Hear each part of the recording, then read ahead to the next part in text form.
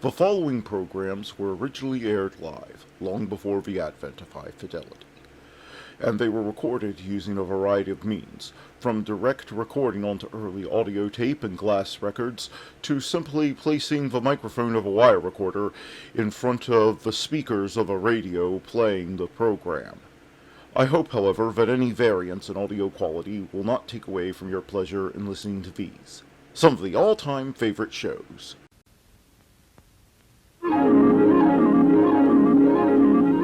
The following program is brought to you in living color on NBC.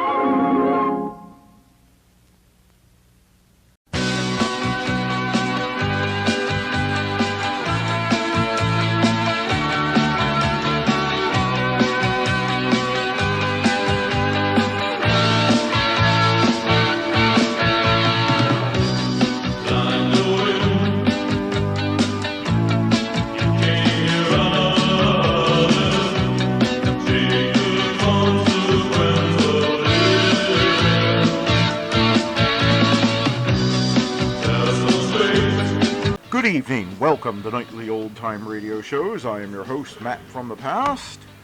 I hope you had a good Tuesday.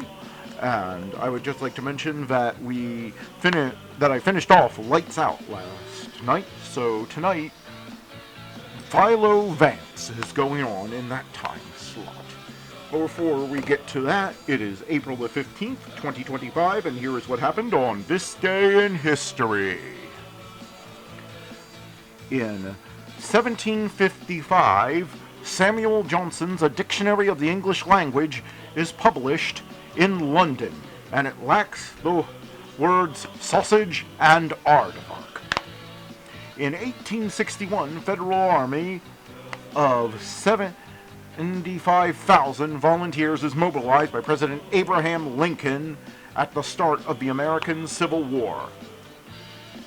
In 1874, First Impressionist exhibition opens in Paris, featuring Claude Monet, Edgar Degas, Pierre-Auguste Renoir, Camille Picasso, and Barif Merzalt.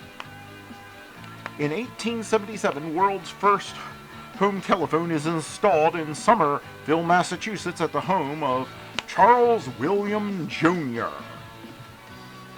In 1912, RMS Titanic sinks at 2:27 a.m. off of Newfoundland as the band plays on with the loss of between 1,490 and 1,635 people. In 1990, sketch comedy TV series In Living Color premieres on Fox TV. In 1729, Johann Sebastian Bach's St. Matthew Passion premieres at the Tormakinski in Leipzig, Holy Roman Empire. In 1896, first modern Olympic Games closes at the Panamfic Stadium in Athens, Greece. USA wins gold medal count 11. Greece wins total medal count 46.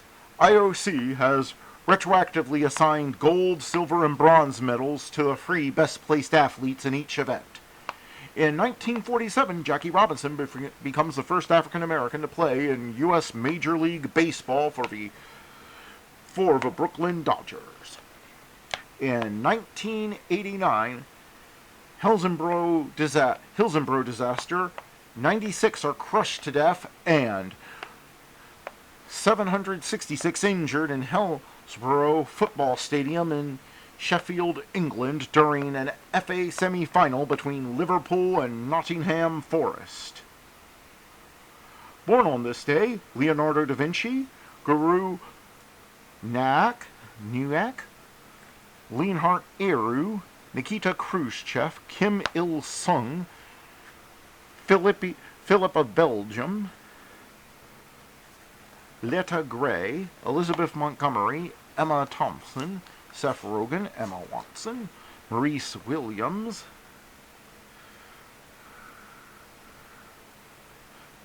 Chris Stapleton, James J. Jeffries, Willie Davis.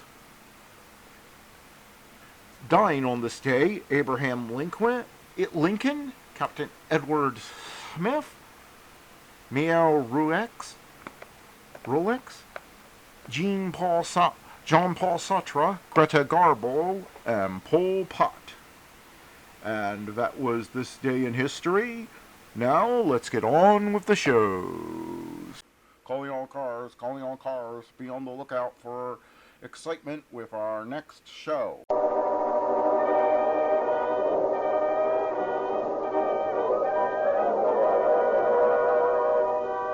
Calling all cars, the copyrighted program created by Rio Grande. Los Angeles Police calling all cars. Attention all cars. Broadcast 181 regarding a missing person. Described as a male American, 38 years. About 5 feet 10 inches, 150 pounds. Last seen at 5:15 a.m., September 25th. This may be a murder. That's all. Rose and Cliff.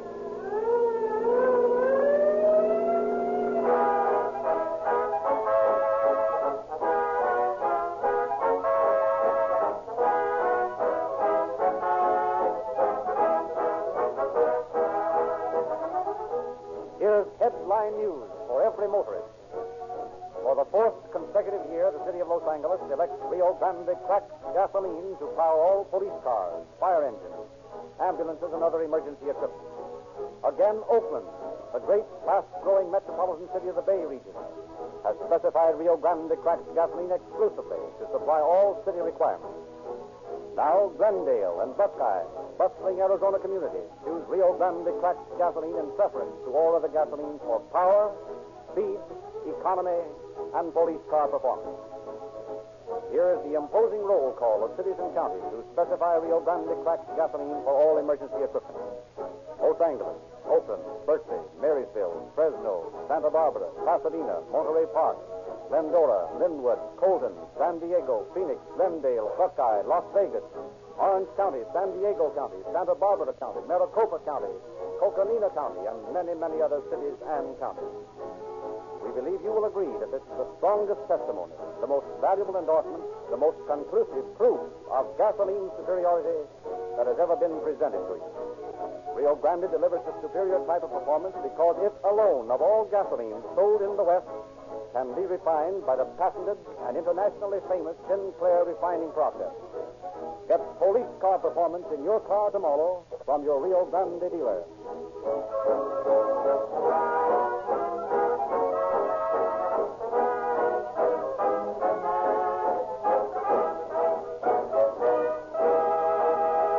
It is our pleasure to again present F.K. Hawtrey, Inspector of Detectives of the Los Angeles Police Department. Inspector Hawtrey.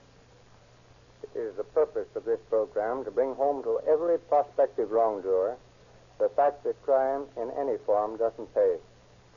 Law enforcement officers cannot look behind the crime to find an extenuating circumstance or a good motive to excuse the breaking of the law. It makes no difference how worthy a motive a man may have in breaking the law. When he breaks it, he becomes a criminal. And it is the duty of every officer to make him regret his act. In the case of the man whose story we are to hear tonight, the motive, while perhaps worthy, was nevertheless the cause of his attempt to commit fraud, to rob the firm of money which should not have been obtained. In the commission of this crime, he paid the extreme penalty. He learned too late that crime does not pay.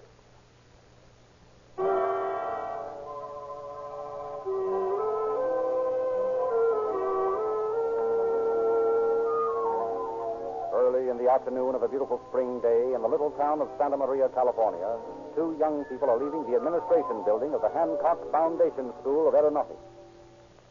Look, Lorraine, at last I've got it. I've got the thing I've been working for so long. I'm a transport pilot, Lorraine. You know what that means? Oh, I'm glad, darling. You worked so hard to get that certificate. 3 long years. Oh, they've been glorious years, Lorraine, because of you. Have you forgotten all those other things, Charles? I'll never completely forget them. Please believe me, dear, but I don't love you any less because I can't forget my love for her. It wouldn't be you if you did forget, darling. After all, it isn't so strange that a man should love the memory of his wife. And I'm not jealous, dear. Please don't ever be. And please don't ever tell me there's anyone else you love. Oh, silly. There never could be anyone else. Well, I've got to go in now. Goodbye, dear. I'll see you tonight.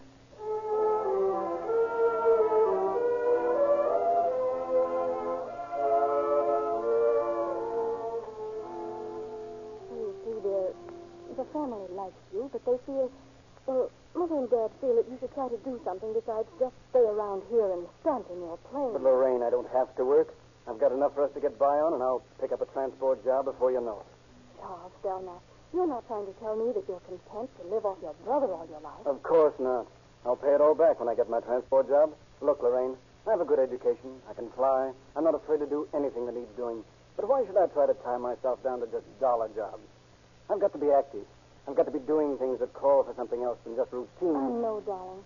But I can't go around telling everybody that you're too good for the jobs they have for you here in Santa Maria. Can't you see that, dear? Oh, I suppose so. All right. I'll get out. Charles. I'll get out and get a job, any kind of a job. I'll get a job digging ditches or making roads or something so your precious family can say, don't you just love Charles Callises? Charles, that's not being very fair. Are you being fair? Who am I supposed to be in love with anyhow, you or your family? Okay, I'll get a job. I'll satisfy them.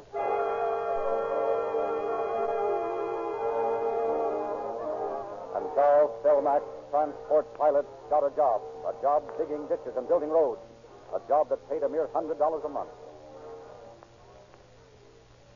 You the foreman on this job? Yeah, what is it? I got a truckload of prisoners out there ready to go to work. All right, unload them and tell them to get picks and shovels. Put part of them over there on that shoulder and send the rest of them over to help in that ditch.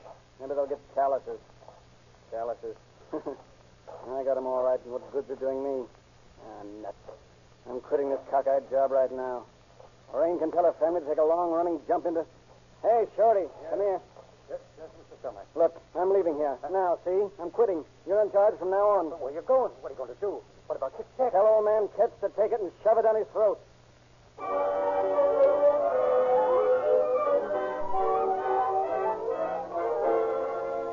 Once again, the name of Charles Selmack figures in Bureau of Air Commerce records as his pilot license is suspended for 3 months for violation of low-flying regulations. Then, one morning in the spring of 1933, in front of a house on South Sycamore Street in Los Angeles. Good morning.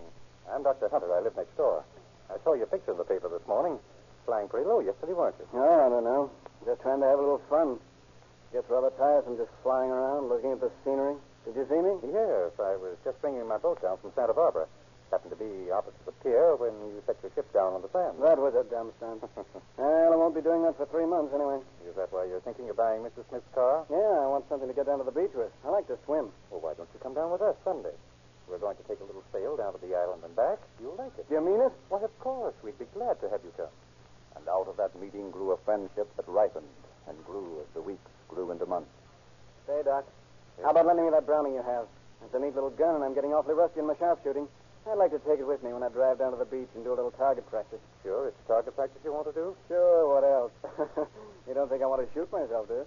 It has been done. Not by me. I'm having too much fun. Seen Dolores lately? Yeah, saw her yesterday. Got a date to go to the beach tonight. Good-looking girl, Dolores. Serious about it? No. Why should I tie myself down to any one woman? I like Dolores. We have a lot of fun. That's all there is to it as far as I'm concerned. Well, how about her? How does she feel about it? Just like I do. Why? Oh, nothing. I just remember that she didn't look so pleased when you told her you'd been out with Teddy. Dolores hasn't any reason to be jealous of Teddy or anyone else. I hope she realizes that.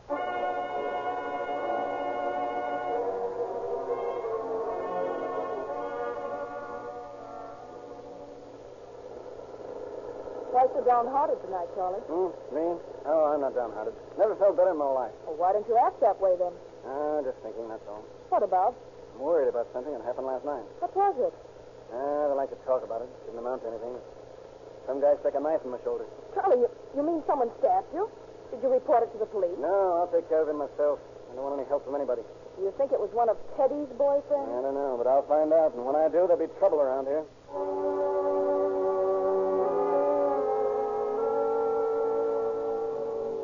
And so, Charles Selmack and the girl Dolores, as on other occasions, spent a time on the beach at Malibu, then began a round of night spots. Then, one morning, almost a week later, the manager of the apartment house in which he lives receives a telephone call from Dolores. Well, I'm sorry, but Mr. Stelmack doesn't answer. Are you sure he isn't in? No, but the only way I have is to go up and see if he's asleep or something. Well, he certainly wouldn't be asleep since Tuesday, would he? I had an appointment with him Tuesday. He hasn't called since. Well, wait a minute, and I'll ask the houseboy if he's seen him. John? Oh, John, have you seen Mr. Stelmack today? No, ma'am, I haven't seen Mr. Stelmack since Tuesday. He came in drunk, and I saw him staggering into his apartment Tuesday about 5 o'clock. I went to clean the apartment about 10 o'clock, but he said, go away, my head hurts. Not to clean it that morning. He came back in the afternoon, he told me. Hello, Miss Dolores. The houseboy says he hasn't seen Mr. Stelmack since Tuesday morning about 5 o'clock. I'm coming over right away. Something must be wrong.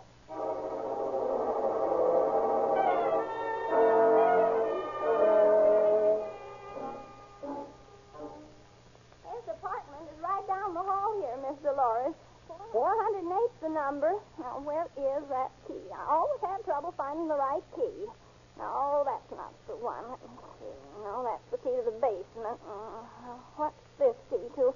I can't remember now. Let me see. Oh, please hurry, Mrs. Lichter. Now, don't rush me now. I've got to find the key, haven't I? Let me try.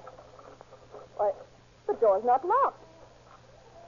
Oh, Oh, what in the world's happened in here? In the world's happened in here? Charlie. Charlie. Charlie. Charlie. Mrs. Lichter, come here. Look. What is it? What's the matter? Look, there on the floor. Why? Well, look, it's here on the kitchen floor, too. Oh, look how this apartment's wet. Well, let's get out of here. Let's call the police. Let's do something.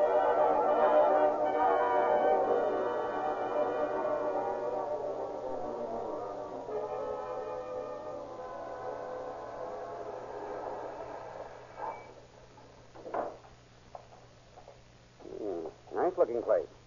Too quiet for murder. I never can tell. Some of these joints turn out the worst cases. Remember that case out in Hollywood where the bird shot his wife? Are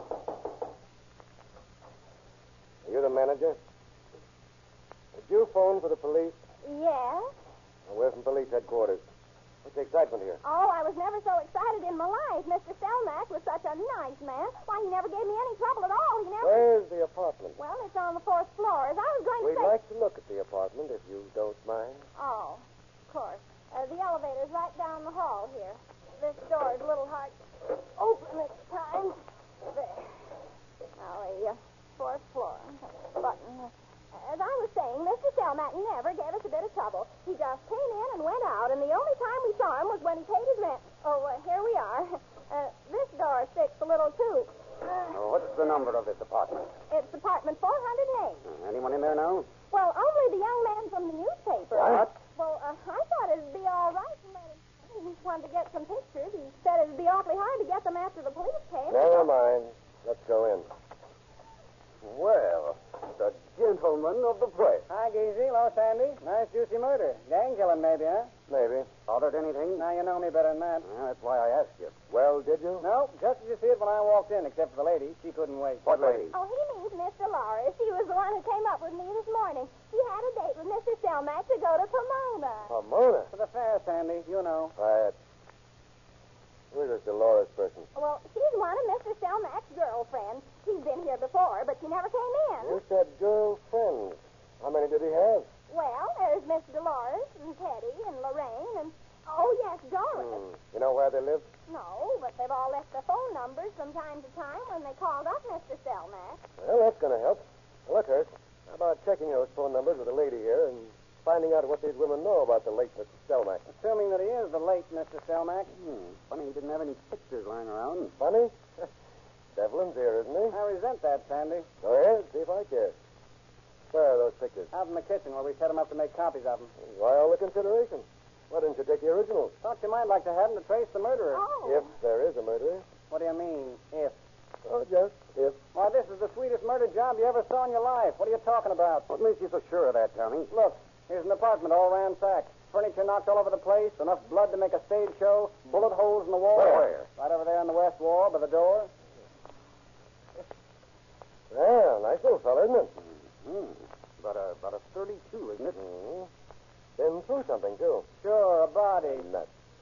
Double it, and I'm still right. Maybe. A lot of blood around this joint. Too much for a guy that's been bumped off. Maybe he wasn't as anemic as some of us. Speak for yourself, Tommy. Oh, I'll get it, Mr. Devlin. Okay, go ahead. Probably the old man wanting to know where the heck my story is. No, Mr. Stelmack's not in. Well, I'm not expecting him today, no. Who? Doris. Yes, I'll tell him. Oh, I'm Lieutenant Geesey, Police Department. Hello. Boy, did she hang up in a hurry. What'd you expect her to do, make a date? Oh, shut up. Find anything, Sandy? Yeah. A pipe, loosely packed with tobacco, bunch of letters, and a suit of clothes. A suit of clothes? Seems to have had two of everything. Two pair of shoes, new ones are in the closet, and the pair he probably has on. Here's a good suit, just one. An old shirt with a small tear on the sleeve. Stain, too. Probably blood. Here's a reference to it in this letter. Where's it from? Fellow named Gillette from San Francisco. He says, sorry to hear about the fight. You've got to be more careful.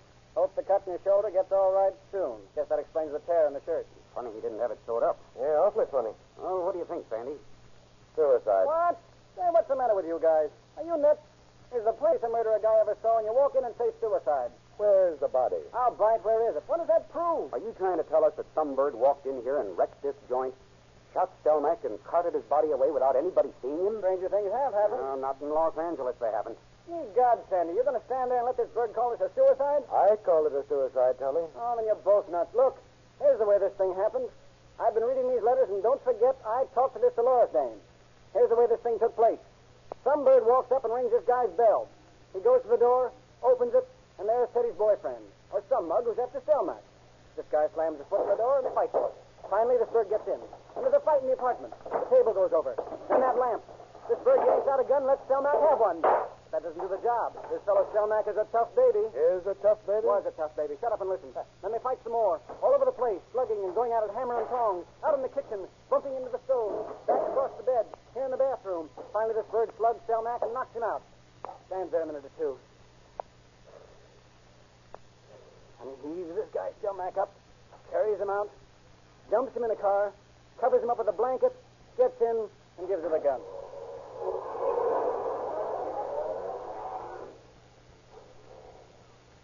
Okay, there's your crime. What do you say now? Suicide? You ought to be a writer. Nuts.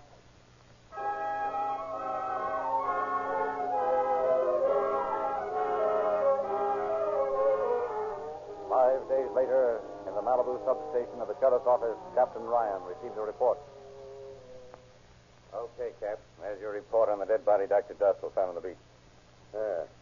Man about 38 to 40. Haven't been in the water 5 days. Yeah.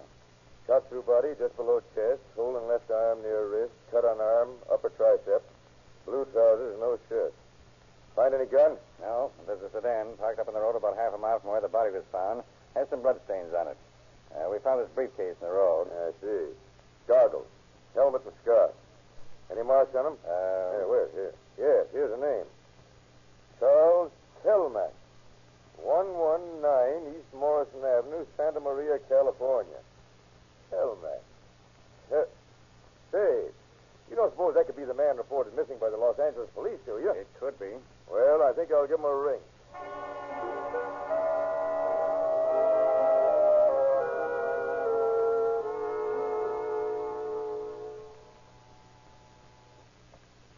Anderson speaking. Anderson, I want some action on that Stelmack case. I'm getting plenty of grief from all sides of it. Newspapers are on my neck, too. Get hold of Hearst and Geesey and see what they found. There's nothing new on the case. Suicide, sir. That's what you say. I'm telling you, Sandy, you better be prepared to prove that tomorrow. October 10th, 1934, in the office of the coroner of Los Angeles County, a group of men and women are gathered to give what testimony they can that will clear the mystery surrounding the death of John Doe, number 71. Hi, detectives. Morning, Devlin. Sort of putting the heat on, aren't you, Tommy? Look, fellas, we've all got jobs. We've got to do them to the best of our abilities. If I fall down, I get fired. If you fall down, you get fired. I think I'm right in this case. You think you're right. Maybe we both are. Forget it, Devlin. We can take it. And we can dish it out. Yeah, let's get started. Fine seats, all of you. Get this over as soon as possible. Who's the first witness? Dolores Roberts. State your name and occupation. Mrs. Dolores Roberts, actress. Did you know the deceased? Quite well. Did he ever say anything that might indicate he intended to commit suicide? Never. What is his general attitude toward life? He was usually very cheerful, but lately he seemed worried. You know why? Well, he said that a boyfriend of Teddy's was after him. Let it be read into the record that by Teddy, he means Teddy Daphne, friend of Charles Stelmach. Teddy Daphne here? Yes, sir. Mrs. Roberts, if we have no further information, we'll call Miss Daphne. All right, Miss Daphne. What's your name and occupation? Doris Daphne. I'm an actress. How long have you known Charles Stelmach? Oh, about a year? Did he ever, in your presence, discuss suicide? No. Did he ever seem in fear of his life? Well, he told me once that some men had attacked him, stabbed him in the shoulder. How long ago was this? About a month ago. Did he report this matter to the police? No, he said he could handle the matter alone. He told Mrs. Roberts that, too. That's true, Mrs. Roberts? Yes. Miss Daphne, have you any friends who might have wished to kill Mr. Stelmach? No, certainly not. Were there any reasons why anyone should have been jealous of Mr. Stelmach? I mean, in his relations with you? No one. Mrs. Roberts has told us that you had a little unpleasant experience with Mr. Stelmach. Is that true? Well, Mr. Stelmach borrowed my car to drive to Santa Barbara. When he returned, the speedometer showed the car had been driven 400 miles and the generator had been burned out. He said he'd fix the car, but he never did. I called him several times about it, but he never did anything about the car. Did you say 400 miles? Yes, sir. That's just about fixed the trip he made to Santa Maria to see his girlfriend. He didn't have a girlfriend in Santa Maria. That's what you think. Then he lied to me. That's possible. That's all, Miss Daphne. Dr. Hatter. Yes? State your name and occupation. Frank Hunter, physician and surgeon. You knew Charles Stelmach. Very well. Did you lend him a gun? Yes, sir. About 8 months ago. I asked him for it several times. And what did he say? He said, what's the matter?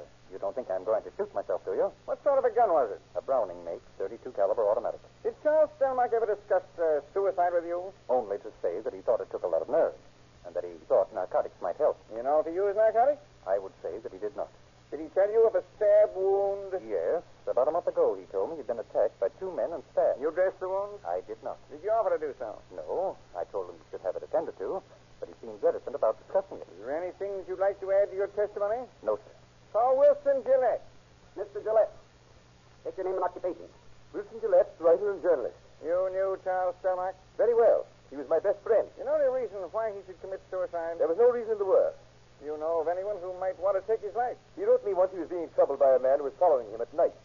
He said this man was a friend of some woman he had met, and that he was afraid he was going to have trouble with the man. In your opinion, did Charles Stelmach commit suicide or was he murdered? I most certainly believe that he was murdered. Furthermore, it seems to me the police department have done very little except attempt to prove that the man has committed suicide, when it is obvious to everyone that he was murdered. That's all I have to say. Lieutenant Sanderson. State your name and occupation. Roy Sanderson, Homicide Bureau, Los Angeles Police Department. Will you state the details of this case? Do you know them? On September 30th, a call came in on a missing person. It was relayed to the Central Homicide Detail. It was reported that blood stains and other evidences of violence were discovered.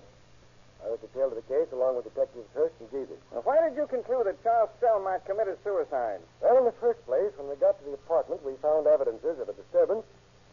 Yet our questioning of other tenants didn't disclose anybody who'd heard a disturbance. No one had heard a shot either, so it must have been muffled. On the floor, and at least 5 feet from an overturned table, was a pipe. It had evidently been knocked off, and it was loosely packed. No tobacco had been filled. Remember that, Devlin. The lamp had been knocked over. Yet when it was set upright, the bulb still burned. It hadn't been broken. We found a bullet from a 32 caliber gun embedded in the mopboard. It wasn't in the wall very deeply.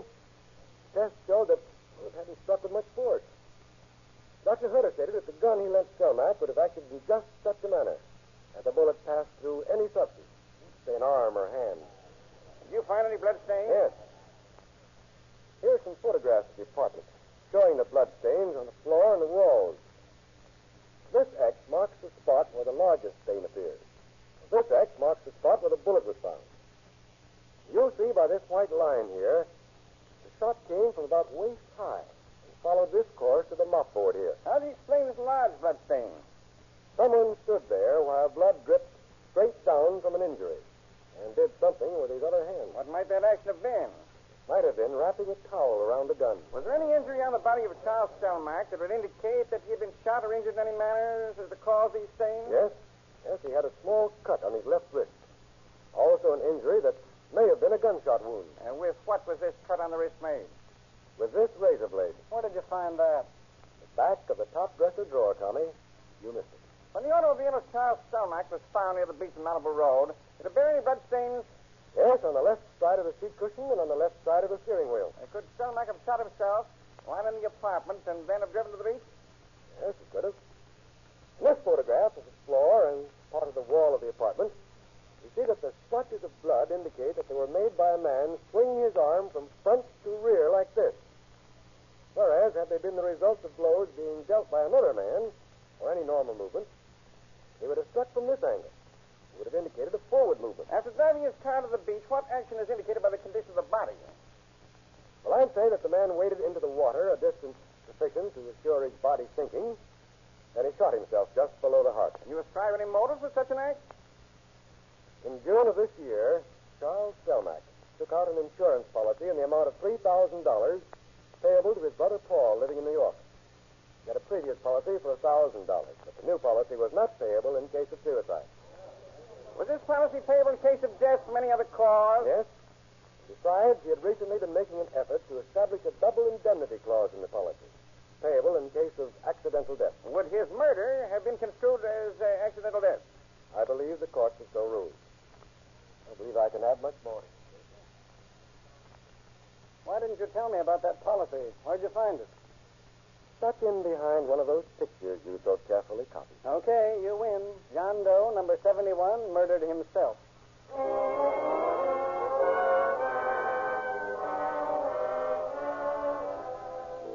And so the case of John Doe, number 71, was closed with a verdict of suicide. On October 27th, 1934, word came from New York that Paul Stelmack, brother of the dead man, had also killed himself. It was learned that in 1922, the father of the two boys had died in a similar manner. $600 million annually. That's what automotive engineers estimate the nation's automobile repair bill to be. They declare that more than one half of its staggering expense is caused by faulty lubrication. $300 million. A small part of this may be yours. There is one way that you can stay on the safe side, and that is to put your lubrication problem entirely in the hands of your neighborhood Rio Grande dealer. Only he can give you the advantages of the Sinclair law of lubrication. The Sinclair law of lubrication definitely takes the guesswork out of car maintenance and automatically indicates the proper grade of oil for your car in consideration of its age, make, and model. He handles the internationally famous Sinclair motor oil, Sinclair Pennsylvania and Sinclair Opaline, both de-waxed and de-jellied to give you complete lubricating quality. Sinclair oils will not break down under the most grueling conditions of summer heat and wear. They have been selected on performance basis by 8 major airlines, 150 railroads, and millions of motorists in 45 nations of the world. Save money. Save your car. Sinclair eyes for safety at your Rio Grande dealer. And now Inspector Hotley has a parting word. Once more, as always, we find that crime, though motivated by a spirit of self-sacrifice, such as moved Charles Stelmack, is nevertheless a crime and does not pay. I wish to express my thanks to the officers concerned in this case, both from the police department and the sheriff's office, for their splendid work and the manner in which they cooperated.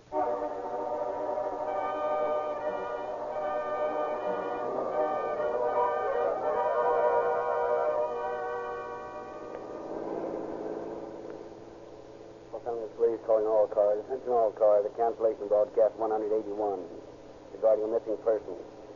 Body was found on the beach near Malibu. That's all. Rosenquist.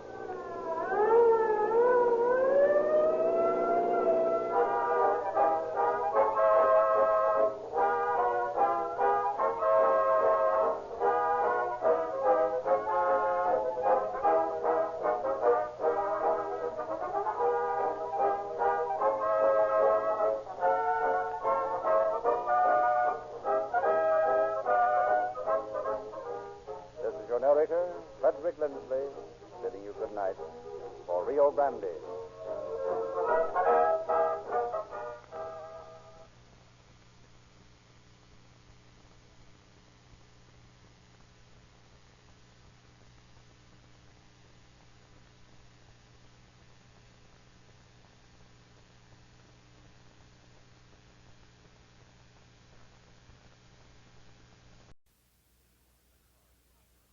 Picard and Dr. Crusher are kidnapped. The charges are conspiring with the enemy. And fitted with mysterious mind probes. It seems to be connected directly to the brainstem. That link them telepathically. The implants must be transmitting our thoughts. Now, for the first time, I promised myself that I would never tell you how I felt. They share their most intimate secrets. Why didn't you ever tell me you were in love with me? Next time on Star Trek: The Next Generation.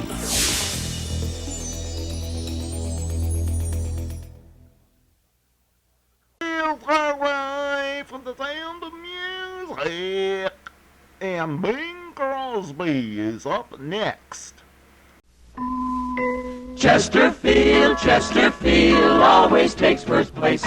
That mild tobacco never leaves an aftertaste. So open the pack and give 'em a smell. Then you smoke 'em.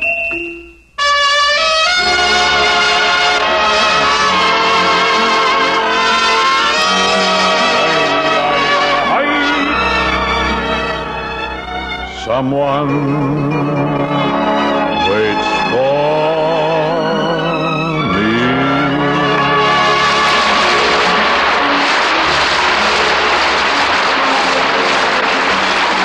This is Ken Carpenter welcoming you to the Bing Crosby Show for Chesterfield, produced and transcribed in Hollywood with John Scott Trotter and his orchestra, Judd Collins for the Mares, and here to help Bing celebrate his 20th anniversary in show business are Louis Armstrong, Jack Teagarden, Joe Venuti, and Miss Tony Arden. We are loaded with talent tonight, eh, Ken? Oh, we sure are, Bing. Gosh, with all that talent, you could have stayed home tonight. I mean, I could have phoned it in, huh? Well, this is a nice time to tell me after I get all dressed up and come to the studio. Bing, while we're on the subject of attire, old boy, I don't want to shock you or anything, but, well, I do think you're old enough for me to tell you that your shirt tails are supposed to go inside your slacks. I don't like wearing my shirt tails inside. Why not? They tickle. That's so precious.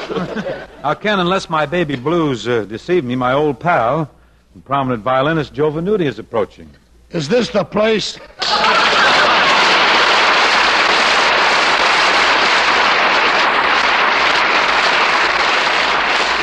Yep, Joe, this is the place. Say, Bing, I want to congratulate you on your 20th anniversary. Thanks, Joe. Last week out in our neighborhood, all of us Italians really had a big celebration for Bing's Day. Boy, I'll bet the red stuff was flowing like water, huh? By Gallo, you're right. Oh!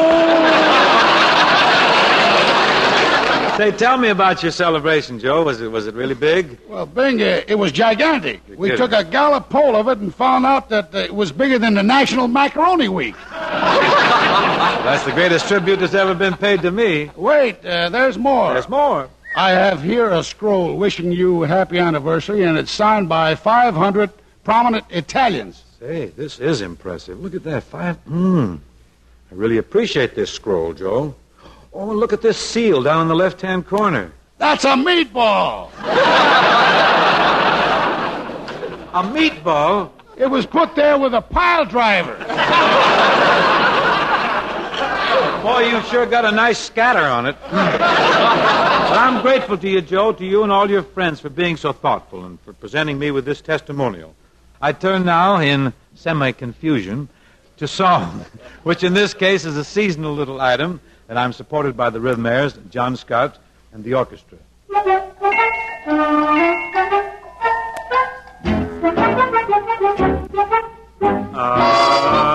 It's a marshmallow world in the winter when the snow comes to cover the ground. It's the time for play. It's a whipped cream day. I wait for it the whole year round. Those are marshmallow clouds being friendly in the arms of the evergreen trees. And the sun is red like a pumpkin head, shining so your nose won't freeze. The world is your snowball, see how it grows, that's how it goes. Whenever it snows, the world is your snowball, just for a song. Get out and roll it along. It's a yummy world made for sweethearts. Take a walk with your favorite girl. It's a sugar day. Oh, what a spring is late. In winter it's a marshmallow world. In winter it's a marshmallow world. In winter it's a marshmallow world.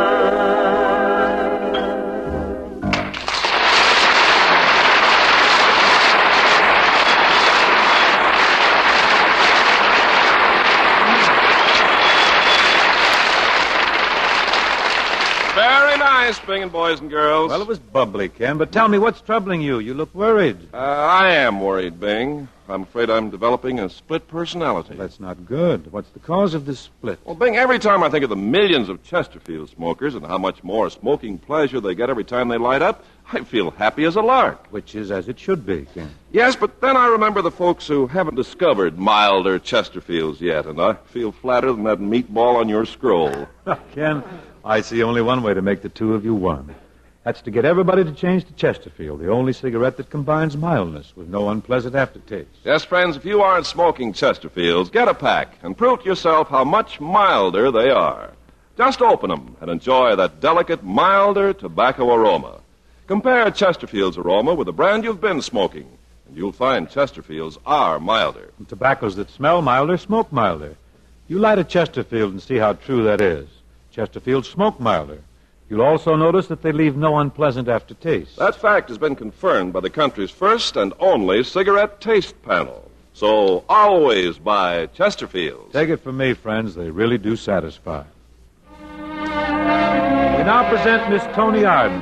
She's going to sing a song from Paramount picture, Mr. Music. This girl can really sing, too. Thank you, Mr. Music. Oh, I see Paramount has briefed you, too, huh? Okay, Tony, go right ahead. You have to follow your dreams till they all come true. Look around when they do, and you'll be home.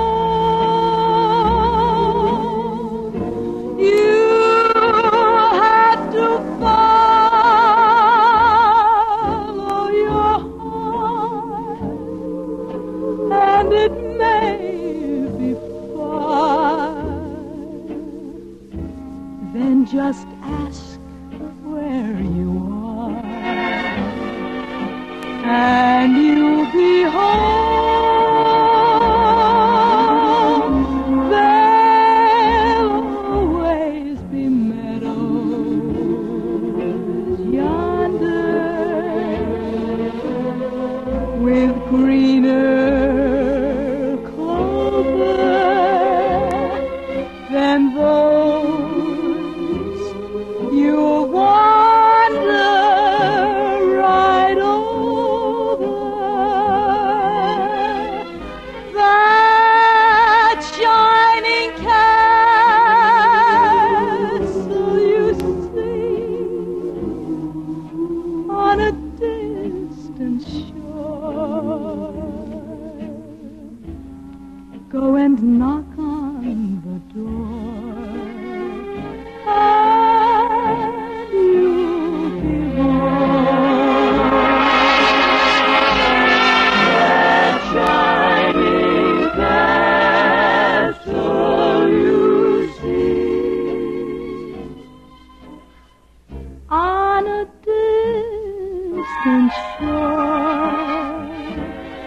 Go and knock on the door,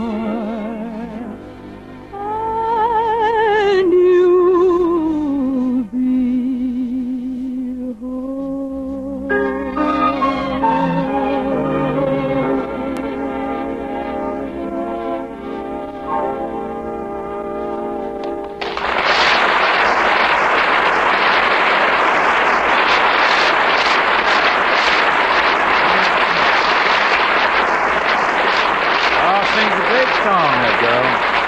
New stars, surely.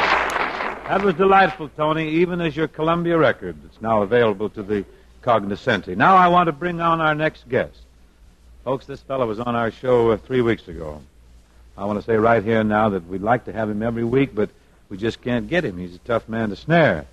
But we got him tonight, and he's the very tops, the greatest music man of them all, Louis Satchmo Armstrong.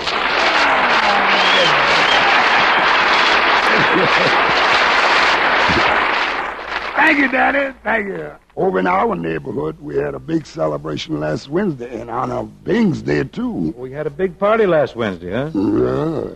We just took a gallop poll. We did? Yeah. What'd you take? I said we just took a gallop poll on it and found out it ain't over yet. Lord, see. Still flying down there.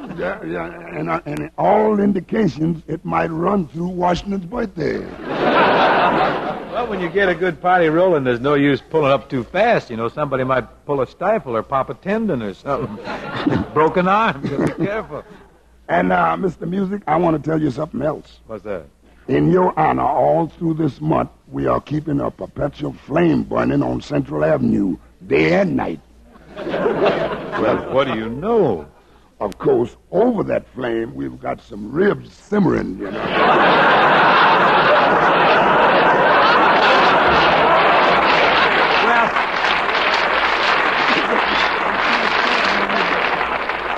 I'll be right over, Lou. What are you going to sing for us tonight? You got something Well, I standing? thought, how about jumping a little La Vie en Rose? A French song, huh? Yeah, oui, oui. Oh, oui, oui. Well, let's have it, Sats, then.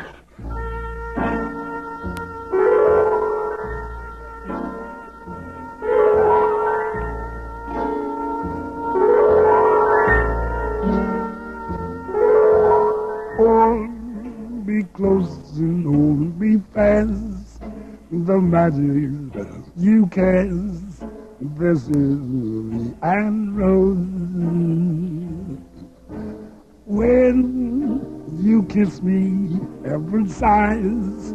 Though I close my eyes and see La Vie en Rose. When you press me to your heart, I'm in slow part, where roses bloom. And when you speak, angels sing blue. Every day waiting to turn into love song. Give your heart and soul to me. Life will always be La Vie en Rose.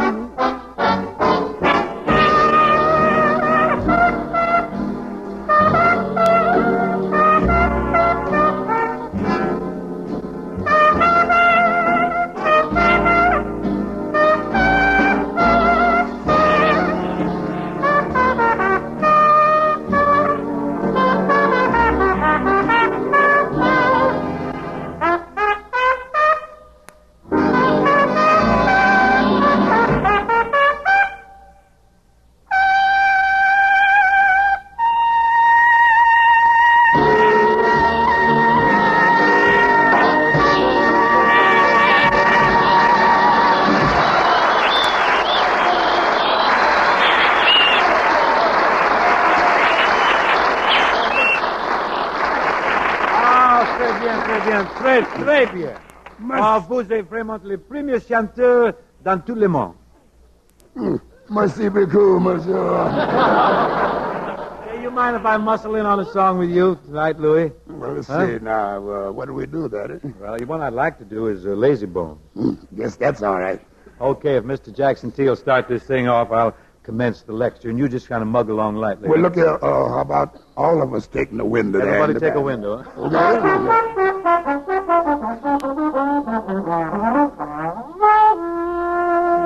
Oh, ain't that a mess? I'd like to hear that one more time. Oh, give me that.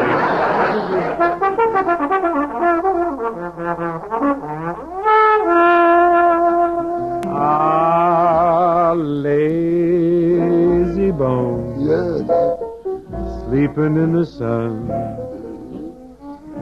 How you expect to get your day's work done.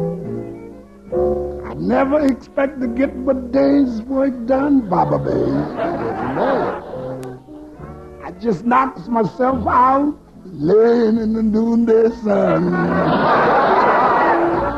Lazy boy, sleeping in the shade. How you expect you're ever gonna get your cornmeal made? I never want no cornmeal made. You ain't gonna get no fritters, you won't get no cornmeal. I know, but I just can get me some good old chitlins and black eyed peas. So they can go say when taters need spraying.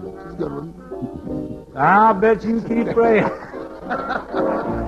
I bet you're praying that the bugs just fall off of the vine. Oh, boy. I swear that's the truth. And when you go fishing... That's something. You been fishing? Yeah, a How long time since you ago. was fishing? 5 years ago. Get a catfish in the old Mizzou. Bet you pray the fish don't grab at your line. Tell me the truth.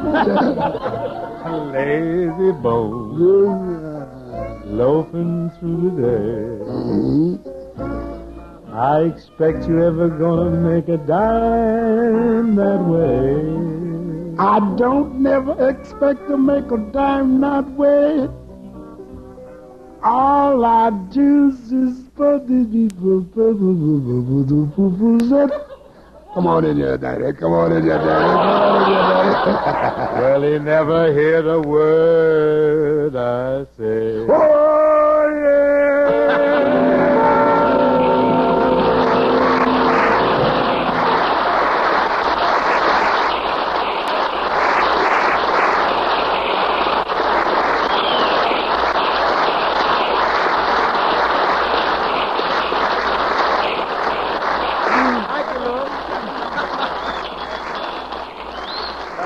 What a man.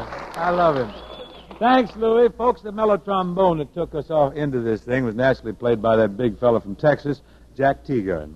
We're not going to let him get away with just playing a little cadenza here, so you've got to come in and do a little more, Jack. Move in here, huh, Jackson? I'm right here, Bang.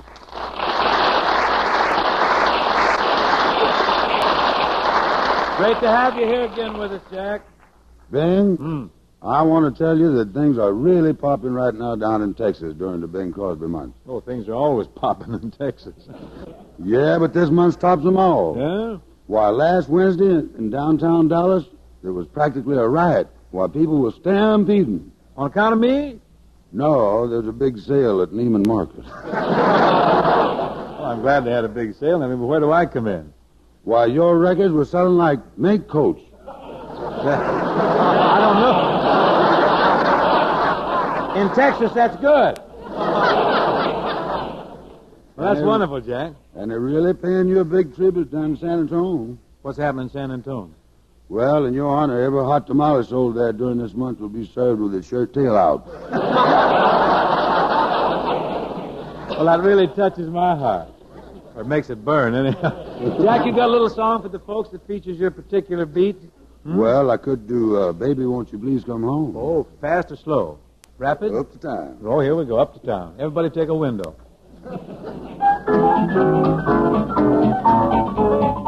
Baby, won't you please come home? 'Cause you left me all alone. I have tried in vain, nevermore to call your name. When you left, you broke my heart. I pray no more we'll ever part, forever part. Every hour of the day you can hear me say, baby, won't you please come home, come along. Baby, won't you please come home.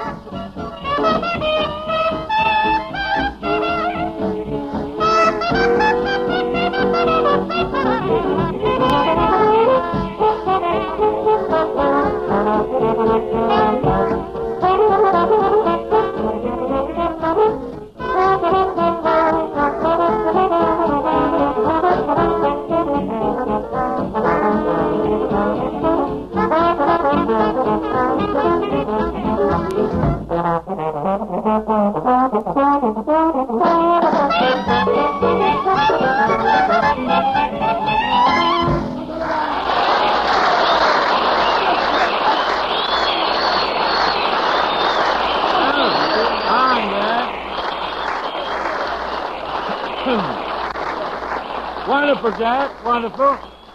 Now for the entire ensemble, Tony Arden, Louie, Joe, and Jack. We got Perry Bodkin on the guitar and Matty Matlock on the clarinet. We got, Phil Stevens on the bass, Buddy Cole on the piano. Did I miss anybody? Nick Fatul on the drums. A real good man on the Skins. Who's going to sing a song called that I made 20 years ago with the Mills Brothers? This is a song called My Honey's Loving Arms. Who's going to start this thing? Every man for himself. Really? Somebody got to start it, so I think you're elected, Jack. My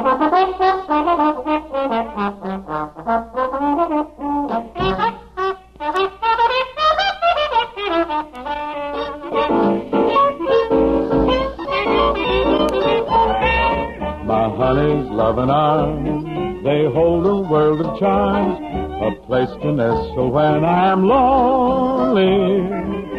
A cozy Morris chair, oh, what a happy pair. One caress, happiness seems to bless my little honey. That was a great break in 1930. Seems to bless my little honey. You'll find my love belongs to you only.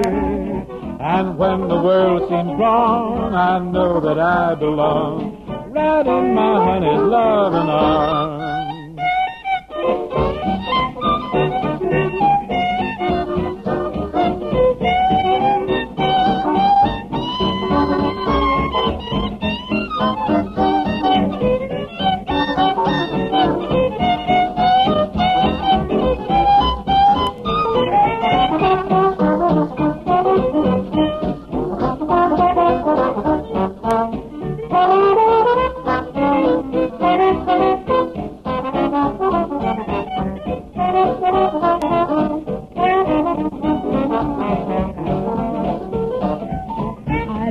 Loving arms, they hold a world of charm, a place to nestle when I am lonely, a cozy Morris chair, oh, what a happy pair, one caress, happiness seems to bless my little honey. I love you more each day, when years have passed away, you'll find my love belongs to you only. And when the world seems wrong, I know that I belong right in my honey's loving arms.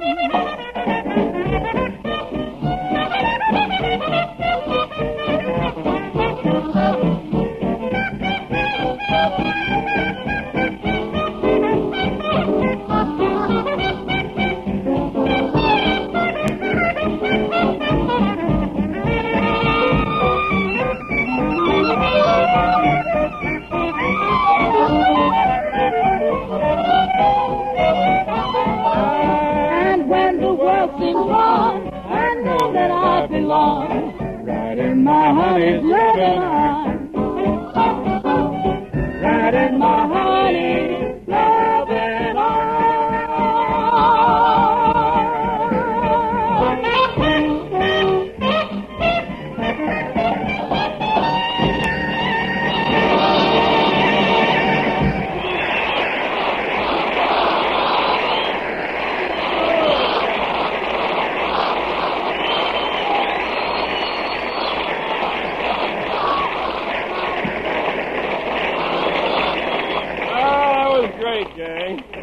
That's the way we sung it 20 years ago. Funny thing, everybody got better but me. I'm still singing it the same way. Went pretty good, though, didn't it, Kent? Oh, it sure You know did. something else that's going pretty good? Chesterfields are going pretty good. Why, Chesterfields are going like mink coats at Neiman Marcus. Yes, sir, friends, Chesterfield is the only cigarette that combines for you mildness with no unpleasant aftertaste. How do you know they're mild? Well, you just make our mildness test. Buy them, open them up, and enjoy that milder aroma. Then smoke a Chesterfield. You know it's milder because it smokes milder. And Chesterfield leaves no unpleasant aftertaste. That fact has been confirmed by the country's first and only cigarette taste panel. So always buy Chesterfield. Friends, if we were to set Ken's advice to music, it would sound something like this. Chesterfield always takes first place. That milder, mild tobacco never leaves an aftertaste. So open a pack and give 'em a smell. Then you smoke 'em.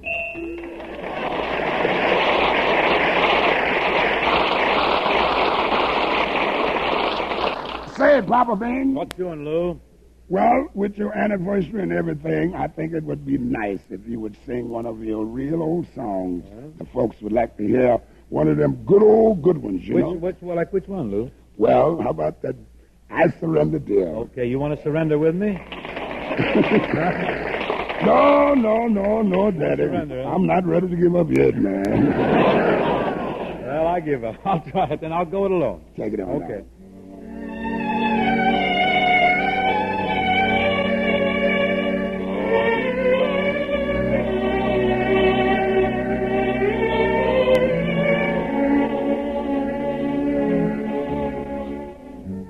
We played the game of stay away, but it costs more than I can pay. Without you, I can't make my way. I surrender, dear. I may seem proud, I may act gay, that's just a pose.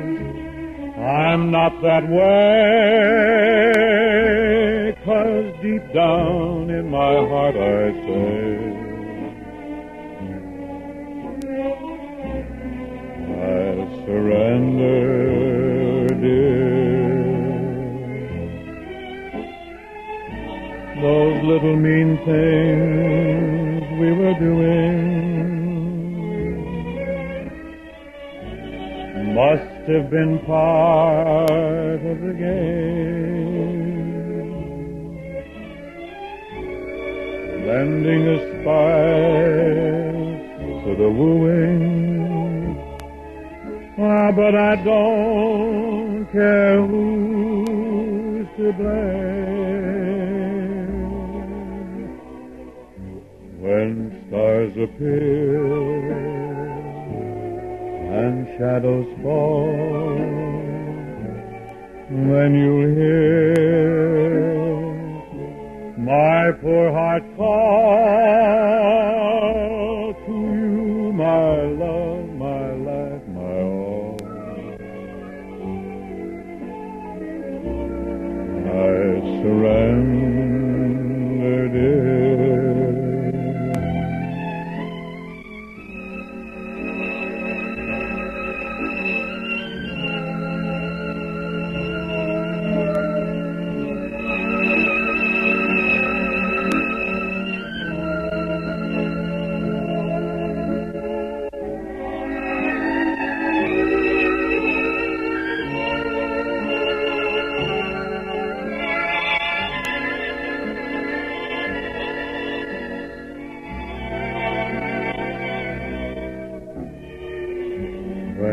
Stars appear and shadows fall, well then you'll hear my poor heart call to you, my love, my life, my all.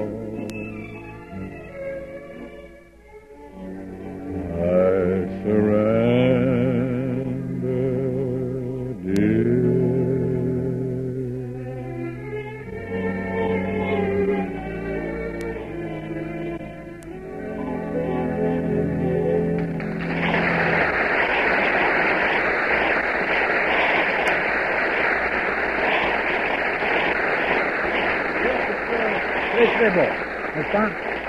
That's it for tonight. Thank you, folks. And my thanks to Miss Tony Arden, Louis Armstrong, Jack Teagarden, and Joe Venuti for a most pleasant visit.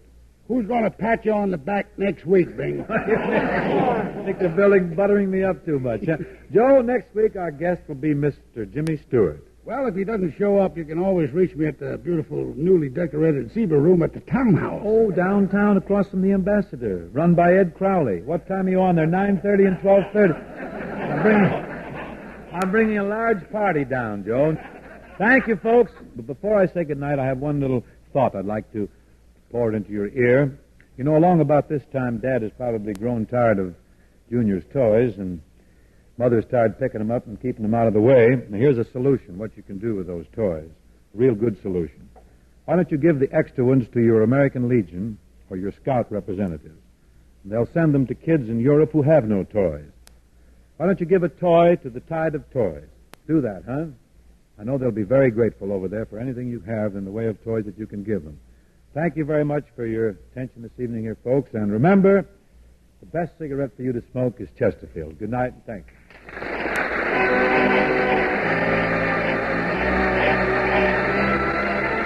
Bing Crosby Show, presented by Chesterfield, was produced and transcribed in Hollywood by Bill Morrow and Murdo McKenzie. Tune in next week and hear Bing and his guest, Mr. Jimmy Stewart.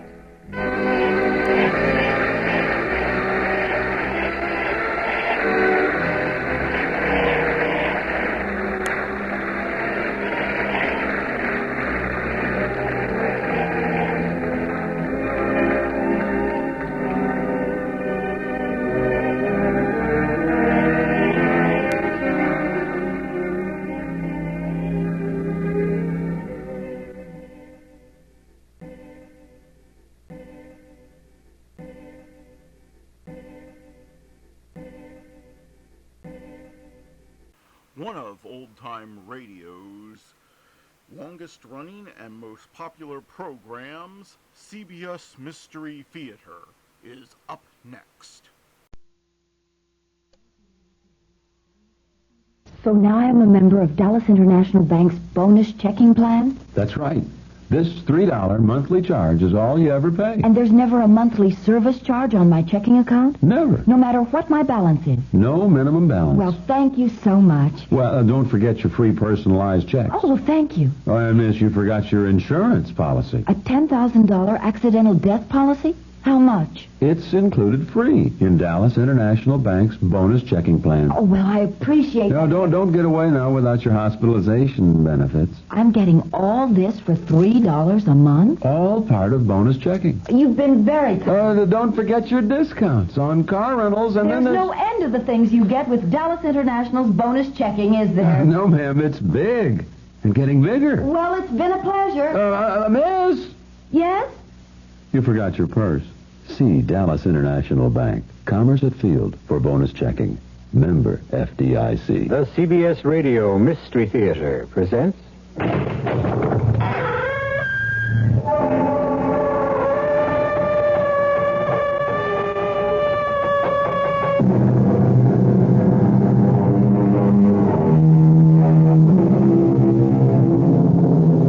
Come in. Welcome. I'm E.G. Marshall. Nothing strikes a deeper chill to the heart than the maniac at loose, who strikes without reason and without warning. The creature of murderous whim who stalks the night, who repeats his odious crimes at random, and who, by the very purposelessness of his actions, evades the law and punishment. This story is about such a man. As true a candidate for the Hall of Ill Fame as Jack the Ripper or the Boston Strangler. Sergeant, where the Sam Hill is Detective Renzulli? Hasn't he gotten back in that code 2 yet? Hi, Lieutenant. Oh, Tony, you're back. What did you get? Female Caucasian height about... Never mind the vital statistics. Did you get a make? Well, proceeding on instructions to the scene of the crime, Tony, the perpetrator has... Just speak English. Is it another one? Yeah, Lieutenant. Just a torso, I call the rest. She didn't have any head.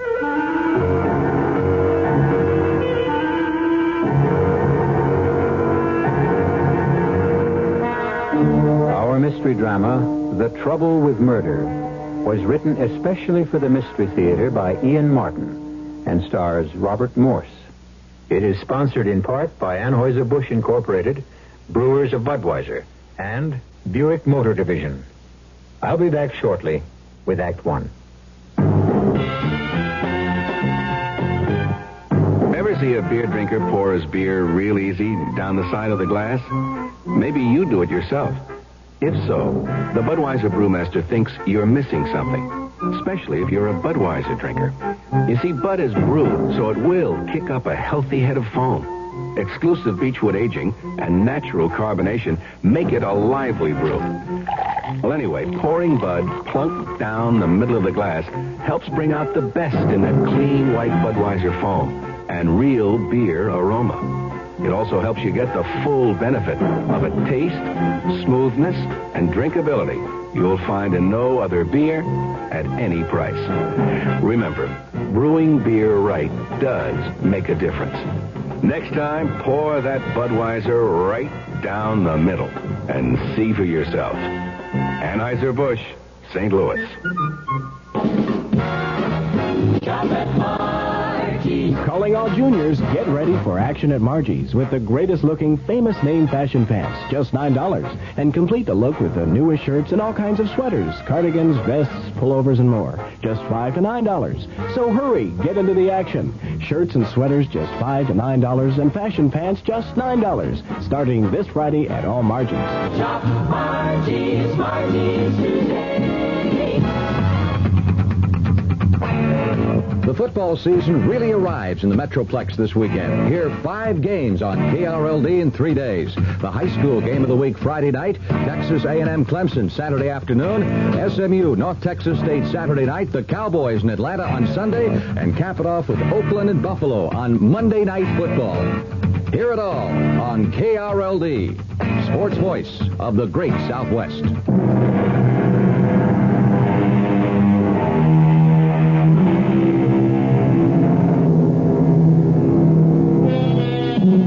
What prompts a human being to commit a senseless and savage crime?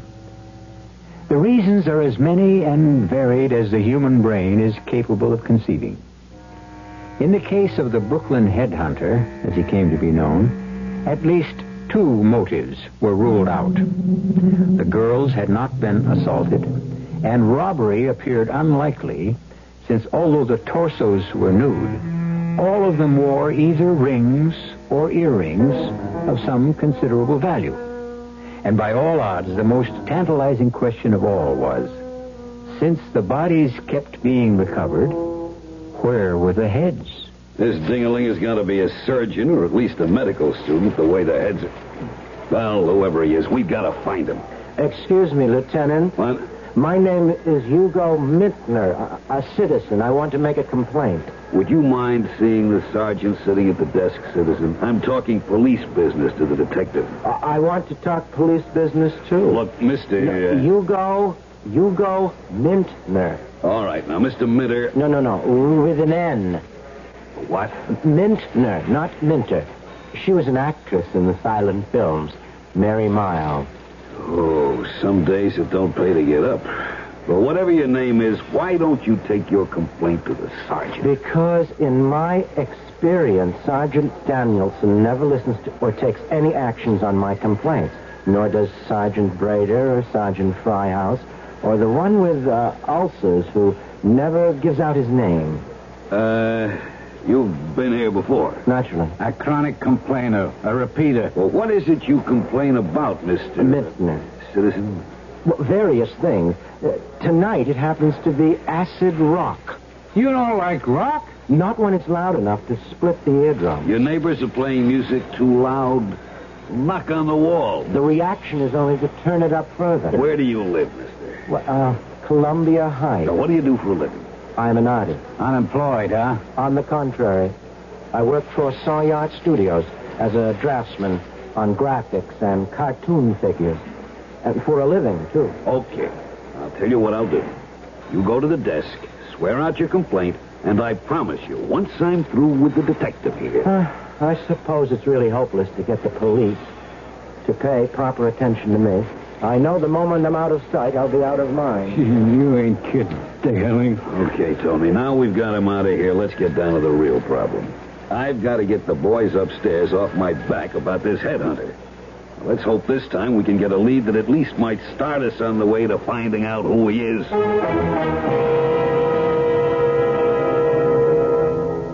That's what makes it so very difficult with the police. They just are not personally interested in my problems.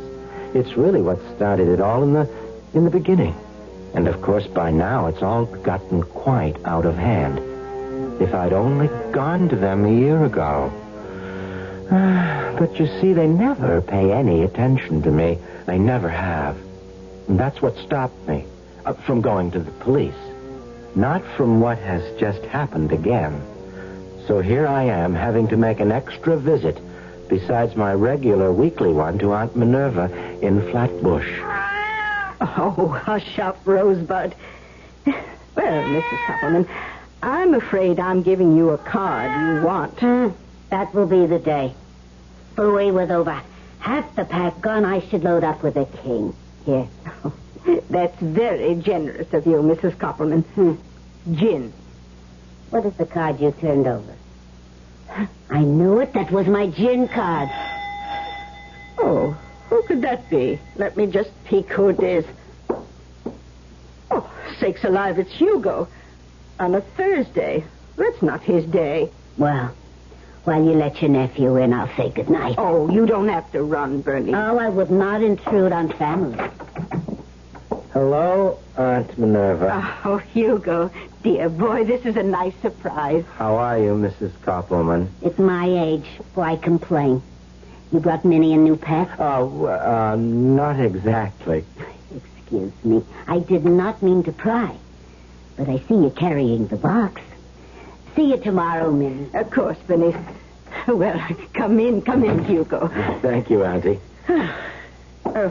What do you have in the pet carrier box? I hate to tell you, but... Oh, dear, not again. I'm afraid so. Oh, you are so careless with pets, Hugo. That's 4 cats dead already this year. That's the way the ball bounces sometimes. I hope you're not too angry with me. Oh, of course not, you poor boy. You're so kind and gentle. That's what makes it unfortunate. You have such bad luck with pussycats. Oh, you'll want to bury this one out by the roses, too. If I may. Well, it's getting a wee bit crowded, but I'm sure you'll find a nice little spot. Well, the spade is in the lean-to, and while you're putting poor Pussy to rest, I'll brew us a little tea. Get away, you. Oh, don't scold him. He just senses the presence of one of his own departed. Oh, hush, Rosebud. What's upsetting you, you sweet boy? Oh, dear. His hair's all standing on end, and... Hugo, look at what he has on his fur. It looks like blood. It does. You see, Auntie, It's from the box.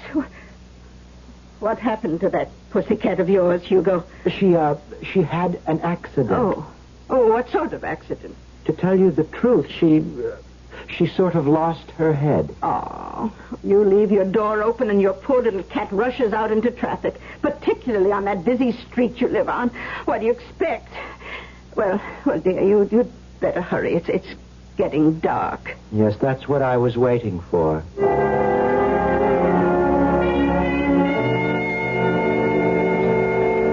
Quite often, like now, this time, I've had this urge to confide in Auntie Minerva. I don't know, but somehow I've had the feeling that she would understand. Though she's so much older, we have so many things in common. But then I think to myself, if she really knew what I have inside this box, I don't know if she'd understand any more than anyone else would. Goodbye, Marilyn. You only die a little death. I will make you immortal.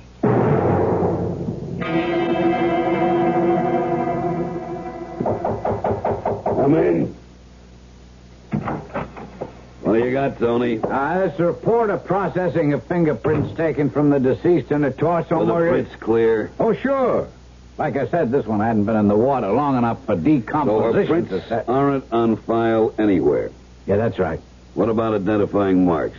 She had a mole on the sole of her left foot and appendicitis scar. The doctor didn't sign his name by any chance? No, real neat job. So it's another dead end. Well, it's tough to get a make on a body that hasn't got a head. Why can't we find the other end just once? What does he do with them? Where does he get rid of the heads?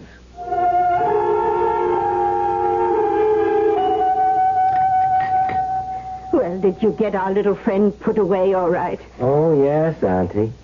Oh, the tea is delicious as always. Oh, well, I feel just a little wicked, actually. About what? But I couldn't resist today lacing our tea with a little rum. I think maybe I'll have another cup. Well, it's awfully good for the arthritis. Oh, you're not getting a tinge of that by any chance? Oh, no. I think I just got a little chill out there in the garden. Oh, poor boy. So sensitive. Ever since you were a child. Everything affected you so. Hugo, how old are you now? 35 and a half. You see, high time you settle down with a nice girl with a good sound head on her shoulders. I think I'll have another cup of tea. Oh, don't forget it has rum in it. I wasn't forgetting. I think I might join you. It's really quite delicious. Good for what ails you, as Horace used to say. So lonely with him gone all these years. A person really ought to be married. Well, a person has got to find the right girl first. That's why I thought Gloria was for you. Of course, I only met her the one time, but I really thought she'd quite lost her head over you. Whatever happened to break it off? I really would rather not talk about Gloria, if you don't mind. It was a rather, it was a painful experience for both of us. Oh, well, if she hurt my boy, I'm glad she's out of your life. After all this time, I suppose she is a dead issue. Oh, yes. Gloria is all of that. You see, Auntie, I don't want you to worry about me and having a girl, and I have other things to do first. It's too soon to tell anyone, even you, but I promise you, once the secret is out, you'll be the first to know, dear Auntie. I owe you that much. You're such a sweet boy. You don't owe me anything at all. Oh, you'd be surprised. I'd never have got ahead without you. That is, I mean, if it hadn't been for you, I'd never been able to get rid of Gloria. Shut her out of my mind and just got over her. And look, I really must go. Oh, aren't you going to stay to dinner? I'm afraid I can't. Oh, well, all right, dear. I'll see you tomorrow for your regular visit. And we can have a nice long talk about Gloria and how to find a nice new girl you can lose your head over.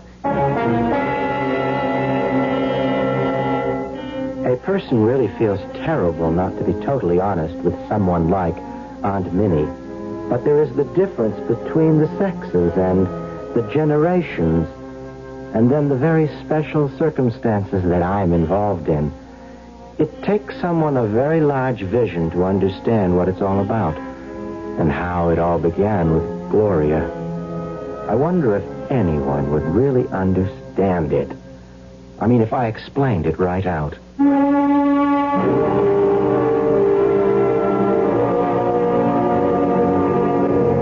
Jack the Ripper?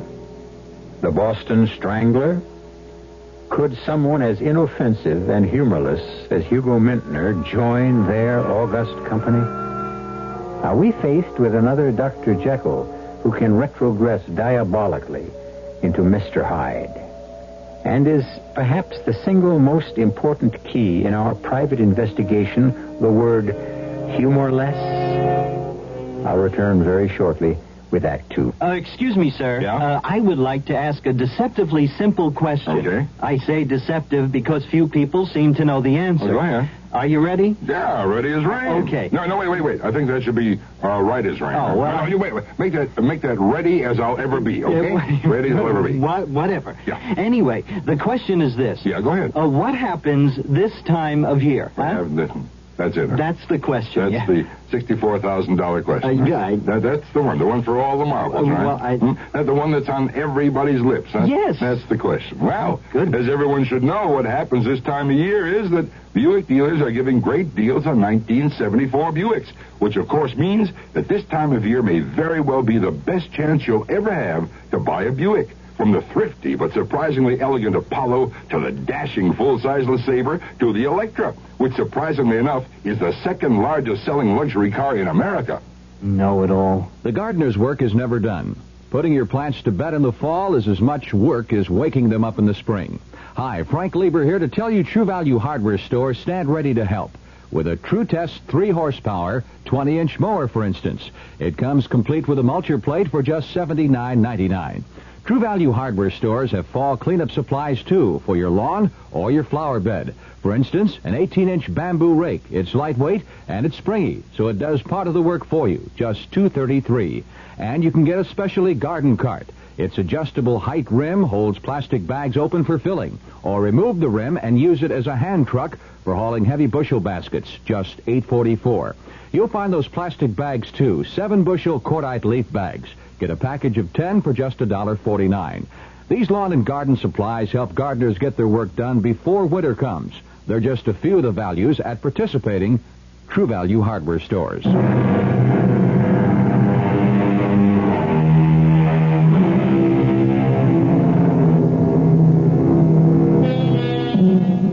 Run through the crime statistics for any major city. Just the sheer incidence of each crime.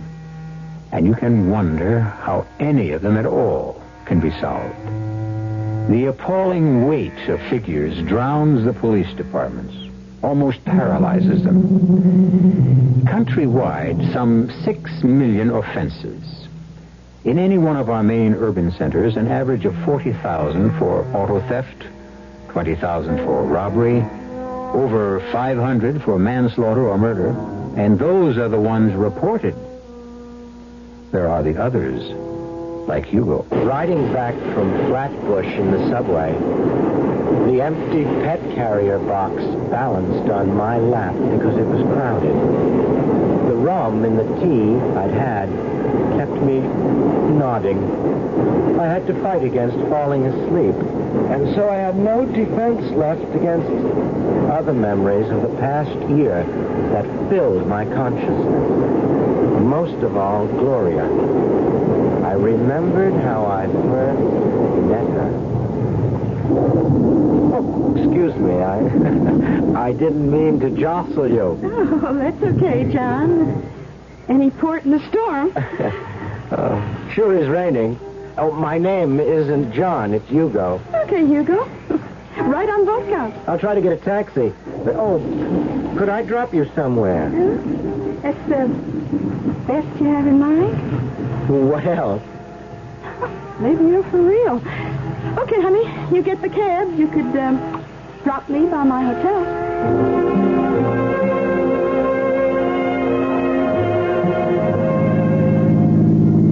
We get to my place sooner in your hotel. You like to stop off, maybe for a drink? I don't know. Dinner? You cook? Well, I studied, and I have an osso buco simmering. How come you knew I was Italian? I didn't. Are you? Oh, well, like way back, but I dig that osso buco.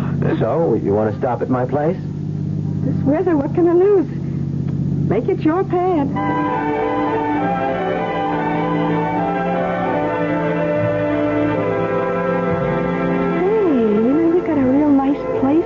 It serves. It what? I like it, too. You autistic or something? I beg your pardon? All them pictures on the wall. Oh, those. Well, yes. Well, those are just things I like. Someday, maybe I'll have my own to hang. Oh, here's your drink. That's a Manhattan?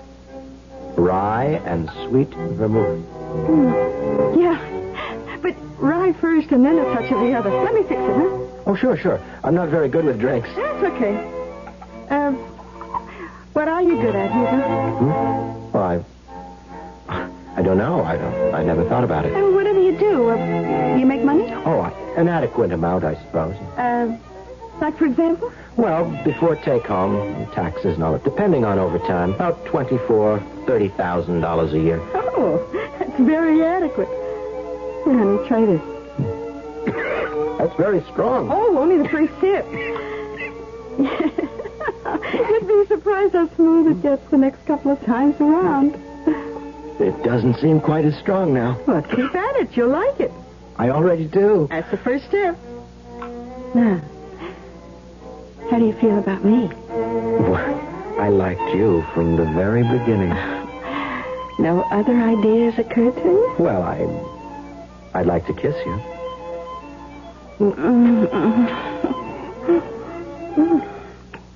Now what?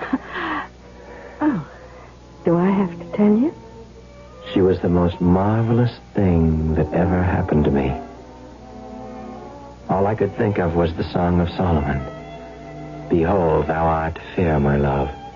Thou hast dove's eyes within thy locks. Thy teeth are as a flock of sheep that appear from Mount Gilead, and none barren among them. That's from the Bible. She was so beautiful. I wanted to make her immortal. In the nude? Because there is nothing more beautiful than the human figure. Look, I never went that route. Dirty pictures. I know it pays good, but This isn't dirty pictures. Please, I want to paint you. You mean like a centerfold in a swinger magazine? Well, something like that, but... Well, you get it if you put up. Anytime little Gloria strips down for the public view, it's got to be cash on the line. I suppose I should have been warned by her attitude, but she was so beautiful that I couldn't wait to do what I'd always dreamed of doing. Capturing a real woman on canvas. Not drawing out lines that were a caricature of the human figure, mechanically reproducing lettering or someone else's sketch, but creating by my own hand the flesh and blood and soul of a real woman. No, please, don't move, please. Look, Hugo, I didn't bargain for this. I'm just about frozen stiff. These prices that don't pay. Is money all you think of? Well, what else is in this for me? I am putting an image of you on canvas that will never fade. I am making you forever immortal. Oh, sure. Well, what magazine are you going to sell it to? Oh, you don't understand. Can't you appreciate that this is real art? Only if you pay the fee, Buster. But you know I promised to pay. So right. Gloria, don't. So what? Don't spoil everything. Thanks a lot, Hugo, but there just isn't enough in it for me. How much do you want? I've tried to pay you as much as I can. You're kind of cute, you know? But you just don't reach where it's at. You couldn't hope to match in a week what I rake in an average night. You mean, you're a professional? Well, you're the first one ever registered a complaint. You can't do that to me. Oh, don't be silly. I made you something special. A goddess. I mean, that's the way that I painted you. Look, you want to think it's good? Okay. For me, I ain't all that hippie. And you could at least leave the bags out under my eyes. You don't appreciate real art. I think it's lousy. I tried to make you the most beautiful woman since the world began. Well, suit yourself. Just don't try to merchandise it unless I share in the proceeds. What are you talking about? Oh, look, Hugo, you hired yourself a pro. Any use you make of my body, you pay just like my regular job. I can't believe what you're saying. Well, you better believe it. But I love you. That's your problem. You mean you don't return my love? It's all in the open. You just have to be kidding. The only return involved here is what I get paid if you make a big sale. I can't believe what I'm hearing. Well, you better, Hugo. You made your bed. Except I don't have to lie in it. What's your way out? I don't want to reach for it, but I won't let you walk out on me. Well, how could you stop me? Like this? No, wait, you I don't want to. I don't want to. can I do? Gloria? Gloria? Oh, my God! I've killed her. I didn't mean it to happen this way. The madness that came over me was terribly sudden. Without control, my hands had spanned her throat, and she was dead.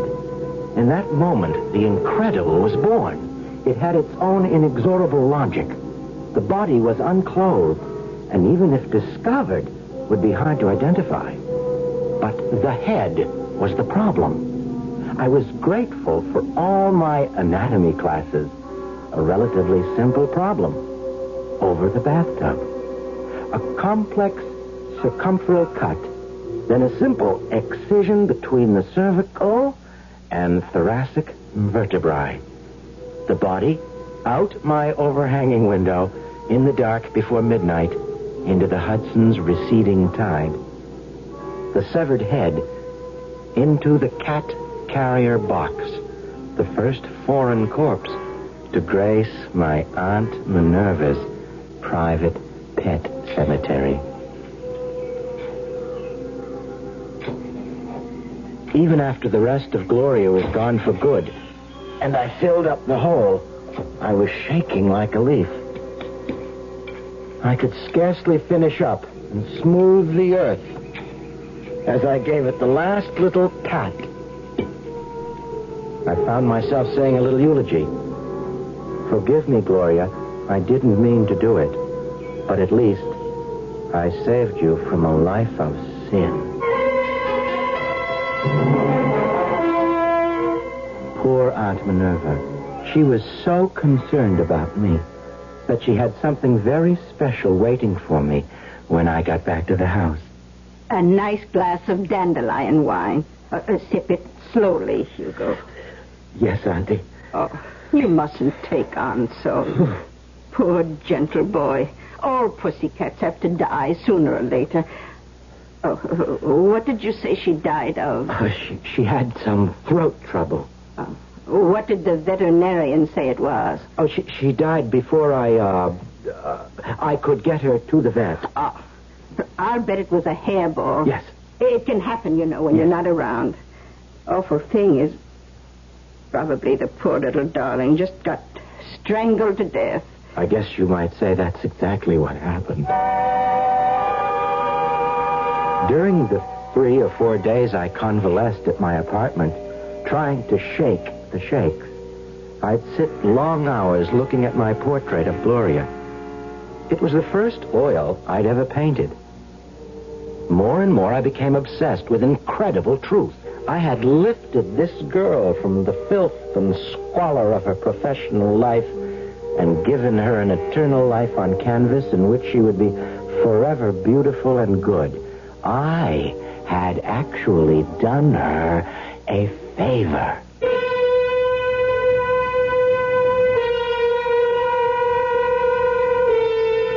The trouble with murder is threefold. First, that driven to a rage blinding enough, anyone is capable of it. Second, that it is irrevocable. Once done, it can't be undone. And third, well, we'll consider that with Hugo when we return shortly with Act 3. Give your hand to a friend. Give your heart to your love. But give your cold to contact. The sooner the better. The common cold is a rotten thing. You miss so much. Sneezing, drips, and congestion can drag you down. Then ask yourself the contact question. 6 or 3 or 1? You'd need 6 cold tablets, 2 every 4 hours, or 3 ounces of Cold's liquid, 1 every 4 hours, or just 1 contact for up to 12 hours continuous relief of those symptoms. That's daytime, then nighttime relief. Both the others have things for aches and fever, and the liquid, something for coughs. Not found in Contact 600 tiny type pills. Give your cold to contact. 6 or 3 or what? Take contact. Only as directed. Oh, this dust and dirt I just cleaned yesterday. Where does it all come from? Lady, there may be a dust storm in your home every time your heating and air conditioning system cycles on. But we change our filters regularly. That's good. But you may be solving only half the problem. Dust and dirt accumulate in air conditioning and heating systems no matter how good a housekeeper you may be. As air blows through the system, it picks up this unhealthy accumulation of dust and dirt and redistributes it throughout your home. What can be done about it? Guardian Power Cleaning has special powerful equipment that vacuums away dust and dirt from deep inside your heating and air conditioning system. Unsightly dirt is cleaned from grill work. Guardian Power Cleaning does not repair systems or sell parts. We clean away unhealthy dirt and dust from your home heating and cooling system. Today, call Guardian Power Cleaning at 637-1520. Find out how you can have a safer, cleaner, and more healthful home. It's like having your own guardian angel.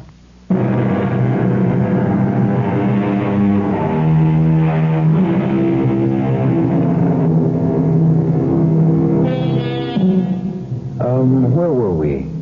Oh, yes. The third trouble with murder. One that Hugo will discover for himself as our tale continues. The fact that having once committed it and gotten away with it, it becomes easier to do it again. It's like learning to play a tune on the piano, save for one thing. Practice doesn't always make perfect. If only he could have let well enough alone. So, how come the favorite nephew is not making his usual visit the past 2 weeks, Minerva? Oh, he isn't my favorite. He's my only. Well, to tell you the truth... Pick up the card. I'm afraid he's been through an unfortunate love affair. You mean his cat dying like that? Oh, that upset him, of course. He's a very sensitive boy. But I'm afraid it's more than that. My trick. So I will melt. Marriage in diamonds. Marriage. I think that's just what Hugo had in mind. But apparently she jilted him. So maybe they're both lucky. Ask me. Marriage. It could be a fate worse than death. Are you sure she's out of the picture? Oh, yes. Hugo said she just disappeared into thin air.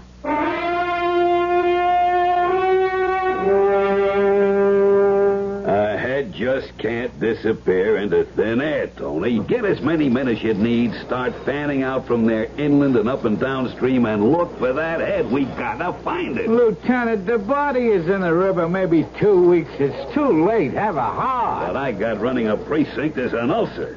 Now, I want to make on that body because I got a lousy hunch. What's that, Lieutenant? That this guy could turn out to be a repeater. Just let him get away with it once. They might be tempted to try again.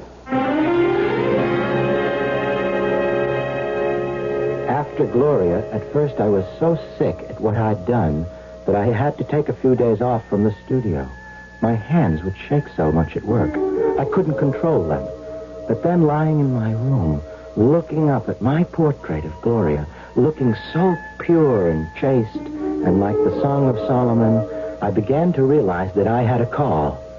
Gloria would remain forever captured in oils, innocent, immortal. I had torn her from the arms of the devil, and there were other women, girls, misguided children who needed me as I needed them. For now my whole life was painting.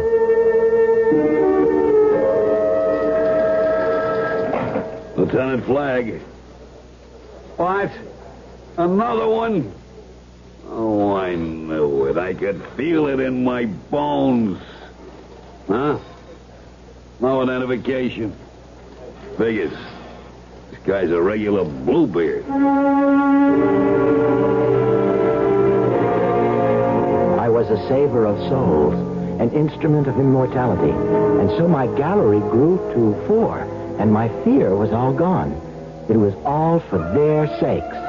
My lovely, purified girls who smiled down on me from the walls, and whose remains floated in the river and fertilized my beloved Auntie's roses. Come in. Hey, you was looking for me, Lieutenant? Come in and close the door. Yes, sir. What's the action, Lieutenant? I've been looking over the file on the Brooklyn headhunter. I don't like the going over we're getting from the press, especially after the last torso turned up. Well, how are you going to distinguish the perpetrator when we are unable to uncover the identification of the victims due to the decapitations? You should have been an actor. Now look. Sergeant Harkins is having Central File pull the dope on every missing dame in the last year that's anywhere near the age and weight of this last torso we fished out. We struck out on the first 3, but we've got a slim chance of getting a make on the 4th. Yeah. The mole on her foot and that appendix scar. Now, you are going to check personally with everyone connected with any missing dame reported in the last year. And you better find one with both those marks. I want this case closed before another one turns up.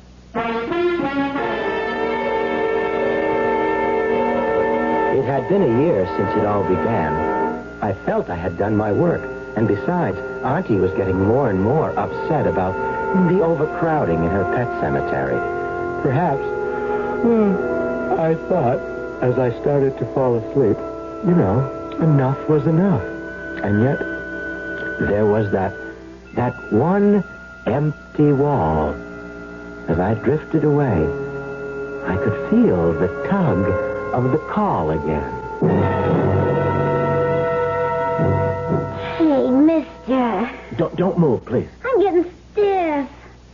Can I have a smoke? No. You're almost finished. Oh, you ain't kidding. This is the coldest trick I ever turned. I must have been out of my skull when I agreed to do it. You don't realize how fortunate you are. Oh, yeah? Yes, that I found you. That I'm about to lift you up. I think you're real kinky. Hey, come on, huh? How about letting me take a break for a smoke, huh? You don't need any breaks. It's finished. Oh, you mean I put my clothes on? No, come here first. I want you to look at yourself. Hey. Not bad, You made me look pretty good. That was the object. You gonna hang me with all the other babes? Yes, I'm going to hang you when you're ready. What do you mean? We are members of 2 of the oldest professions in the world. Yours much older than mine, but very different. Yeah. I have a call to higher things, but you sold your soul to the devil. Now, hey, wait a minute now. But have no fear. I have been appointed to save your soul, as I saved these others, to make you immortal. I told Archie you were some kind of a weirdo. Now, you keep away from me. I can't. It's too late. You've been chosen. Hey, lay off, will you? Don't get excited. Now, don't lose your head. Not me. You're going to lose yours. No.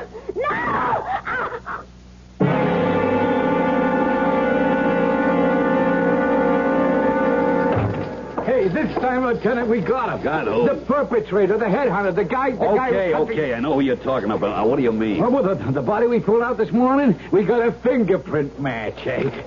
Here she is. Name's Flossie Henderson. She's a prossy. Well, it's a start. Now, wait a minute. You don't know the rest. I pinned down a Duke, a real fancy man, and I get the word from him she was posing last night for some artist named of Hugo Mintner. I got his address right here. Tony, you're going to make second grade for this. We going to pick him up right now? With one stop on the way for a warrant.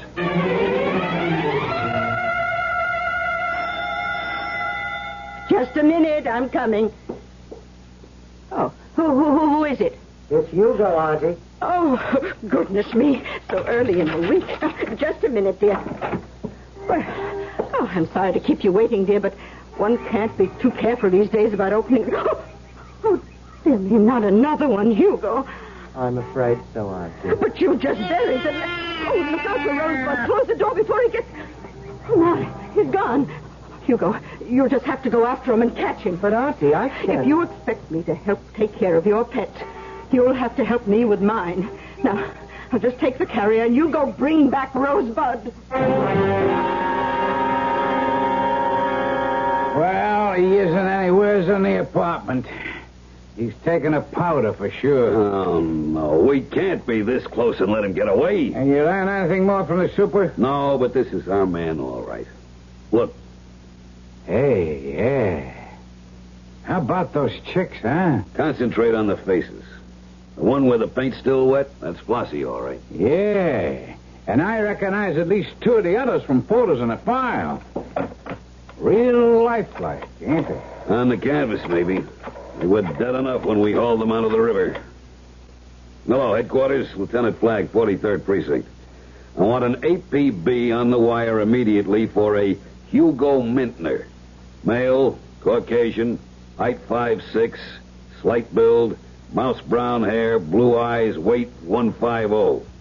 Warn all arresting officers this man is a dangerous maniac and should be approached with extreme caution.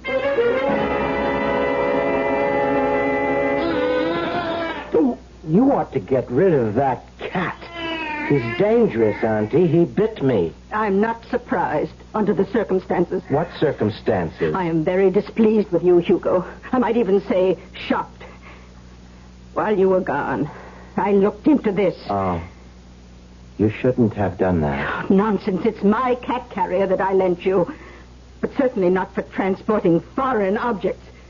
And worse still, to think that you planted them in my rose garden. You shouldn't have looked into it. Now I'm going to have to kill you. Oh, nonsense. There's been quite enough of that already. Well, what am I going to do? We are going to sit down and have a nice long talk so that I can find out what this is all about.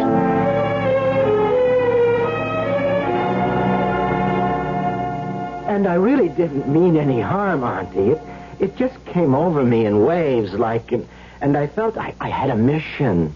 I had a call to save these women from themselves, to lift them up and wash them clean, make sure they would be saved forever from the burning fires of hell. So sensitive. You always were. Such a romantic. Tilting at windmills like Don Quixote. Pure in heart. If not exactly in deed. But what am I going to do now? Oh, well, that's perfectly simple. You're going to march right over to the police and make your confession. Oh, no, they won't listen to me. They never do. That's what started it, sort of, in the beginning. They won't listen to my complaints. Well, perhaps now the shoe is on the other foot, you'll get a little more attention. Take this box with you and hurry along. I don't like to think of you getting caught in the rush hour. Without a picture, there isn't much hope for the APB, but with the apartment staked out, Well, look who's here. You have another complaint, citizen? Well, not exactly. Do me a favor. Don't burden me. I got a lot on my mind. So have I, and I want to get it off. Look, what was your name again? Hugo Mintner. And I want to show you something. I am telling you that I haven't got the time. Hugo Mintner? I knew that name was familiar. You're Hugo Mintner? That's right. And what was it you wanted to complain about this time? Oh, nothing. If you just listen. Oh, I'm gonna listen, all right. Well, that's better. I want to confess a crime. Several, in fact. 5, to be precise. My aunt said I ought to come in and tell you I've been a very naughty boy.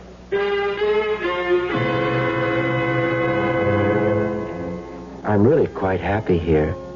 The food is passable, and they leave me alone, which I like. Of course, they don't allow me models, but I've taken up finger painting, and I'm getting very, very good at abstractions. The only thing I really miss is my Friday visits to Aunt Minerva. You know, I wonder if she misses me.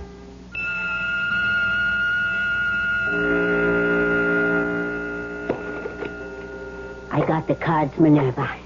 In a minute, Bernice. What are you looking at out the window? Nothing, really. It's Hugo. You miss him? Just on Fridays. How is it with him up on that farm there? He seems quite happy. He writes very sweet letters. That's nice. Well, let's play. Now, what are you staring at? Oh, I was just looking at your rose garden. God forbid I should mention it, but I never saw roses more beautiful. You don't suppose... Bernice, shut up and deal.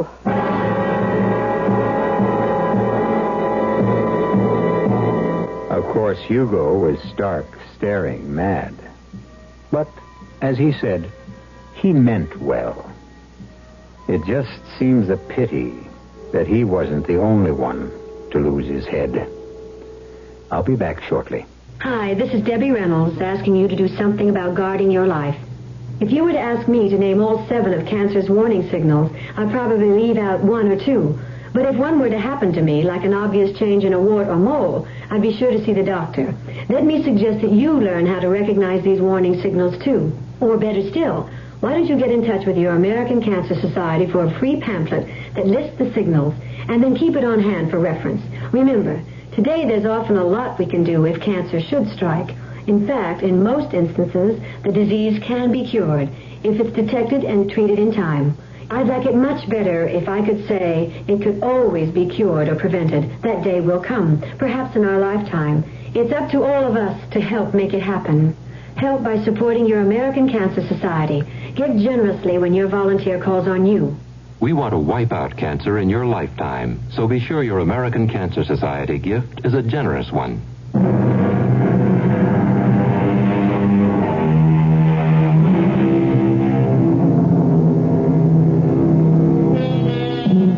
Hugo's portraits, while of dubious artistic value, due to the unavoidable publicity over the case, fetched an amazing price at auction.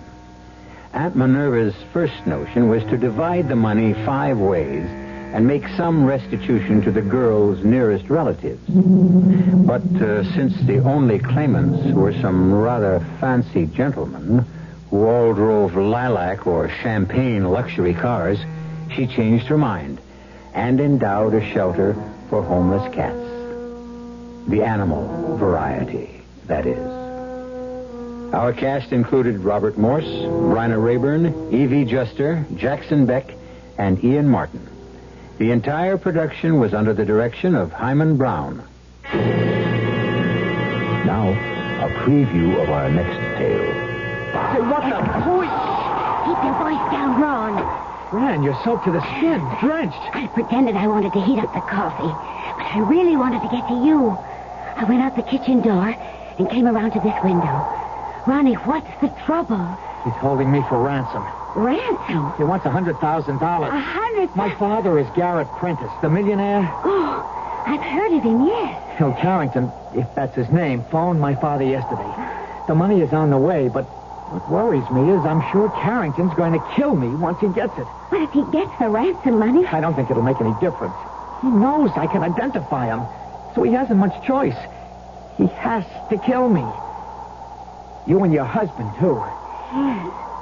We could identify him. You've got to do something. We've got to do something. But what? Radio Mystery Theater was sponsored in part by Contact, the 12-hour cold capsule. This is E.G. Marshall inviting you to return to our Mystery Theater for another adventure in the macabre. Until next time, pleasant dreams.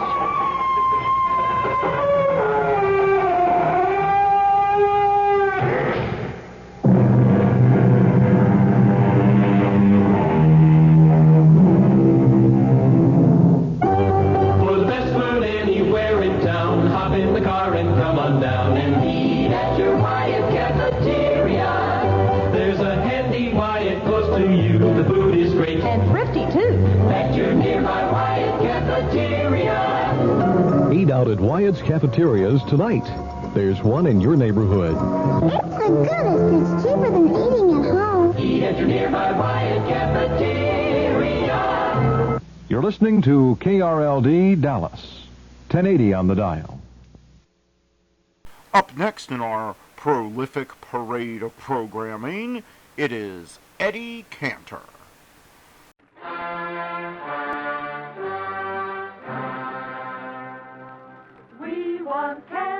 We want Cantor, half blue ribbon blended splendid, brings you Eddie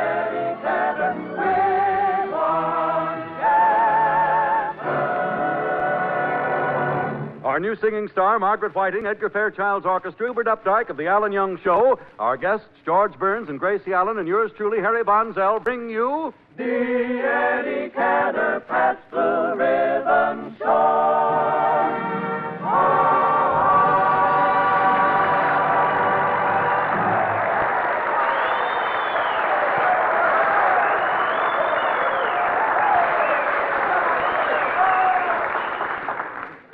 All over America, there's a shortage of meat.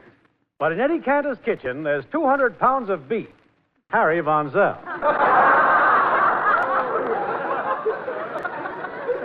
Harry? Yeah?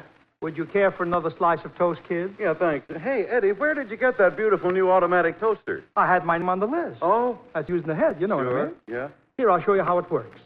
You just stick the bread in, like this, and forget about it. Incidentally, Harry, I got my new car today, too. Oh, were you next on the list? No, but I found out who was and knocked him down with my old car. Well... Hey, Eddie, what was that? Nothing. The toast is ready. Well, can I eat it now, or must I wait for the hook and ladder? What a toaster. Harry, I was on the list for all the latest gadgets. That's all I did this summer. Put my name on list. Yeah. Take my new alarm clock. Harry, well, this alarm clock has such a low alarm, you can hardly hear it. Well, is that good? How do you wake up in the morning? I set the toaster for 6 o'clock. Isn't science wonderful, Harry? Come in. Mr. Cantor? Yes? Congratulations. 2 years ago, you ordered a new washing machine, and here it is. A washing machine. Oh, I'm so happy I could kiss it. Oh, thank you very much. Eddie, why are you talking like that? I got my nose caught in a ringer. Mr. Cantor, you're a lucky man. Just look at that chrome. Look at those stainless steel brushes. Gosh, I can hardly wait to see how it works. Will you stay here, mister? I'll run upstairs and get a pair of my old pajamas. What? You're not going to put dirty clothes in it. Huh? Dirty clothes in the Super Constellation? Send it to the laundry first and then put it in there. Good day.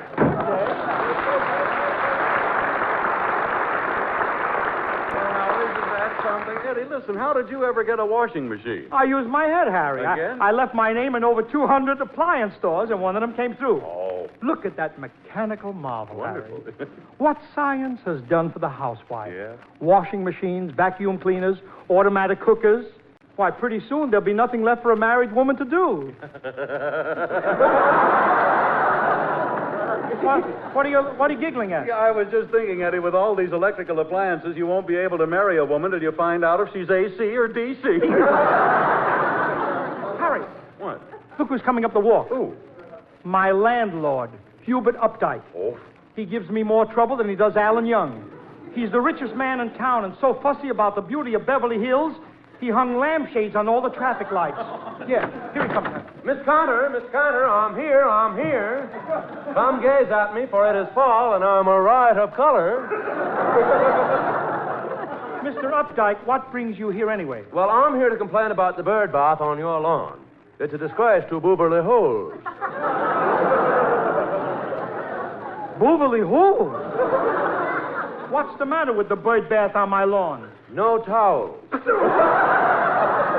Remember, Mr. Cantor, there's no place like Beverly Hills. Now, wait a minute, Mr. Updike. Believe me, there are other cities as nice as Beverly Hills. For instance, Los Angeles. Los Angeles? Listen, 6 years ago, a nephew of mine visited Los Angeles. Well, what happened? We consider him dead. Oh, Mr. Updike, I'm sorry. Excuse me, Harry.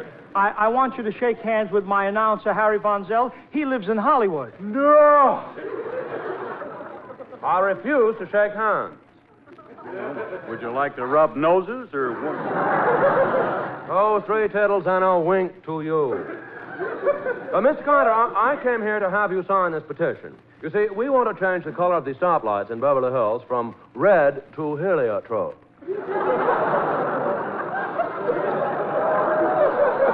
No, listen, Mr. Updike, they can't change the colors on traffic lights. Everybody knows that red means stop. In California?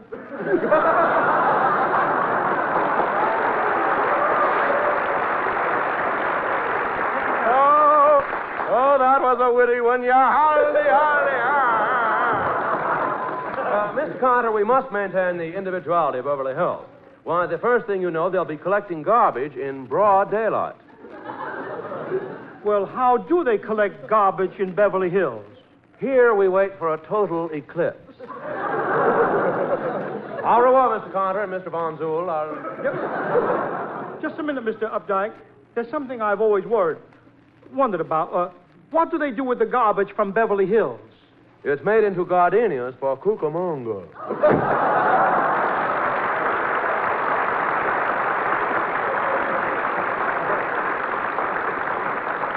Oh, Eddie, that landlord of yours is really a fussy person. How did you ever get into Beverly Hills with him here? It was during the total eclipse, Harry. The garbage went out and I came in. Come in. Railway Express. Eddie Cantor? Yes? Got a washing machine here for you. Another one? Well, you're lucky to have a new washing machine. All I've got is an old tub. Well, why don't you get rid of it? Sir, you're speaking of the woman I love. Well, this is a fine. Now, what are you going to do with two washing machines? Well, one is for my wife's laundry, Harry, and one for mine. You can't share the same one? Well, Harry, remember you're in Beverly Hills. Harry, some things are sacred. How do you think my wife would feel if she looked down in that washing machine and saw her lovely nightgown going around with my long drawers? Uh-huh. Come in. Railway Express. Eddie Cantor? Yes? Got a washing machine for you. Oliver, another one? Now I've got 3 washing machines. Oh, you dirty thing, you. I wonder where I signed up for that one. What am I going to do with 3? No. Harry, don't answer it. Don't answer. If it's another washing machine, I won't tell him my right name. I don't want it. I'll make one up. I'll make up a name. I'll tell him my name is Felix K. Werberserk. Come in. Got another washing machine here. Oh, yeah? Who's it for? Felix K. Werberserk. Right here.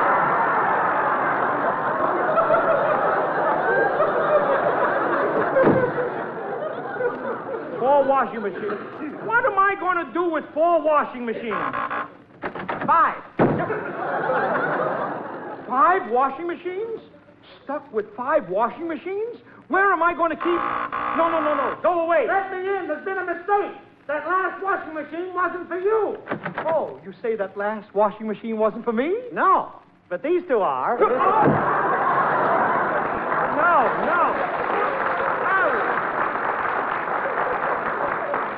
Harry, what am I going to do with 7 washing machines? Harry, answer the door. This one you can have. Hello, boys. Oh, well, wrap her up and I'll take her with me. Harry, it's our new singing star, Margaret Whiting.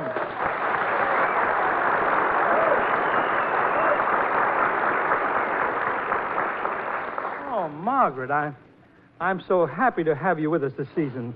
I'm so happy you'll be working for me. But, Eddie, we haven't discussed my salary yet. Oh, you want to be happy, too, huh? Margaret, if you're worried about getting money from me, you can forget it. I can? Yes, Seems I'm going to pay you off in washing machines. You don't know it, but I am. But I have no use for a washing machine. I send all my things out. You'll be working for Cantor? Why, yes. You'll be doing your own laundry. Margaret, don't pay any attention to Harry. You know, we've had a lot of requests for you to sing Come Rain, Come Shine, so let's rehearse that for the first program.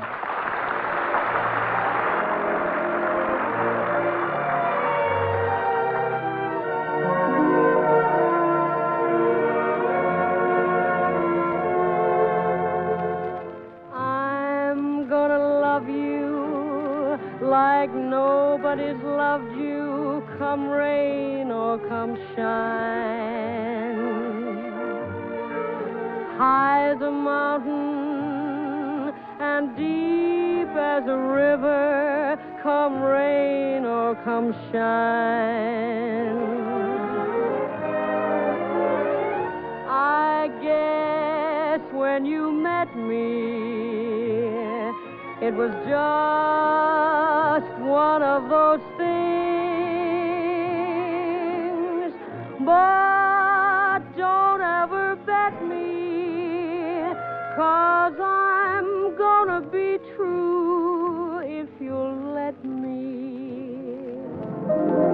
You're gonna love me like nobody's loved me, come rain or come shine. Happy together, unhappy together, and won't it be fine? Days may be cloudy or sunny. We're in or we're out of the money. But I'm with you always. I'm with you rain or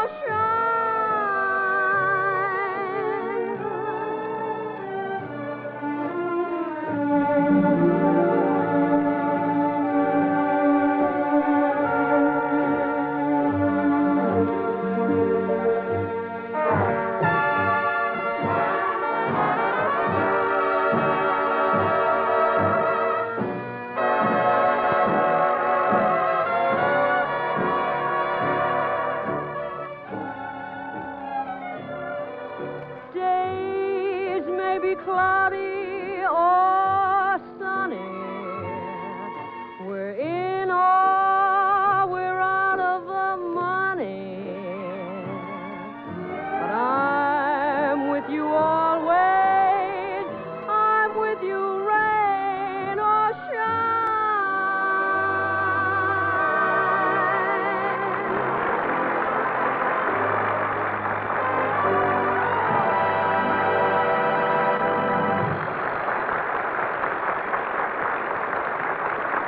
Oh, Margaret, that was just wonderful. You know, for a moment, you took my mind off my troubles. Trouble? Oh, listen, Eddie, will you stop worrying about those 7 washing machines? Look, I just got a great idea. I'll put an ad in the afternoon paper. I'll word it so that fussy landlord of yours won't know you're peddling washing machines. Okay, you know? Harry, but be sure that you put the ad in a prominent place in the paper, you know? Pick out the spot. Yeah? Just the spot, right next to that luscious picture of a plate of cold cuts and a tall foam-capped glass of beer. Harry, what kind of beer, Harry? What kind? Yeah, Harry. Well, I don't know. After it's not important. What's in the name? You've got nothing to... Harry, shall I put someone else's name on your check this week? What? Now say the name, Harry Von Zell, and spell it. Sure, Harry Von Zell, H-A-R... Not your name, Harry. The name of the beer. If I told you once, I've told you 33 times. 33? Oh, 33 now. 33. Pabst Blue Ribbon. Fine brew blended into... Oh, that's pretty. And it's a wonderful beer, that Pabst Blue Ribbon. The best friend a platter of cold cuts ever had. And, brother, I'm not kidding.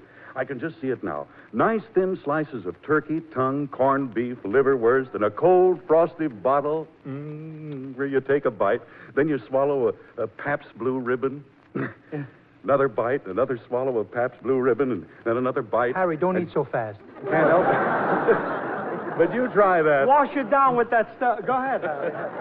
You try that, friends, and you'll understand that the blending of never less than 33 fine brews, what it will do to bring out the mellow smoothness, the clean, refreshing taste of this truly great beer.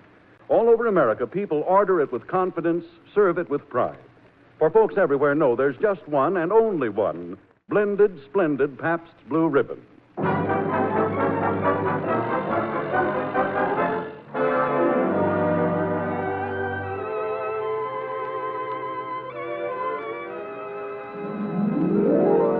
And now we take you to the home of the Burnses, where we find George Burns and Gracie Allen.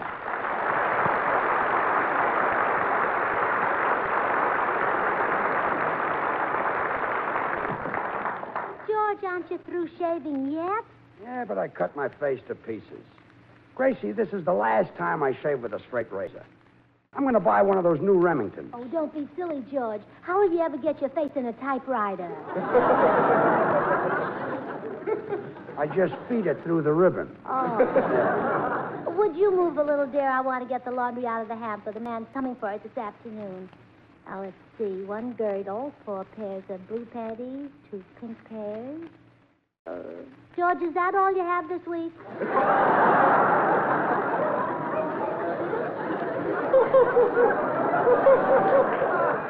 Gracie, please don't buy me any more pink panties.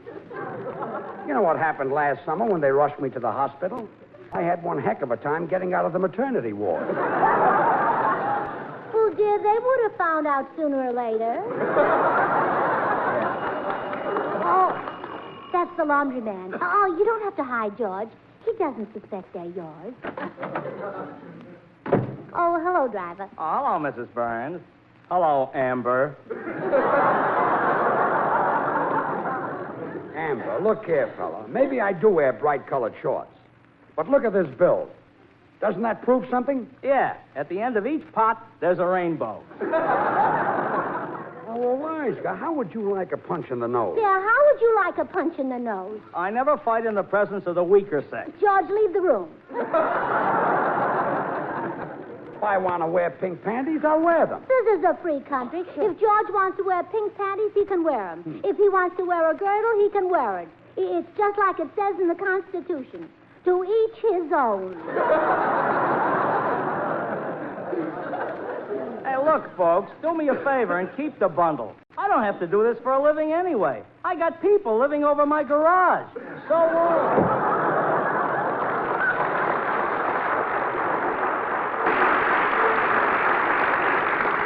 Gracie, we don't have to take this guff. There are plenty of other laundries in town. Where's the paper? Here. Classified.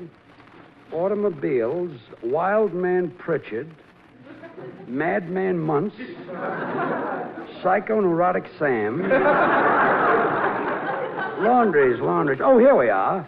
Do you want your clothes washed dazzling white? See Eddie Cantor. Well, that's Eddie Cantor. Hey, let me see that paper.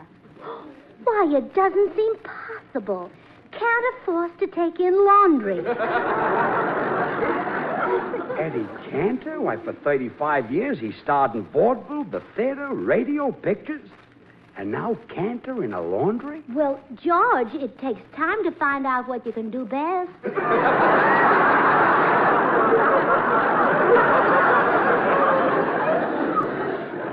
Gosh, it's terrible to suddenly go broke. It's a good thing I saved my money. And it's a good thing I earned it.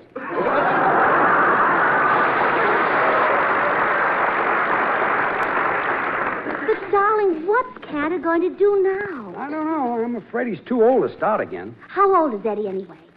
Well, I don't know exactly, but every morning he gets 2 orchids from Tom Brenneman.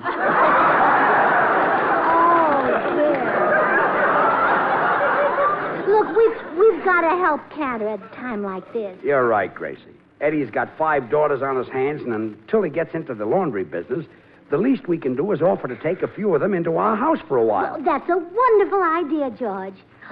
You know, I was lucky to marry a man like you. Other women marry men like Cantor and think they have something. And it turns out to be nothing. But you, darling, you've never disappointed me. You've had nothing all along. Thanks.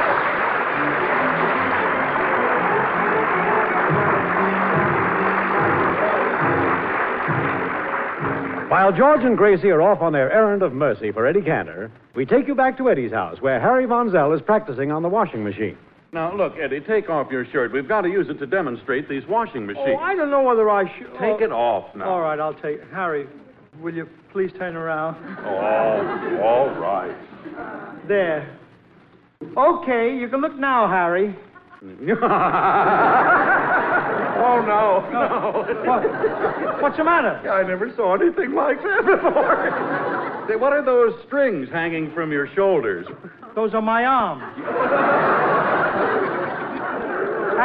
Haven't you ever seen muscles before? Yeah, but not hanging in a bunch like grapes. Oh, Harry, show me how we're going to demonstrate this Well, thing. Eddie, it's very simple. Look, first I put your shirt in the machine. Yeah. See, then I'll sprinkle some of this powder into it. Then I start the motor.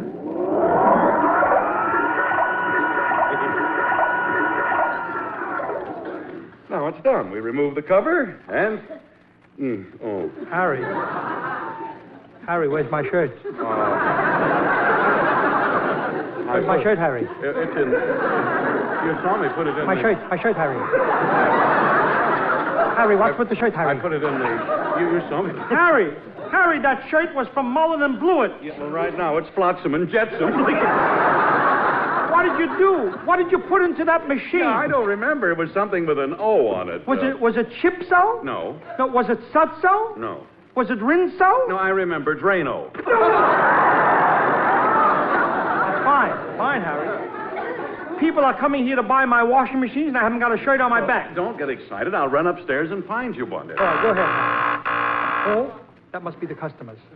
I can't tell these people I ruined the shirt in the machine. I guess I'll just open the door and stand there in my bare chest. Oh, George, we're too late. He's dead.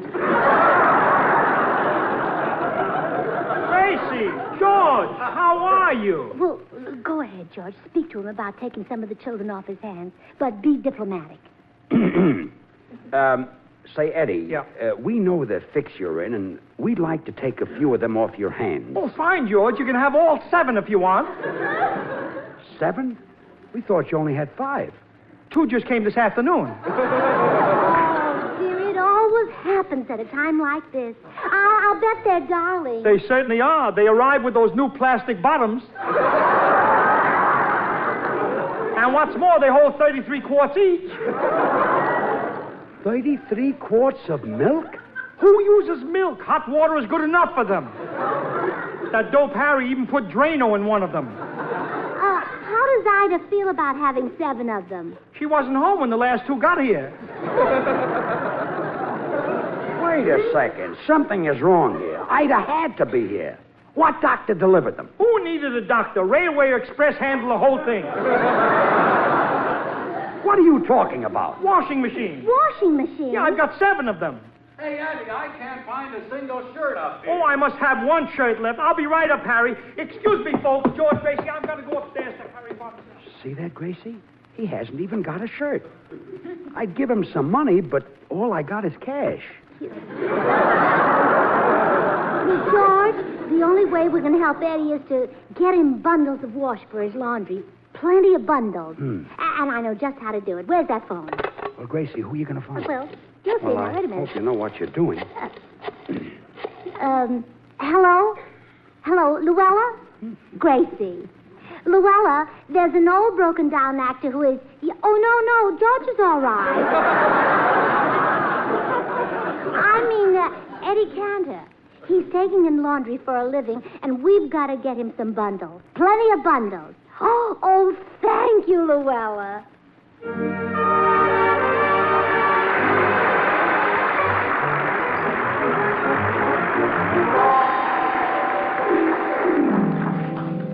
Mr. Cantor, Mr. Edward Cantor. What is it? What is it, Mr. Updike? Well, there's a horrid rumor around town that some scoundrel has opened a laundry in Beverly Hills. Mr. Cantor. What's the matter? You have washing machines here. Oh, heavens to Bendix. Well, I'm sure. Every house has a washing machine. Certainly, Mr. Updike. What do you do with your shirts after you wear them? I throw them away. Where?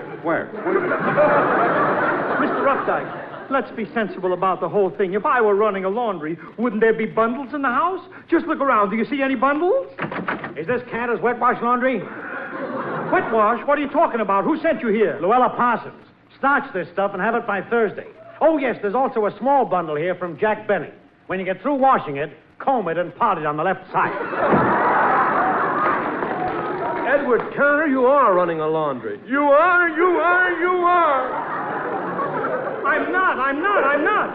Oh, I'm so mad I can thrash the life out of my petunias. I'll have you evicted in 24 hours. But, Mr. Updike. Oh, the shame of it all. That I would rent a house to a laundryman. I didn't. I, Hubert Updike, president of the Beverly Hills Civic Improvement and Only One Child to a Family Society. I, who arranged for Wilshire Boulevard to be dry cleaned twice a week. I, who taught the pigeons to fly upside down over Beverly Hills.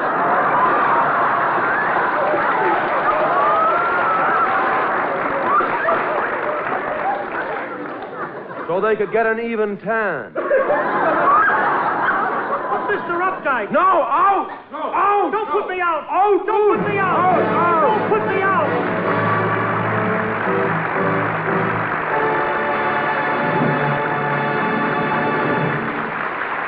Well, It looks to me like Burns and Allen got you into plenty of trouble, Eddie. Yeah, that's all right, Harry. I'll be on their show Thursday, and I'll take care of them. I'll bet.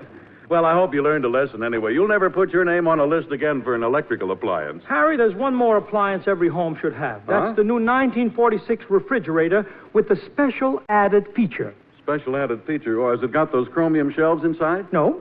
Has it got the new deep freezing unit inside? No. Well, what has it got inside that's so special? 6 bottles of Pabst Blue Ribbon beer.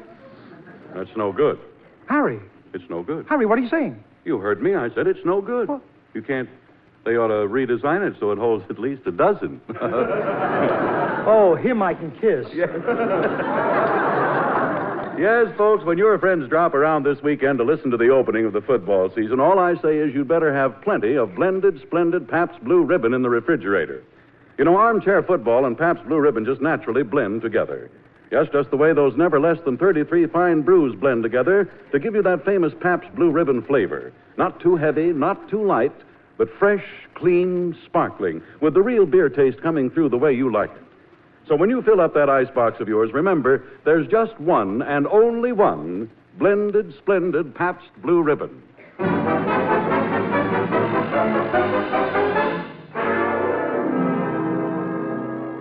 You know, songs come and songs go, but there are some that live in your memory always, like sentimental souvenirs tied with a blue ribbon.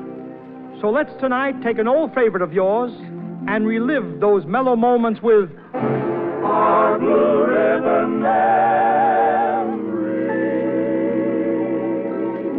After you've gone and left me crying, after you've gone, there's no denying, you feel blue, you feel sad.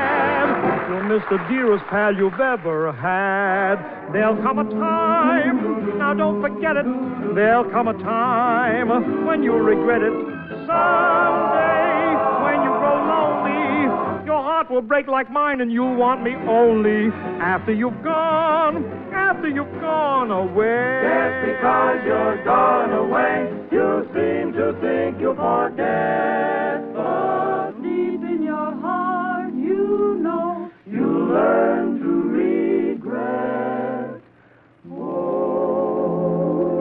After you've gone and left me crying, after you've gone, there's no denying, you'll feel blue, you'll feel sad. We know that soon you'll learn your lesson. There'll come a time, now don't forget it, there'll come a time when you'll regret it. Someday, when you grow lonely, your heart will break like mine and you'll want me only after you've gone, after you've gone away.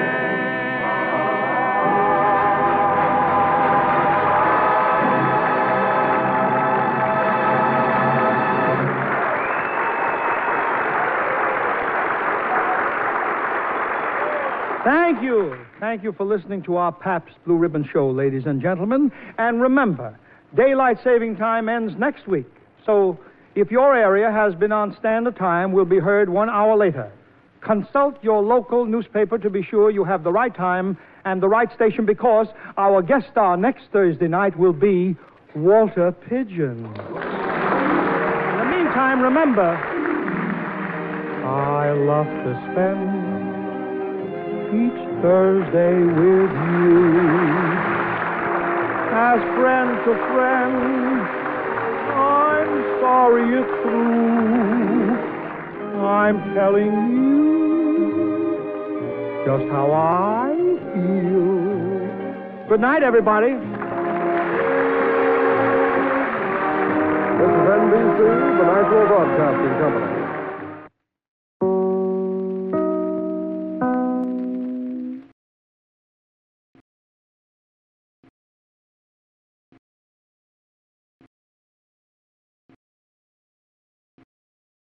My Favorite Husband is up next on nightly old-time radio shows. Please enjoy it. It's time for My Favorite Husband, starring Lucille Ball. Hello, everybody.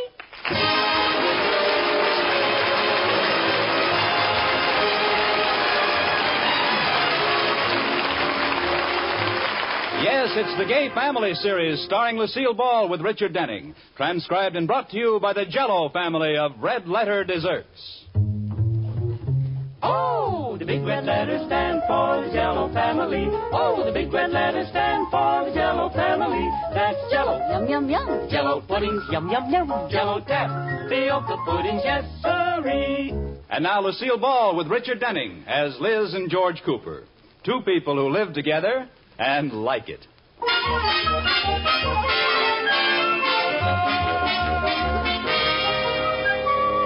As we look in on the Coopers this morning, they're at breakfast. And from the way Liz is looking at George, she is either madly in love or has some ulterior motive in mind. George. You look so pretty in that blue shirt. Now stop the flattery, because you're not getting that new dress that's advertised in the paper.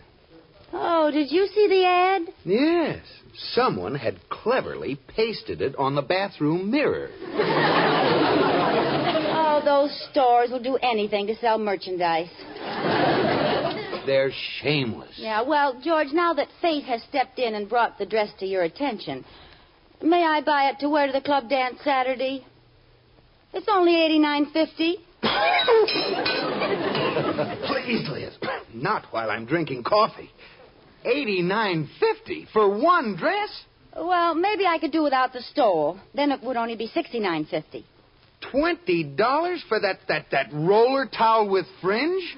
It happens to be crocheted with gold tassels on it. It's a steal. I thought it was a stole. Oh, never mind. Do I get it? I'll give you 3 to answer yes. 1, 2, 3. 4, 5, 6? 7, 8... Save your breath, Liz. Oh, I'm going to get that dress, George Cooper, by hook or crook. Well, it'll have to be by crook. You're not going to hook me for it. Okay, you're forcing me into a life of crime. I'm going upstairs and get my burglar's mask and a bobby. Jimmy. You burgle your way and I'll burgle mine. Goodbye. See you in jail.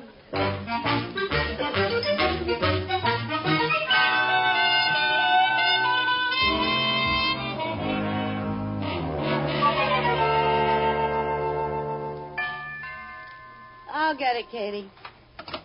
Liz, girl, hello.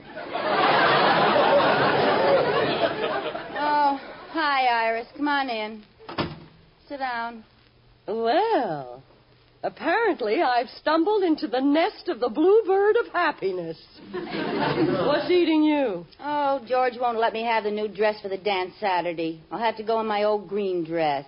I've worn that 3 times. 5, but who counts?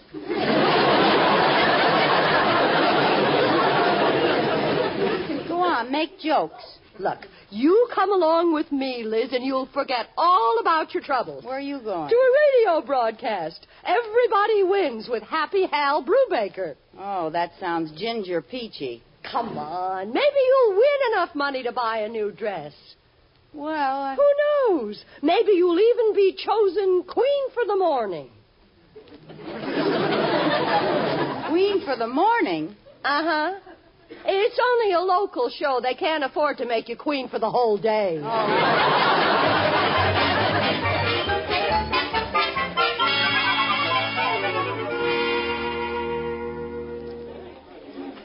Quiet, everybody. We're going on the air. This was exciting, Liz. No, I don't know what I'm doing here.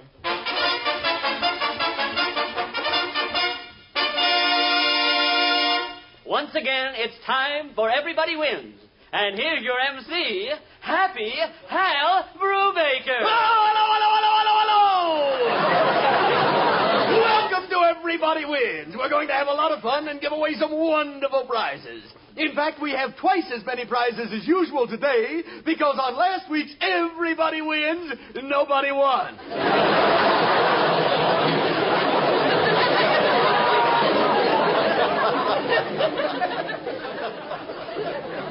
Why don't they call it Everybody Loses? Why don't you keep your big mouth shut? And here's a word from our sponsor. Grandma Grimes dares them all. Yes, Grandma Grimes, our sponsor, dares you to make this experiment. take a mouthful of Grandma Grimes' cold cream. And now close your mouth and exhale it slowly through your nose. And now try the same test with your own brand of cold cream. If you notice a difference, write and tell us, as we've never found anyone who can do this test. And now for the goody part of our show. Our first contestant today is going to be the redhead in the audience with the reddest hair. And here's our winner in the first row. Me? To you. Oh, but maybe someone has redder hair than mine. Oh, come now. Are you kidding, sister? What do you mean? At home, I'm a redhead. Next to you, I'm a brunette. You must give the henna rinse a henna rinse. Now, just a minute. Come on up here, madam. You have a chance to win $500. I don't care. No one can talk to me like $500? That's right. Come right up here on the stage. Oh. Now, if you can answer a question correctly, you win. What's your name? Mrs. George Cooper. That's right, and you win $500. I do? Iris, I can get that dress now. You bet you can, and here's your money. Oh, thank you. But there's one little catch to it. What's that? In order to keep this check for $500, you have to cash it. Oh, that's all right. In the next 25 minutes. Oh. You have to be back here with the money before the program is over. Come on, Iris, let's go to the bank and get... One more thing. What is it? You're wasting my time. You have to cash the check without telling anyone it's a stunt for everybody wins. Oh, you can trust me. I'm sure I can. But we hired someone to go along with you, and it would be a shame to cheat him out of a job. Oh. Here he is. Now, if you start to say the wrong thing, he'll say... Yes, he will. All right, Mrs. Cooper, you'd better get going. Now, you have 23 minutes to get the $500. Well, there's no hurry, Mr. Brubaker. I haven't really been fair with you. I should have told you. My husband is a banker, and I can go right down to the bank and cash this check. Mrs. Cooper, I haven't been very fair either. This program went on the air at 3 o'clock, and that's when the banks closed. Ah! Well, don't just sit there, Iris. Start running. We have to get to the bank before they leave.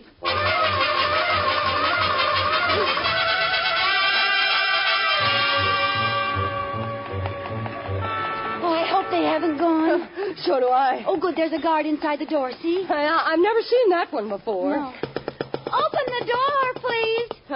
He's shaking his head and pointing to the clock. I know what time it is. Open the door. Open this door. But listen, he's trying to say something. You office in the status quo on the Dallas breakfast out of order? What? Office in the status quo on the reaper is forever.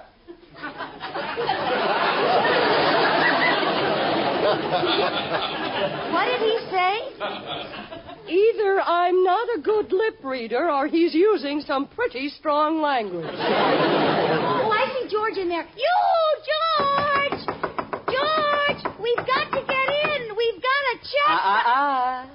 Oh, I forgot about our watchdog. Oh, George sees you. Here he comes. Hey, what's going on here? Liz, Iris. George, dear, would you cash a check for me? Well, if I have it on me, how much do you want? 5, 10? $500. Well, I don't know if... $500? Yes, and hurry, please. $500? Oh, now, where would you get... Liz, you weren't serious about that burglary business this morning. This isn't forged, is it? Look, George, I have to get back in 25 minutes. Oh, sorry. What's this? Oh, George, meet Mr. Mr. This is my husband, George. How do you do? What's the trouble, George, boy? Well, Liz, Lotus Bud. Oh, Rudolph, thank goodness you're here. Would you please cash this check for Liz? Why, I'd be glad to. Oh, Rudolph, you're a lamb. You're just a lamb. You bring it in as soon as the bank opens in the morning. You old goat.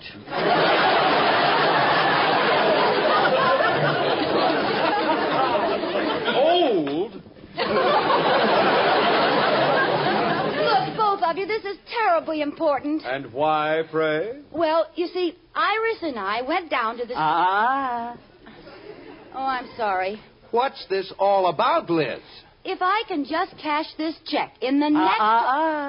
Oh, I'm sorry. Oh, Liz, we've spent 10 minutes already. Mr. Atterbury, cash this check for me, please. Sorry, Liz. Give me one good reason why. I'll tell you exactly why I can't cash this check. You see... Oh, I'm sorry.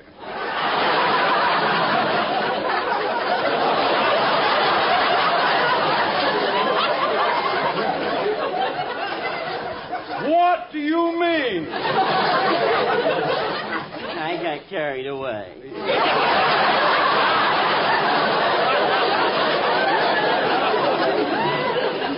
There's a state law that banks close at 3 o'clock. Even if I wanted to cash the check, I couldn't. Iris, look. Right over there on that table. Money.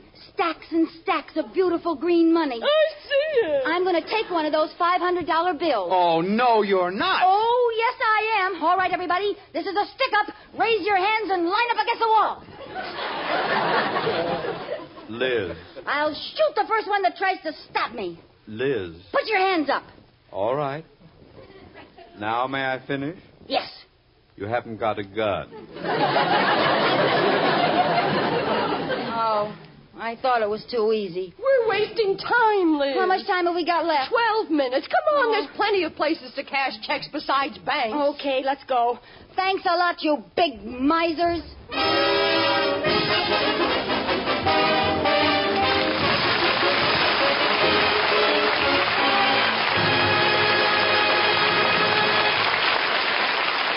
While Liz is trying to get out of this unpleasant predicament, here's something pleasant that you ought to try.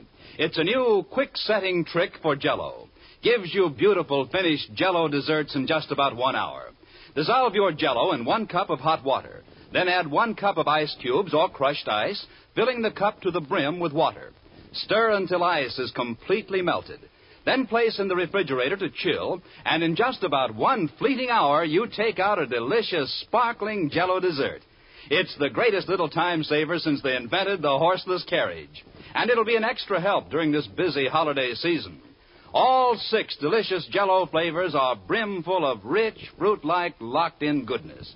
Strawberry, raspberry, cherry, orange, lemon, and lime. And all 6 shimmering Jell-O colors fit the holiday mood like the trimmings on a Christmas tree. So look for those big red letters on the box. They spell Jell-O, a registered trademark of General Foods that stands for Red Letter Desserts. J-E-L-L-O. And now back to Lucille Ball in My Favorite Husband.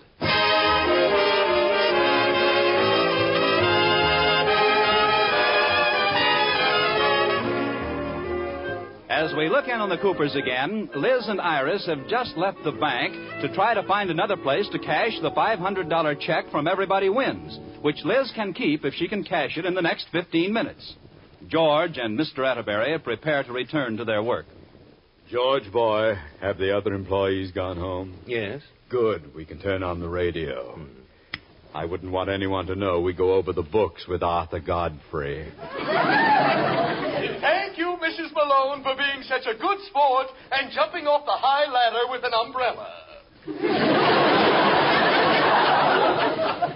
You missed the mattress, so you don't get a prize. Thanks anyway, and we hope that little old leg of yours mends soon. Oh, gad, boy, that's that awful Happy Hal Brubaker. Well, folks, we still haven't heard from Mrs. George Cooper. Mrs. George Cooper? I guess she's having more trouble than she thought with that check for $500, which she can keep if she cashes it. Oh, gad! That's why Liz couldn't tell us what it was. You numbskull! Why didn't you cash it for her? Why didn't I? Well, why didn't you big fat dope? What? Sir? That's better. Fill your pockets with money, boy. We've got to find those girls.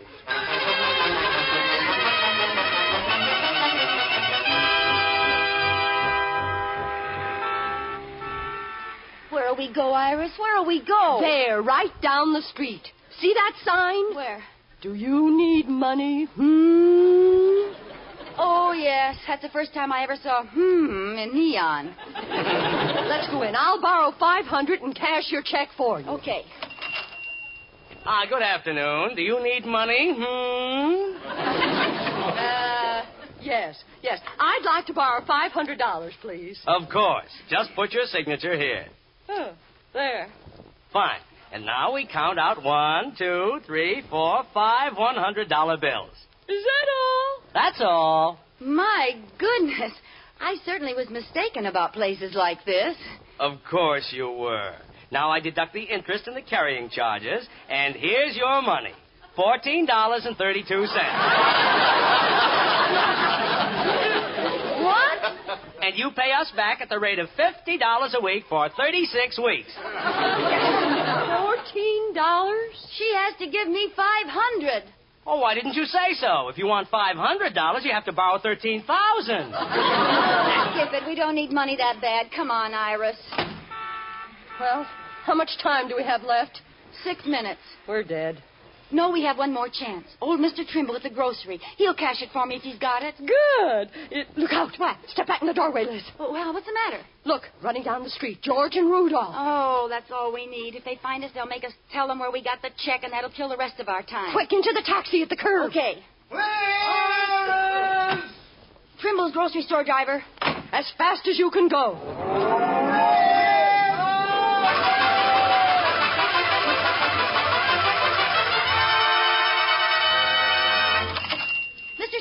Mr. Trimble, you've got to help me. Mrs. Cooper and Mrs. Atterbury. Oh, how nice to see you. Hi. Mr. Trimble, will you cash a check for me? Why, sure. Oh, say, Mrs. Cooper, I'm glad you dropped in. Thank you. You know that eggplant I sold you last week? Yes. How did that cook up? Oh, fine. Now, here's the check. You know, I was worried about that. When you left the store, I said to Martha, and that's my wife, Martha. Yes, I know. Martha, I said I shouldn't have sold Mrs. Cooper that eggplant. It was a mite mushy. Yeah, well, it was fine. Look, I want you to cash a check for me, and I'm in a terrible hurry. Oh, well, why didn't you say so? If you're in a hurry, you shouldn't stand there jawing. I think his head's a mite mushy. Never mind. Here's the check, Mr. Trimble. Do you think you can cash it? Let me see. Oh, sure, I can handle this. Oh, good. We done a big business today. That's wonderful. Mm-hmm. Well, let's get in the cash drawer here. That's to tell me when anyone's in the cash drawer. Now, let me see here. 10, 20... 30 and 50. That's 1. 150. 250. 350. Please, I'll get all mixed up. Let's see now. 150. 250. 350. 4. 450, 475. Yes, sir. Here she is. $5. $5? Mr. Trimble, look at that check again. Oh, my mistake. $50. No, look again, Pop. $500. Oh, dear. Oh, let me sit down. Oh, well, thanks anyway, Mr. Trimble. Iris, I guess we may as well give up and go back to the station.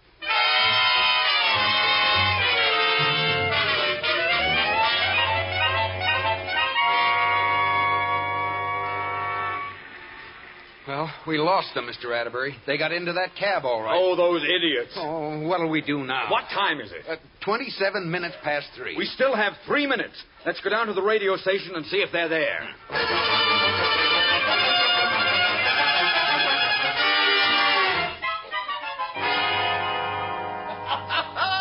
And the winner of the pumpkin pie eating contest is Mrs. Fluhauser, who ate 16 pies. The prize Mrs. Brewhauser is a deluxe dinner. All you can eat at the fanciest restaurant in town, and you can use it any time before tomorrow morning. Oh, ladies and gentlemen, here comes Mrs. Cooper. Let's see if she cashed that check and gets to keep the $500. How about a hand for her? Well, Mrs. Cooper, how'd you make out? I didn't. I still have the check. Oh, that's a shame. Well, you have 2 whole minutes left. Whoopee. Now, don't give up. Maybe someone in our studio audience will cash it for you. Oh, sure. Well, everybody who has $500 in his pocket, please stand up. That's what I thought. You still have a minute and a half. Can't you think of something to do? I certainly can. Here's what I'm going to do. Liz, don't tear up the check. Why not? I might as well have the satisfaction.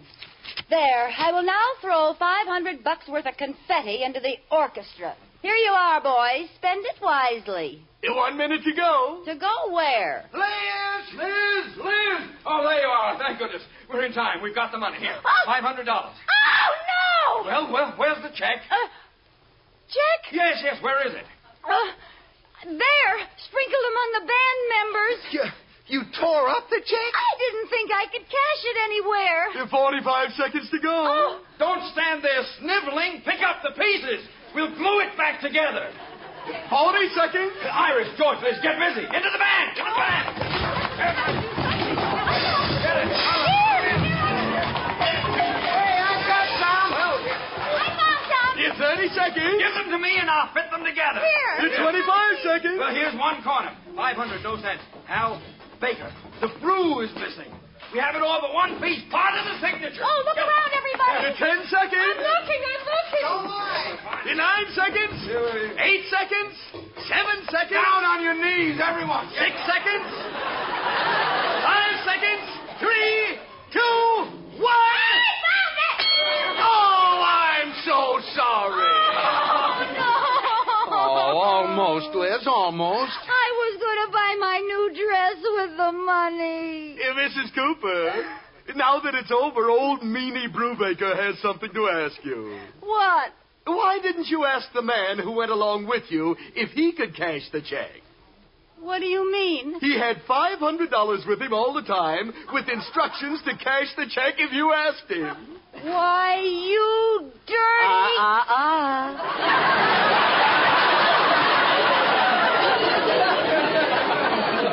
Oh, that's the dirtiest trick I ever heard of. Oh, I'm a meanie. I'm sorry I don't have anything for you. Well, I have something for you. Take this.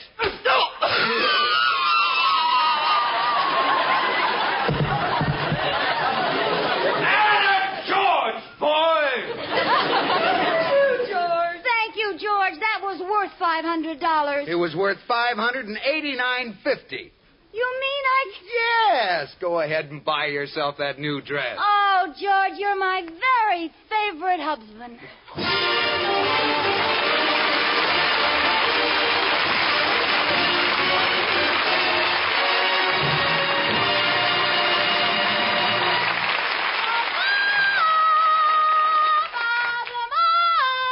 Yes, Lucille, what's the score tonight? Tonight, Robert, I'm going literary.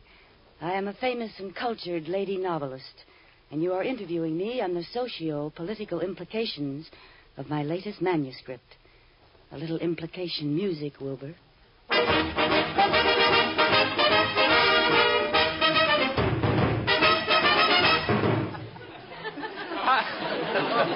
How do you do?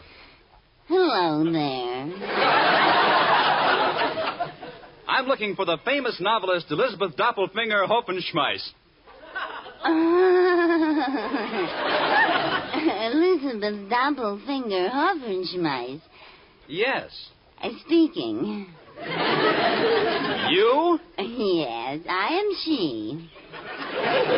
Well, I want to talk to you about your new novel. Oh, yes.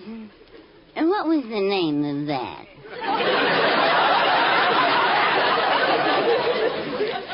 Well, as near as I can pronounce it, it's Gravsnik Plods Trudnikro. That's right. Oh, well, how did you arrive at that title?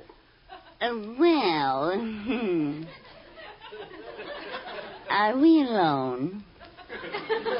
Yes. I got my fingers one key too far over on the typewriter.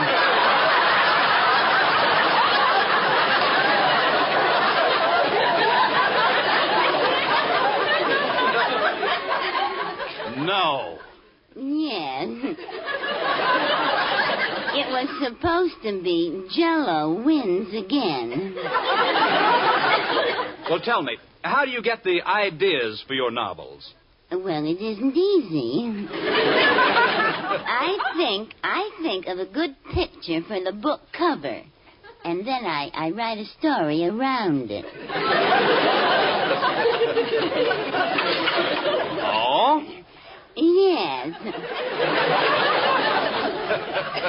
For instance, if you would like me to extemporize. Please do.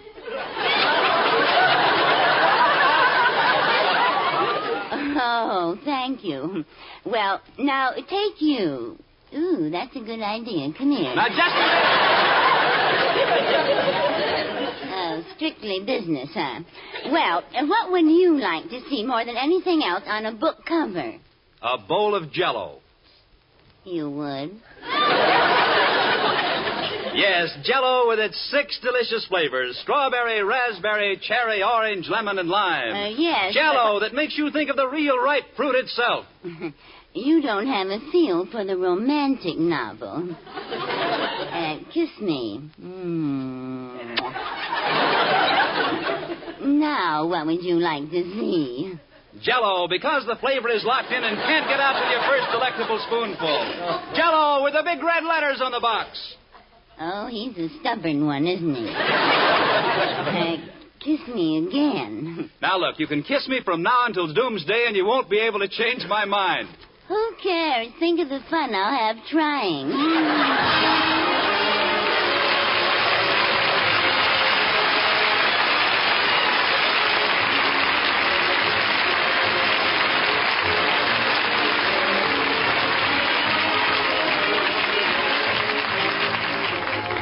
You have been listening to My Favorite Husband, starring Lucille Ball with Richard Denning, and based on characters created by Isabel Scott Rorick. Tonight's transcribed program was produced and directed by Jess Oppenheimer, who wrote the script, with Madeline Pugh and Bob Carroll, Jr. Original music was composed by Marlon Skiles and conducted by Wilbur Hatch.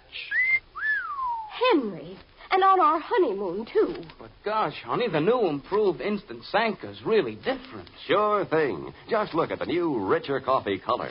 Taste the new full-bodied real coffee flavor. Discover how much less Instant Sanka costs.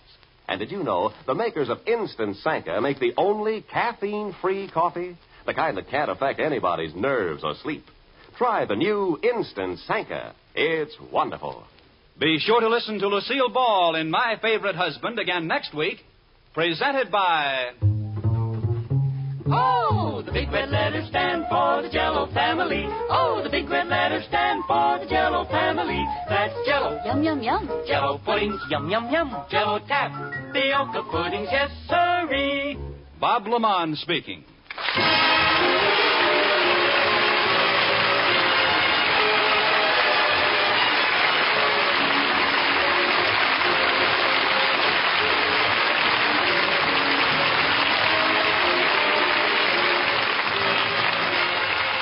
This is CBS, where you hear My Favorite Husband every Saturday night, the Columbia Broadcasting System.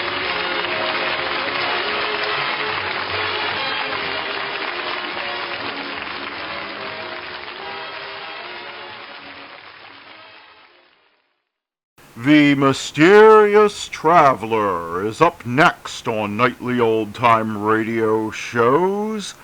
Enjoy.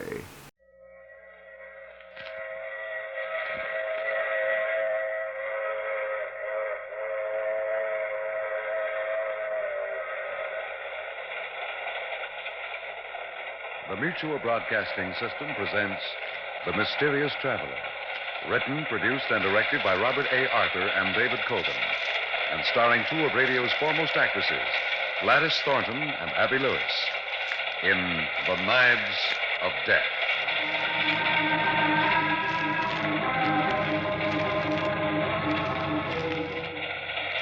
This is the mysterious traveler inviting you to join me on another journey into the realm of the strange and the terrifying. I hope you will enjoy the trip, that it will thrill you a little and chill you a little. So settle back, get a good grip on your nerves, and be comfortable, if you can, as we join two little old ladies who have one burning ambition in life. They want to solve a murder. It's a story I call The Knives of Death.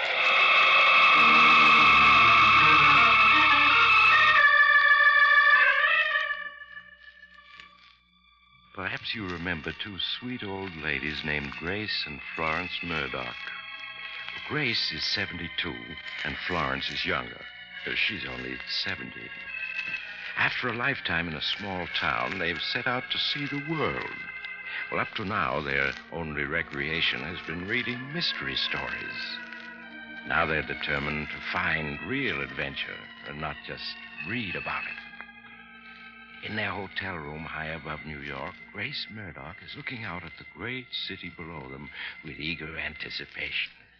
New York, Florence, think about it. We're in New York. I don't have to think about it, Grace. I know we're in New York. Oh, look at the lights, the enormous buildings, the traffic.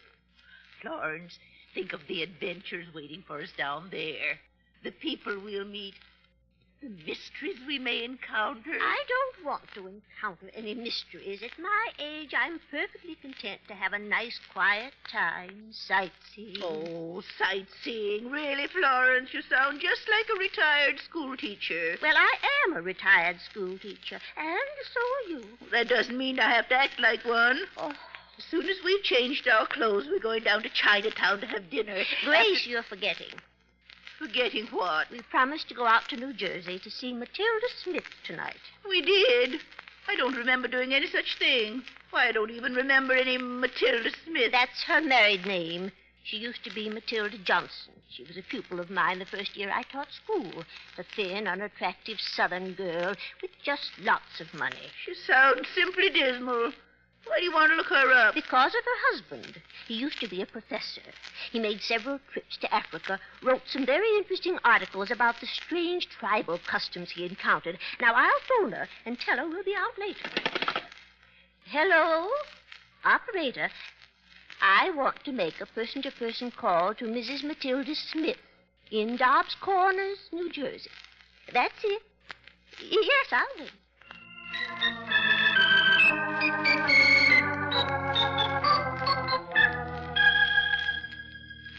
There, that's it. The chairs are all in place. Now the table to hold my notes. Will you help me move it, Matilda, my dear? But be careful of the African knife. It might... Oh, Maximilian. It almost hit my foot. I told you to be careful, my dear. There, I have it. Oh, what a beauty it is. Sharp as a razor. And notice the carvings on the blade. The greatest witch doctor in Africa made this knife. I don't want to hear about it. And I forbid you to talk about it tonight, do you hear? I forbid you. But our little gathering tonight is for the express purpose of hearing my talk on the worship of death among the Dambongi savages of Africa. And a very select group it is. The leading grocer and his wife, the owner of the local garage and his wife, Chief of Police Hoffman, all our very best neighbors. You can talk about something else. Why do you have to talk about death all the time? Death, death, death. You know how it frightens me to think about it. But we discussed all that, my dear. And we agreed that the only way to overcome this morbid fear of yours is to face it. Now, what is death? Oh, it's just a word. Nothing to be afraid of. We all must die in time, some of us sooner than others, but there's no need to cower in fear of the inevitable. But, Matilda, It's just talking this way to torture me. You want me dead. You'd kill me if you're dead, but you don't dare. You know the whole world would know the truth. My love, you're hysterical. You must calm yourself. Remember, we have guests coming in a few hours. Well, I do believe we're going to have a storm, too. Well, it'll just make an appropriate setting for my little lecture. The Dambongi savages, you know, believe that on a stormy night, Death is able to walk abroad to select his next victims. If you talk like that anymore, I'll... The phone, Matilda. Hadn't you better answer it? Yes. Oh, Florence Murdoch. Oh, Florence, yes, I do want you to come right away. No, you must come tonight as soon as you can. I want you to protect me. My husband's trying to kill me. He's trying to scare me to death.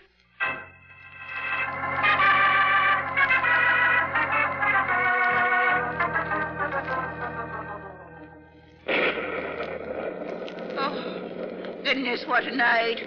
Florence, are you sure that Matilda said her husband was trying to kill her? Of course I'm sure. She said he was trying to scare her to death. Oh, do you realize that we've read over 1,000 mystery novels, and in none of them has a victim ever been scared to death? What of it? Don't you see? It's a brand new murder method. Why, Florence, this may be an adventure. It's much more exciting than a trip to Chinatown. That's a very callous attitude. I only hope we're in time to help Matilda. Over the telephone, she sounded positively terrified. Tell me again all you know about her, just in case. Well, she has lots of money, and she's very stingy with it. A few years ago, she married this professor, a man much younger than herself. Apparently, he married her for her money. He's been furious at her ever since because he can't get his hands on any of it. Go on. Well, anyway, he's very brilliant. He studied witchcraft in Africa, and Matilda is sure he'd kill her if he knew how to get away with it. Oh, taxi seems to be slowing down. Do you suppose we're actually there at last? Yes. There's one of those little glass signs on the lawn. Oh, Smith, it says. Oh. But the house is awfully dark. Goodness, I do hope we're in time.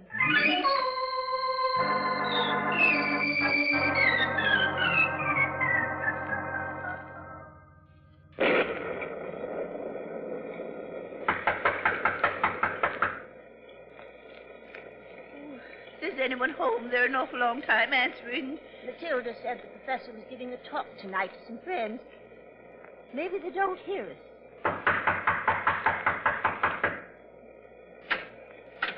Yes? Who is it? Grace and Florence Murdoch. Matilda invited us. Oh, of course. Come in, come in. We were afraid you weren't coming. We took the wrong train. We'd have been here hours ago. Oh, what a pity. Let me take your things. I'll hang them here to dry. Where's it, Maximilian? Your friends, my dear. They finally located our humble abode. Florence, it's you. Oh, I was so afraid you weren't coming. We got lost, Matilda. But how are you? Are you all right? No, I'm not all right. I'm frightened. Oh, I'm so... My dear, you must control yourself. I hope you'll understand about Matilda, dear ladies.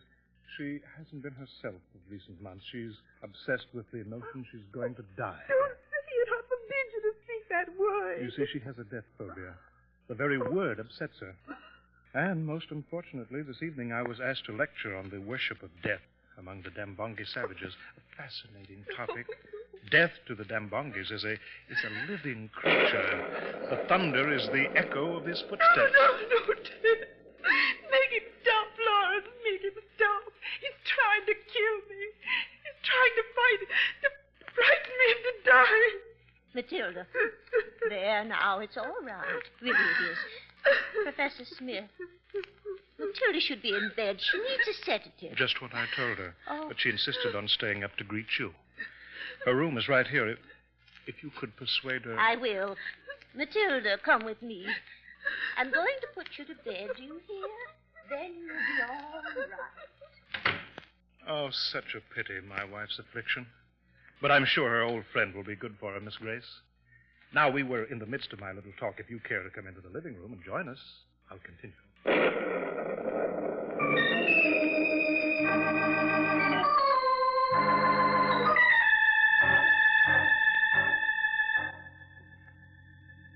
And now, my friends, having discussed the curious beliefs concerning the subject of death held by these savages, the Dambongi tribe of Central Africa, I'm going to show one of the sacred knives of the tribe. I'll hold it up here. Notice the tremendous blade, razor sharp, and the curious carving. The Dambongi believe that a knife like this is the house in which death lives, and that such a knife possesses a life of its own, and can seek out and kill a victim with no human hand touching it. That's superstition, of course. But still, strange things do happen in Africa. I'll pass the knife among you for closer inspection. Chief Hoffman, would you care to look at it? Yeah, I guess so. Handle it carefully. It could give you a nasty cut. Oh, look out. Dear me, you dropped it. Well, I have it. I have it. No harm done. Seemed to twist right out of my hand, like it was alive. The unexpected weight, of course. But perhaps I'd better not pass it around. Someone might be cut.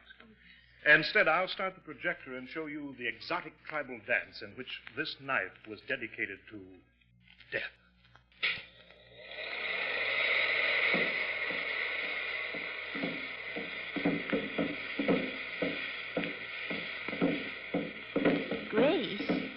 Grace, where are you? Here, to the left of the door. Oh, I couldn't see you. Sit down. How's Matilda? She's asleep. I gave her a tablet. Grace, she's frightened. She swears he'd kill her if he did. Did you lock her door? Yes, I turned out the light. And I set the catch so the door locked automatically. Why? Because this husband of hers is up to something. I don't know what. But all this talk about the death worship of Dambongi savages and the rest of it, it's pure hocus pocus. You mean it's not true? Oh, not a word of it. There's no such tribe. Look at that film. It's just an ordinary tribal dance. But he has all these people in here, their neighbors, sitting on the edge of their chairs. Then he's up to something. Yes, so we'll just stay here with Matilda tonight. Tomorrow we'll discuss what's to be done. With the door locked, she should be safe enough. Yes. The window's locked, too, because of the storm. Nobody could possibly get into that room. There, the dance is over. I'll shut off the projector. Turn up the lights. Now, friends, if any... What was that? What was that? What was it? Grace, that was Matilda. Please, everyone, remain calm. My wife may have been having a nightmare. It was no nightmare, Florence. It certainly was not, Grace. Come on. We must see what's happening. Please, dear ladies, don't alarm yourselves. Poor Matilda frequently has nightmares. Well, that doesn't sound like a nightmare to me, Professor. No, me either.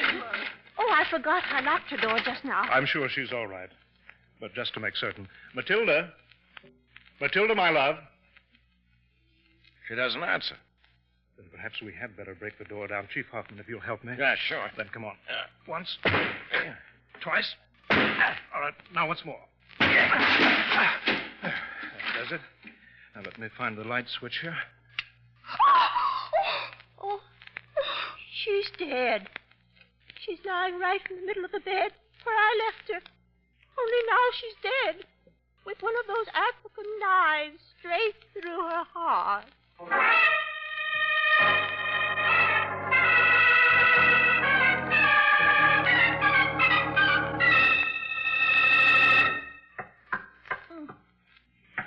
This wall's perfectly solid.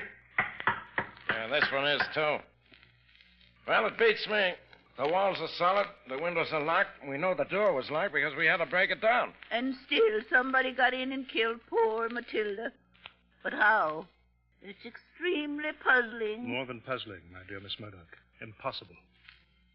Surely by now it's obvious that at last Matilda could endure her terror no longer and ended it by seeking the very death she feared. Nonsense. You mean you don't think so? Of course not. I've known Matilda since she was a girl. She was always emotional. She certainly wouldn't kill herself. Florence is quite right. Nobody who worries so much about dying ever kills himself. Then, my dear ladies, we have an impossibility. If in this tightly locked room my wife didn't kill herself and wasn't killed, what other answer remains? I don't know yet.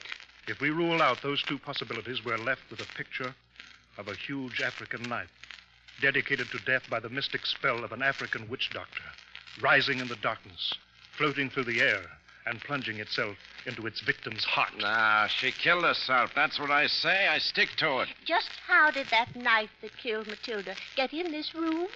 I don't think that's been explained. I brought back a pair of them from Africa. They're very rare and extremely valuable. One I kept, one I presented to my wife.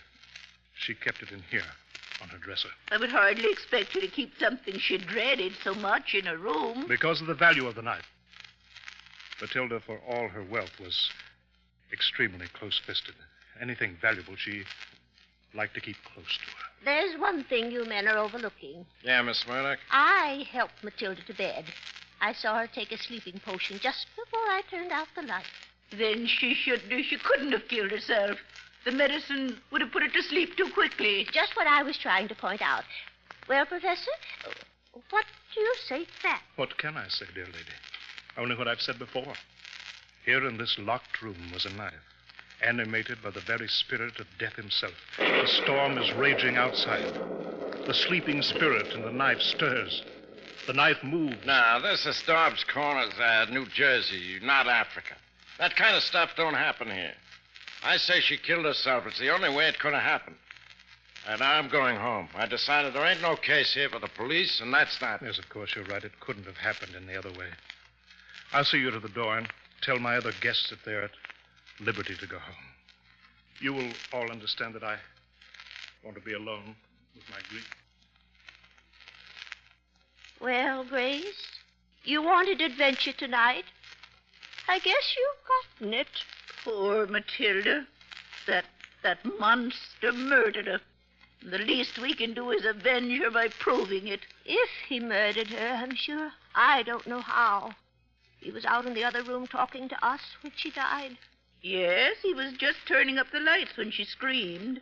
Oh, but we must try. There's the knife he was showing us there on the table in the hall. Get it for me, will you? All right, though I can't imagine why you want it. Here it is. Now, bring it over here to the bed. There now. Hold the knife close to the one that killed Matilda. I want to make sure they're identical. Very well, Grace.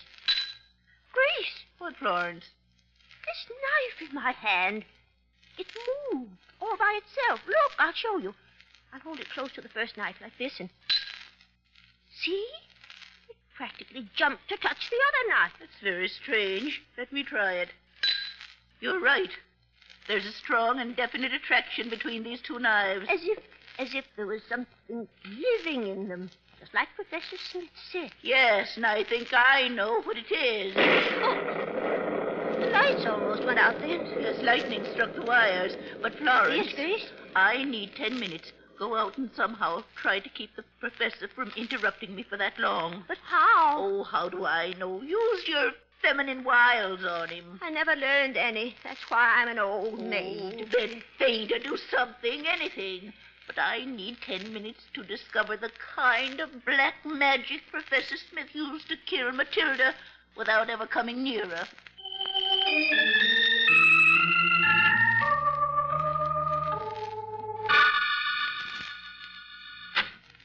Grace?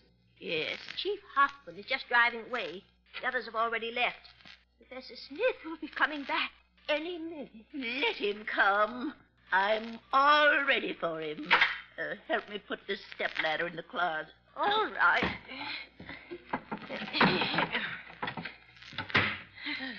But what in the world were you doing with the stepladder? I found it in the hall, and I was using it to practice black magic. Grace, what on earth are you talking about? Look around and you'll see what I mean. I don't see a thing different. There's poor Matilda's body, just as we discovered her. And everything else is the same, too. Not quite. Florence, look at the knife that killed Matilda. Notice how straight it went into her heart. Why, yes, perfectly straight.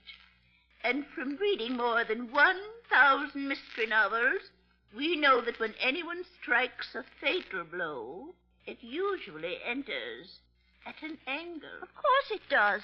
And this knife went in as straight as if it had fallen point foremost and...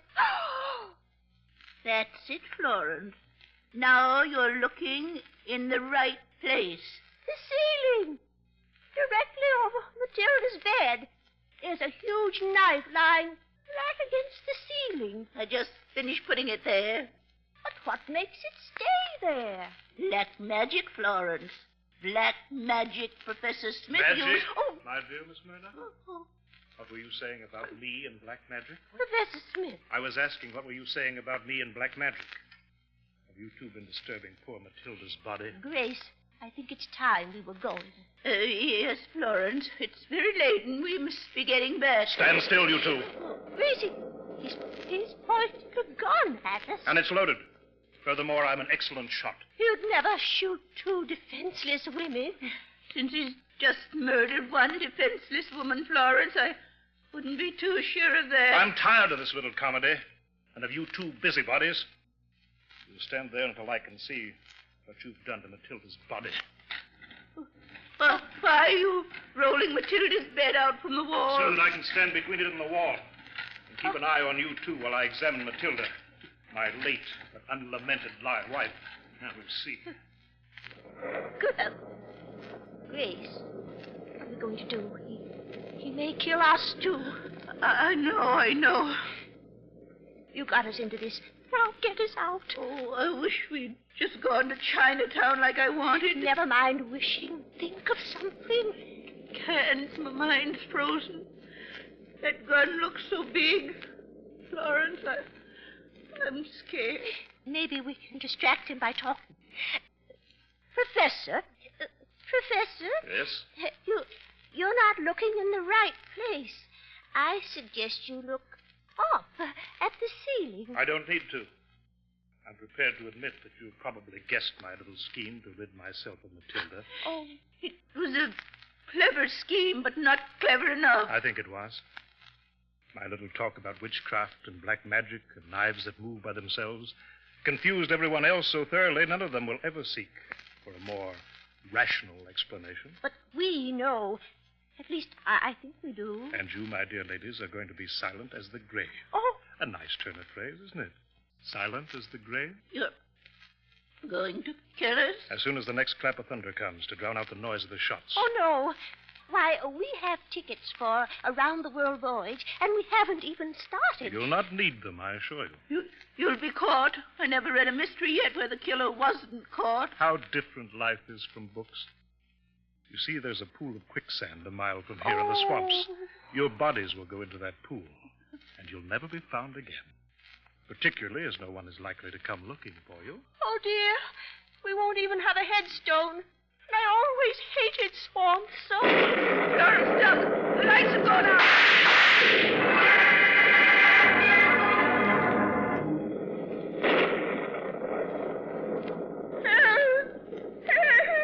Florence, where are you? Florence. I'm here. Help. Help. He's got me. Help, Grace. Help. He's trying to kill me. Florence, calm down. You're in the closet, caught in the stepladder. In the closet? Oh, I see what happened. When the lights went out, because the lightning hit the wires, I ran for the door. Only I got the wrong door. You did indeed. But where's the professor? There on the floor beside Matilda's bed. With a knife in his back. Yes, Florence. He's dead, thank goodness.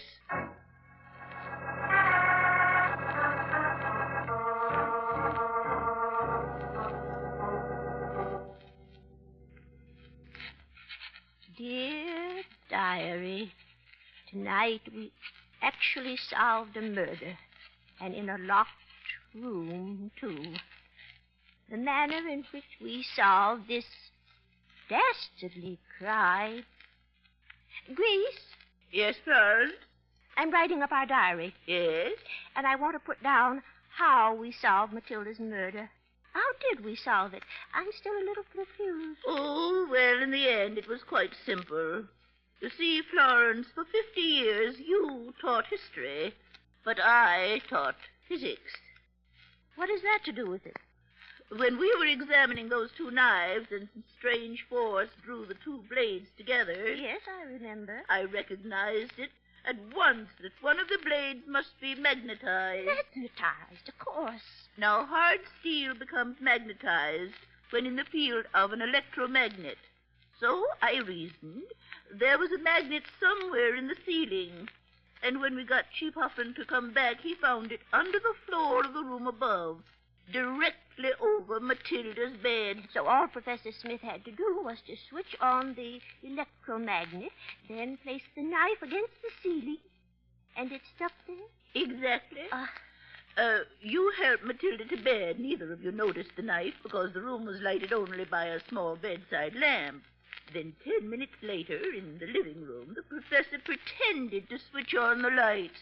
At the same time, he pressed the switch that controlled the electromagnet. And the knife fell and plunged straight into Matilda's heart. Poor thing. But how did the professor get killed? You kind of slurred over that as telling Chief Hoffman what happened. Why, in testing the apparatus, I put the second knife against the ceiling, and the electromagnet held it there. Yes? Then the professor came in and stood under it while he pointed his gun at us and waited for a flash of lightning. That was like a bad dream. But when the lightning came, the flash blinded him. We ducked. The lightning itself struck the wires, cutting off the current and causing the electromagnet to cease working. So that the knife fell and killed the professor. He was destroyed by his own evil scheme. Exactly. By his own black magic, it killed him. You might even say he was executed by heaven itself.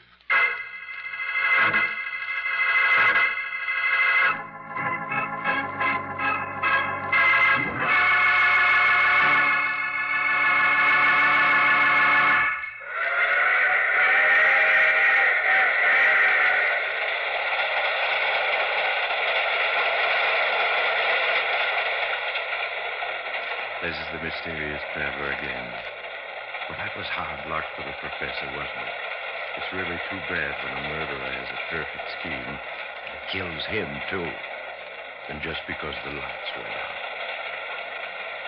So Grace and Florence Murdoch are going to London soon. If you happen to be traveling to Europe in the near future and you encounter two elderly maiden ladies with an odd gleam in their eyes, duck. Because you may be involved in a murder before you know it. You may even become the victim. Oh, that reminds me of my story for next week. A Coffin for Charlie. It's about an Englishman who inherits a coffin, $1 million coffin, which he... Oh, you have to get off here. I'm sorry. But I'm sure we'll meet again. I take this same train every week. At this same time.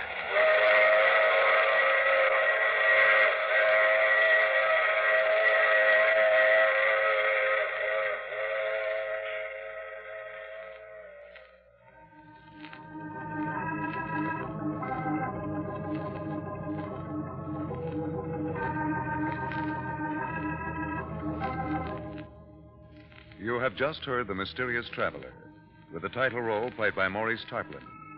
Others in our cast were Gladys Thornton, Abby Lewis, and Wendell Holmes. Original music composed and played by Al Finelli.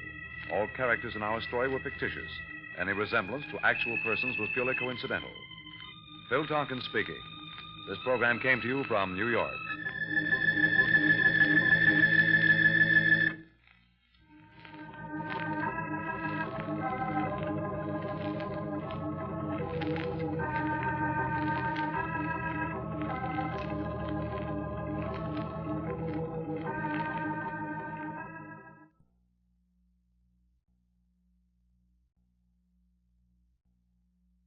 Hey, man, how about we check in with Fibber, Magee, and Molly next? That sounds good to me. The Reynolds Aluminum Program with Fibber, Magee, and Molly. The Reynolds Metals Company, makers of Reynolds Aluminum, presents Fibber, Magee, and Molly transcribed with Gail Gordon, Dick LeGrand, Gil Stratton Jr., Cliff Arquette, Mary Jane Croft, Gene Vanderpyle, and me, Harlow Wilcox. The show is written by Phil Leslie and Keith Fowler and directed by Max Hutto with music by the King's Men and Billy Mills Orchestra.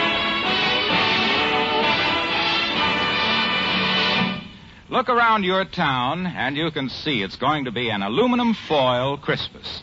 Windows and counters gleam with it. Pretty soon you'll find yourself using some of your kitchen supply of Reynolds wrap to brighten the whole house, to spread under the Christmas tree and over the mantel, to make bows for holiday wreaths, and a lover's knot for the mistletoe. You can make any little gift look precious by wrapping it in this pure aluminum foil, even an orange for the Christmas stocking. Be sure to stock up on the original and genuine Reynolds wrap at your food market or variety store. Standard 25-foot rolls and jumbo economy rolls 75 feet. At the same time, look for Reynolds Ray Glow Gift Wrap, the gay Christmas wrapping that sparkles with aluminum pigment. Don't forget Reynolds Wrap and Ray Glow Gift Wrap.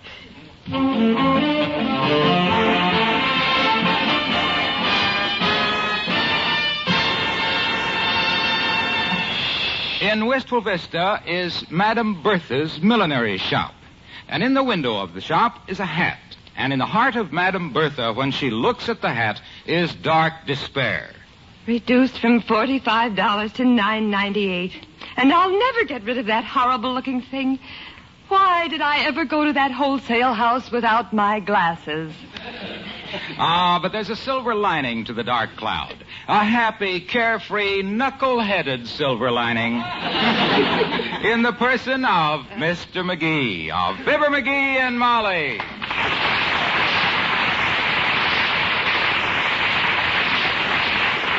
Hi, sis. I come in to get a present for my wife. Yes, sir.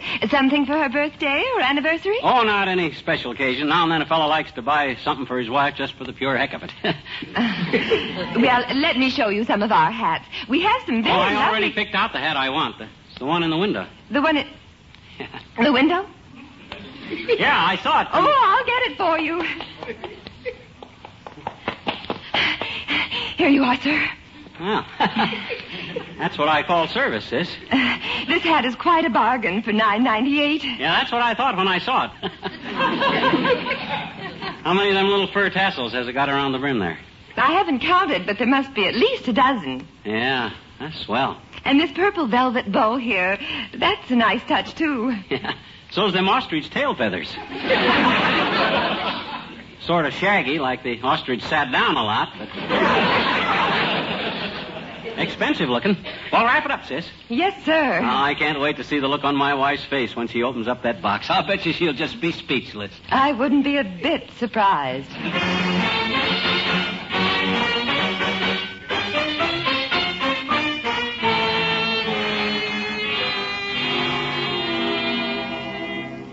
And here it is, kiddo. A gift for my sweet little wife. Open it up, open it up. Oh, Magee, you darling. A present just for no reason at all. Aren't you wonderful? Oh, I guess so, but you've earned it, Tootsie. You've been a good companion down life's highway and through the alleys. Go ahead, unwrap it. Open it up. Oh, my, this is exciting. Yeah. Well, whatever it is, I'll always cherish it and I knew it would get you. Why, it's a hat? Yep. Ain't it a beaut? I guarantee you never saw another hat like that one, baby. No, I never did. I just don't know what to say, dearie. What have I ever done to deserve this? You've been a good kid, that's what you've ever done. Boy, what a sensation you'll make when you slap that bonnet on your pretty little head and we go downtown to, hey, what you doing? I'm wrapping it back in this tissue paper. Huh? This is a special hat, and I'm going to save it for some special occasion. Huh? Like our golden wedding anniversary. Oh, I'll buy another hat by that time, kiddo. Go ahead, put it on. I'm taking you downtown to show you off. Go on, put it on, put it on. No, Magee, I'm not the type guy that he buys my wife a gift and then won't let you enjoy it on you. But I will enjoy it, sweetheart. Put it on, put it on. Well, I can't go downtown today, though. I've got to fix dinner. Ah, skip the dinner. I'm going to take you and that hat to the Ritz Vista Hotel for dinner, baby. I'll get us a table in the sump room. Yes, sir. Right in there with the society crowd. This'll be a day you'll never forget as long as you can... Oh, dear. Come in. Oh, hello, Hello, Ole. Well, hello, missus, and some of the same for you, Magee. Hi, Ole. What's on your mind, boy? I used to come by to tell you there was a meeting of the membership committee at the Elks Club. I thought you should know. What that got to do with me? Well, I was listening at the door, and I hear them say they was going to trade you to the Odd Fellas for 2 pool cues and a cuspidor. That's just talk. Hey, I got something to show you, boy. Look what I brought home today. There in that box. Did you shoot it or catch it in the trap? Neither one, Ole. That's my new hat. What do you think of it, Ole? Magee, if you're trying to start an argument, you get the wrong fella. I never argue about women's hats. Huh? The ladies will wear anything that stays on their head without thumbtacks. Well, we like to be creative. I'll never forget a hat my missus created one time. Yeah? It had tanks like ears of corn sticking up and tanks like stalks of rhubarb sticking down. And around the edge was little green things like spring onions. Sounds sort of gay. And one day it starts pouring down rain, and I say, Missus, put on the hat and we go out. The rain will be good for the crops. I cooked my own meals for a week, but it was worth it. So long, bookkeeper. So long, Ollie.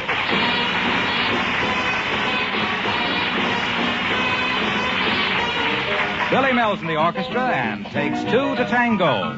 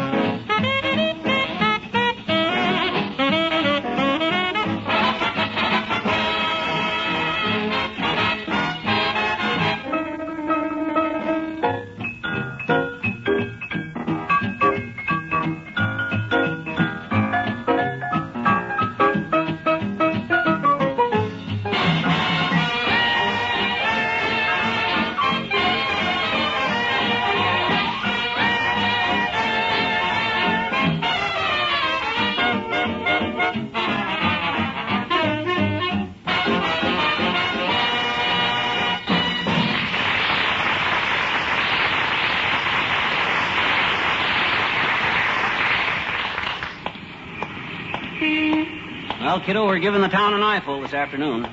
I'll bet you every woman we pass will be talking about your hat the rest of the week. Yes, dearie. How come you ducked behind the telephone post when we saw Mrs. Spradley coming? Well, she doesn't have a hat like mine. Oh? I didn't want the poor thing to be eating her heart out. Ah, you're a good kid. Always thinking of them less fortunate. Hey, here comes another woman. Sort of toss your head around so she can't miss seeing the hat. Go on. Yes, dearie. Yeah.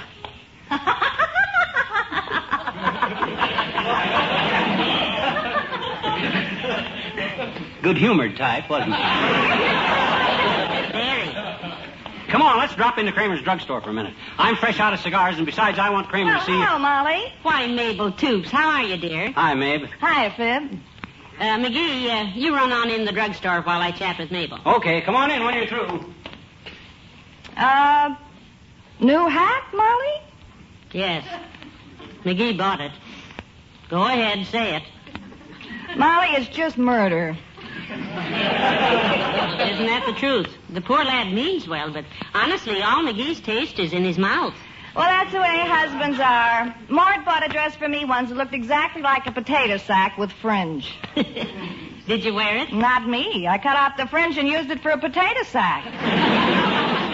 Well, I'm a little desperate, believe me. You know what? When Magee isn't looking, I'm going to fling this hat into the street and let a car run over it and tell him the wind blew it off. Well, you'll just have to do something. You certainly can't go around. Oh, here he comes back. I better go. Good luck, dear. Thanks, Mabel. Well, Kramer wasn't there, Molly, so I brought Ed Tatum out to look at the hat. Hello, Mr. Magee. Hello, Ed. Well, there it is, on her head, Ed. What you think? Wow. That seems to be the usual reaction. Yeah. Ain't it a beaut, Ed? Gee, boy, is that a hat. A good question. I wish my girl Dorothy was here to see this, Mrs. Magee. She says hats... Whoops, there it goes. Huh? The wind blew my lovely hat off. Ah, look at it sail. Landed right out in the middle of the street. Oh, my gosh, it'll get squashed by one of them cars. Yes, isn't that terrible? Oh, don't worry, Mrs. Magee. I'll get it. No, Ed, no. Come back. He'll never get it out of all that traffic. He ain't got a chance. Hey, but he's trying. Ah, the little hero. Hey, he did it. He got the hat. He's bringing it back. Ah, the little busybody. Here you are, Mrs. Magee. A taxi almost hit it, but I grabbed it just in time. Thank you so much. Yeah, I'm pretty quick on my feet like that. Comes from working out with the football squad. You young people should pay more attention to your books, Edward. Come on, Magee. So long, Ed. Bye. I wonder what she meant by that. I'm sure glad Ed was around to get that hat because, hey, what time is it? About 1:30. We'll hit the sump room about 6 o'clock for dinner. Oh. So we still got over half an hour to parade around and give the natives a treat and buy Hello, George. pal. Hi. Is that you, Molly? Hello, Mr. Wilcox. Hat slipped down over my eyes. Yeah. I bought it for her, Harlow. I wanted to get her something kind of different, something that people would notice. Pal, you got it. Well, you said it. How did you ever happen to decide on a hat, though, pal? Huh? I mean, with all the tremendous assortment of gifts the stores have to offer this year, why a hat? Oh, I don't know. I happened to be passing the bonnet bars, and I thought Molly'd look good in this hat, Well, so there's I just about every kind of gift you can think of to make modern living easier and pleasanter these days, Yeah, but electric mixers, roasters, broilers, toasters, washing machines. Well, I don't think Molly'd look good in the washing machines, A hat is more comfortable. Drier, too. Yeah. Well, I'll tell you, I've never seen a greater abundance of gifts for Christmas than this year. Is that so? Yes, and naturally, this is due in a large part to our having abundant aluminum. Having what, Junior? Abundant aluminum. Oh, that's the best kind, Mr. Wilcox, yes. Oh, sure. I'll say it is. That redundant aluminum, that's great stuff. No, pal, not redundant. Says you. Well, anyhow, like I say, aluminum has been made plentiful by competition, the competition that Reynolds started in the industry. Your household appliances work better and last longer because aluminum makes them rust-proof and chip-proof. Yeah, that's the redundant aluminum that does that, Molly. Redundant. Abundant. Sure. Anyway, anything made of aluminum is light, strong, and economical. You save weight in the product and save money in your pocket. So remember, this year, just let the gleam of aluminum guide your Christmas shopping. Ah, that's cute. Isn't that cute, dearie? I didn't care for it. Now, look, there's more than ever for all your needs because the Reynolds Metals Company put competition in the industry. Competition that pushes production up and keeps the price low. That's why your best Christmas buys are made of aluminum. Remember, you'll really fare well if you get aluminum for Christmas. You'll really do what? Fare well, pal. Farewell, Hilo. Well, let's go, Molly. Farewell, kid.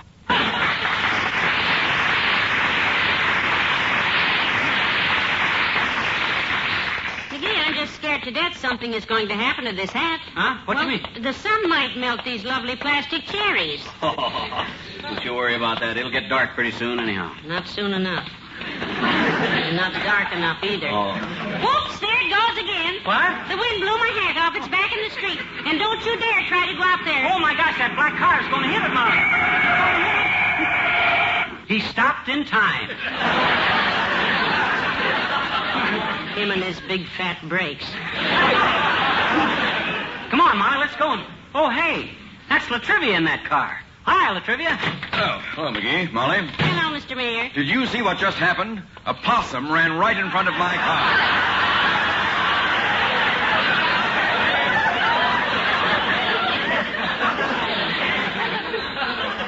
That was no possum. That was my hat. Hat? Are you sure? Why, sure, she's sure. I'll get it and show you. Well, it's hard to believe that was a hat.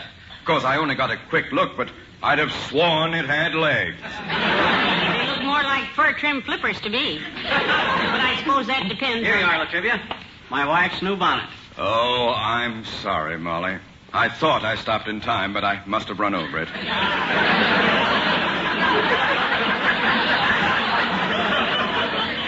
Oh, that is a ghastly mess. You never touched it. Huh? Oh, you're holding it in a poor light, McGee. Let me look again. Yeah. Oh, yes, I see now that it's quite attractive. Very handsome indeed. It's no wonder you're a successful politician. What's going on down at City Hall now, Latriv? You still firing strangers and hiring nephews? No, McGee. I'm busy at the moment with a worthy civic project. Oh? Getting together Christmas contributions of food and clothing for our needy. I'll contribute my hat. Oh, they're not that needy. I mean, it's mostly food they need. They have had. All of them? Well, how's this project coming along, Latriv? Oh, quite well, McGee. I'm also making a list of people who will be asked to contribute financially. The amount to depend on their standing in the community. Now, Mr. McDonald of the Third National Bank is down for $500. Mr. Sad Sam Korshak of the used car lot is down for $12,000, and so on. Well, don't forget me, boy. When us prominent citizens is asked to rally around, I always want to put in my 2 cents worth. Oddly enough, that's just the amount I have you down for.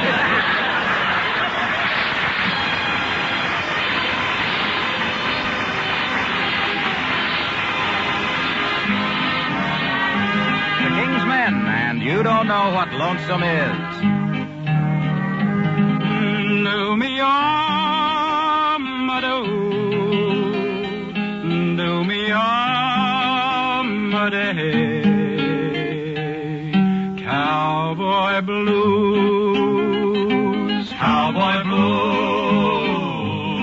When the hoot owl toots his tooloo to the wail of the nipwick hen, and the ching fung chirps in the chilly night, it's mighty lonesome then.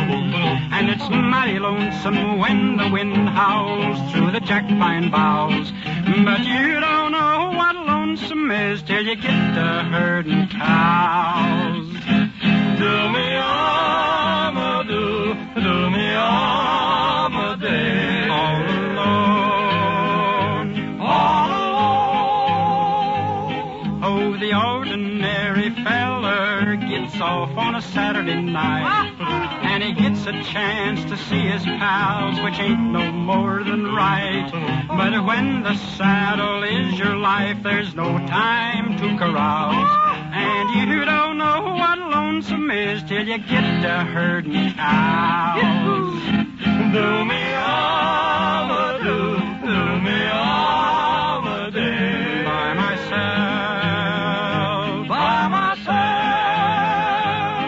Now you may often wonder why a cowpoke sings so sad.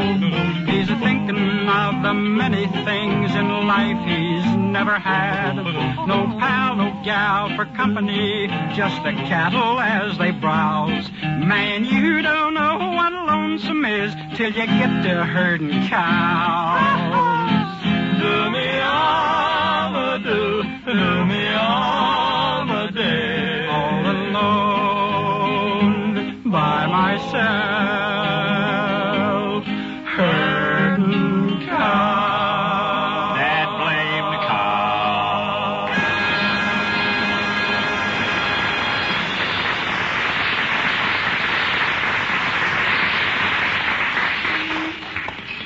Well, it won't be long now, kiddo. A couple more blocks to the Ritz Vista. Yes, dearie. Boy, oh boy, I can't wait to barge into that sump room with all that rich crowd sitting there, slip the band leader a buck for a roll on the drums, and have him throw a spotlight on you in that hat. Ha! I'll just destroy myself. That's what I'll do. What'd you say? I said I'll enjoy myself. That's what I'll do. I'll tell you you'll enjoy yourself. Look, dearie, I have to duck in the beauty shop here and get a refill for my lipstick. Hold the hat till I come out, will you? No, wear it in there. It'll knock their eyes out, Tootsie. I'll wait here. All right, I won't be long. Oh, dear. There goes a good kid. Look at her holding the hat behind her as she walks in the door. Wants to surprise him, I guess. She is the cutest. Hi, mister. Huh? It's me, Teeny. Hi. Oh, my gosh. Hello there, Teeny. Hi. Gee, this is a pleasant surprise, sis. Mm-hmm. I haven't seen you in a long, long time. Say, you You haven't grown much, have you? No, I stayed just about the same. Mm-hmm. That's a very pretty red purse you got there. All stuffed full of stuff, huh? What's it full of, money? No, just the usual things us women carry in our purses, mister. Oh? A hair ribbon and my Mickey Mouse rich watch and hunk of clay from our class and some bones. Bones? Sure. Oh? Me and Willie Toops use bones in manual training. Yeah? What do you use them for? To train him with. Who? Willie Toops' dog, Manuel. Oh! Me and Willie are training him just wonderful, I bet you. Yeah? What you training him to be? A bird dog? No, we train him to be a Sheplin pony. Sheplin ponies are lots of fun, I bet you. I see. So you're training a dog to be a pony, huh? Mm-hmm. Well, as the mortician said when they brought him a dead elephant, that's quite a large undertaking.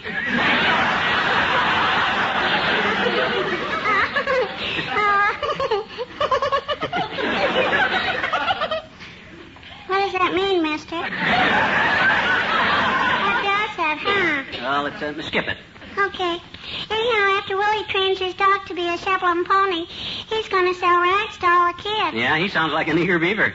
No, he's just a lazy Airedale. Well, I don't mean the dog, I mean Willie. So do I. Oh. He is the laziest. Say, you know what? No? Willie's in the 3rd grade again this year just because he's lazy. Yeah? Flunked out, did he? No. Oh? He got promoted to the 4th, okay, but he just didn't want to walk upstairs.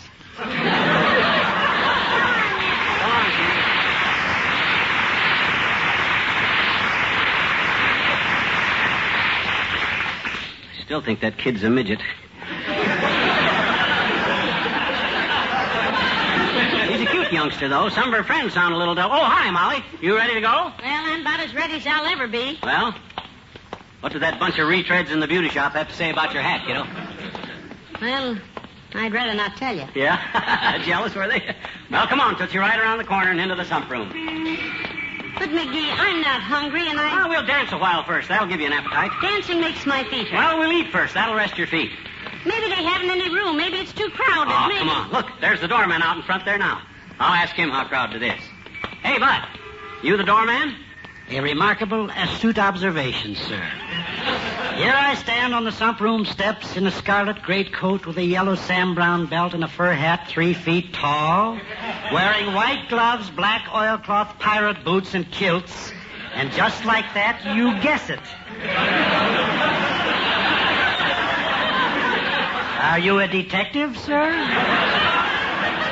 No, just got a quick eye, Bud. I suppose it's impossible to get a table in there, sir. Isn't it too crowded? Well, now that depends on who... Say, you're kind of cute. You know that?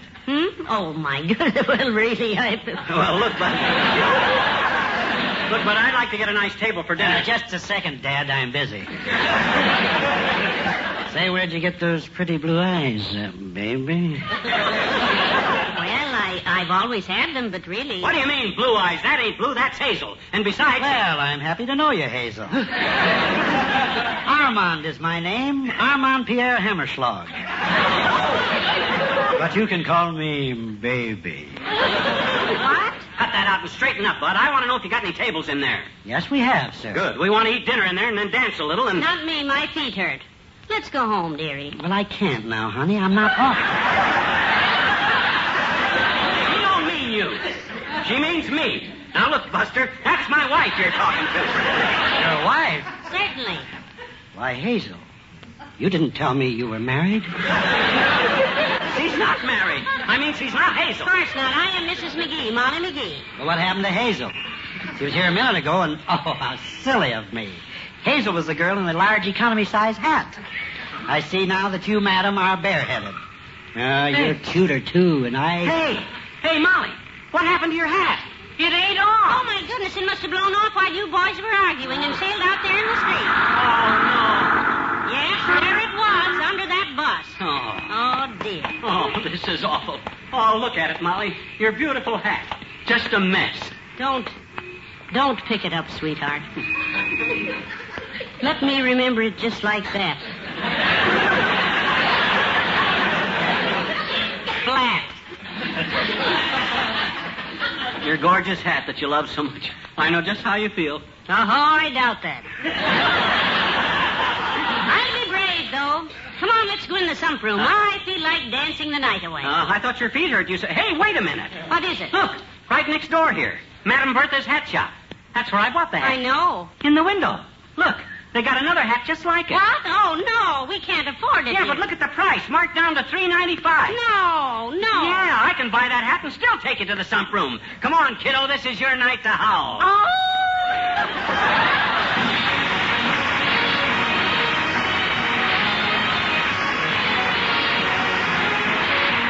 Fibber and Molly return in a moment. Winter is the time for farmers to plan their next building projects. And the best plans start with Reynolds Lifetime Aluminum Roofing and Siding. Aluminum stretches farm profits two ways. It cuts down operating costs because it's rust-proof and permanent without any painting. And it steps up production because aluminum reflects heat, keeps poultry and livestock warmer in winter, cooler in summer. So start your building projects with Reynolds Lifetime Aluminum in mind. To help you, we'd like to send you free our aluminum adapter plan that tells how to use aluminum roofing and siding with standard blueprints of farm buildings. For your free copy, just write FARM on a postcard with your name and address and mail to Reynolds Metals Company, Louisville 1, Kentucky. That's Reynolds Metals Company, Louisville 1, Kentucky.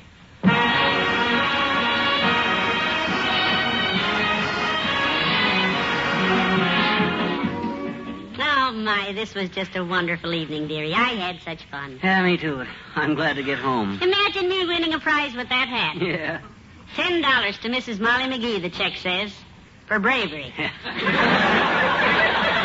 I told you that hat was a winner, kiddo. Who was the woman who screamed and fainted when they handed me the prize? Madame Bertha. Oh? Yeah, good night. Good night, all.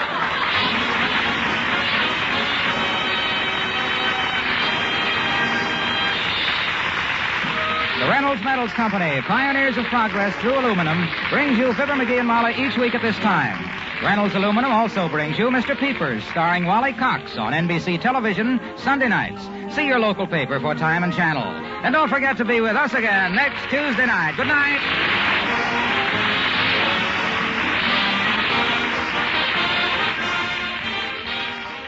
The preceding was transcribed. Tonight was transcribed. Tonight was transcribed.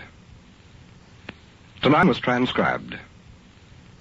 Enter the world of Detective Noir with Philip Marlowe, up next. A startled corpse, a blue-eyed woman, and a cryptic message scrawled by a dying man, were the pieces of a Chinese puzzle that wouldn't fit together, until I found out what was deadly about the orange dog. From the pen of Raymond Chandler, outstanding author of crime fiction, comes his most famous character as CBS presents The Adventures of Philip Marlowe.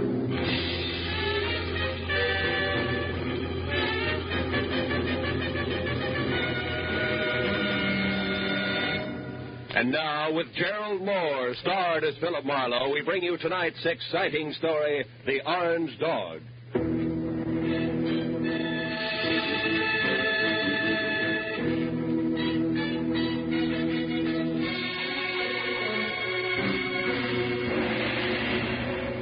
By 6 in the evening of a very slow day, I'd resigned myself to the business of no business. So I took my feet down from my desk, switched off the lights, and started out the door for home with the prospect of a nice, quiet evening ahead of me. But I didn't make it, even as far as the door. Oh. Hello, Philip Marlowe. Marlowe, my name is Shelley Martin. I'm at 8412 Los Feliz, a private residence. I want you to come out here right away.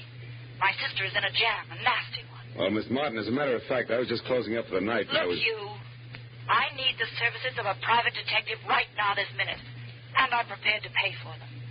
There are plenty of others in town. Are you coming or not?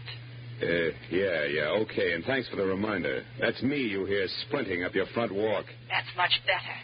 And Marlowe, bring your brains along. You're going to need them.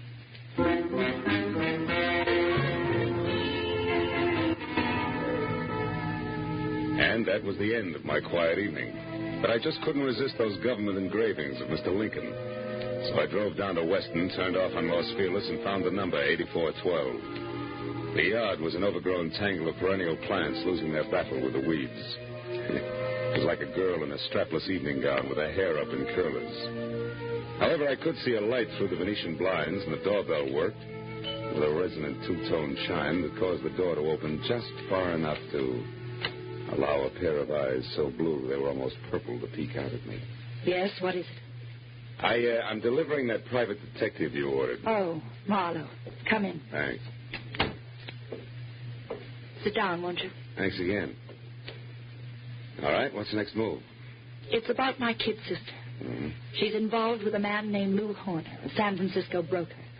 She's quite deeply involved, I'm afraid. Oh? You see, some very strange things are going on, Marlowe, and my sister is a naive kid caught right in the middle of them. Yeah, I see. What sort of strange things, Miss Martin? Shelley. Sweet. Well, to begin with, when I arrived from San Francisco today, my sister called me and asked me to meet her here in this house. When I got here, the lights were on, the radio was playing, and the front door was open. But the place was deserted. Whose house is it, Horner's? No, I think she said it belongs to a friend of his who's in Europe now. This Horner person uses it when he's in Los Angeles. Well, couldn't they have stepped out for a while? Mm-mm. You know, you don't look the type, Shelley, but maybe you're just panicky, huh? No, I'm not being panicky. All right. Where's the nasty jam? Right behind the couch. Take a look. Okay. But, you know, I see what you mean. Who is he, Shelley? How'd he get here? Maybe it's Horner, I don't know. I tried to search him, but I couldn't. Mm-hmm. Well, it wouldn't have helped anyway. Whoever shot him cleaned him out. No wallet, no papers, nothing. I found this magazine lying under his hand. Look here. Mm-hmm. He must have written this just before he died. Where's that? Here. Oh. It says, call Marion tonight about the orange dog, a foe. Orange dog, a foe. For what? That's why I called you, Phil. Marion is my sister. And whatever the orange dog of foe is, it must be awfully important. We've got to find out what it means, Phil, for Marion's sake. So far it means murder, honey, and that's for the cops. No. Well, all right, call them. But keep Marion's name out of it. A thing like this could destroy her. But look, maybe she pulled the trigger on our friend here. Maybe, but I don't think so. She's a sweet kid, Phil. Give her a break. If I'm wrong, I swear I'll help you bring her in myself. Is that fair enough? Okay, Shelley, it's a deal. It makes just as much sense as the orange dog of foe, but no more.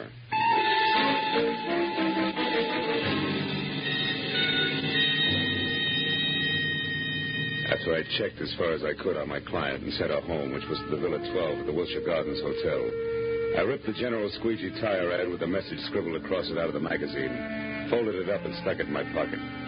Next, I called Lieutenant Ibarra at Homicide and told him where I'd found a body, probably named Lou Horner, leaving out all the details about Shelley, Marion, and the orange dog. Then I started out the door, but got back as a shadow slid across the walk. I caught a glimpse of a large, ugly head of long, dirty hair set on a small, ugly body that was moving fast.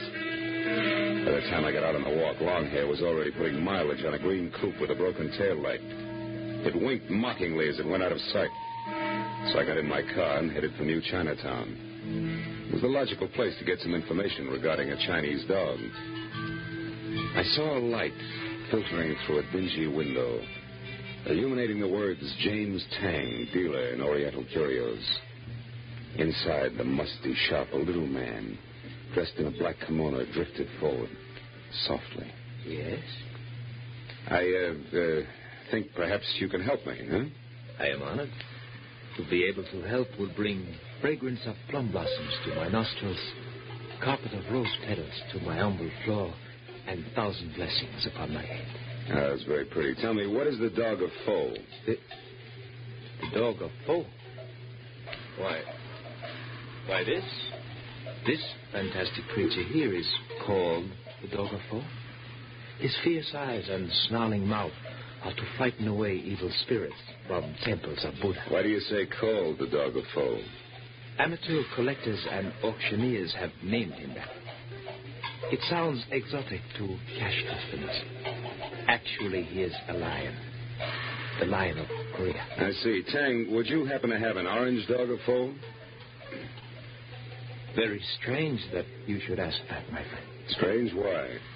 Reason number one. There is no authentic orange dog or foal. That's a good reason. Why not? Because to Buddhists, orange is color of sorrow. The piece you speak of could not possibly be authentic. What's reason number two? You are second person to inquire after this non-existent orange dog or foal within the last few minutes. Was it an ugly little man with long hair? Quite contrary. It was a very pretty girl with short hair. Was her name Marion? She made point of not leaving her name. Now, that proves something. However, my friend, old Chinese proverb, loosely translated, says a little knowledge is the instrument of a fool.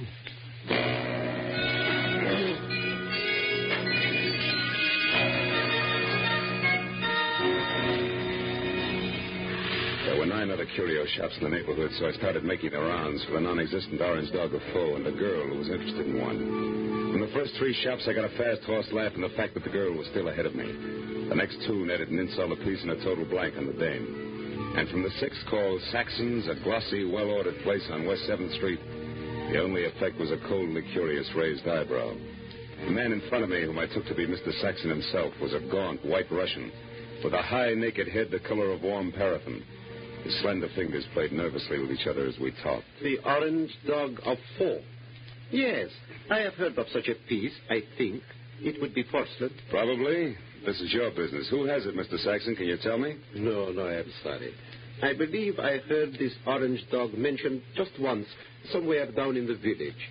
But I'm sure I could never remember who spoke of it or when. Oh, no idea of its value then, huh? Now that you mention it, I seem to remember the figure 20,000.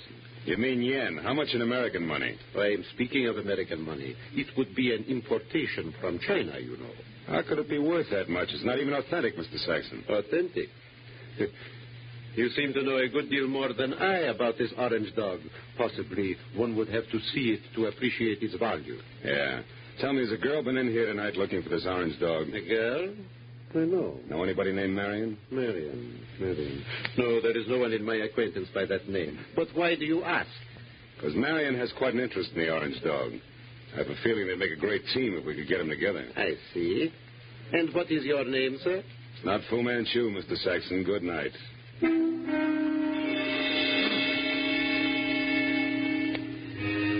Saxon's expression didn't change. I turned and walked out of the place, and then because, with both of us using double talk, the conversation was bound to deteriorate. At least I had found out that the orange dog of foe existed and was going for a very high figure, especially for a phony. And it didn't take an abacus to figure out that Saxon knew more than he told me. Well, I started up the sidewalk to the next bric-a-brac emporium when I saw something parked on the side street which brought me to a halt. It was that green coupe with the broken tail light. I went over to it, found it empty, and stuck my head inside to check the registration card for Longhair's real name. Yeah, it was a very foolish move because Longhair at that very moment prodded my kidney with the muzzle of a .38. And neither he nor the gun had a sense of humor. All right, Mr. Wise Guy, come on, walk. You and me are going up the alley here. What's the matter? Don't you feel at home in the light? Shut up. I don't like it much anyway, so you better ease off with the smart sands. Okay, this will do us far enough. Well, Mr. Wise Guy, did you find what you're looking for? You mean the orange dog, Shorty? The answer's no. The orange dog? So that's where the plates are. What plates? You're working for Horner. You don't know what plates. Look, chum, when you get your next haircut, have your brains dusted off. Nobody works for Horner anymore. Horner's dead. Dead? Since when? What's the surprise act for? You saw the body. You were sneaking around that house on Los Feliz. In fact, you might have killed Horner yourself. That body wasn't Horner. Why, Horner is 3 times the size of that guy on Los Feliz. He's bald. Also, he's so dumb he can't remember his own phone number. Oh, hold it. I'm looking for Olvera Street where I told Ozencho. I'm sorry, gentlemen. I don't want to... Hey, wait, I'll blow your brains out. All right, now, come on, Mr. Wise Guy. Tell me what Horner's got on his mind. You know all right. I saw you taking orders from this girl. You mean Shelley Martin? Who else? Thought maybe you meant Marion. Right. Who's Marion? Shelley Martin's sister, and don't let her worry you. Marion's got the orange dog eating out of her hand. You don't say. It ain't funny, mister. It's just peculiar. Because Shelley Martin don't have a sister, I know. So it seems like you're a very mixed-up character. In fact, Mr. Wise Guy, you're so mixed up, you're no good to me at all. So get over there with the rest of that.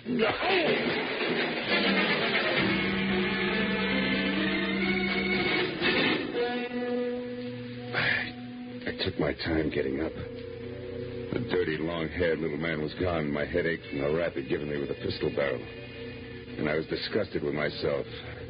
Dry, dirty, disgusted like a drunk at sunrise because a nasty little jerk with an oversized head and a blue-eyed dynamo with auburn hair had me jumping through hoops like a trained ape. I stood in the alley and swore at myself until the futility of that routine dawned on me. Then I decided to go hunting. But I made one stop first at a telephone to at least get Ibarra off my conscience.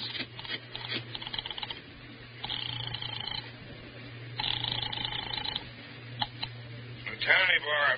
Marlowe, Lieutenant. I just found out that body on Los Feliz isn't Horner. I knew that an hour ago. Huh? The body isn't Horner's, and Horner is no broke. He's a counterfeiter, a big one. Oh.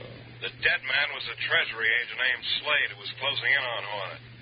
So if you've got anything you haven't told, Phil, you better get it off your chest. At this point, it's a pleasure. A girl named Shelley Martin's calling the signals about now, and she can be found at Villa 12, Wilshire Gardens Hotel.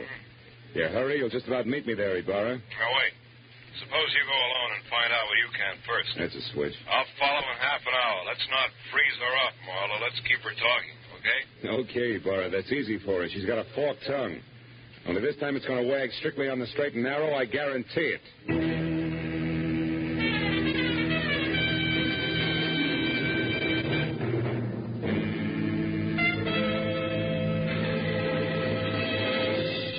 In just a moment, we will return to the second act of the adventures of Philip Marlowe. But first, it's no mystery that hunger and cold confront many families abroad this winter. CARE will help feed and clothe these needy people. CARE, the safe, sure, non-profit way to send supplies to Europe and Asia. A check to CARE for $10 will send a 21.5-pound, 41,000-calorie food package, or a baby food package, or a layette, or a baby blanket package, or material for clothing. CARE guarantees delivery. You get a signed receipt that your package has reached its destination. Write your check tonight. Mail it first thing in the morning to CARE, C-A-R-E, 50 Broad Street, New York City. And now, with our star, Gerald Moore, we return to the second act of Philip Marlowe and tonight's story, The Orange Dog.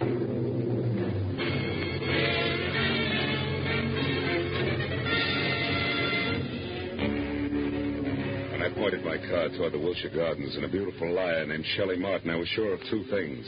The plates that Long-Hair had wisecracked about just before he piled me into a row of garbage cans were the engraved kind that counterfeiters use to make money the easy way. And second, both Long-Hair and Lou Horner were racing for the plates as well as the Orange Dog, which could be one and the same thing. But 20 minutes later, as I pulled up near Villa 12, which was strips of yellow light, raised voices drifting out of half-open Venetian blinds, I forgot about the gentleman involved and concentrated on a lady who didn't have a sister called Marion. I went around to the back of the villa where I found the service door unlocked and the kitchen beyond dark. And when I entered and quietly moved to a spot near the living room where I could see Shelley snapping at a pompous, excitable man with a red face, I figured that a little eavesdropping might pay off.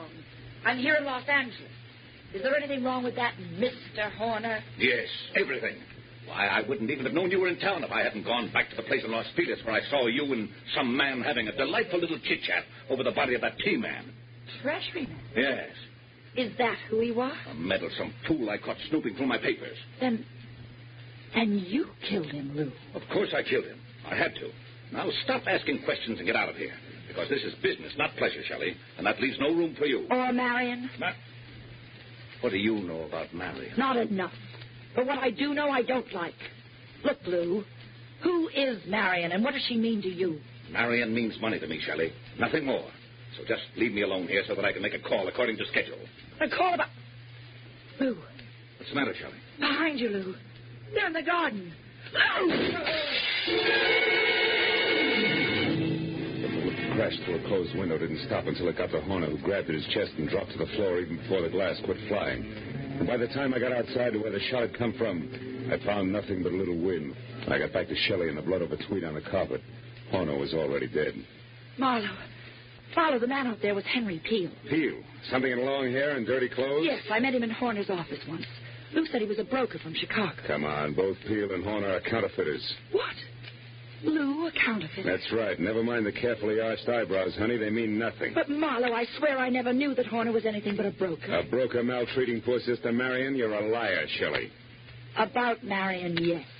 I haven't even got a sister. But from there on out, I'm telling the truth, Phil. And tell some more and fast. All right, here it is. Lou Horner's been my boyfriend. And, checkbook? For the past year and a half. But about a month ago, he suddenly stopped being very attentive. And I couldn't figure out why. So you decided to keep your big blue eyes wide open, huh? Exactly. And it paid off. Because I found out that, 1, he had taken better than $20,000 out of his bank account. 2, that he was coming down here to Los Angeles. And 3, that an item named Marion might be beating your time. Yes. And that part of it upset me plenty. Until 10 minutes ago. But then I found out that Horner here was a murderer, and that, Marlowe, I don't buy. 3 cheers for the all-American girl. Oh, skip it, Marlowe. I'll live my way, you live yours. Don't worry, honey. Nobody wants to change places with you. Hey, look. Why does Horner wear a little rubber band on his little finger, do you know? Oh, he had a bad memory. Used every kind of gadget in the books to keep himself from forgetting things, especially numbers. Oh. Well, for example, that rubber band might mean 10 o'clock. How do you figure? Like 5 and 5. The fingers on each hand, reading from left to right. He used things like that. Wait a minute. Horner was going to make a call to Marion just now, and the message the T-man left was... Call Marion tonight about the orange dog of foe. Shelley, baby, where's your phone? Fast. Come on, it's 10:15 already. Oh, it's out there in the hall, Marlowe. Oh. What are you talking about? A line, honey, a line on your ex-sister, Marion.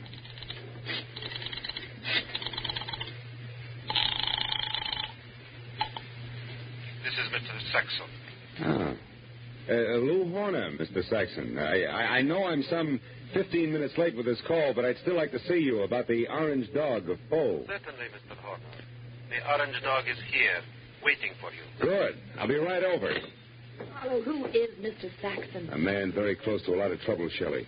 Now, look, you wait right here for the law, and in particular, one Lieutenant Ibarra. Tell him nothing but the truth about Horner and what he meant to you in dollars and cents, and you may be all right. But where are you going, Marlowe? To a curio shop on West 7th Street to see, among other things, the orange dog of foe.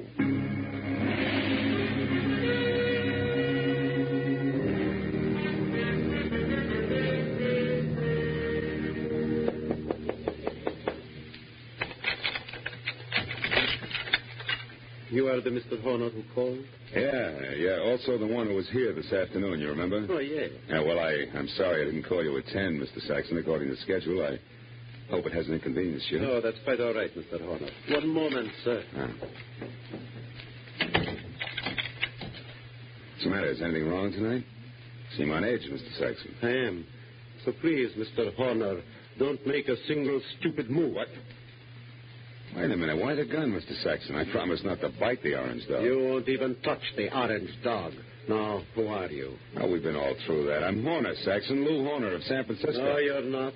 Horner would have had no reason to wander around curio shops as you did this afternoon, asking any and everybody about the orange dog. Now, once more, who are you, and where is the real Lou Horner? All right, we'll take them in that order. I'm a private detective named Philip Marlowe, and Lou Horner's a corpse.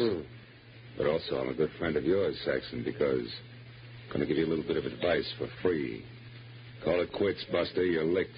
What are you talking about, Marlowe? The T for Treasury man named Slade. Before he died, Saxon, he talked. I see. Yeah, and believe me, he said enough to put you away till orange dogs are as popular as lifesavers. And what do you say, Saxon? Do we play it smart? Very well, Marlowe. We will play it smart. My kind of smart. Now, turn around and walk through that curtain there. I want to show you something. Orange dog, maybe? Yes. The orange dog of foe. I want you to see it for yourself before you die. Saxon said die like it already happened. And after he relieved me of the comforting bulge of the gun in my pocket and marched me to a large, windowless room that was a little darker than the lining of an 8-ball, he told me to stand very still. Then he turned on a single lamp that rested on a large, scarred table. And next to it, an ordinary shipping crate and cushioned on all sides by white wrapping paper. I finally saw the orange dog of Foe. It was a porcelain lion, pop-eyed and majestic in a crazy way. And also it was colored orange, bright and clear. But now that I'd seen it, I knew that the next move was Saxon's. And I turned to face him. It was then that I noticed the black curtain behind him moved slightly. And Longhair quietly stepped into the room. This Mr. Saxon did not know about. Well, Marlowe, now that you have seen the orange dog for your first and last time, what do you think of it? He thinks it's just jet dirty, mister. Now drop your gun before I blow the top of your head off. Go on, drop it. It's better. Now sit down there and stay put. You, Marlowe, get across the room. Okay. Thanks for showing up, Peel, before Saxon here ran out of small jokes. Don't kid yourself, Marlowe. I didn't just show up. I've been right behind you all the way. That's how I work. So what do you want, Peel? A couple of very fine engraved plates that I've been after for 6 months now. Plates which could be in the orange dog of Foe? No place else but. Or did you think that maybe the late Mr. Horner wanted as an ornament? But that's all it is. There are no plates in the orange dog. It is only a collector's item. Now, you're a liar, Saxon. And I know the best way to prove that. Marlowe, pick that thing up and toss it against the wall. No, don't. I tell you, there's nothing in it. Toss it, Marlowe. Go on. Okay, Peel. Now we'll see who's right about the plates being hit. Nothing, huh, Peel? No. Nothing. All right, Saxon, get up. I want to know what the plates are, so I'm going to count to 3. That's how long you have to live if you don't tell me. No. Peel, believe me, there are no plates. 1, 2. Hold it, Peel. Wait. Here are the plates. Here. In this jeweled box. Look, right here, under your nose. Is he out, Marlowe? Yeah, he's out, all right. They took the light with him, too. Is there another lamp in here? No, there isn't. Nor is there another gun. Why, you stinking little... Wait a minute, those sirens, Saxon, they're heading this way. Police? Yeah, the police. Looks like sooner or later everybody gets together in the back room at Saxon's, But not everybody stays here, so I'll take this wrapping paper and leave now. Wrapping paper? The stuff that was around the orange dog? Yes, a sample of the best grade of counterfeiting paper made, Marlowe. And that's what Horner was supposed to buy, not plates. Those he got a month ago. Still makes you a crook, Saxon, and one who'll never get past the front door. Oh, no, we'll see about that. Marlowe! Keep shooting, Saxon, in the dark. You got 4 shots left. You filthy maggot! Only one now, Saxon. That's number 6. You're through, Saxon.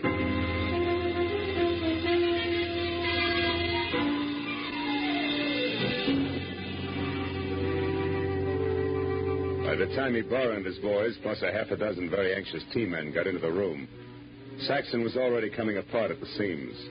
But after a half hour of steady questioning, he split wide open and led us all to a basement hideout where the T-men went wild over a few thousand sheets of A1 counterfeiting paper. But an hour later, after Peel, who admitted murdering Lou Horner, and Saxon, who was ready for the nearest straitjacket, were both in a lockup, there was still the problem of the glib lass from San Francisco. But finally, when Shelley, Lieutenant Ibarra, and I stood under the green light of the globe in front of police headquarters, I knew that the girl who technically was only guilty of withholding information from the police was not going to spend any time in the pokey. Because, after all, I was more or less guilty of the same thing. Besides, Lieutenant Ibarra was still interested in the others. Well, Marlowe, it looks like the whole business actually boils down to a single transaction between Clay Saxon, who had the counterfeiting paper, and Lou Horner, who was supposed to buy it. That's right, Ibarra. But Horner, who must have made his contact with Saxon via some middleman in San Francisco, only had a telephone number and the password, the Orange Dog of Foe, to work on here in L.A. But how'd you get hold of that number, Phil? From the message the T-man left before he died. You mean you actually called someone named Marion? No, honey, I just dialed Marion. M.A. Madison. R-I-O-N. 7466. Madison 7466. You get it? Yeah. Another one of Horner's screwy memory tricks. Like the rubber band on his 10th finger. Hey, that's pretty good, Phil. Oh, it's an old gimmick, really. I read it in a dozen detective stories. Well, you know. And maybe I ought to read some of those. Well, good night, fella. Look for you tomorrow. Good night, Lieutenant. Well, Shelley, do I show you the way home? No, Marlowe. Aren't you hungry or thirsty or something? Yeah. I guess I am at that. Well, I know just the place for us, darling. Oh? It's a cute little place right smack in the middle of Chinatown.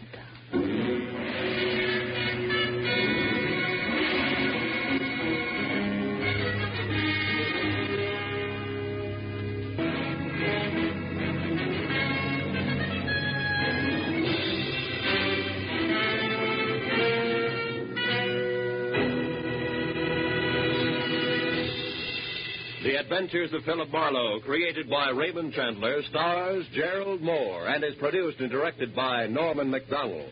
Script is by Mel Dinelli, Robert Mitchell, and Gene Levitt. Featured in the cast were Francis Robinson, Edgar Barrier, Tony Barrett, Lou Krugman, and Ed Begley.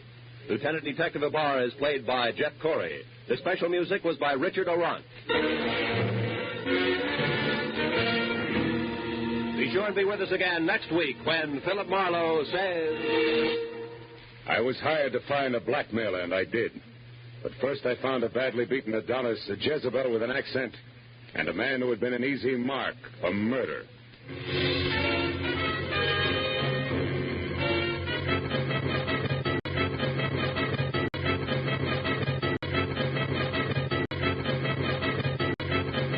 Now it is time to go back to Dodge City with Gunsmoke.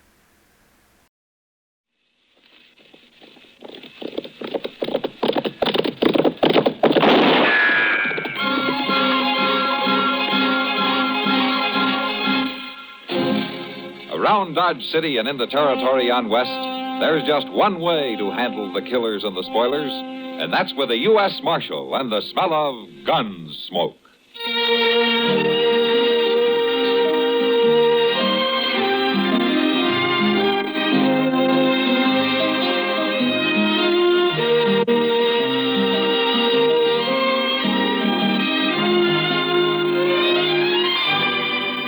Gunsmoke, starring William Conrad, the story of the violence that moved west with young America, and the story of a man who moved with it.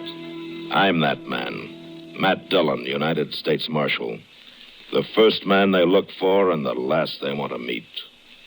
It's a chancy job, and it makes a man watchful and a little lonely.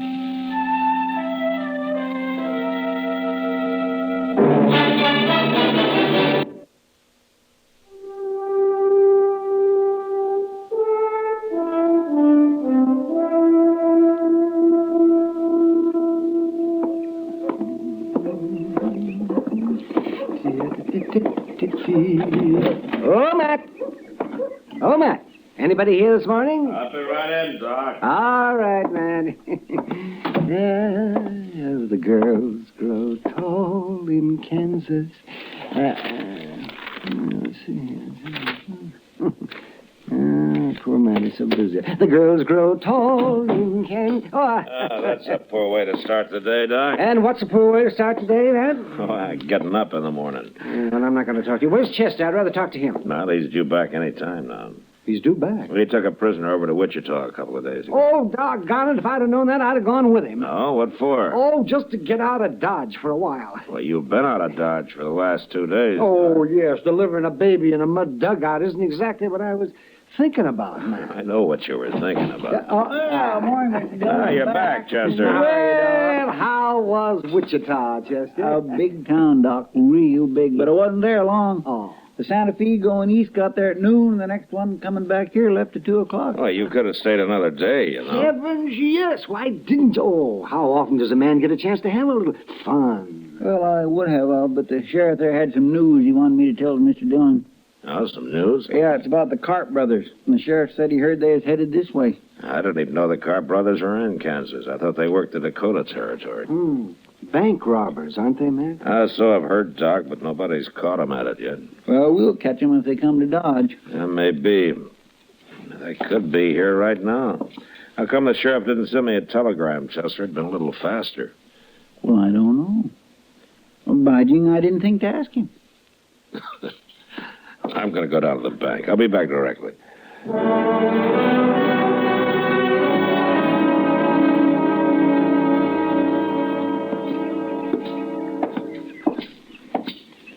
morning, Kitty. Oh, hello, Matt. You're up early this morning. I went to bed early last night. Oh, where you headed? Delmonico's. I heard they got some fresh eggs in. You're spoiled. But I'll go with you if you like. As I could find, Matt. Well, I got to see Mr. Bodkin at the bank here first. Why don't you go on ahead and I'll join you, huh? Well, how long will you be? Oh, just a couple of minutes. Oh, well, then I'll wait in the bank for you. Okay. But if you're longer than a couple of minutes, you can find me at the restaurant. I'm feeling pretty healthy this morning. You ought to go to bed early every night. If I did, I couldn't afford breakfast. The place is deserted. You must be the only people up in Dodge. Except for the cashier. Maybe you ought to wait till after breakfast, Matt. No, Kitty, I'm afraid this business has waited too long as it is.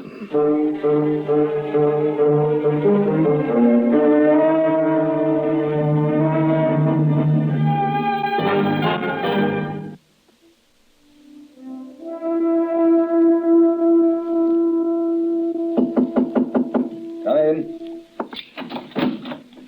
Well, Marshal Dillon, come in. Morning, Mr. Bodkin.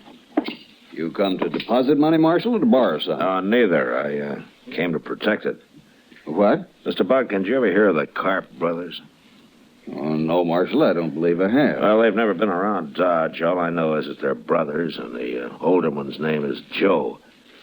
So why are you telling me this, Marshal? Well, I've heard they're headed for Dodge, and I've also heard that they're bank robbers. Bank robbers? Yeah. Well, what do you plan to do? Well, I can't hire deputies until after a crime's been committed, Mr. Bodkin, but if you'd like to, it might be a good idea to let a half a dozen of them loaf around here for a while. Certainly, Marshal. I don't mind a little expense. What's that? That's them now. Where's my gun? Don't shoot or we kill the woman. We're not shooting. It killed the cashier. Hank, get around there and start filling that sack. Okay. All right, lady. You walk in front. Either one of you tries something, she dies. He's coming this way, Marshal. Shoot him. Don't be a fool. Kitty's in the way, and besides, he's got a gun in her back. They're robbing my bank. Will you shut up? Yeah. Well, I'll be. I caught the marshal himself, or I will have as soon as I get his gun. I don't move now. I'm not moving. It's the first time I ever disarmed a lawman. Feels good. Joe Karp? How'd you know my name? Well, I heard you were headed this way, Karp, but I didn't hear it in time. You sure didn't, Marshal. That's your brother you came in with? What difference does it make? Look, take your money, Karp. Take it, and I'll ride out with you. Nobody will bother you. No, Matt. Shut up, Kitty. Oh, I see. Nobody will shoot at you if I'm along. Not while we're in Dodge, maybe, but we'd be followed. All right, then take me with you as far as you like. No, Marshal. We'd be followed anyway. I got a better idea. We're taking her. Kitty. Don't do it, Karp. Of course I'll do it. The first sign I see we're being chased, whoever it is going to find Kitty laying right in the trail, fresh killed. And if you don't think I'll do it, I'll tell you something. First person I ever killed was a woman. So don't let nobody follow us. Nobody else will follow you, I promise you that. I hate to lose such a pretty girl. Matt, it's all right. Sure, Kitty. Come on, Joe, let's get. You go in that office and sit down, Marshal. Hank's got the money ready and we're leaving. So long, Kitty. So long. Hey, Marshal, if I do shoot Kitty, I promise you one thing. What? I'll do it with your gun.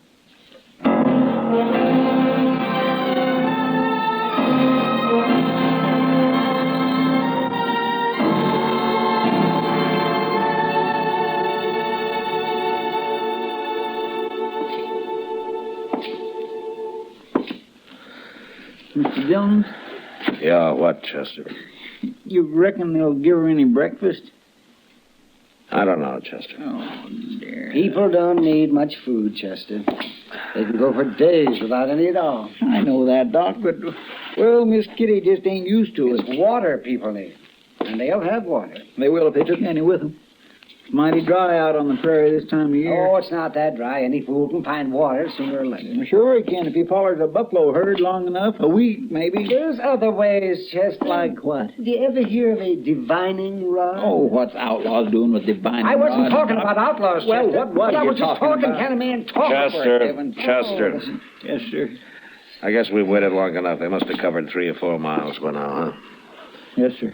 Everything ready? Everything I could think of, Mr. Dillon. Let's get going, then. Good luck, Matt. Oh, thanks, Doc. Keep an eye on things, huh? Maybe a long time before we get back.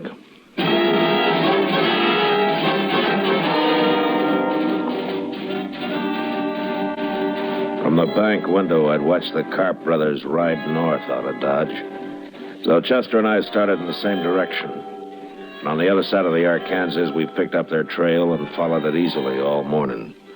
But we were careful to stay far behind them and out of sight, although we probably could have run them down in a few hours. That was the hardest part of it, forcing ourselves to hold back and go slow.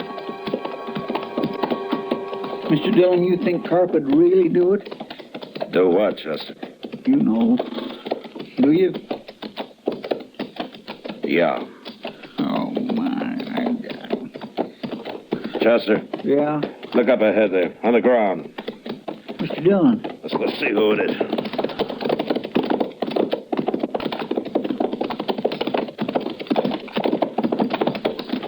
It's a man, Mr. Dillon. Must be some cowboy. Yeah, he's been shot. Bring your water bag. Yes, sir.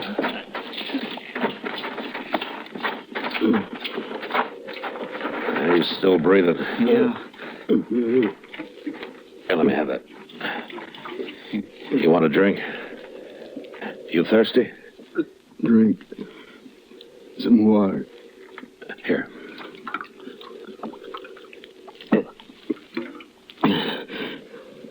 Who are you? I'm Marshal Dillon from Dodge. Tell me what happened. Marshal. And I was right. Right? Them 2 men. And that girl. Hold my head up, Marshal. Yeah. There you are. Is that better? I'm full of blood, Marshal. They hurt me bad. Yeah. My name's Blaine. Well, what happened? Them 2 men, Marshal. You're after them, Mitch. I'm after them. I seen them in the road up, and then I asked them who they was. They didn't like that. No. I knew something was wrong. That girl and all, but I ain't no gunman.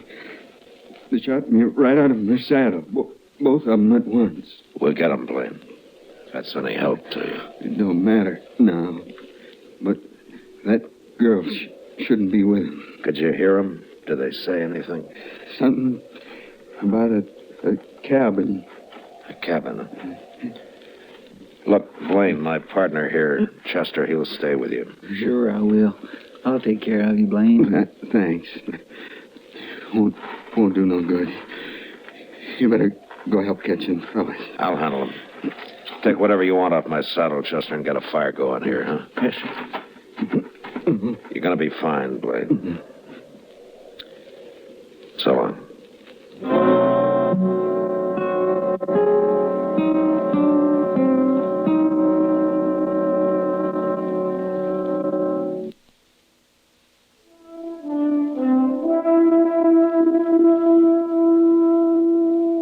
I rode ahead, tracking slowly for a couple of hours, and then Chester caught up with me.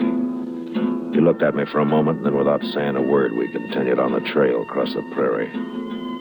We traveled in silence until dark, and then we saw a cabin. I couldn't chance going up to it, so we unsaddled and turned our horses loose and crept into a little draw about 100 yards away and got down and waited. And we waited all night. Dawn came, and the sun, hot as ever. Ain't they never coming out of that cabin, Miss Dillon? Sooner or later, Chester. Look, they got a fire going now. Smoke coming out of the chimney. Breakfast, I am so hungry. Well, a man could get along without food, Chester, like Doc said. Well, at least Miss Kitty's going to get something to eat. Yeah. Mr. Dillon, what in the world are we going to do? Right now, there's nothing we can do but sit here and wait and keep quiet. You know what'll happen if they find out we're out here. I know. But I ain't thinking about it. Hey, you better get back down now. I'll stay up here where I can watch. Yeah, but they can see you, Mr. Dillon. No, I got a little bunch of buffalo grass in front of me. It's enough. Yes, it sure is getting hot. Just be sure and keep your voice low. I will. You know, if it wasn't for them in the cabin, it'd be awful peaceful out here, wouldn't it? Yeah, it would. Mr. Dillon? What? Rattlesnake. She's behind you on top of the hole, about 5 foot back your head. Chester. Yeah. Whatever you do, don't move. She's a pretty big one. Maybe 3.5, 4 foot. Now look, how far are you from him? Far enough. Unless he uncoils and moves up. All right, just keep very still. He may go away. He ain't about to go away. Did you just move? My hand, just a little. Well, don't do it again. Mr. Dillon, he's stretching out. He's moving. What? Which way? Toward you. Steady now. He stopped. He's coiling again. Chester? Yeah? If that snake strikes at me, don't yell. They'll hear you at the cabin. Just start thinking about it now. If he strikes, you close your eyes and stop breathing. Do you hear me? Well, I'll try, Mr. Dillon. Well, you do it. You understand? Yes, sir.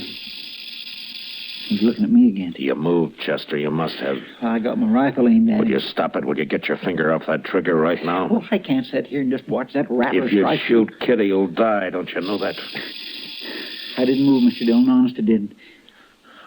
Wait a minute. Wait a minute. I got an idea. What?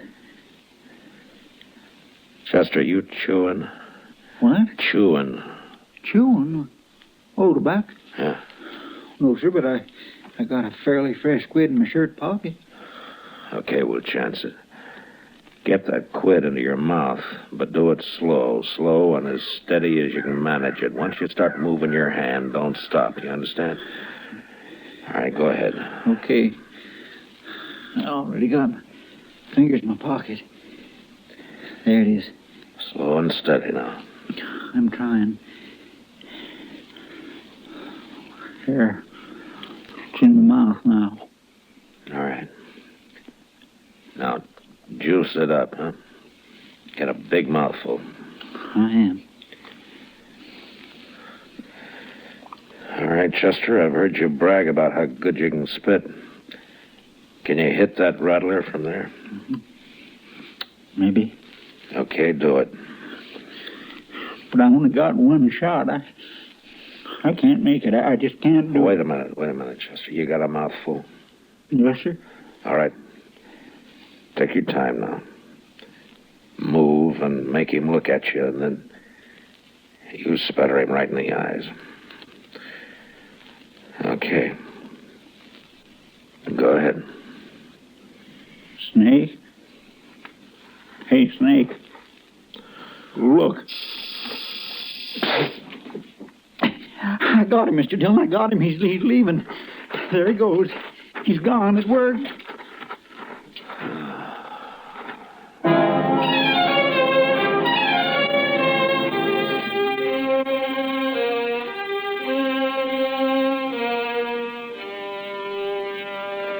Well, they can't stay in that cabin forever, Mr. Dillon.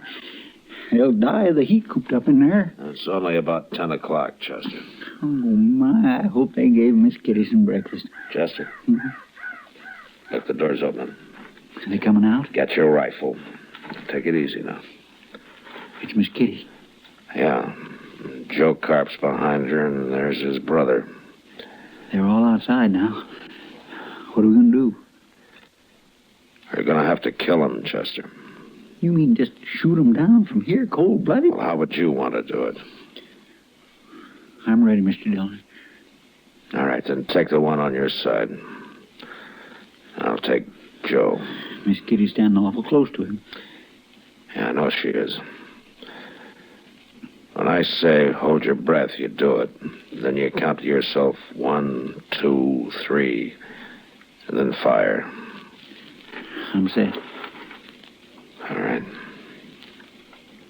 Hold your breath. All right, come on, let's go, Chester.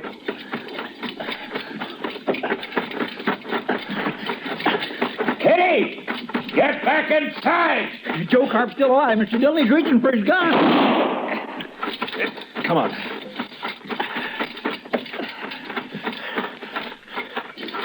They're dead. They're both dead now. Okay, Kitty. Are you all right, Kitty? Good to see you, Matt.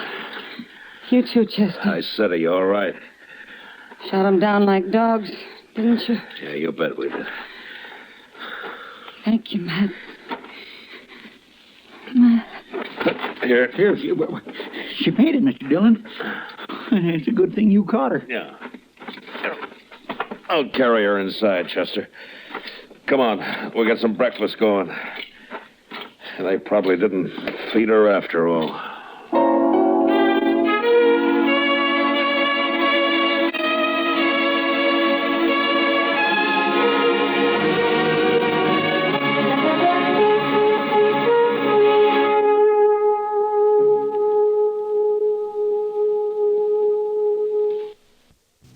Gunsmoke. Produced and directed by Norman McDonald, stars William Conrad as Matt Dillon, U.S. Marshal. The story was specially written for Gunsmoke by John Meston. Featured in the cast were John Daner, Vic Perrin, and Harry Bartell. Harley Baird is Chester, Howard McNear is Doc, and Georgia Ellis is Kitty. Join us again next week for another story on Gunsmoke.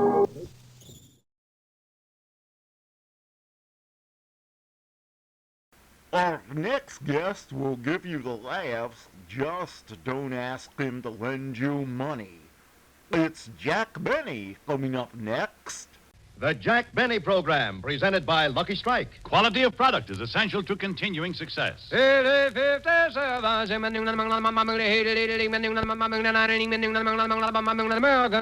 cigarette, it's the tobacco that counts, and LSMFT. Lucky Strike means fine tobacco. Yes, Lucky Strike means fine tobacco. It takes fine tobacco to make a fine cigarette. And year after year, independent tobacco experts, auctioneers, buyers, and warehousemen can see the makers of Lucky Strike consistently select and buy that fine, that light, that naturally mild tobacco. Fine, light, naturally mild tobacco.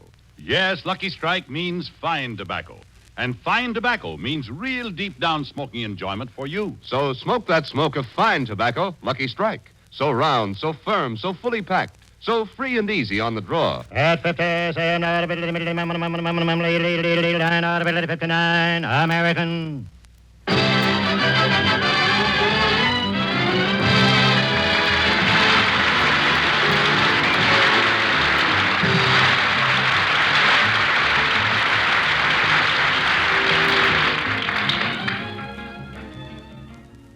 Well, dear, it's 2:30. I guess I better get over to the studio. All right. Goodbye, darling. And don't forget your script. Oh, I won't. Oh, by the way, Don, I meant to ask you, what happened at Jack Benny's house last Wednesday that caused so much commotion? Oh, that. I thought you knew. Everybody's talking about it. No, dear. Tell me what happened. Well, as you know, it was last Wednesday. The evening started out quietly enough. In fact, Jack had just finished having dinner.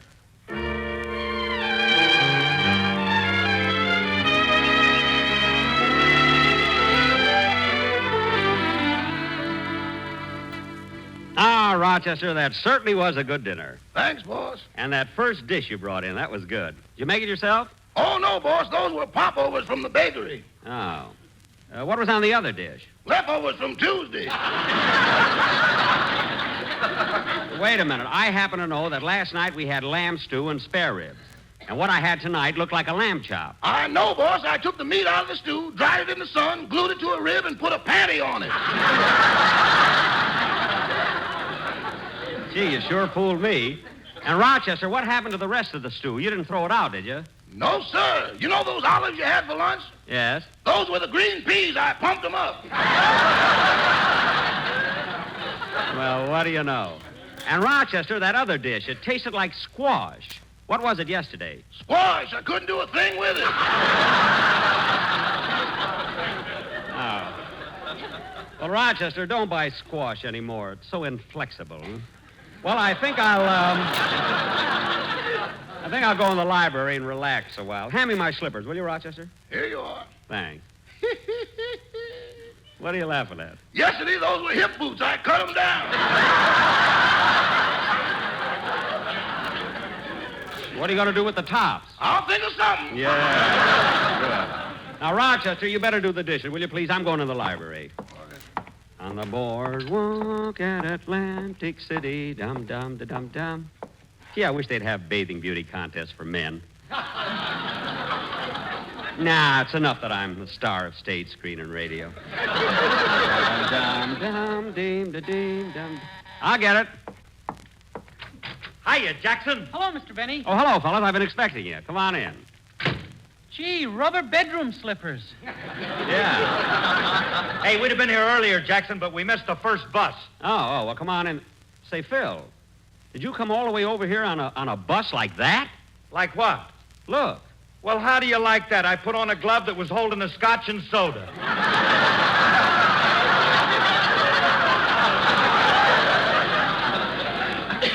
Well, come on, let's go in the library.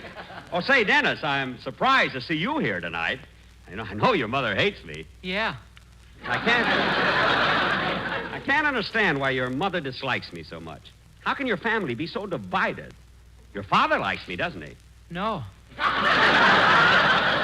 But Dennis, when you brought your father to the broadcast, he told me that he liked me. He said I was the most wonderful guy he ever met. He said that last Sunday. Monday, they took him away.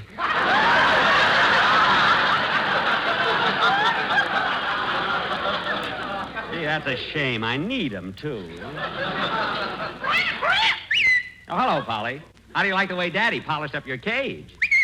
Yes, sir.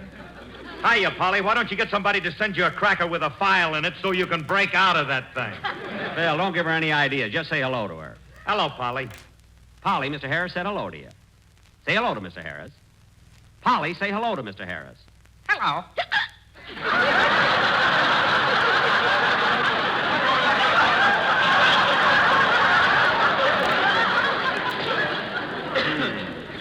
Now, where'd she pick that up? I said hello to her yesterday. Oh.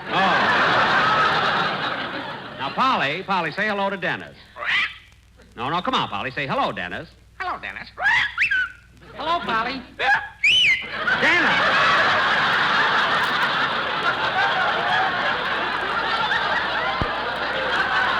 Dennis, stop imitating her. Say, fellas, you know, the evening's young yet. What do we do to kill a little time?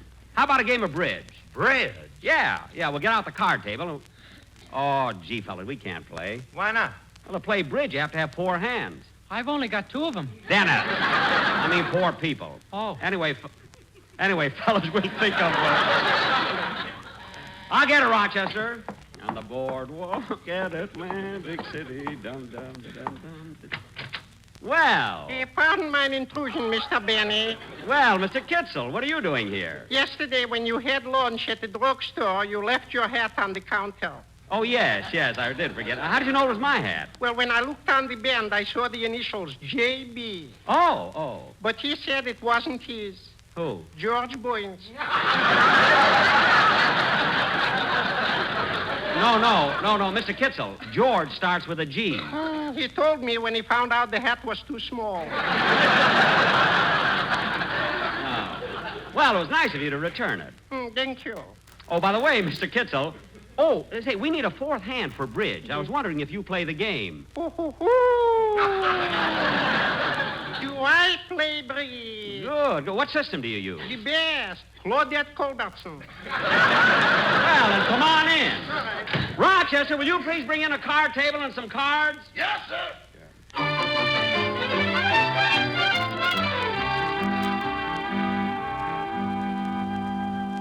Thanks, Rochester. All right, fellas, let's go. 1 note trump.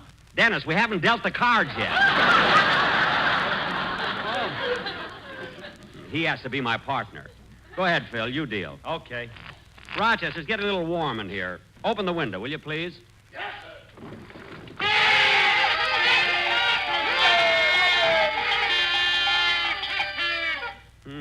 Republicans are still celebrating.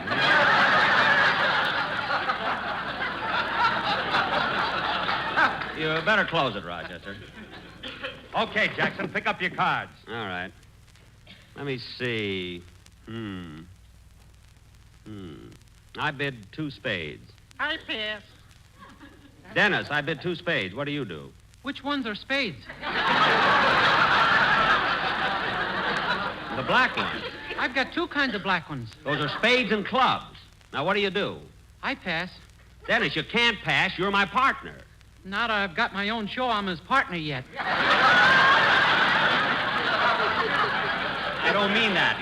You're my partner in the game. I bid 2 spades. That's a forcing bid. I'm trying to find out what you've got in your hand. I've got a 7 of diamonds and 9 of Not hearts. that! Mr. Kitzel. Yes? Mr. Kitzel, look at his hand and help him. Okay.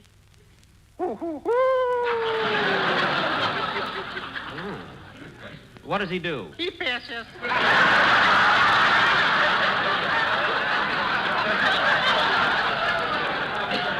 Look, he can't pass. He's my partner. All right, he beat 7 spades.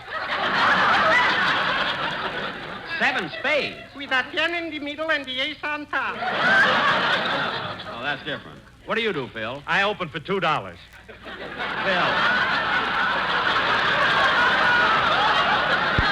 Phil, look, Phil, this is bridge. I don't care what it is. I got a full house, a straight, and a flush.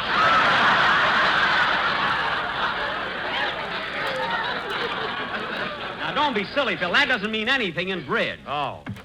Phil, where are you going? I'm taking this hand over to the pool hall. It's worth a fortune over there. Now, come back here and sit down. Now, where were we? I pass. Callie, you're not even playing. Hello, Dennis. Oh, quiet. Now, let's get back to the game. Phil, it's your bid. Well, let's see. And don't bend those cards. It's a new deck. I just got a deck of cards for my birthday. Did you, kid? Boy, when I opened them up, was I disappointed. Why? On the box, it said bicycle.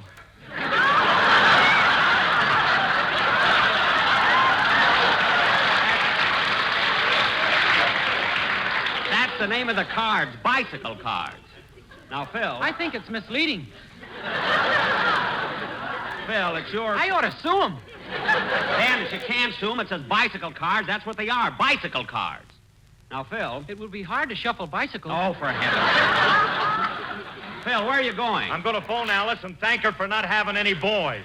Well, I don't blame you. Now, let's get going. Rochester, will you answer that, please? Yes, sir. Phil, it's up to you now. Mr. Benny's residence, star of stage and radio. Rochester, star of screen, too. I don't want to start any argument.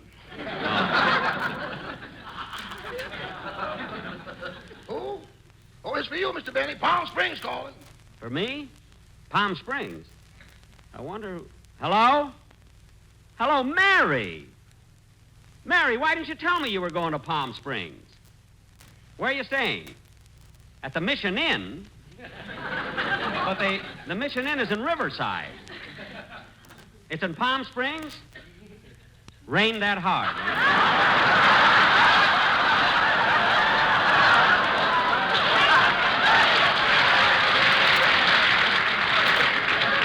Well, don't feel bad, Mary. It's been raining here, too. Yeah. Water so deep, the only one who's not afraid to go out is Gary Cooper.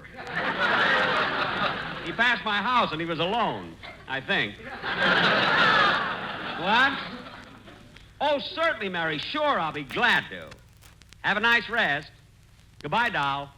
What did Mary want, Jackson? She wanted me to send her some Chiswee sandwiches. They haven't got them there, you know. Well, let's get on with the game. Hey, Jackson, we got all balled up, so I dealt a new hand. I dealt for you. Okay. Now, let's see. What a hand. I pass. I pass. I pass. I bid 12 spades. Phil, how could you get 12 spades? I'd have had the other one, too, if you'd have stayed on that phone a little longer. Give me those cards. I'll deal them myself. Would you gentlemen like a cigarette? Yeah. I'll have one. Say, Mr. Kitzel, I noticed you're smoking Lucky Strikes. You bet. Yes, sir. Why, sure. It's my favorite brand. Good, good. And I'm crazy about that auctioneer. Hoo-ha-hoo, diddle-diddle-day, diddle-diddle-day, diddle-diddle-day. Mr. Kitzel, stop jigging. Leave him alone, leave him alone. The back of me hand to you, Spalpini, is the man after me own heart. Taylor! Come on, fellas, let's get on with the game.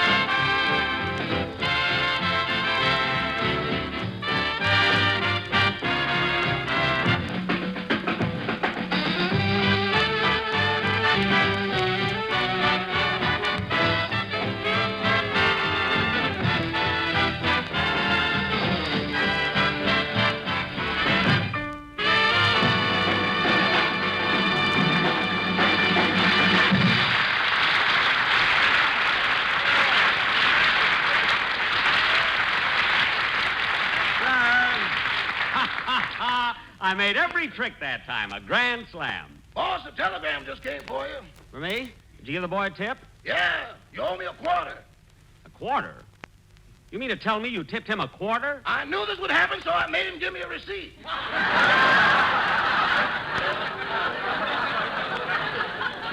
A receipt? Let me see it. Here it is, boss. Rochester, this is a carbon copy. I sent the original to my lawyer. What? Hey, Jackson, why don't you just read the wire? Maybe it'll take your mind off of the 2 bits. Oh, yes, yes. Dear Jack, arriving Los Angeles to spend week with you. Should be at your house Wednesday evening about 8. Signed Leo DeRocha. Well, do you hear that, fellas? Leo DeRocha's going to spend a week with me, and he arrives Wednesday. Hey, that's tonight. You guys are really in for a treat. No kidding. Hey, Jackson, is this the Leo DeRocha who manages the Brooklyn Dodgers? That's him. You know, I spent most of my vacation traveling with his team. My mother used to play with the Giants.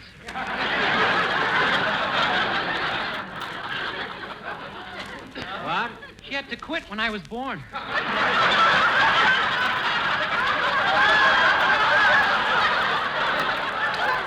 Dennis, please. And you know, fellas, you know, I love baseball so much. It was a thrill traveling with that team. I got to like every player. Gee, I hope I live to see the day when the Brooklyn Dodgers win the World Series. You know, Jackson, at your age, that ain't a bad wish.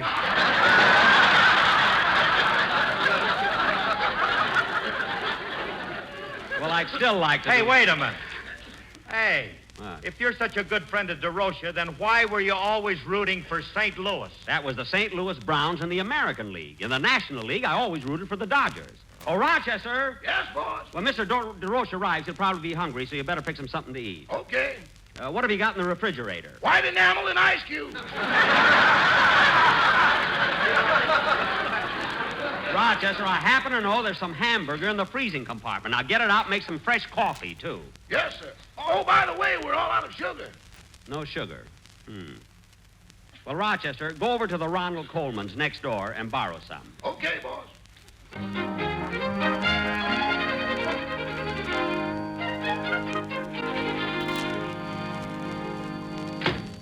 Oh, Benita, Benita. Yes, Ronnie.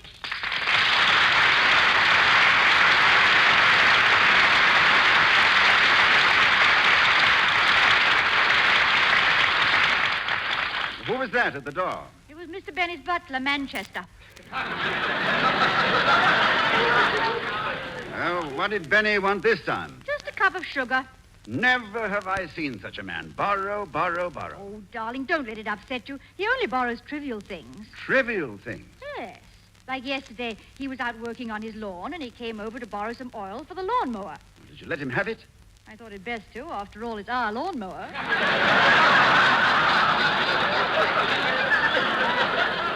Oh, that man. Just listen to the things he's gotten from us since the first of the month. 1 cup of sugar, 1 can of oil, 1 lawnmower, 1 mix master, 2 slices of bacon, 2 razor blades, 3 onions, 1 brown shoelace. 1 card table, 2 decks of cards, 4 bridge chairs, 1 Dr. Scholl's footpad, a monkey wrench, a screwdriver, 1 Band-Aid, small size, 2 light bulbs, well, I know I've forgotten several things. It's too difficult memorizing every item. Oh, why don't you write them down? He's got my fountain pen, too. My new fountain pen, the one I just received from England. Oh, Ronnie, you mean the one that writes under T?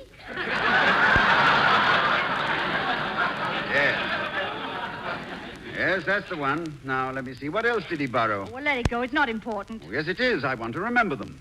Now, let's see. There was an umbrella, a half-pound of coffee, the comic section from the Sunday Times. I never did find out whether or not Dick Tracy knocked off goggles. Don't worry about it. I'll call C. Aubrey Smith. He'll tell us what happened. Good. Oh, and another thing Benny borrowed. Just the other night, 3 Tootsie Rolls. Well, he didn't borrow them. Nita, I distinctly saw you give him those Tootsie Rolls. I know, but it was Halloween, and he knocked on the door and said, trick or treat.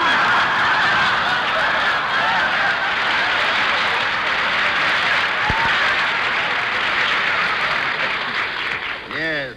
Imagine him rolling up his pants legs and knocking on our door and saying, "Please give me some candy, some cake, or some pie, and if you don't do it, I'll spit in your eye."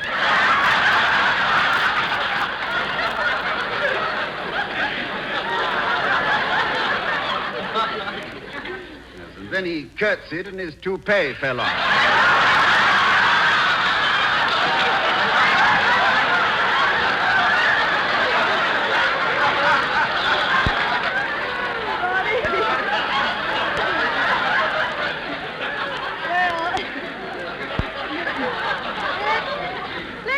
About him. Would you like to go to a movie tonight? Oh, I don't know. What's playing? I'll look in the paper and see. As, the Jolson story, Margie, Nobody Lives Forever, Dark Mirror, and Undercurrent. That's about all that's showing at the first-run theaters. Well, check the neighborhood theaters. Last Horizon must be playing somewhere.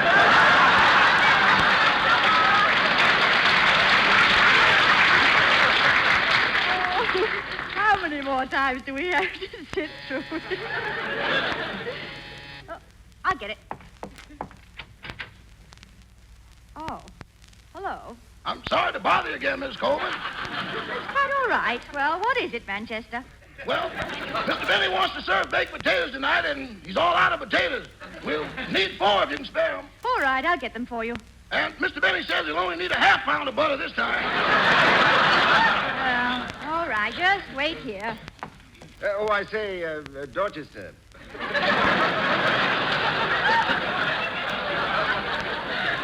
Yes, Mr. Coleman? I'm quite curious about something.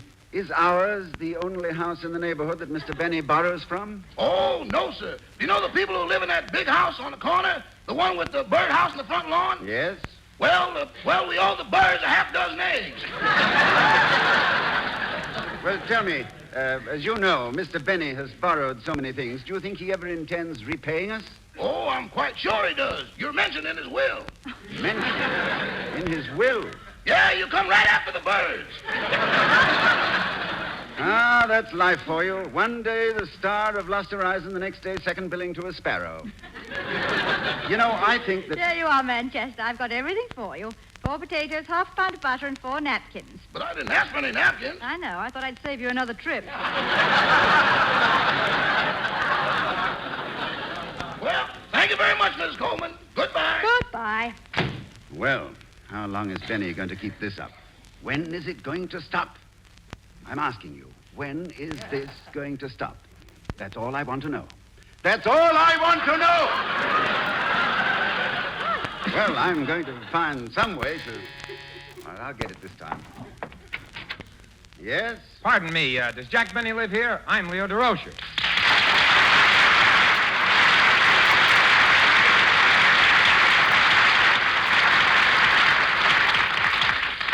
Mr. Benny lives next door, the house on the left. Good night. Oh, thanks.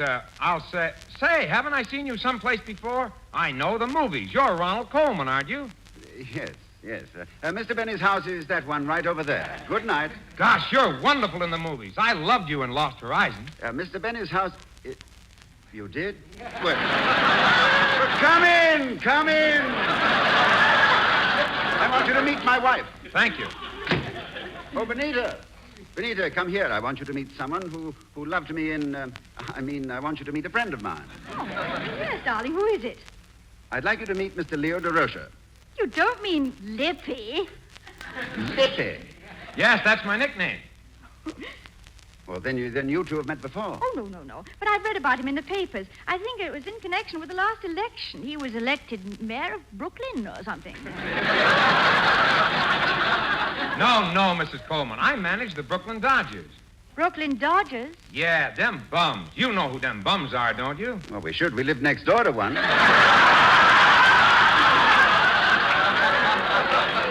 Ronnie. Anyway, Benita, the Brooklyn Dodgers is a baseball team.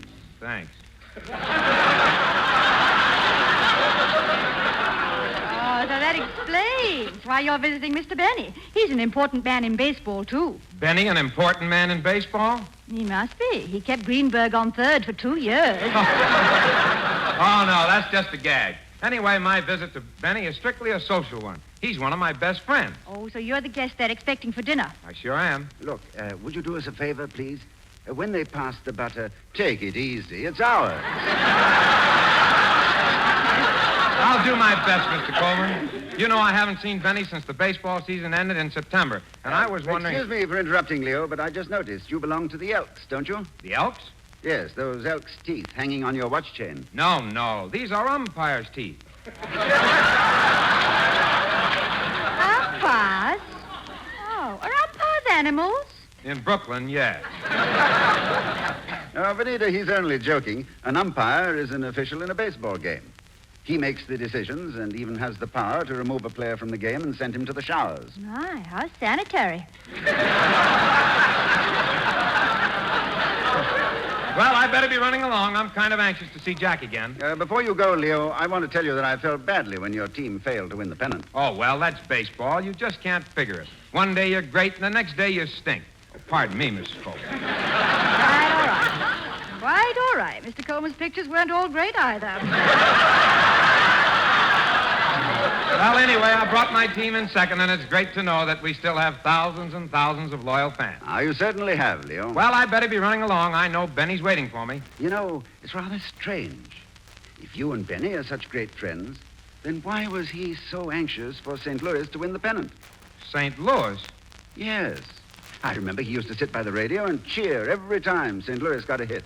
What? Let me get this straight. Did I hear you say that Benny was rooting for St. Louis? Yes, that's right. You're sure there isn't some mistake? No, you heard him, didn't you, Benita? Yes. Well, I better run along. It was nice meeting you folks. Good night, Leo.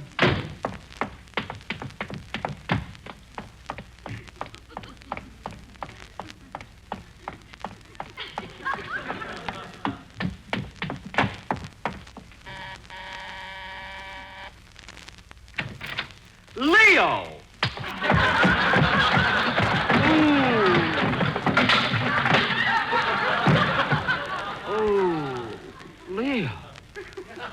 Leo, why did you do that? A fine pal you are, rooting for St. Louis.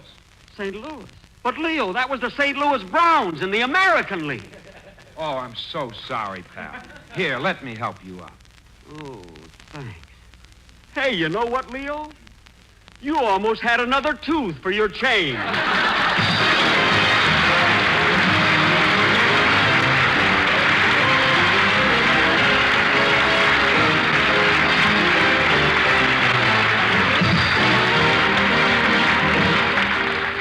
Ladies and gentlemen, the majority of American hospitals now have patients waiting to be admitted.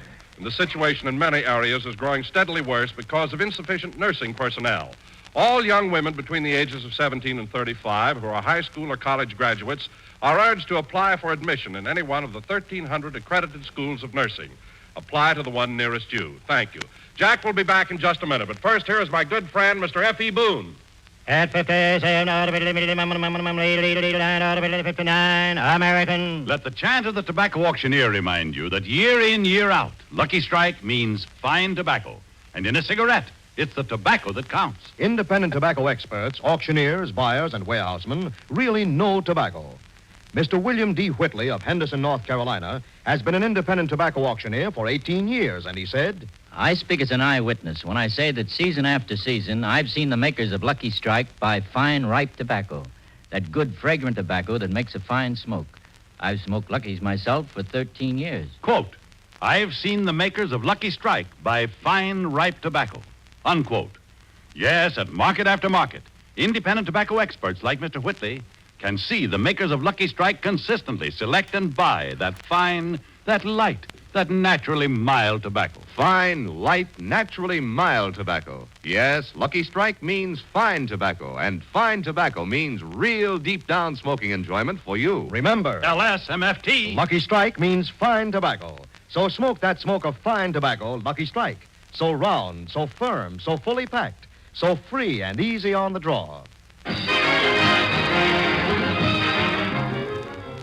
So that's what happened last Wednesday night. Yes, dear. Well, I'm glad that Mr. Benny and Mr. DeRocher made up. So am I. And you'd never know Jack had a black eye. Well, how'd he get rid of it so fast? He sent Leo over to the Colemans to borrow a steak for it. Oh, what do you know? Well, you better run along now, dear. You'll be late for rehearsal. Goodbye, darling.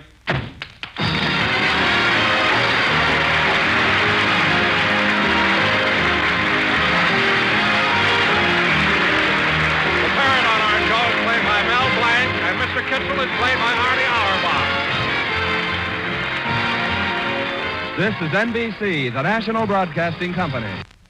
One of the all-time great directors, Cecil B. DeMille, hosts Lux Radio Theater. Up next. Presents Hollywood.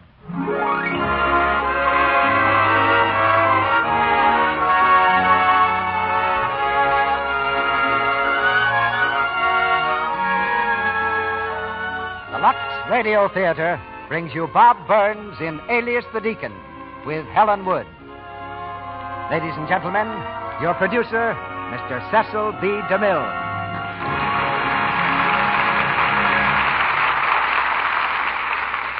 Greetings from Hollywood, ladies and gentlemen. Even in the 20th century, there's no telling where you'll run into Robin Hood, or under what name. Tonight he's a long way from Sherwood Forest. He wears not a suit of Lincoln green, but one of modest black. He doesn't carry a longbow, but a deck of cards. And his name, known to every sheriff in the Middle West, is the Deacon. But don't be alarmed. Of all the gentry who deal cards with scientific knowledge instead of blind hope, the hero in our play, Alias the Deacon, is the most charming and the gentlest. His coat may conceal a pair of aces, but beneath it beats a heart of gold. It's a part for Bob Burns if ever there was one. And so we followed the inspired lead of Universal Pictures by casting him in this radio adaptation of the screen success. It took a little persuasion, though, to get him here. Bob said he'd promised some fellow to go fishing with him. We got him to postpone his trip only by revealing a very special rendezvous for trout. I'd been reserving that spot for a holiday of my own after finishing the picture Northwest Mounted Police. But I think Bob Burns in Alias the Deacon will be worth the sacrifice. Wherever the Deacon alights from his private car, any passing truck, injustice is on its way to defeat, and romance runs its proper course, and certain petty tyrants are apt to start running, too. Any play with Bob Burns in it is a friendly play. But another kind of friendliness that we're very proud of is your loyalty to our product, Lux Flakes. You've never let us down yet, and I know Lux Flakes will never let you down. Now I'm sure you're anxious to meet the Deacon, so we'll raise the curtain on the first act of Alias the Deacon, starring Bob Burns in the title role and Helen Wood as Phyllis.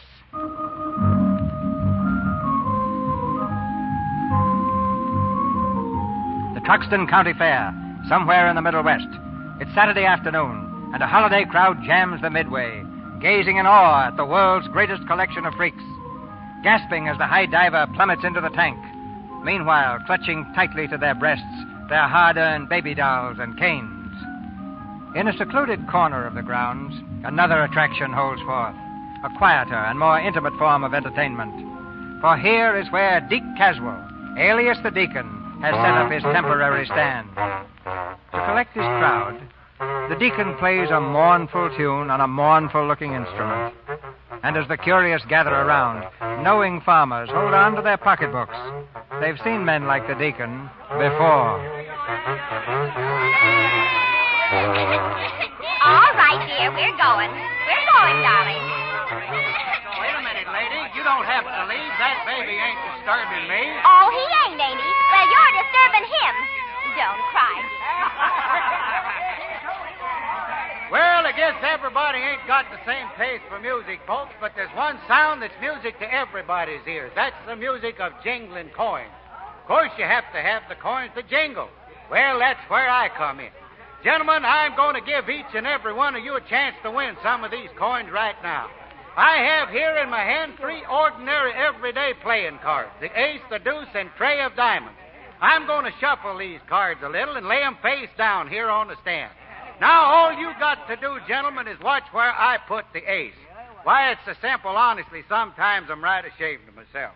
Here we go now. Watch it closely. 1, 2, 3. Which one is the ace? Anybody like to try it? I bet you $50. All right, brother. No amount's too big or too small. That's the ace. That one there. Let's see now. Well, brother, I guess you wasn't watching very close that time. You picked the tray. That's funny. Who'll be the next red-blooded gentleman? Watch it closely now. As many can play as want to. Just put your money on the card and be sure it's the right one. I saw it. Right here. You too. There's my money. Only one way to find out, gentlemen. Turn up the card you bet on. Well, what do you know about that? I win again. All right, now, who'll be the next? Just a minute, you. You're switching those cards around. You're crooked. I resent that. Do you deny it? No, I just resent it. All right, gentlemen, now who'll take a chance? It's a simple, honest little game. Come on, folks, come on. Don't let me stand here talking to myself. I've heard all this before. How about you, brother? Like to try it once more? Nope, you cleaned me. Oh, that's too bad. How much did I clean you for? 60 cents. Well, brother, you wasn't very dirty, was you? I'll try it, mister. Thank you, brother. Step aside here, folks. Let a gentleman in with courage and vision. Step right up, sir. Now, all you got to do is pick the right card. Sure, I know. All right, now watch it. 1, 2, 3, and away we go. Opportunity's knocking, folks. A little risk and a big profit. I'll bet $1. $1. The gentleman bets $1. And which card is the ace, brother? That one. Right there. Oh, I'm sorry, brother, but you guessed wrong. My, I sure thought you had me that time. Want to try it again? You're a real sport, brother. No, I ain't. I'm the chief of police. That's what I was... Huh? The chief of police. Uh-huh. Well, brother, I guess that's one time I guessed wrong.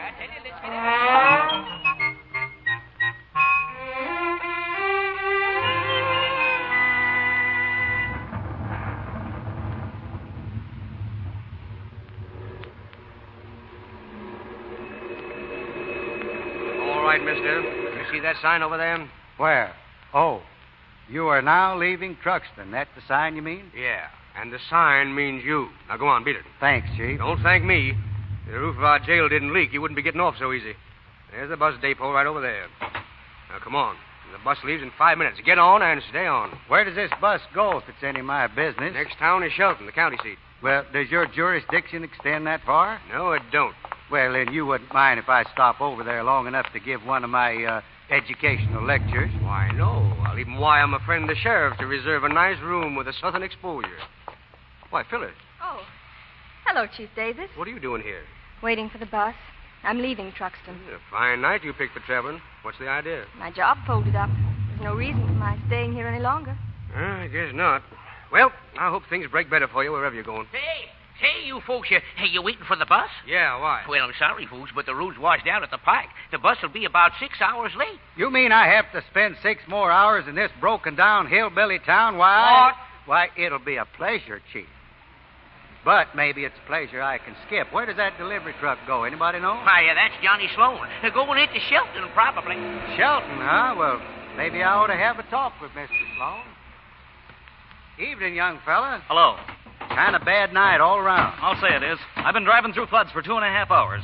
Got water in my motor and my gas tank. I got it in the carburetor and ignition, but not a drop in my radiator. Say, I don't suppose I might ride along. No. No, I suppose not.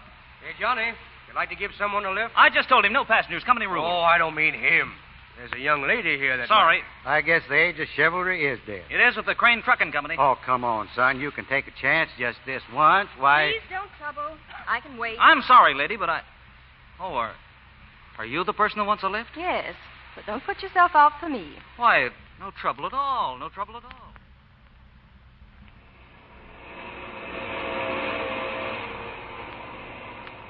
You married? Me? No. Sweetheart? No. Family? A father, Mr. District Attorney. And he's... He and I are very little of your business. All right, if you want to be the mystery lady. But aren't you afraid riding through the night this way with me? A guy you never met before? No. Oh, you're not, huh? No. What did you do if I stopped the truck on this lonely road? You wouldn't do that. Wouldn't I, though? No. Uh-huh, we'll see about that. Well? Well? You haven't any protection now. That's right. Oh, why don't you scream? I'm hoarse from last night. Okay, you win. But it's a good thing I have to be in Shelton by morning. Me too, son. Let's go. What in the...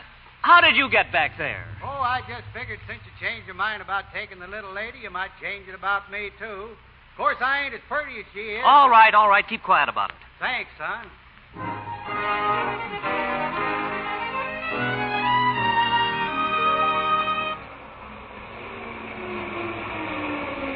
Well, this is Shelton. Thanks a lot, Mr. Sloan. It's all right.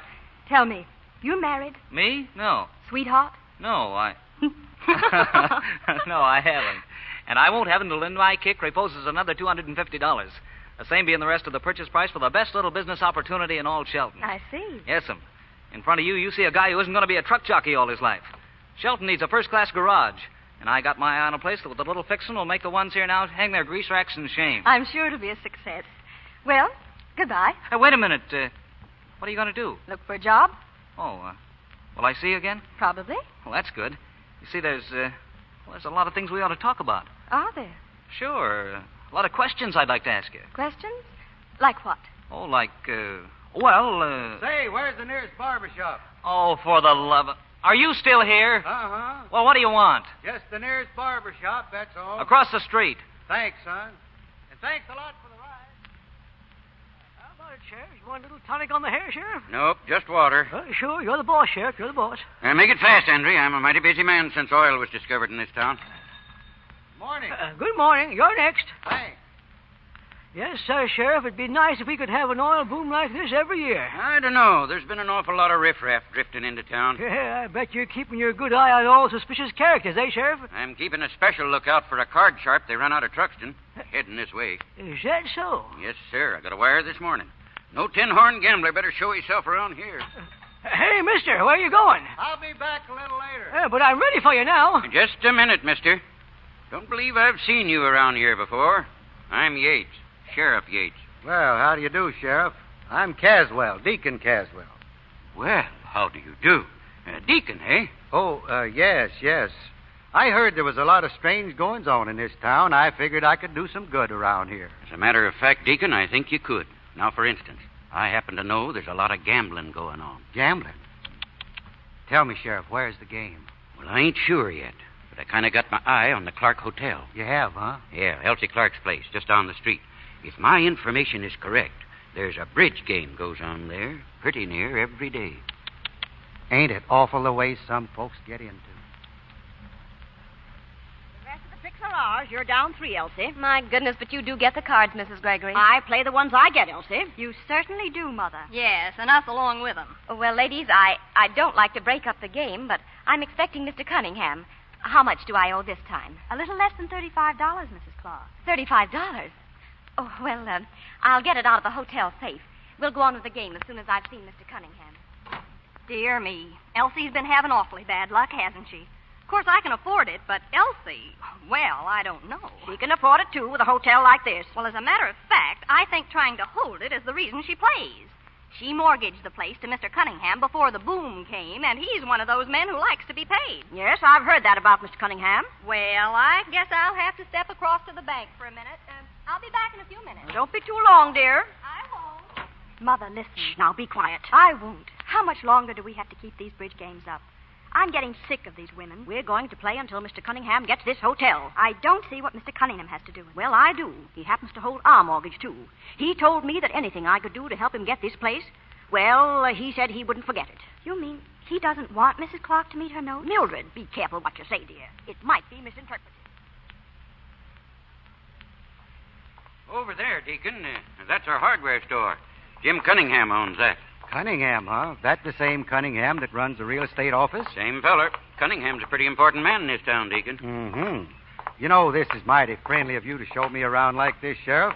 Seems to be a right promising little town. Well, we've had so many undesirables drifting in lately, it's nice to meet up with a better class of newcomer. And that's nice of you to say, Sheriff. It is indeed. Oh, not at all. Not at all. This is the Clark Hotel right here, Deacon. I'll see if we can get you a room. Go ahead, Deacon. Thank you, brother. Willie, customer here. Hello, Sheriff. Oh, where's your ma, Willie? She's in the office, borrowing some more money from that old weasel Jim Cunningham. Now, Willie, Mr. Cunningham's been a good friend to your ma. Sure. He was a good friend of Whitey Hoyt's ma, too. Now he owns her property. That's so, Sheriff? Oh, you can't believe everything you hear. Believe me, he wouldn't be coming around here with his promises to pay if my pop was still alive. Well, what kind of room do you want, Deacon? The $2 kind or the $3 kind? Well, what's the difference? Well, there's no difference. We've only got one room left. Well, I kind of wanted the $3 kind. Gee, that's swell. Hey, kid, give me the key to me room, will you? Here it is. Ah, thanks, pal. Oh, hiya, Sheriff. Hello, Bull. Hey, you gonna be down to fight Saturday? I'll kill that guy. Sure, I'll be there. Oh, swell, Sheriff. All right, Bull, all right. Let's get going. Huh? Going where? We got some road work to do before lunch. Oh, I was just gonna take a little nap. Come on. The guy that's promoting this match wants to see some action. Get going. Road work all the time, road work. I'm getting sick of it. I didn't know you went in for prize fights in this town, Sheriff. Well, we don't usually, Deacon, but Mr. Cunningham is opening a new auditorium, and, well, you know. I see. And this new note covers all I owe you, Mr. Cunningham. That's right, Mrs. Clark. You can tear the others up. Morning, Elsie. Oh, hello, Sheriff. Hello, Tom. Hi, Mr. Cunningham. Folks, this is Deacon Caswell, Mrs. Clark, and Mr. Cunningham. How do you do, Deacon? Pleased to meet you, ma'am. The deacons come to help clean up the town. Oh, is that so? Well, I think I can clean up a little anyway. That's fine, Deacon. Anything I can do for you, you just let me know. Now, that's very kind, Mr. Cunningham. Good morning, folks. Morning, Deacon. Morning, Mr. Cunningham. Ma, the deacon wants a room. The $3 kind. Oh, certainly. Will you just come this way, Deacon? I've got a nice room on the first floor. While you're in town, Deacon, I'd like to have you meet our Ladies' Community League. I'm sure you have a lot of things to tell us. Why, Mrs. Clark, you're a positive mind reader. Elsie? Oh, here you are. We thought you were lost, Mrs. Clark. Deacon, this is Mrs. Gregory and her daughter Mildred. Deacon Caswell. It's a pleasure, ladies. How do you do? Well, are we ready to play? Oh, I'm sorry, girls, but Mrs. Hawley isn't here, and... Play? Just a little bridge. Oh, Nora, the deacon will think we've been gambling. Oh, not at all, not at all. Perhaps you'd like to take Mrs. Hawley's place, Deacon. Oh, but I'm sure he wouldn't. Well, now, I must confess, I have kind of puttered around with cards on several occasions, just to make up a foursome, of course. Then you will join us. Me? You mean for money? Oh, well, now, it needn't be. We can play for nothing. Well, I don't... I guess I wouldn't mind playing for some trifling stakes, just to be sociable. Oh, that's so nice of you, Deacon. Well, it is indeed. We'll only be about an hour. An hour? Well, I'd say that should be just about long enough.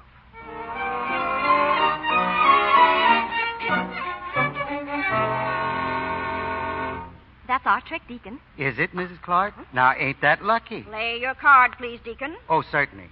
You know, I guess we Caswells are all lucky. All except my Uncle Canfield Caswell, that is. Whenever I had him for a partner, I used to feel I was living beyond my means. If you don't mind, Deacon, this one is our trick. Oh, I beg your pardon. I thought that was my ace. I did have one that kind of resembled it. 10 of diamonds. Your play, Deacon. Mildred played the 10. A red one, huh? Mrs. Clark, I'm awfully afraid I've messed this hand all up. I don't seem to have any more red ones left. See? Why, you've got nothing but trump. Is that good? Fair, Deacon. Just fair. Oh, don't you see, Deacon? All the rest are ours. They are? Mhm. Oh, I guess I'll just never get to understand this game. Well, how much do we owe? Exactly $86. $86? Why, we've been gambling. Not with your luck, Deacon. Come on, Mildred. Let's go. Goodbye. And thank you so much for helping us out, Deacon. That's all right, Well, ladies. that's I'm it, happy Deacon. to have met you. Well, here's your share of the winnings, Deacon. Why, Mrs. Clark, I couldn't touch that money. Oh, but you must. Oh, no, I couldn't. Well, it's hardly fair, but if you say so. Well, now, maybe I could. That is, if I donate it to some charity or, say, the Deacon Caswell Fund. The Deacon Caswell Fund. How marvelous. Your own fund. Yes, ma'am, my very own. My purse. Oh, I'll pick it up, ma'am. Oh, it's all right. Notes. Paying up your debts, Mrs. Clark? Well, not exactly. I gave Mr. Cunningham one note to cover the whole amount. $3,000. Oh. I guess he's the same Mr. Cunningham who's going to promote the prize fight, huh? Yes. Quite a busy man in this town, isn't he? Yes, why? Oh, nothing. Only my Uncle Phineas once said, if you try to pick all the flowers, you're bound to get some poison ivy.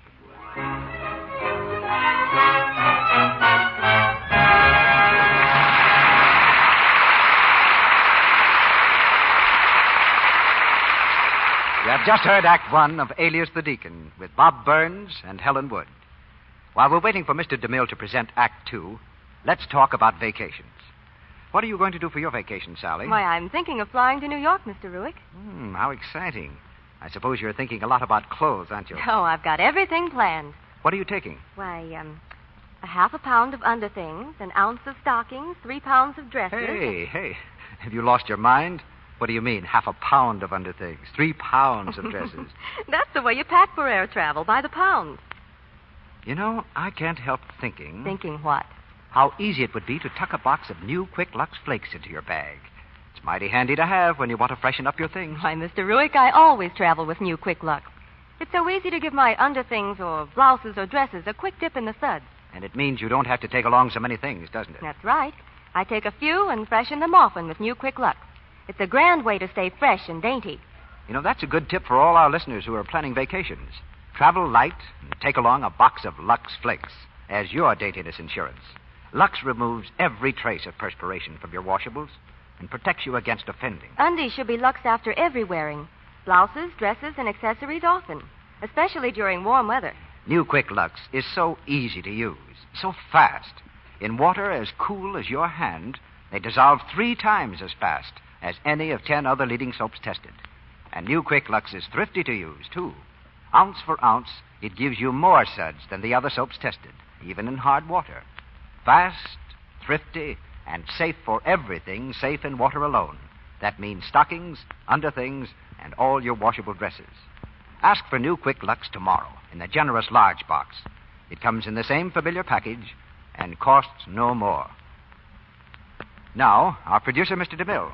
Act Two of Alias the Deacon, starring Bob Burns as the Deacon, with Helen Wood as Phyllis. The quiet little town of Shelton is proving a gold mine for the amiable Deacon. For a gentleman so unfamiliar with bridge, his luck is astounding. And slowly but surely, his partner, Mrs. Clark, is winning back all she lost. Through the Deacon's influence, Phyllis is now employed as a waitress in the Clark Hotel. From breakfast to dinner, she's on her feet. But she's never too tired at night to go walking with Johnny Sloan. On this evening, their walk has taken them to the outskirts of the town. At last, in the bright moonlight, Johnny comes to a halt, right at the edge of a junkyard. Well, there it is, Phyllis. There's what? The junkyard. How do you like it? Well, it's very pretty. I admit it doesn't look like much, but I can buy it cheap. Buy it? Oh, Johnny, maybe we better sit down and rest. You've been working too hard. The idea is quicker than the eye, lady.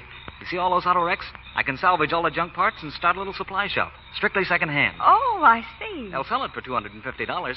All I'm short is $240. I wish I could help you. You can. I? Sure.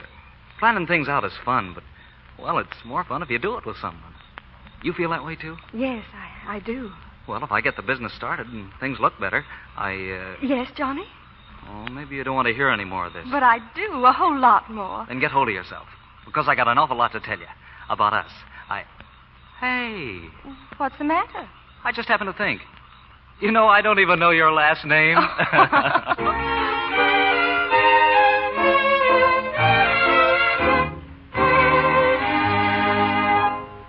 about a haircut this morning, Deacon? Fix you up all spruce. Nope, just finish with a shave, Andre, and don't make it too close. Oh, don't worry about me. I haven't cut a customer in over a week. You know, the barber down home used to deduct a penny every time he cut somebody. You know, it was nothing to see a customer leave his shop a dime winner. Say, how's the sheriff getting along with his gambling crusade? Oh, fine, fine. No more gambling in this town. Well, that's almost too bad in a way. Huh? What do you mean? I understand some people find a lot of pleasure in a friendly game of cards. Deacon, you ain't one of those people. Oh, no. I always remember what my Uncle Confucius Caswell used to say. Cards have either a bee or a bicycle on their backs. That means if you play with them, you either get stung or taken for a ride. That's all right. Well, good morning, Mr. Cunningham. I've been looking for you, Deacon. What's the idea of your steaming up the Ladies' League against holding the fight? I don't like it. Well, to tell you the truth, Brother Cunningham, I didn't think you would. What's that? I'm just on my way to the Clark Hotel to address a special meeting of the Ladies' League now. You're not going my way, are you? I certainly am not. Now, listen, Deacon, if you don't stop shooting off your mouth about things that don't concern you, But, Brother Cunningham, you do concern me. I remember what my Uncle Confucius used to say. It's wise to remember that the teeth that smile also bite. Hang your Uncle Confucius. I've got an uncle, too. And he says a closed mouth catches no flies. That kind of makes good sense. Look, Brother Cunningham, now, if you was to make this fight of yours sort of a part for charity... What? I think that'd kind of lift the entire proceedings into something finer, more aesthetic. Now, there's one little charity that's kind of in debt, about $3,000. You know anything about it? You're not getting a quarter out of me, or any information either. Remember what my uncle said. All right, Brother Cunningham. And if you see your uncle, you might tell him what my uncle said. He said that smart people always do in the beginning what darn fools finally do in the end. Now, if you'll excuse me, the ladies are waiting. Good morning, Brother Cunningham.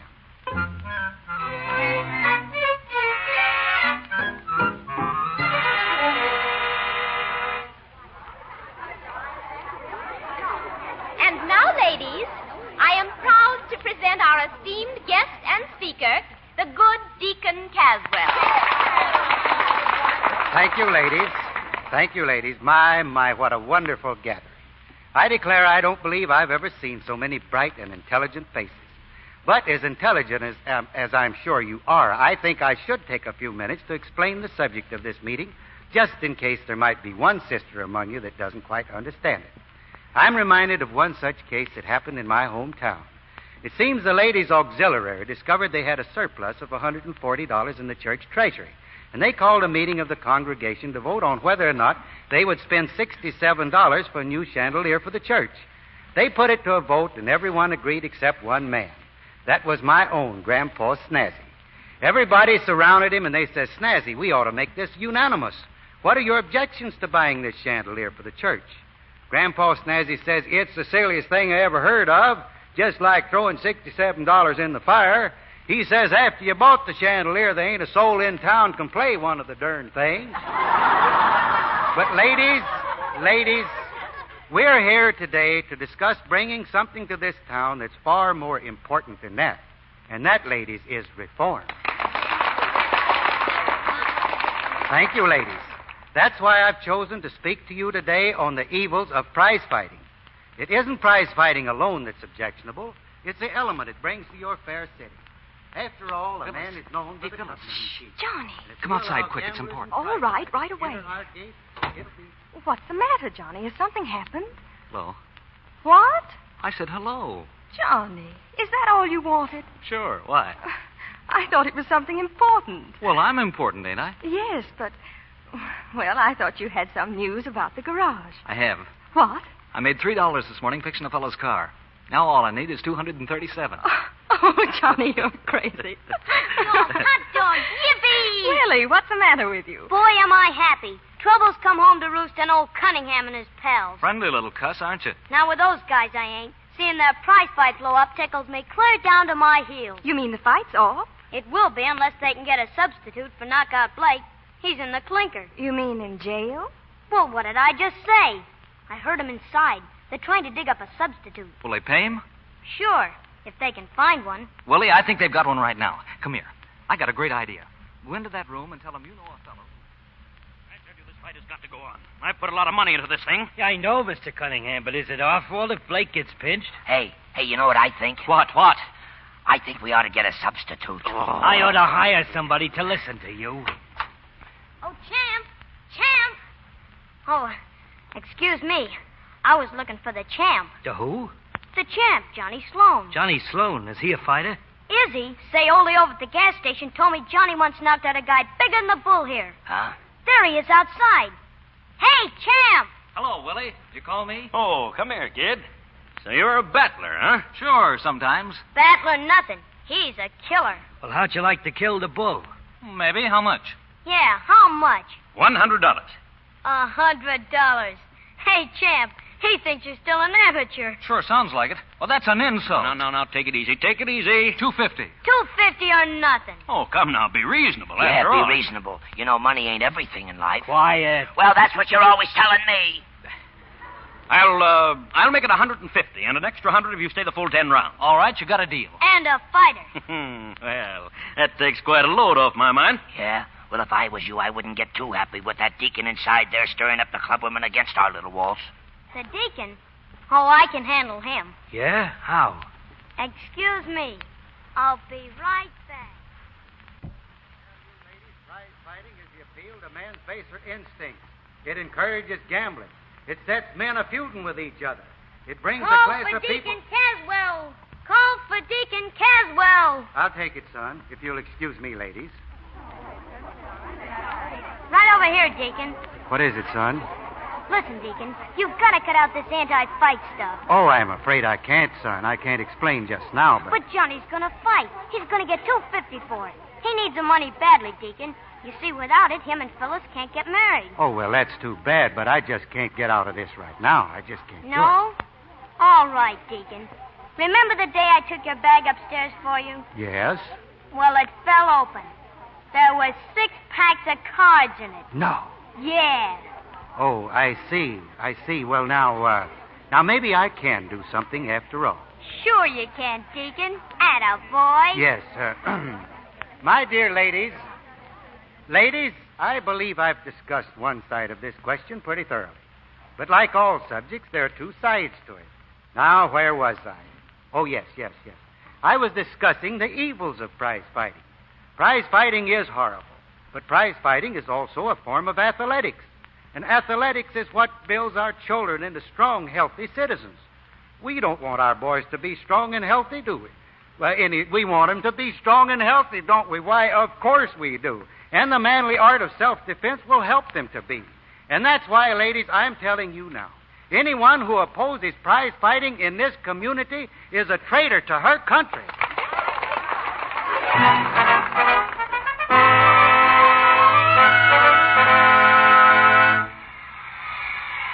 Johnny, is it almost time? Almost. That's the last preliminary up there now. Johnny, I just can't stay and watch the fight. I'm going back to the hotel. Okay, I'll be there in an hour. We'll spend the rest of the night just counting that dough. Hello, youngster. What do you want? Now, is that friendly? I just stopped in to see how you're feeling. I'd feel better if you'd keep away from me. You're a jinx. Oh, you've got me wrong, brother. I hope you knock that bull so cold they'll have to carry him out with a pair of ice tongs. Okay, I'll do my best. Sounds like you're feeling pretty fit, all right. Doesn't he look it?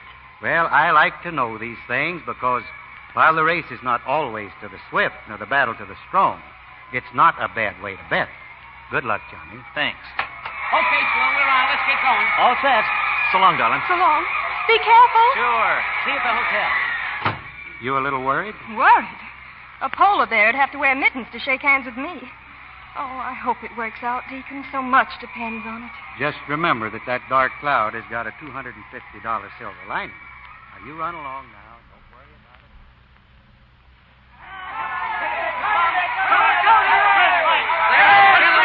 Sloan is hanging on for all he's worth. I don't see how he stuck it out for 10 rounds, but he has 10 rounds of terrible punishment. And he's still taking it.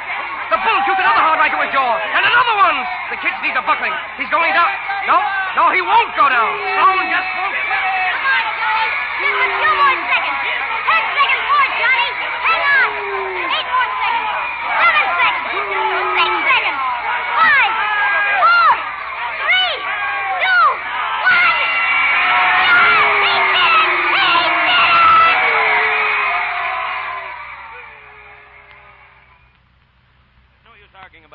$150 is all you get. Take it or leave it. Now, just a minute, Mr. Cunningham. You said an extra 100 if I stuck the full 10 rounds. Well, I stuck, didn't I? Yes, you stuck. You were out on your feet. Telling me you were a fighter. Why, you couldn't punch your way out of a paper bag. All right. Then this shouldn't hurt you. Oh!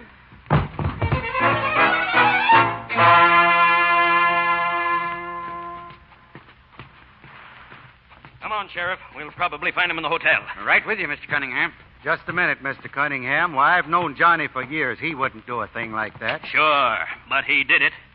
There he is. Sheriff, do your duty. What's the matter here? Is there anything wrong? Sloan, you're under arrest. Why? He had a right to hit Mr. Cunningham. Maybe so, but he didn't have a right to steal his wallet. What? I didn't take any wallet. You knocked me unconscious in the dressing room. When I came to, my wallet was gone. You stole it. That's a lie. A lie? I suppose you didn't hit me. Oh, sure, he hit you, but that's only half the truth. And when a man tells only half the truth, Brother Cunningham, it's just the same as a lie. We'll let the law decide that. A good sheriff ain't interested in law. He's interested in justice. That may be right, Deacon, but it looks like I'll have to take the boy along. All right. Do you mind if I... Can I speak to Phyllis a minute? Sure. I'll be waiting outside. Come on, Deacon. Come on, Mr. Cunningham. I'll need you to swear out the warrant. It'll be a pleasure. Phyllis. You shouldn't have done it, Johnny. Even though he promised you the money, you had no right to take it. But I didn't take it. You don't really believe I'd do a thing like that. You said you'd go with the sheriff. What else can I do? I've told you exactly what happened.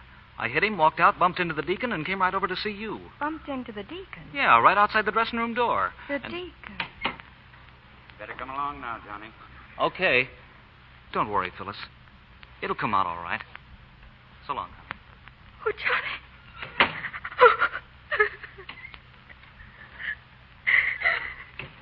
Phyllis, I'm awfully sorry about the boy, Phyllis, but I did the best I could for him. Yes, I'm sure you did. Huh? What do you mean by that? You know what I mean. You were right outside the dressing room when Johnny hit him and knocked him out. Then Johnny left, and you went in. Oh, I see. You think I did it? I know all about you. I had a letter from Truxton. You were run out of there. You may be fooling Mrs. Clark and a lot of other innocents around here, but I know you. And the whole town will know you if that wallet isn't returned by tomorrow morning. Do you understand? Tomorrow morning. I guess you got a right to think that way you're thinking now, Phyllis. I've been on the wrong side of society for a long time, but I've always liked to believe that I ain't ever been mean. Not as mean as you're making me out to be. I guess it wouldn't do much good for me to tell you you're wrong. No, it wouldn't. I see. All right, Miss Phyllis. I'll still be around in the morning. Good night.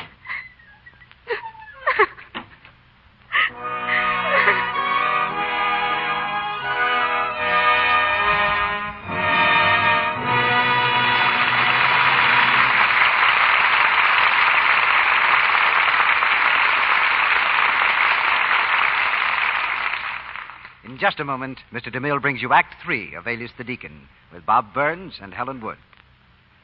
During the short intermission, we bring you our friends, the Browning family, again. Mother Browning is returning tonight from a trip, and Dot and Midge have planned a little surprise for her. I've got dinner all ready, Midgey. You about done with the table? Mm-hmm. As soon as I lay the spoons all around. There.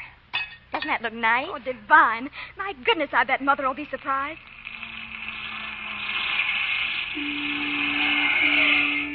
Here she comes now. Dot, Midge, where are you? I'm home. Hi, Mother. Greetings, Mummy, darling. Have fun? Grand. How nice everything looks. We've got dinner all ready. All you have to do is eat. You darlings. The table looks lovely. Why, what's this? Surprise! Surprise! Look, these lovely spoons. Where did you get them? They're our coming home present for you. How sweet. Just think, we got 6 of them. 6 beautiful teaspoons for only 50 cents. And the top from a large box of new Lux Quick Lux.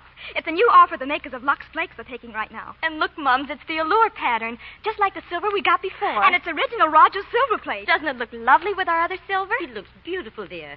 That pattern's so simple, it would go well with any silver. And, Mother, a whole list of the other pieces we can get in the allure pattern came with the spoon. Dot and I want to send for the perfectly ducky beyond knives and forks. Oh, they're sublime. The cutest short blades and prongs and long handles and... Yes, hundreds of thousands of women have been enthusiastic about the beautiful allure pattern.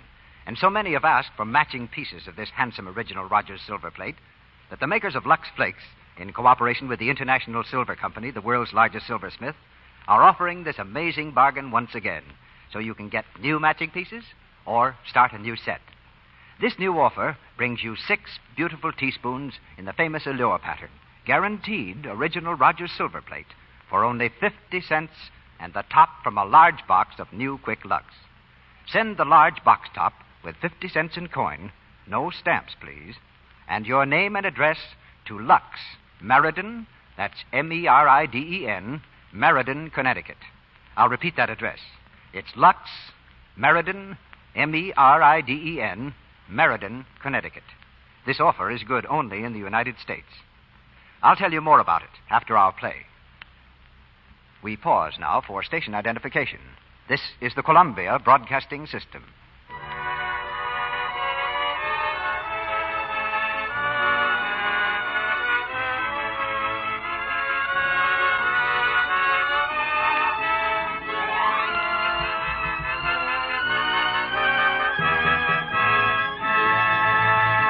The curtain rises on the third act of Alias the Deacon.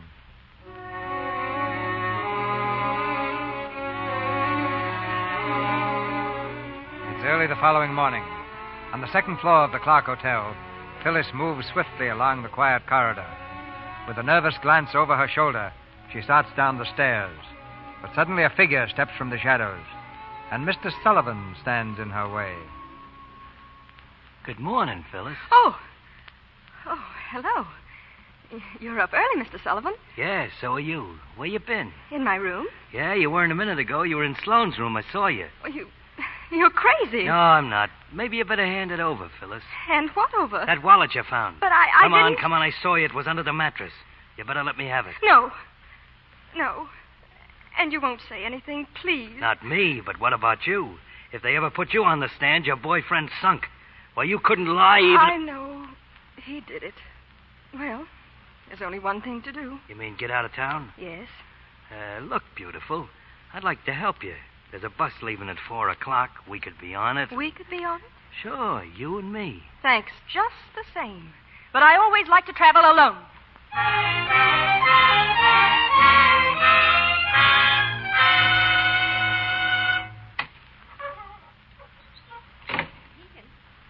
Deacon, is that you? It's me, Mrs. Clark. I just came from the courthouse. Johnny will be released just as soon as the papers are filed. You're a very persuasive man, Deacon. I never thought I'd be putting up bail for a criminal. That boy is no criminal. Besides, helping young love is kind of good for you. Yes, even if it isn't good for itself. Phyllis just left town. Didn't even want to say goodbye to him. Left town? The older I get, the less luck I have figuring out any kind of woman. Oh, you must be worn out, Deacon. Shall I send a cup of tea to your room? Well, I'd sure like a cup of tea, but being a bachelor gets kind of lonesome. Maybe we could have it together. Why, I think that would be pleasant as could be. They should have held him. They had no right to let him go. Now, take it easy, Mr. Cunningham. Something the matter, Mr. Cunningham? Plenty's the matter. That crook has skipped town. What? Johnny Sloan. Somebody put up bail for him and he skipped town. Oh, dear. Oh, he wouldn't do that. He must have gone after Phyllis. Somebody must have told him. Nevertheless, he's gone. Oh, this is terrible. Mr. Cunningham, I put up the hotel as bail. You did what? The hotel. I put it up. But I counted on this place as security for those loans. Why, I'm putting up bail for the man that assaulted me. Elsie, how could you do a thing like that to me? I asked her to. You asked her to. Elsie, whenever you needed money, you turned to me. But when it came to using that money, my money, you had to turn to a stranger, a meddlesome, two-faced hypocrite. Very well, Elsie. As soon as that young crook is caught, I'm starting suit on my note.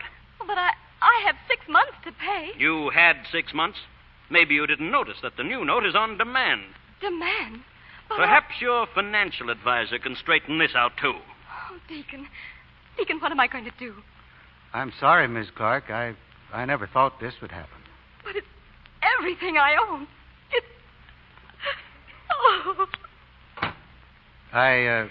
I don't think Mrs. Clark is feeling very well. That's surprising, when she has you around here to help her. Oh, Mrs. Gregory was telling me about those little card games, Deacon. Very interesting. Oh, yes. Well, I guess I shouldn't have played with those ladies, Brother Cunningham. I succumbed to a weakness. But to tell you the truth, if it wasn't that I didn't know one card from another, I'd be tempted to do it again. And that'd be dangerous because I've got my parish's money in my pocket. $2,500 of it. What's that? Uh-huh. Yes, Mr. Sullivan, I got to be careful. Well, I should say. You see, bridge is a very scientific game. But I'd be perfectly willing to give you a chance to even up at, let's say, a little draw poker. Draw poker? What's that? You don't know? Uh-uh. Why, we can teach you, can't we, Mr. Cunningham? Well, I'm kind of angry at the deacon, but, maybe I was a bit too excitable. Well, now, that's mighty swell of you, Brother Cunningham. Just step into the dining room, Deacon. We'll teach you in no time at all. No time at all. Now, let's see, gentlemen. You say a royal flush beats everything? That's right. You're catching on fast, Deacon. Come on, let's begin. I'll deal. Wait, don't you think I ought to cut the cards? Huh? Oh, not that I don't trust you, Mr. Sullivan. Well, I always say if you suspect a man, don't play with him. And if you play with him, don't suspect him. Still, I think it'd be a little more friendly if I cut him. Sure, we'll even cut for deal. Take a card, Deacon. Well, now, that's downright brotherly. I have a 7. 10 here. I got a king. Who wins? Why, you do, Deacon. Already? Naturally. Beginner's luck. Beginner's luck. How true, brother, how true. Now, let's see. I think you said 5 cards to each player, didn't you? 5 cards, Deacon. Thank you. You're welcome. I'll open for 10. 10, eh? All right, I'll stay. Let's see now. That's a lot of money, 10 cents. What do you mean 10 cents? $10. $10? Just a sociable game, Deacon. Oh, well, I'll play along just to see what happens. Add up, boy. 3 cards here. And 2 for me. 3, 2. I'll just take 1. Huh? I pass. Me too. Do we lay our hands down now, gentlemen? That's right. Pair of kings. I have 3 twos. Let's see now. Aces count as 1s, don't they? Well, yes, they do, but... Then I guess you win, because that's all I have, 3 little bitty 1s. Oh. Oh, well, now that's too bad, Deacon. Better luck next time. Well, that's the way I feel, brother. You deal, Mr. Sullivan.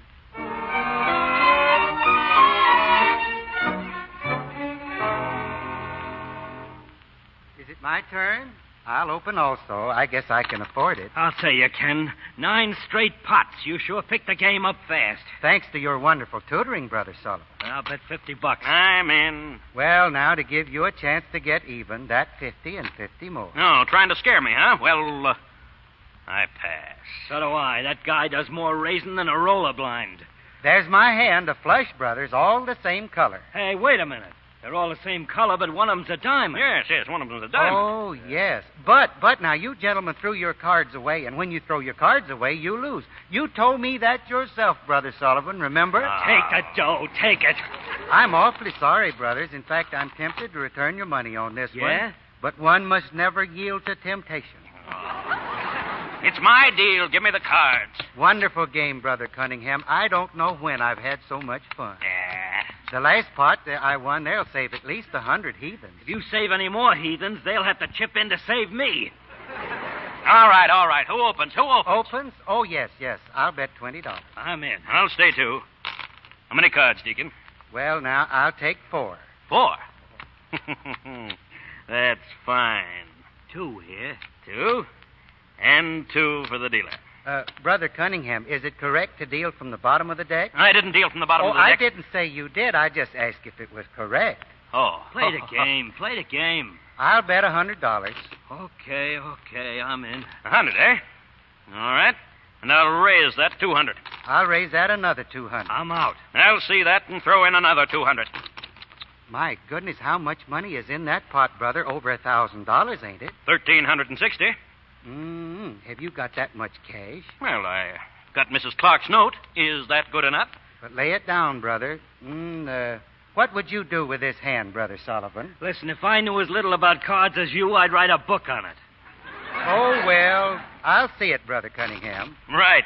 3 kings. I win. Oh, just a minute, Brother Cunningham. I've got a full house. What? Deacon, you're cheating. Brother Cunningham, how could you say that? Because I know what cards I dealt you. Why, Brother Cunningham? I mean, it's all a mistake. You see, All right. Caught you in the act. What is this, Sheriff? I just got word that there's a card sharp in this room. There certainly is, and there's your man, Jim Cunningham. What? Sure, he just admitted he was cheating. Oh, please give him another chance, Sheriff. Why, what's going on here? Oh, Mrs. Clark, Mr. Cunningham has just donated this note of yours to the Caswell Fund. You mean he's not going to sue? I'm afraid not. Are you, brother? No, certainly not. Oh, Deacon, how can I thank you? Oh, I could just kiss you. Well, that's a pretty good way. But there's one thing more. Mr. Cunningham, just what were the denominations of the bills stolen from your wallet? 4 $100 bills, brand new. That's strange. They tally exactly with the bills Mr. Sullivan donated. So what are you trying to do, pin it on me? Why, Phyllis even found the wallet in his room. I guess she did all right after you put it there last night. You're crazy. Maybe so, but I ain't blind. If you didn't put it there, then how did you get those bills? Well, I can explain that. You'll explain it down at the jail. Come on. Now, wait a minute. Shut up. Oh, Deacon, it just occurred to me.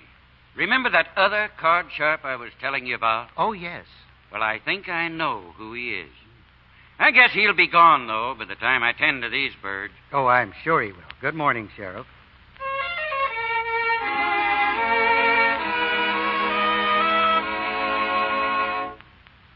Deacon. Hey, Deacon. Hello, Willie. Where you going with that grip at this time of night? I'm leaving town, Willie. What for? Well, it's kind of a long story. Something to do with those 6 decks of cards you found, remember? Yeah, but do you have to go? I guess I do. Good luck, son. Well, so long. Good luck. Hello, Deacon. Well, if it ain't Johnny Sloan and Phyllis. We've been waiting here to see you. I knew you didn't run away, Johnny. I just went after Phyllis. When I got back, I found this in my room. It's a deed to that property I wanted. Is that so? And I know who put it there and who paid for it. Thanks, Deacon. Oh, forget it. Or else go thank Brother Cunningham. It was really his money. Deacon, I just found out why Mr. Cunningham wanted this hotel. You don't say. I bet he thinks there's oil on this property or something. Why, yes, he does. And there is, too. I've just been speaking to a man from one of the big companies. Oil? Oh, why, Mrs. Clark, that's wonderful. Deacon, you did all this. Oh, listen, I didn't You do certainly anything. did. And I'm ashamed of the wrong way I had you pegged, Deacon. Well, I'm glad you changed your mind about me anyway, Johnny. You see, my Uncle Sankey always used to say that the only people that ever changes their mind are them that has 'em. Well, I'll be getting on. Deacon, you aren't leaving. Oh, you can't leave now. Oh, I'm afraid I got to, Elsie, but it ain't a permanent parting. I got a few things to take care of and a little thinking to do. When that's all over, I'll be coming back because I sure like this town and the people in it. Well, so long, folks. Good luck. Good luck, guys. Come back soon.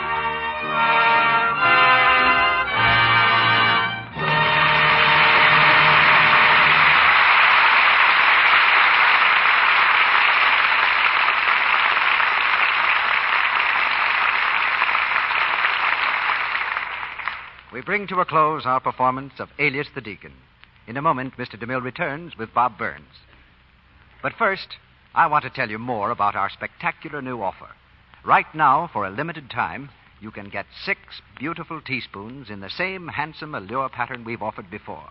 And you can get all 6 spoons for only 50 cents and the top from a large-sized box of New Quick Lux Flakes. Why, that's less than 9 cents a spoon. It's a great value, a marvelous bargain. Every single piece is original Rogers silver plate, made by the International Silver Company, the world's largest silversmiths. That name stands for guaranteed quality. As a matter of fact, a written guarantee comes with the silver and says in part, Every piece of silverware bearing the name William Rogers Manufacturing Company is guaranteed to give satisfaction in family use and will be replaced without charge at any time it does not conform to this guarantee. That's it, a guaranteed quality. And beautiful workmanship besides. The allure pattern is a delicate wheat motif, which is truly stunning, rich, graceful, and so simple it will harmonize with other silver patterns you already have. How do I get these 6 teaspoons, Mr. Ruick? It's very easy. First, buy the thrifty large-size box of Lux. When you buy it, ask your dealer for the handy order blank, or just send your name and address and the top from your large box of New Quick Lux with 50 cents in coin, no stamps, please, to Lux, Meriden, that's Meriden, Meriden, Connecticut, and you'll receive your 6 teaspoons promptly. Can I get as many sets as I like, Mr. Ruick? You certainly can. But for each extra set, be sure to send another 50 cents and another large box top. With the spoons, you'll get a full list of all the other pieces available in the Allure pattern, including the smart new Viand knife and fork. Now remember, you can't buy this Allure pattern in any store. It's exclusive with the makers of Lux Flakes. So send for your 6 teaspoons right away. Mail the top from a large box of Lux with 50 cents in coin and your name and address to Lux, Meriden, that's Meriden, Meriden, Connecticut. This offer is good only in the United States. Here's Mr. DeMille with our star. The deacon is looking for new fields to conquer. But the man who made him real tonight is right here at our microphone, Bob Burns. Thank you, Mr. DeMille. I want to tell you I enjoy coming to the Lux Radio Theater.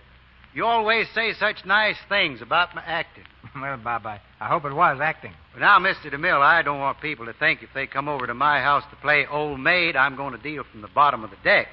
You know, when we was rehearsing the other day, I got to thinking about my Uncle Fudd. That's exactly what we've been waiting for, Bob. For something to remind you of your Uncle Fudd. Well, now, you may not know this, Mr. DeMille, but he's my poker-playing uncle. You know, he just wants to play poker all the time, but he never wins. The last time I was down in Van Buren, Uncle Fudd asked me to go along with him to a poker game. Well, I didn't get into the game, but I watched. And I want to tell you, Mr. DeMille, it was awful the things they was doing to Uncle Fudd. Why, they dealt from every part of the deck but the top. Well, I finally took Uncle Fudd out there after he'd lost 35 or 40 cents, and I said to him, I says, Uncle Fudd, this game is crooked. They've been cheating you. He said, yes, Robin, I know it. Says, they've been cheating me right along. I says, well, what do you keep going back for? And he says, well, Robin, there ain't nothing I can do about it. It's the only poker game in town. Uncle Fudd's philosophy is certainly refreshing. I hope your relatives don't start that game on Monday nights until our play is over. Oh, what's your show going to be next Monday night, Mr. DeMille? We're going to have one of the great actresses of our time, or any other time, in the Lux Radio Theater next Monday night. Miss Helen Hayes. Our play is the delightful comedy by Mark Connolly and George S. Kaufman, To the Ladies. With Helen Hayes, we'll have Otto Kruger, and they'll both be heard in the same parts they played in the Broadway production. And I serve fair warning that after hearing To the Ladies, you can never doubt that the hand that wields the skillet is the hand that rules the world. Well, sir, I'm going fishing, but I'll take a radio along so I can hear that. Good night, Mr. DeMille. Good night, Bob. Come back with some fresh fish stories.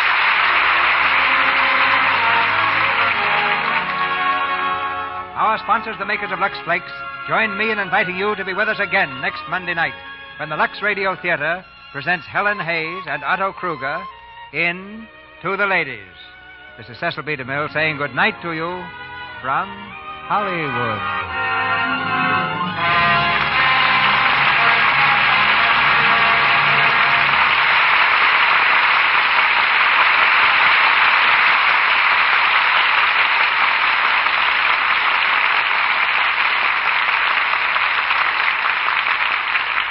May I remind you, ladies and gentlemen, the American Red Cross is appealing to all Americans for contributions to help the thousands of suffering women, children, and aged in war-ridden Europe.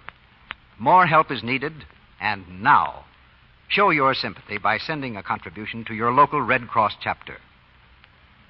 Heard in tonight's play were Fred Mackay as Johnny, Dwayne Thompson as Mrs. Clark, Lou Merrill as Cunningham, Arthur Q. Bryan as Sullivan, Griff Barnett as Sheriff, Bobby Winkler as Willie, Ralph Sedan as Andre, Wally Mayer as Bull, Martha Wentworth as Mrs. Gregory, Celeste Rush as Mrs. Howley, Maxine March as Mildred Gregory, Edward Marr as Station Master, and Warren Ash as Police Chief. Bob Burns will soon be seen on the screen in the Paramount picture Coming Around the Mountain. He appeared tonight to the courtesy of the Kraft Music Hall.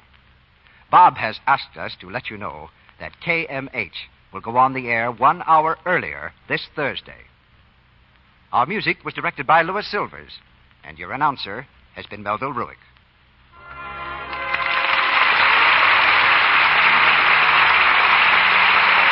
This is the Columbia Broadcasting System.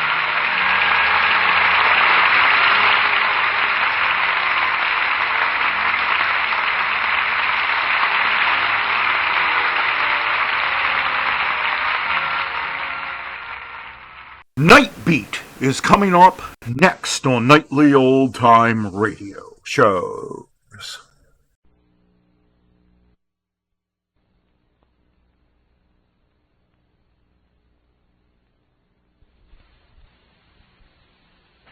Tonight, Night Beat returns to the air for a special broadcast honoring the men and women of the working press, who day in and day out find and write the newspaper stories that keep us informed and entertained. And so, to them, this special Night Beat salute. Night Beat.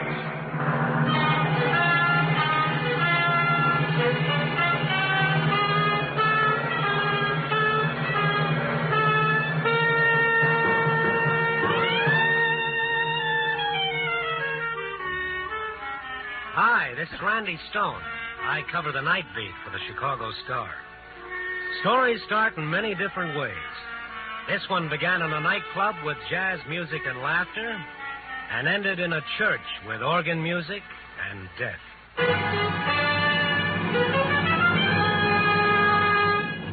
Night Beat, starring Frank Lovejoy as Randy Stone.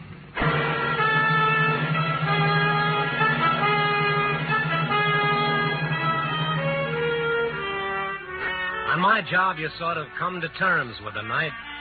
You have to, because that's where you learn the lessons of the day.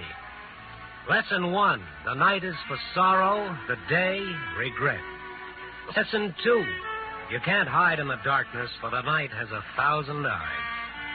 Lesson 3 to 100, don't go looking for the dawn with a gun, because it might come up like thunder and leave you dead on the doorstep. Sob stories fill the night.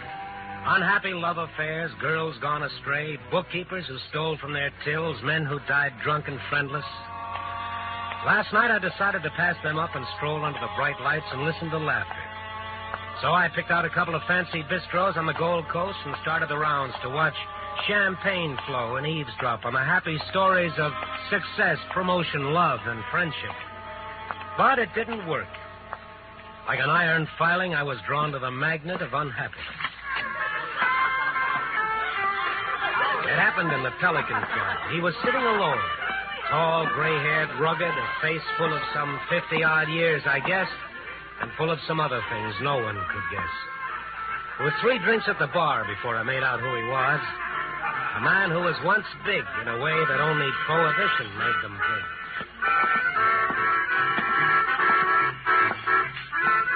Mind if I sit down? Who are you? Randy Stone, Chicago Star, Mr. McMasters. Well, you're the first one. What first one? Who's recognized me? Oh. Well, only from your pictures. It was a long time ago. Time? I know more about time than you or that old guy they always have around on New Year's with a beard and a hay cutter. I just thought there might be a story somewhere. Sure. Sit down. I'll tell you a story. Once upon a time, there was a guy who had everything. Money, friends, a future. Then a bunch of old women made a law called the Volstead Act. You remember it? Yeah, but I wasn't thirsty at the time. Well, a lot of people were. Everybody, in fact. You see, the law was always supposed to be for the other guy, not for them. But there were no other guys. So this fella I'm telling you about got on the bandwagon. He bottled millions of violations of the Volstead Act, made a lot of money, and a lot of trouble. Am I boring you? If you are, I asked for it, but you're not. Well, the trouble got him a lot of jail. 19 years of it. Started in 1931, ended just 2 days ago. I see. Now this guy's out, and he's going to stay clean. And they can pass 1,000 stupid laws, and he's not going to fall for any of them. He's going to do everything the way it says in the books and live happily ever after. How's that for a story? There's a good moral, but no drama, no suspense. Good. I hope it's real bad, because I don't want you to print it. Stone, I'm flattered that you recognize me, but I paid back 10 days for every one I took. All I ask is that you just let me alone in the papers. Okay, McMaster, as far as I'm concerned, you made your last copy in 1931.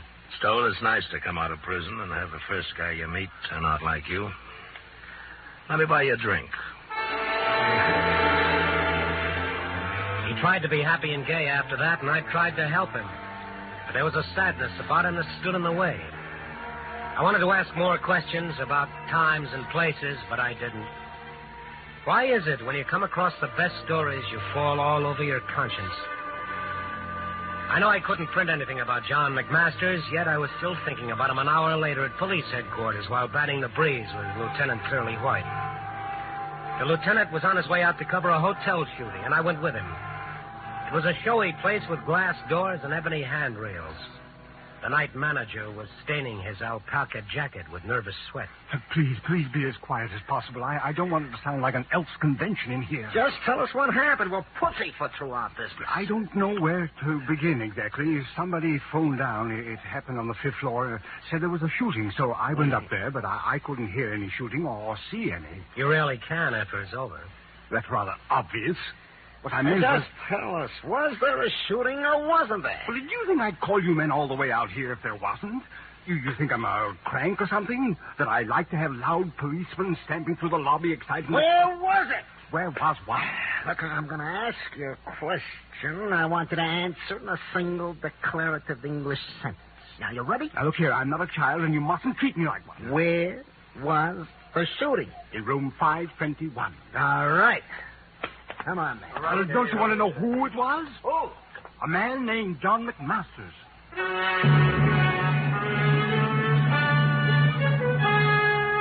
We found McMasters lying on his bed. The rumpled silk counterpane was slowly changing from chartreuse to a bright crimson. 2 bullets had ripped ragged holes in him through flesh and bone. His face was a shade paler and a line sadder. But when Lieutenant White questioned him, he was just as self-contained as ever. Hello, John. It's been a long time. Yeah, Curly. You were just a flatfoot then. I was only the small fry department. You were strictly stuffed for the commissioner.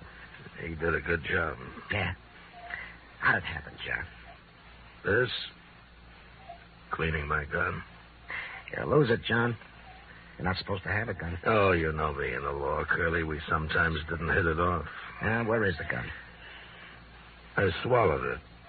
You don't want to say, huh? No, I don't want to say. Yeah, I don't know what makes you guys like you are, but I know it won't do any good to try and beat it out of you. Hey, Doc. Yeah? Get the ambulance ready. We'll take him to the police hospital. No, you don't, Lieutenant.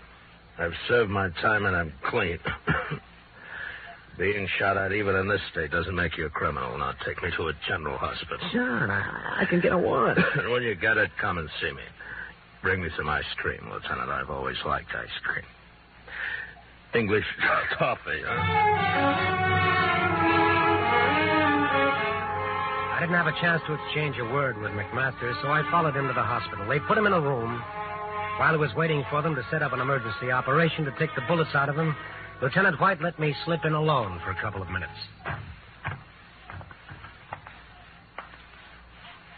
Well, Scribe, you got yourself a story after all, didn't you? Well, not much of one, McMasters. A good reporter should find out a lot more, like who shot you and why. Oh. Well, I shot myself. And just for something to do. Look, McMasters, I'm not as old as you or as informed in the ways of crime, but I have a fair idea of how tough it is to come out of prison and start all over. I want you to know I'd be willing to help you if there's any place that you need help within the law. Just to get a story? I have a job that says I'm supposed to bring in stories, sure, but that isn't what I mean. Stone, it's just the way I said earlier tonight. It's a pleasure to meet someone like you. And if there was anything I could tell you or any way you could help me, you'd be the first to know. Let's put it this way. I have nothing to say to you now. Come and see me tomorrow. Maybe I'll have a story for you then. McMasters was a riddle. His way of life, his long prison term, had equipped him with a certain stoicism that was almost impossible to penetrate. I could only stand and wait. At least I thought so at the moment. Lieutenant White was standing in the corridor when I came out. Find out anything, Randy? Nothing, Curly. Now, look, Randy, you're not pulling professional immunity on me, are you? I'm telling you the truth, Lieutenant. Say, do me a favor. Hold my badge and my ID card. Now, what's this for? Well, I'm carrying those. I'm a policeman. When I don't have them, I'm just a citizen. Now, this isn't for print, but in that room, on that bed, there lies quite a man.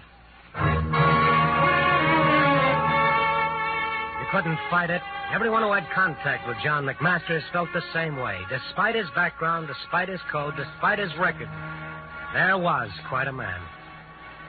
It occurred to me I should know more about him, so I went back to the Star offices and poked around in the morgue file. Its folder started 1912 and was fat with yellowed clippings all the way through 1931.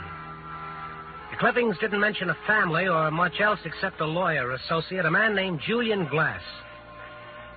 When I found out all I could from the clippings, I went back to his hotel to see if I could wangle another once-over of McMaster's room. No, I'm sorry. Reporter or not, it simply can't be done. The police left explicit orders. Yes, I know, but is there anything you need these days, like a new sport coat or a couple of golf clubs? Mr. Stone, do I look corruptible? Well... Excuse me. Yes, madam, what did you want? Mr. McMaster's room, please. Oh, well, I'm sorry. Mr. McMasters was taken to the hospital shortly ago. What happened to him? Somebody shot him. He's still alive? I wouldn't know. Why don't you call... Oh, pardon me, ma'am. I can tell you about John McMasters. Who are you? Mr. Stone is a reporter. He is still alive at the county hospital, and as far as I know, he's under excellent care. Thank you. Would you mind telling me what your connection is with McMasters? I have no connection. Goodbye. Oh, just a minute. You must at least know him. Young man, you either get out of my way or I'll call a policeman. And she could do it, so I stepped aside and let her walk out of the hotel, but I followed not far behind her. She was middle-aged, gray-haired, and well-dressed, and she got into a good-looking car, and I got her number. Then I called one. Lieutenant White. Randy Stone, Lieutenant. Can you give me a rundown on the license number? Oh, no, not this. The files are all locked. But you know where the key is. How about it? Oh, what's it for? Can't it go until tomorrow? It's for a story I'm working on. If you help me tonight, maybe I'll help you someday. What would your reporters do without it? All right, give it to me. It's Illinois 1375996. Illinois 1375996. All right, call back later, Stone.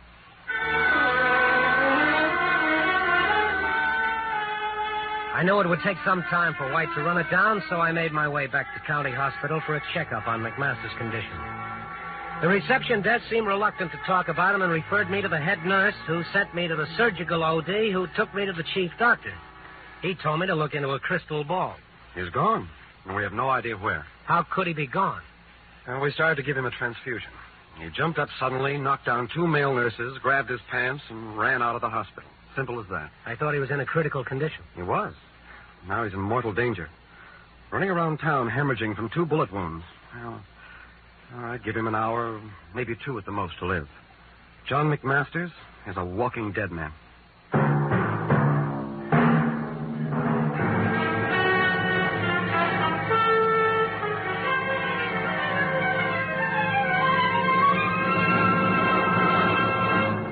NBC is bringing you Night Beat, starring Frank Lovejoy as Randy Stone.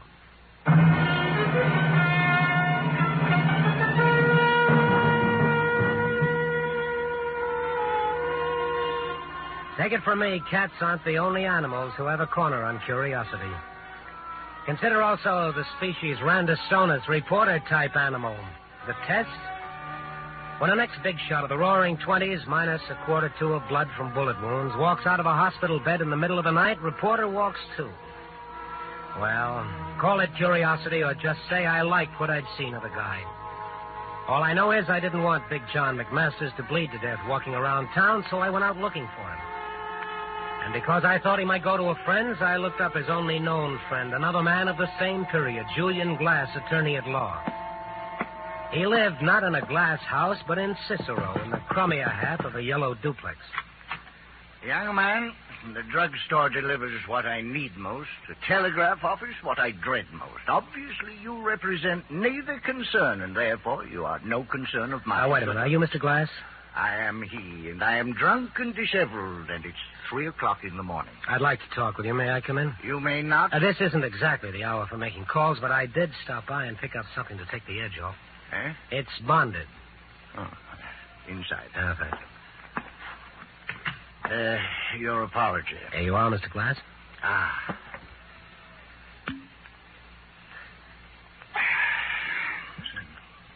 Now then, we'll make a bargain. As long as this lasts, you will last. Speak.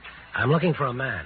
The entire world is looking for a man. Just one man. A man they so blindly presume who will break off these shackles that bind us and lead us forth into eternal justice. Yes, man... sure, but that's not the man I'm talking about. I'm a friend of John McMaster's. You? You come from that place? Signs are not on you. The pallor's not with you? No. Oh, you lied. I didn't say that I was a convict. I'm a reporter. McMaster's is out of prison. I'm aware of that.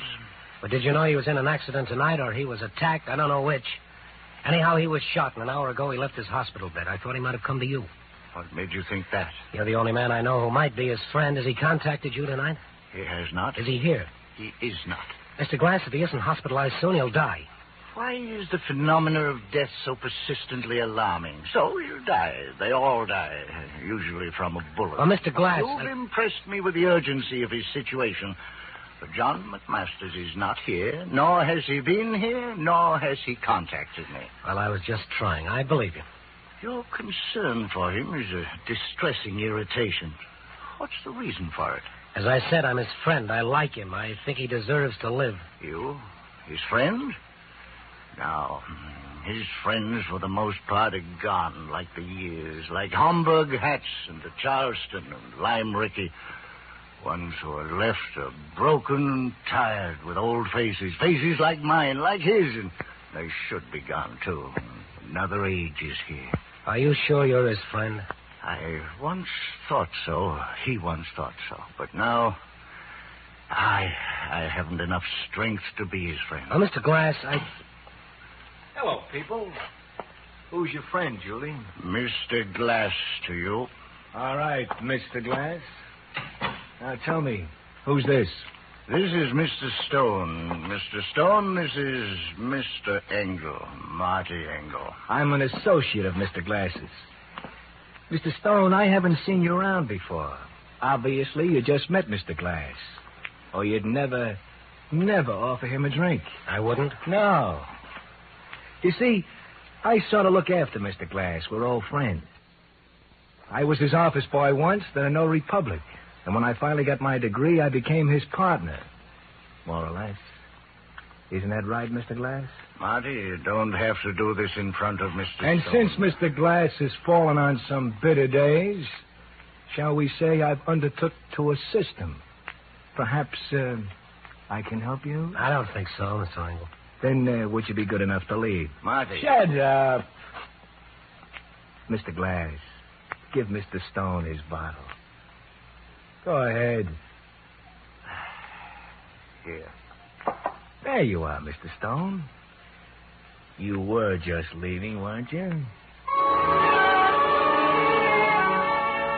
Julian Glass stood helplessly by watching. The look in his eyes held the same sort of sadness I'd seen in McMaster's eyes. But they were different, too. They held a weakness. The strong, sad eyes were somewhere else in the city, walking alone. And the lifeblood was slowly draining from the body that sparked them. I wanted to find McMaster's more than I wanted anything in my life, so I went to the only other source I knew, the license number that belonged to a gray-haired woman with a kind face. Lieutenant White had done his duty.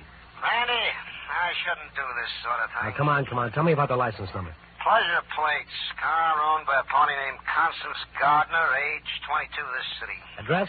Lives in the 900 block at Sheridan Road. What number? Look it up yourself. I did what I'm not supposed to do already. I drove out there with a feeling that I was racing death. I was in the 900 block right in back of the Shawnee County Club, a nice big colonial house in a nice neighborhood. The sky was beginning to quiver and shake off the blackness of night. I parked in front, wondering whether or not I should ring the bell, and then I saw a light in the back at the kitchen. Everybody seemed to be staying up that night. Oh, come in. You must be the man from the floor. No, I'm afraid not. My name is Randy Stone. I'm from the Chicago Star. Oh, you reporters do work all hours. But we aren't being married until 7. Are you Constance Gardner? Yes, but you want to talk to Bob, not me. He's the one who's rich and famous. I'm nobody. I think I want to talk to you, Miss Gardner. Well, all right, Mr. Stone, but I have so many things to do this... Oh, bride. Say good morning to your bride. Bob, you shouldn't be here. It's bad luck or something. Oh, Mr. Stone, this is my fiancé, Bob Meredith. Bob, Mr. Stone's from the papers. Hi. Hi. Mr. Stone, I want to interview you. Now, looking at her, wouldn't you say I'm the luckiest man in the world? I'm glad to meet you, Meredith, and congratulations. Thanks. Constance, you simply must hurry. Why, Bob, what are you doing here? You know it's not right. Mother, I want you to meet Mr. Stone. He's a reporter. Mr. Stone, this is my mother, Mrs. Gardner. How do you do, Mr. Stone? It was the same gray-haired woman I'd met in the hotel a few hours before, and I had to hand it to her. She looked right at me like she was meeting me for the first time. We shook hands. Hers was steady and firm, and her eyes didn't leave mine, but there was something in her look that pleaded, don't. Mr. Stone, perhaps Mother can help you. Excuse us, please. Surely. I'll have to get rid of Bob and get some things done. Of course. So that's my cue. So long, Mr. Stone. Gonna cover this wedding? Well, if I don't, one of the other boys will. Nice to meet you. Bye. They look like a real nice pair of kids, Mrs. Gardner. They are. But I doubt if that means anything to you and your newspaper.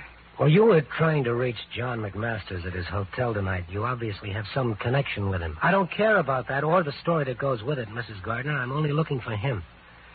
Is he here? Of course not. He's in a hospital. You told me that yourself. Well, he left the hospital. He walked out. He's wandering Chicago somewhere right now in a serious condition. Oh, no. He must have had a good reason for doing such a thing. I want to find him and take him back to the hospital. Now, Mrs. Gardner, if you know where he is or what he's doing, tell me. I only want to help. Please, he may be dying. I believe you, Mr. Stone.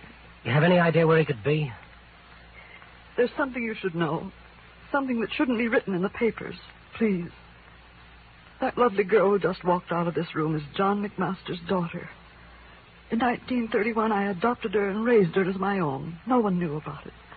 John promised he would never write us or bother us in any way, and he's kept his word. But you were trying to see him tonight. Why? 2 days before he was released, a man came here. He said he knew Constance was not my real daughter. He said he wanted money to keep it quiet. He'd expose her. Did you pay this man off? No, I contacted John and told him. He said not to worry, that he'd take care of it. He got shot tonight trying to take care of it, and he's out right now still taking care of it. Who was the man? Well, I don't know, Mr. Stone. I never saw him before. He just said that John would know who he was. Oh? Was he big, tall, short? Oh, he'd been drinking heavily. It seemed cultured. Julian Glass. A lawyer. He'd know about the trust fund and the adoption. He probably handled it all. Julian Glass was a drunkard, true, but he didn't strike me as a blackmailer. I was thinking of his friend, Marty Engle, as I drove out to Cicero as fast as I could. 3 squad cars were already there, and then I noticed with a sinking heart that a hearse was also there. I was too late. A milkman filled in the details. It was awful. It happened so fast. Suppose you tell it fast. I'm delivering my milk when I see this tall guy with a gray hair come staggering up to the steps, sort of pale. He pounds on this door here. Mr. Glasses? That's right. A young guy with a briefcase opens the door. The police say his name is Marty Engle. Yeah, go on. The young guy, sort of wise-like, says, "Hello, you come to pay off, huh?" And the big guy says, "Yeah, Marty." And he opens up and Engle goes down. But he ain't dead yet. And then Julian Glass reels into the picture, and he falls in front of Engle's gun, just as he pointed at the other guy. Glass stops 2 slugs, and he goes down. Then what? And the big guy finishes off Engle. Then he goes over and looks at Glass. He sort of sighs, maybe a tear, and then he walks out. You try to stop him? You think I'm nuts? With 2 guys dead already? It was terrible. Terrible. I need myself a drink. That's what I need. I need myself a drink. And I don't mean milk. It was pretty obvious that Julian Glass did have the strength to be John McMaster's friend after all. He died for him. The police had already thrown a cordon around the neighborhood for the man 3 witnesses had described as the killer of Marty Engle. As for me, I got out of talking distance right away. It was easy to see it had taken McMasters half the night and most of his strength to get to Marty Engle, but I was certain he still had some strength left. The sun was up by the time I drove out past Evanston, around the lake, into Wilmette, and stopped at St. Vincent's Church. The ceremony was just about over. I stood in the back as Constance Gardner and Robert Meredith were made man and wife. In the name of the Father, the Son, the Holy Ghost, I now pronounce you man and wife.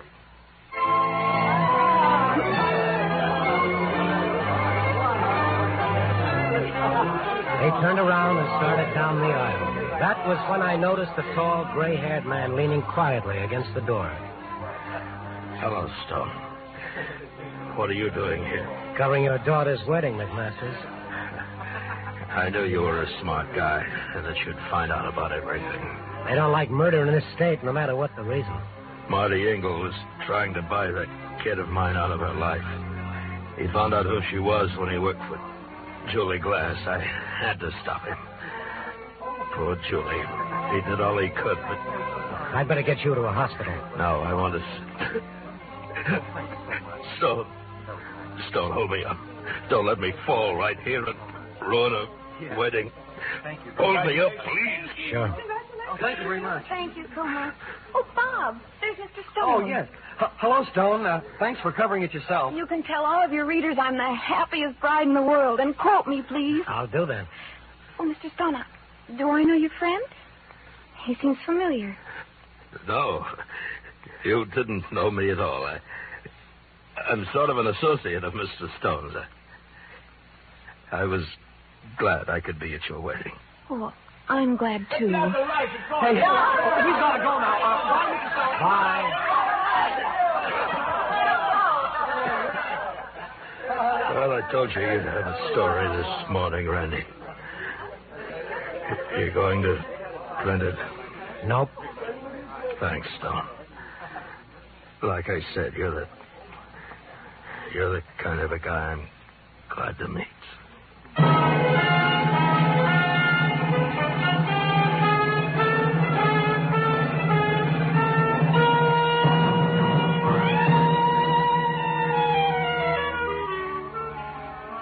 Big John McMasters died in a taxicab on the way to the hospital. And there's no maybe about whether it was better that way or not. So I'm writing a story. It's all about laws that made criminals and laws that made them not criminals. It's kind of a wandering piece of copy that doesn't really get anywhere and never really solves anything. But it doesn't mention any names because I don't think that'd solve anything either.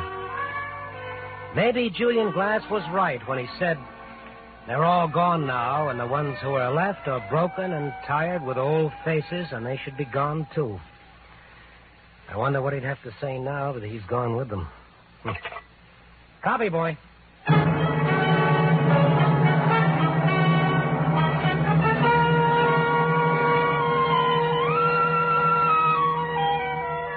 Night Beat, starring Frank Lovejoy, is produced and directed by Warren Lewis.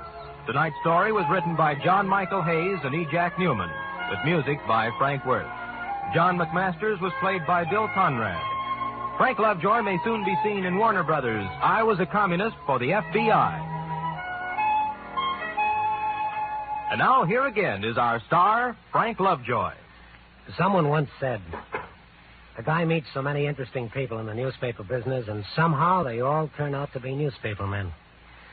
Well, in portraying a reporter on Night Beat, I've met my share of the press, and I'd like to double that quotation in spades.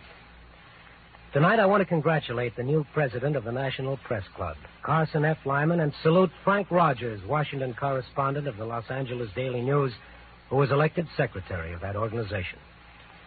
They're a great bunch of folks, these guys and gals of the working press, and I'm proud to be permitted to portray one of them.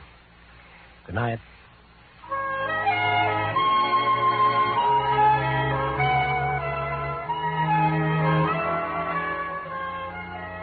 Night Beat came to you from Hollywood.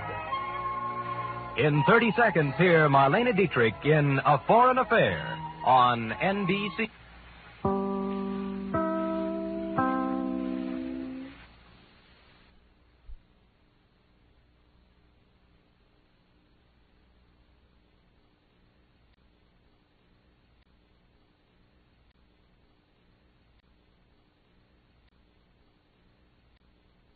Get ready to laugh with our Miss Brooks, which is coming up next on Nightly Old Time Radio Show. Palmolive Soap, your beauty hope, and Luster Cream Shampoo for soft, glamorous, caressable hair bring you Our Miss Brooks, starring Eve Arden.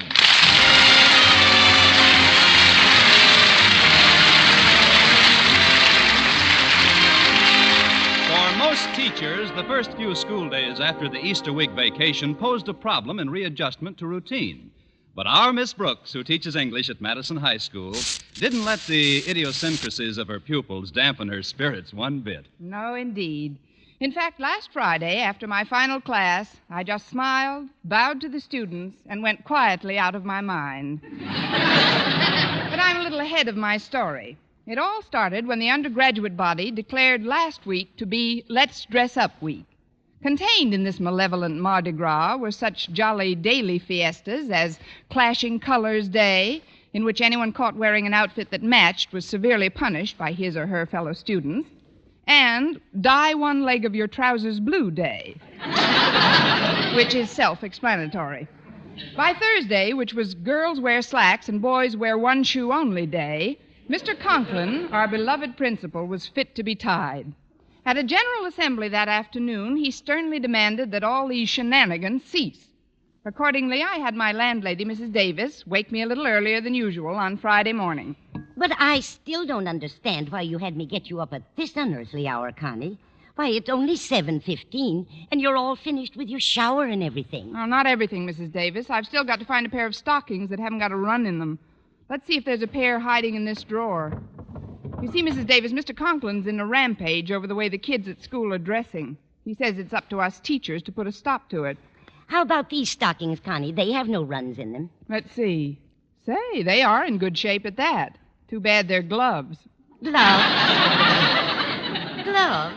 Isn't it a shame? And me without a thumb on either foot? I never saw anyone get so many torn stockings as you do. How do you do it, Connie? I have help, Mrs. Davis. That desk of mine at school has an insatiable appetite for nylon. I begged Mr. Conklin to requisition a new desk, but he says the school has more vital needs than the new desk for my room. Like what, for instance? Like a new desk for his room. Oh, here's a pair of stockings I can wear. The runs are all in the back. Good. Now I'll make you some breakfast and... Oh, that reminds me. I forgot to tell you something while you were in the bathroom, Connie. What's that, Mrs. Davis? Oh, it's terrible how absent-minded I'm becoming. Why, I'm getting to be as bad as my sister Angela. She can't remember a thing, poor dear. I know, Mrs. Davis, but what was it you forgot to tell me? It was about a phone call, Connie. I guess these little lapses of memory just run in my family, although Mother wasn't so bad. I'm glad. Now, about this phone call, Mrs. Davis. What phone call? The one I received while I was in the bathroom. What a strange place to receive a phone call. I didn't receive it, Mrs. Davis. Oh, that's too bad. Well, I'll start breakfast now. Oh, Connie. Yes, Mrs. Davis? Walter Denton phoned while you were in the bathroom. He said he's going to be unavoidably detained, but he's sending Stretch Snodgrass to drive you to school. Stretch Snodgrass? Yes. Why? I didn't know he could drive. He's a wonderful athlete, of course, but driving a car requires a certain amount of brain power. In some states, that is. He isn't a very bright student, I know, but Stretch is a nice boy, Connie. He really looks up to Walter Denton, doesn't he? Scholastically, that shouldn't cause him any eye strain. Oh, stay there, Mrs. Davis. I'll answer it. Well, it's Harriet Conklin. Come in, Harriet. Thanks, Miss Brooks. I'll just take a minute to tell you what I want. It's that black dress with the green trim you had to wear on Easter Sunday when you splattered eggs on your new Easter dress. The one you said you were so sick of, remember? How could I forget? But what do you want with it, Harriet? Well, I need it for domestic science class. We've got to remodel something, and I wondered if you'd mind my borrowing it. I guess it's okay, Harriet. It's right here in this chair in the hall. Well, that's convenient. What's it doing there? I was going to send it to a cleaning establishment I know that loses things pretty regularly. Here, take it. Oh, thanks a lot, Miss Brooks. Believe me, the next time you see it, you won't recognize it. If that's a promise, you're welcome, Harriet. Bye. Goodbye. Now, that's funny. She was wearing slacks. And her father is distinctly anti-girls wearing slacks to school. Are you talking to me, Connie? Why not? I just wondered why Harriet Conklin's wearing slacks today. Coming. That must be Stretch. Greetings, Miss Brooks. I have a rove. Is it Stretch? It ain't Laurence Olivier. Come in, Stretch. Thanks, Miss Brooks. Walter's, Unavoidably detained. You're going to drive me to school. That's right, Miss Brooks. Stretch, before we do anything else, I'd like to know why you're wearing that yellow and green bandana wrapped around your forehead. You know how Mr. Conklin feels about these crazy costumes. This isn't any costume, Miss Brooks. It's just to cover up a bad cut on my head. I don't want the other guys to see the bandage on it, or they'll think I'm a sissy if that's why I didn't win. Didn't win what? The hamburger eating contest we had yesterday after school. That's how come I got a cut head. Let's take it nice and slowly now. You say you got a cut head in a hamburger eating contest? That's right. I ate 19 of them. I ate 19 of them. Gosh, you wasn't even in the contest. I mean, you ate 19 of them. I guess winning that contest was pretty important to you. Oh, I didn't win. I came in 5th. Congratulations. But about the cut on your... like I said, I was just getting ready to eat my 20th hamburger when I began to see little circles in front of my eyes. Probably onion rings. Then everything got kind of dark, and I slowly toppled off my stool onto my head. And you know something? Those other guys in the contest kept right on eating hamburgers. If it hadn't been for that, I'd have won first prize, sure. Just for the record, Stretch, what was the first prize? A banana split. That did it. I won't be eating any breakfast today, Mrs. Davis. Let's go, Stretch.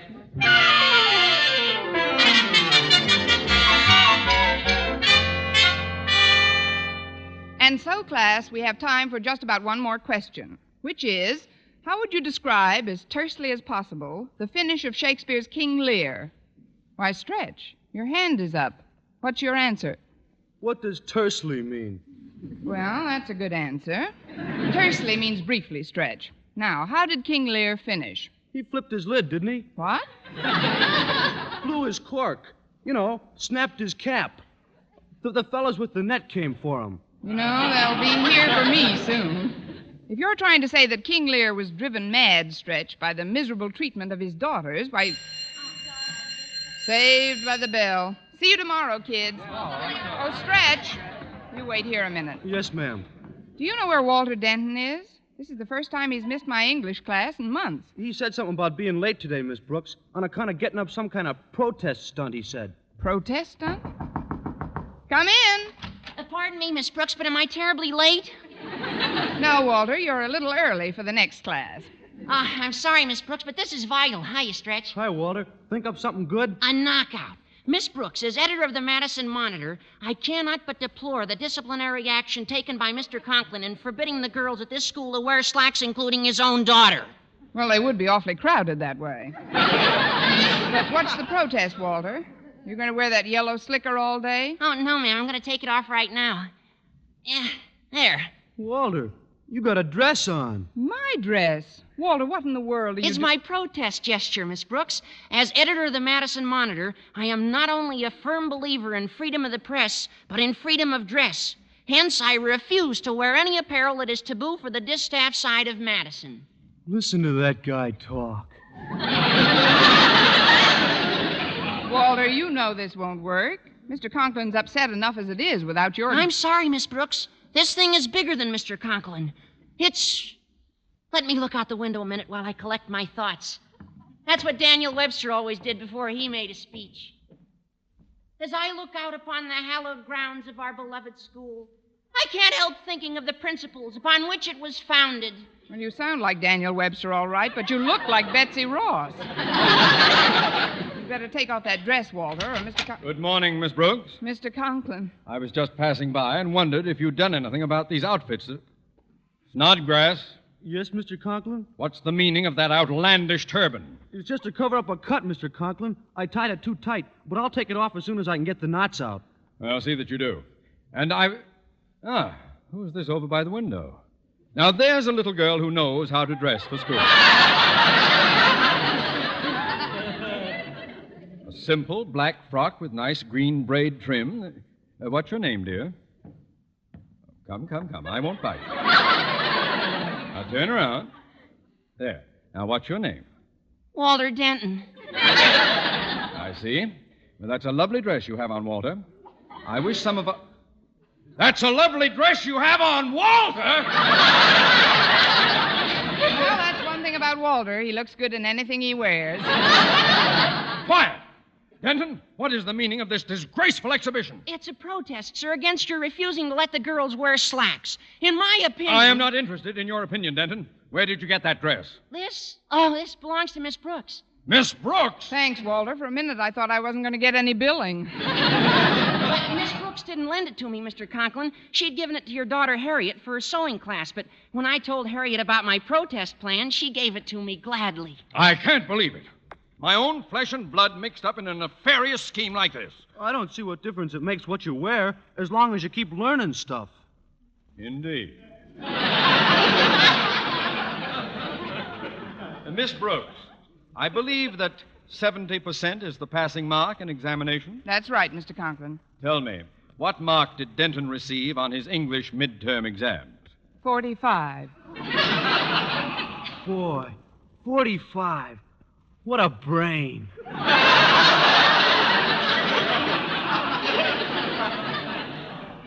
And you, Snodgrass, what was your mark on the midterms? Well, right before I got to the last question, I broke my pencil. What was your mark, Snodgrass? 9.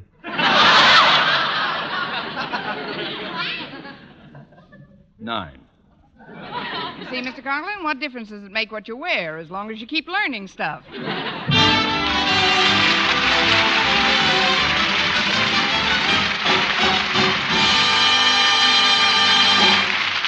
Our Miss Brooks, starring Eve Arden, will continue in just a moment. But first, here is Vern Smith.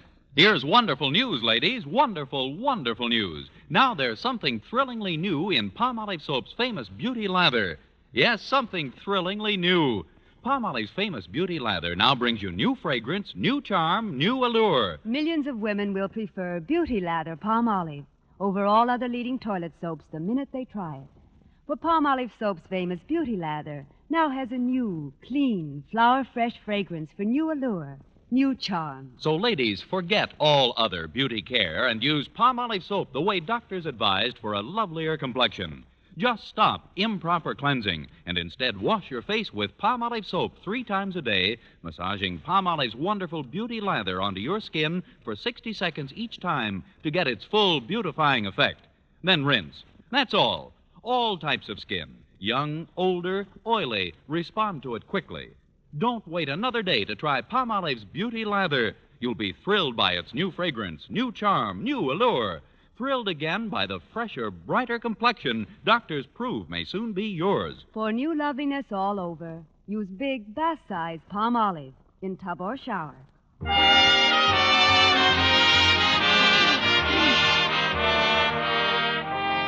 Well, Mr. Conklin finally suspended sentence on Walter and Stretch, but not until he had carved 6 or 7 new notches in his blood pressure. By lunch, I was so dizzy from having been on the ball all morning that after the bell rang, I just sat at my desk with my head in my hands. Excuse me, Miss Brooks. What? Oh, it's Mr. Boynton. I didn't hear you coming, which is very unusual for me. Your door was ajar, so I thought I'd drop in for a minute. Well, do, Mr. Boynton. Come on in. I am in.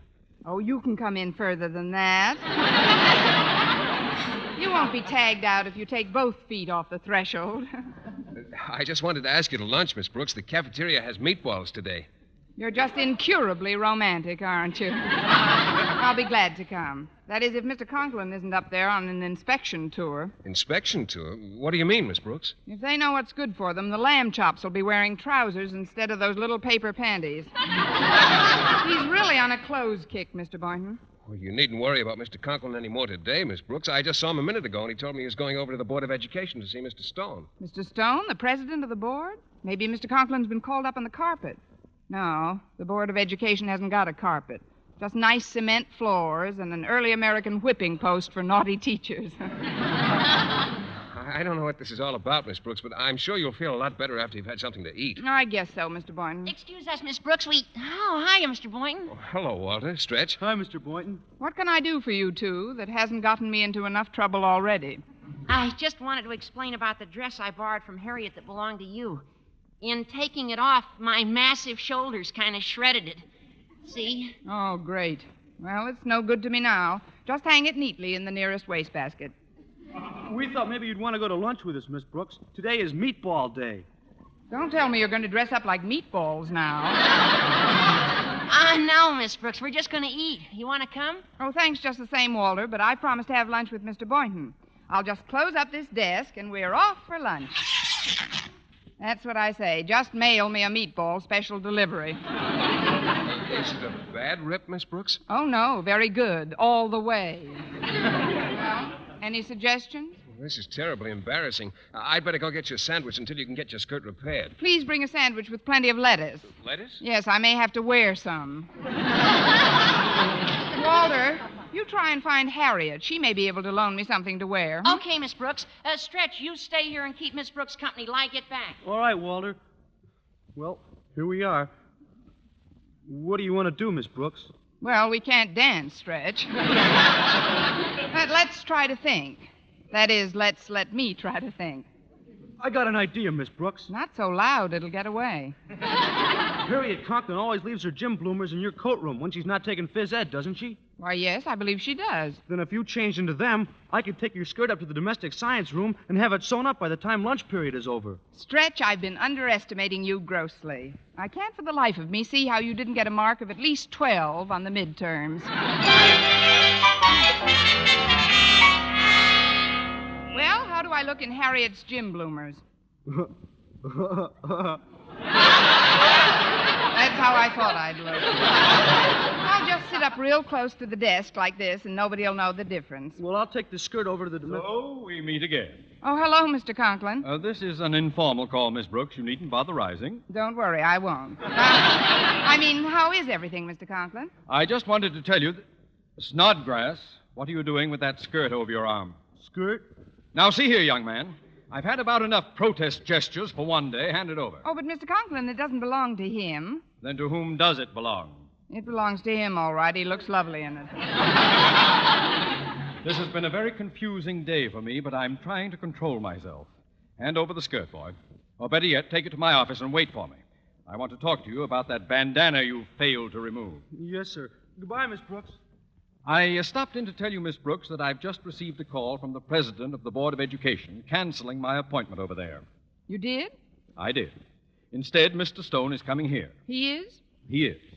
He's going to personally inspect both the student body and the faculty. The faculty? The faculty. There seems to be an echo in here. It must be the deep inkwells. I cannot impress upon you too vehemently, therefore, the necessity for the ultimate in neatness and simplicity of apparel.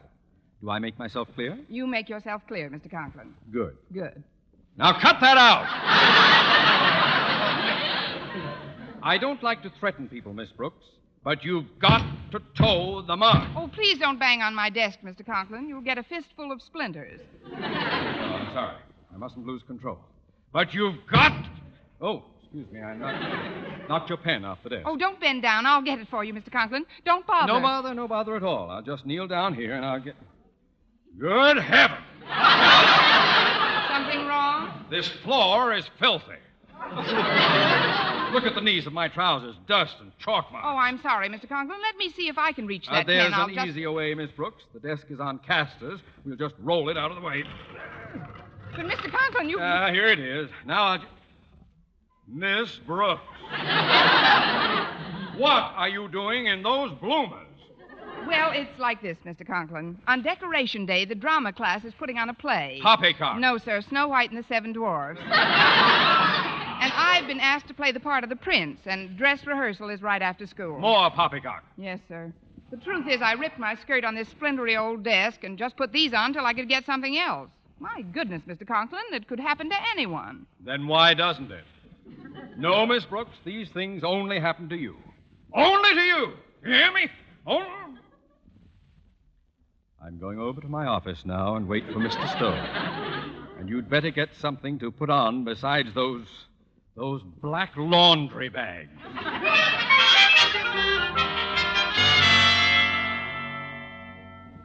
And so, Snodgrass, knots or no knots, Mr. Stone must not see you wearing that bizarre headdress. You understand? Yes, sir. I'll cut it off with the scissors.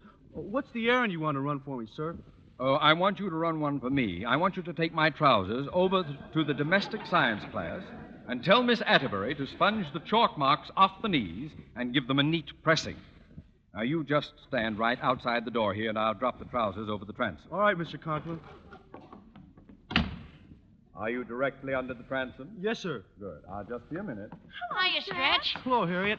Did you find anything for Miss Brooks, Walter? Not a thing that would fit her, Stretch. Gosh, Oh, excuse me, Walter, but isn't that Mr. Stone's car pulling up in front of the school? Yeah, I think it is. Mr. Stone? Gee, I'd better beat it. I don't want him to catch me in this bandana. I'll come back after I cut it off. So long. I don't see why all this fuss is being made over what we wear. Well, that's not important right now, Harriet. I wish to heaven we could find something for Miss Brooks to wear. She's the one who Oh! Walter! Well, something just landed on your head. What do you know? It's a pair of pants. Come on, let's take them over to Miss Brooks right away. But I don't understand. A pair of pants couldn't just come flying down. Harriet, please. Who are we to argue with heaven?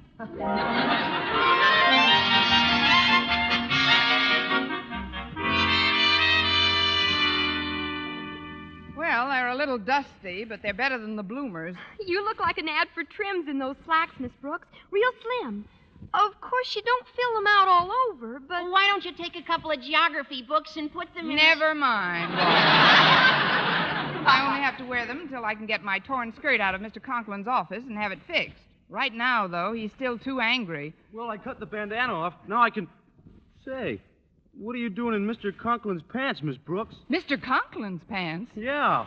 I was going to get them pressed for him, but Mr. Stone came by and Walter, this is awful.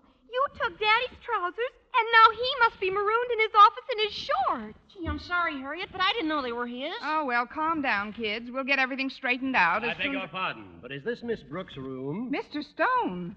Well, yes, sir. I'm Miss Brooks. We've met several times. In fact, I spent my Easter vacation working at the Board of Education. Miss Brooks, do you always dress this way at school? Oh, no, sir. I dress this way all the time. That is, these even aren't my trousers. They're not hers, Mr. Stone. They belong to Mr. Conklin. Mr. Conklin? But how does he feel about you wearing his trousers? Chilly. Right now, he must be pretty annoyed, Mr. Right Stone, but now, I'm... you're coming across the hall to his office, Miss Brooks. Oh, but Mr. Stone, Mr. Conklin doesn't expect us. Somebody ought to go on ahead. I'll go, Miss Brooks. You children will sit down in this room and be still. Now then, Miss Brooks, after you. You certainly are. I'm coming, Mr. Stone. Here's the door to his office. Now go on in. I'd better knock first. No, don't come in. Just a minute. Wait, please. Don't stand there, Miss Brooks. Go on in. Pardon me, Mr. Conklin, but I was forced to see you How right dare away. you come bursting into my office like this? And in my trousers! Where did you? How did you? How dare you? Just a moment, Osgood. Oh, Mr. Stone. You should not berate Miss Brooks for what she's wearing, Osgood. After all, you've got a badly torn skirt on, Osgood. If I were you, a badly torn skirt on, Osgood? What is the meaning of this? I can explain everything, Mr. Stone. You can? I mean, of course you can. I know you can, Miss Brooks. Go ahead. Explain it. You see, Mr. Stone, each year on Decoration Day, the Drama Club gives a play. This year it's called It Also Happens to You. Isn't that right, Mr. Conklin? Anything. I mean, yes. Yes. It also happens to me. What about this play? Well, faculty and students both take part, and Mr. Conklin's going to act in one of the very important scenes. A scene called Poppycock on Parade. Yes, that's it. It's a beautiful scene. It's a lovely scene, yes. But this torn skirt. What has this torn skirt... Rehearsal. There's a rehearsal right after school in full costume. I was just getting ready. That's right, Mr. Stone. Mr. Conklin plays the part of a lonely native girl on Poppycock Island. It's one of the Hawaiian group. One of the smaller ones. What is all this? If you're pulling my leg, Osgood, I'll... I don't think Mr. Stone is convinced you're a thespian, Mr. Conklin. Perhaps you'd better do the little dance you do in the show.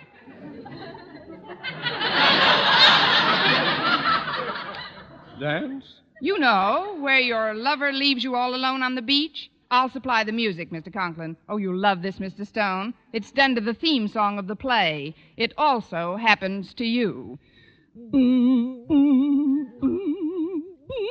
Hoof, Mr. Conklin.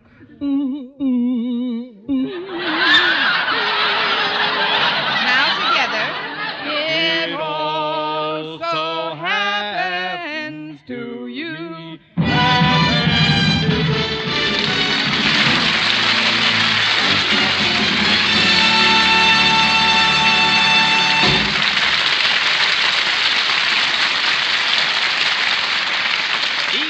As our Miss Brooks returns in just a moment. But first, dream girl, beautiful luster cream girl. Tonight, show him how much lovelier your hair can look after a Luster Cream shampoo. Only Luster Cream brings you Kay Daumit's magic formula blend of secret ingredients plus gentle lanolin. Gives loveliness lather even in hardest water. Glamorizes your hair as you wash it. Luster Cream, not a soap, not a liquid, but a dainty cream shampoo. Leaves hair fragrantly clean, free of loose dandruff, glistening with sheen. Soft, manageable. Gives new beauty to all hairdos or permanents. 4-ounce jar, $1. Smaller sizes, either tubes or jars.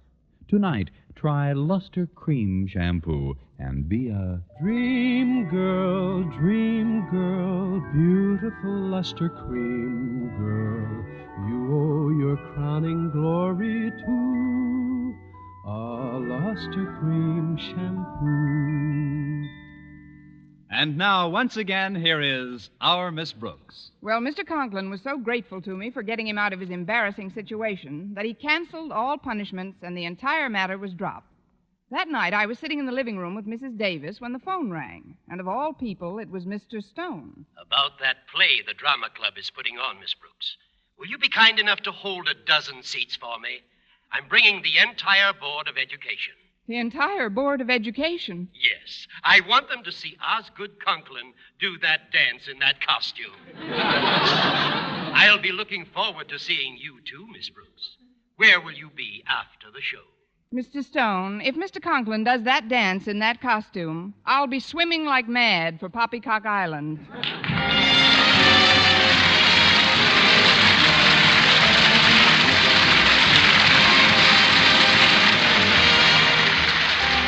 Next week, tune in to another Our Miss Brooks show brought to you by Palmolive Soap, your beauty hope, and Luster Cream Shampoo for soft, glamorous, caressable hair. Our Miss Brooks, starring Eve Arden, is produced by Larry Burns, written and directed by Al Lewis, with music by Wilbur Hatch. Mr. Boynton is played by Jeff Chandler, Mr. Conklin by Gail Gordon. Others in tonight's cast were Jane Morgan, Dick Crenna, Gloria McMillan, Leonard Smith, and Earl Ross.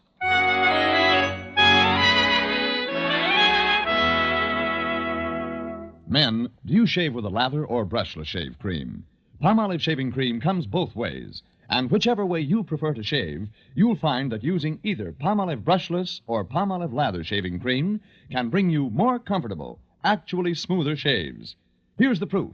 2,548 men tried the new Palmolive way to shave described on the tube, and no matter how they had shaved before, 3 out of every 4 got more comfortable, actually smoother shaves. Get Palmolive brushless or Palmolive lather shaving cream today.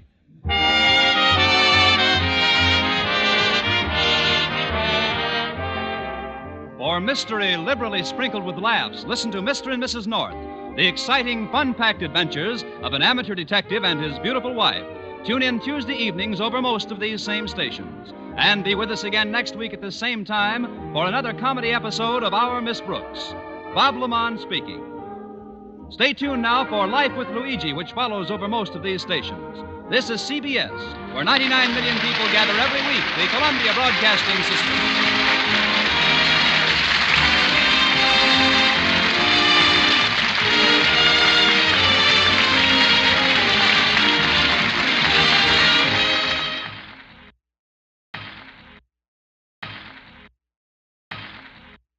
One of the most acclaimed shows of all time, Orson Welles' Mercury Theater of the Air, is up next.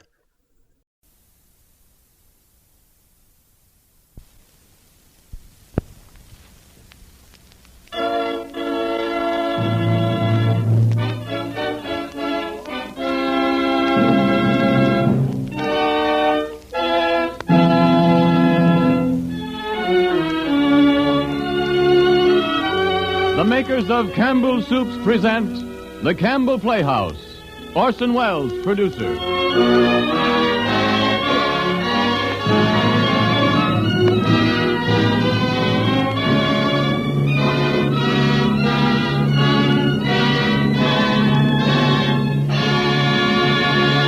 Good evening, listeners. This is Ernest Chappell speaking. Tonight, the Campbell Playhouse presents Orson Welles in his own radio version of that great sea story, Mutiny on the Bounty. But first, a word from our sponsor. Any day you look on the lunch or dinner menu of the most popular restaurant in town, you will likely find that one dish featured is chicken. Ask the proprietor about this, and he'll tell you that chicken is a best seller, not only with the regulars, but with people who are eating out in style. And it's true wherever you go. Chicken is usually first choice when the meal is to be something specially fine. I mention this because it seems to me the widespread liking for chicken is one reason Campbell's chicken soup is enjoyed so eagerly by families everywhere. You see, this soup is chicken through and through, so that as sure as you like chicken, you'll like Campbell's chicken soup. In the aroma that drifts up as this soup is set before you, there's an unmistakable promise of chicken. There's deep-down chicken flavor in each spoonful as you taste it, and tender pieces of chicken meat, too.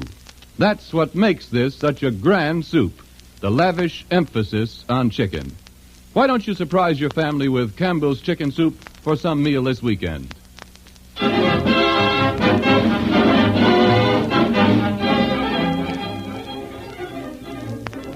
Good evening, this is Orson Welles. On the 12th of September, 1792, there occurred in England the most remarkable court-martial in maritime history. 7 naval officers and men were on trial for their lives before the Lords Commissioner of the Admiralty on charge of high treason.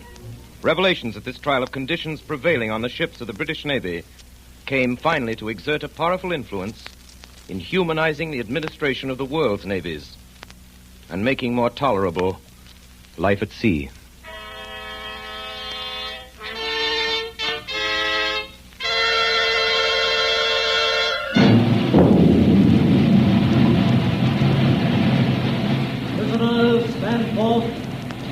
Roger Byam, midshipman. Here, sir. James Morrison, boatswain's mate. Here, sir. William Purcell, ship's carpenter. Here, sir. Thomas Burkitt, seaman. Here, sir. John Mills, seaman. Here, sir. Thomas Ellison, seaman. Here, sir. You are here to be tried by a special court of naval inquiry assembled aboard His Majesty's flagship Duke under Article 19 of the Naval Articles of War, which read as follows. If any person in or belonging to the fleet shall make or endeavor to make any mutinous assembly upon any pretense whatsoever, every person offending herein, being convicted thereof by the sentence of the court-martial, shall suffer death. First witness to the Crown, Captain Bligh. Captain Bligh? Yes, my lord. Captain Bligh, have you any statement to make to this court concerning the mutiny aboard His Majesty's ship Bounty while under your command in the great South Seas? I have, sir. I have prepared a statement which I now beg the court's permission to read. The court will hear your statement, Captain Bligh. I respectfully beg to submit to the Lords Commissioner of the Admiralty the information that His Majesty's armed vessel Bounty, under my command, was taken from me by some of the superior officers and men on the 28th day of April, 1789, in the following manner. A little before sunrise, Fletcher Christian, who was mate of the ship and officer of the watch, together with the accused and certain others of the crew, came into my cabin, and while I was asleep, seized me in my bed, and with cutlasses and bayonets fixed at my breast, threatened me with instant death if I spoke or made the least noise. I was hauled on deck in my shirt and without a rag else. The boatswain was ordered to hoist the launch out, and the officers and men who remained loyal were ordered into the boat. We then veered astern, all 19 souls. The boat was so lumbered and deep in the water that it was believed we should never reach shore. The size of the boat was 23 feet from stem to stern, rowed 6 oars. After considering our melancholy situation, I was earnestly solicited by all hands to take them toward home. Therefore, after commending our souls to God, I bore away for New Holland and Timor, across a sea but little known, in a small boat laden with 19 souls, without a single map of any kind, and nothing but my own recollection and general knowledge of the situation of places to direct us. After enduring dangers and privations impossible to describe, we sighted Timor on the 12th of June, and on the morning of the 15th before daylight, I anchored under the fort of the Dutch settlement at Kupang. This voyage, in an open boat, I believe to be unparalleled in the history of navigation. One thing I wish to add, that on the night preceding the mutiny, coming up on deck during the middle watch, according to my custom, I discovered Fletcher Christian, the ringleader of the mutineers, in earnest conversation with Roger Byam, midshipman, one of the accused. In the darkness of the deck, I was not observed by these men who were standing on the starboard side of the quarterdeck between the guns. Nor had I any apprehension at that time that their conversation was not innocent. But as I approached unseen, I saw Roger Byam shake hands with Christian. And I distinctly heard him say these words, "You can count on me," to which Christian replied, "Good. That's settled then."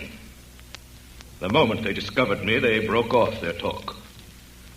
I have not the slightest doubt that this conversation concerned the forthcoming mutiny. It is all, my lord.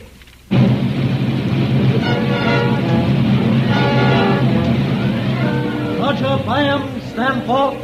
Roger Byam, you have been accused with others of mutinous and piratical seizure of His Majesty's armed vessel Bounty. You have heard the Crown's witness. Roger Byam, do you plead guilty or not guilty? My lord and gentlemen, I declare before God and the members of this court that I am innocent, that I have never been guilty either in thought or in deed of the crime of which I am charged. Roger Byam, the court is now ready to receive whatever you may have to say in your own defense. My lords, I joined His Majesty's Armed Transport Bounty as a midshipman on the 21st of December, 1787. We were off Spithead, lying to for stores and crews to come aboard. I remember my first sight of the Bounty. The crew crowded in the afterdeck around the huddled form of a man, lashed to the capstan spar, and Captain Bligh reading from an Admiralty order. If any person in or belonging to His Majesty's fleet shall strike or endeavor to strike an officer, he shall be flogged in turn on board every ship of the fleet. Master at Arms? Yes, sir.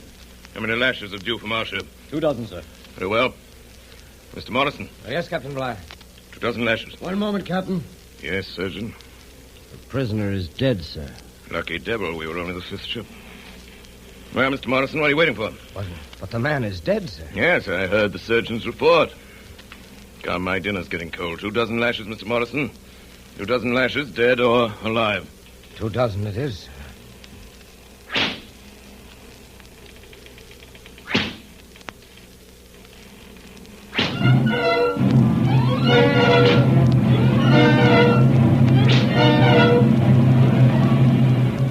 On the morning of the 23rd of December, with 45 officers and crew aboard, and as the guns of the fleet fired a farewell salute, the Bounty set sail for Tahiti and the great South Seas. Lieutenant Christian. Aye, Captain Bligh.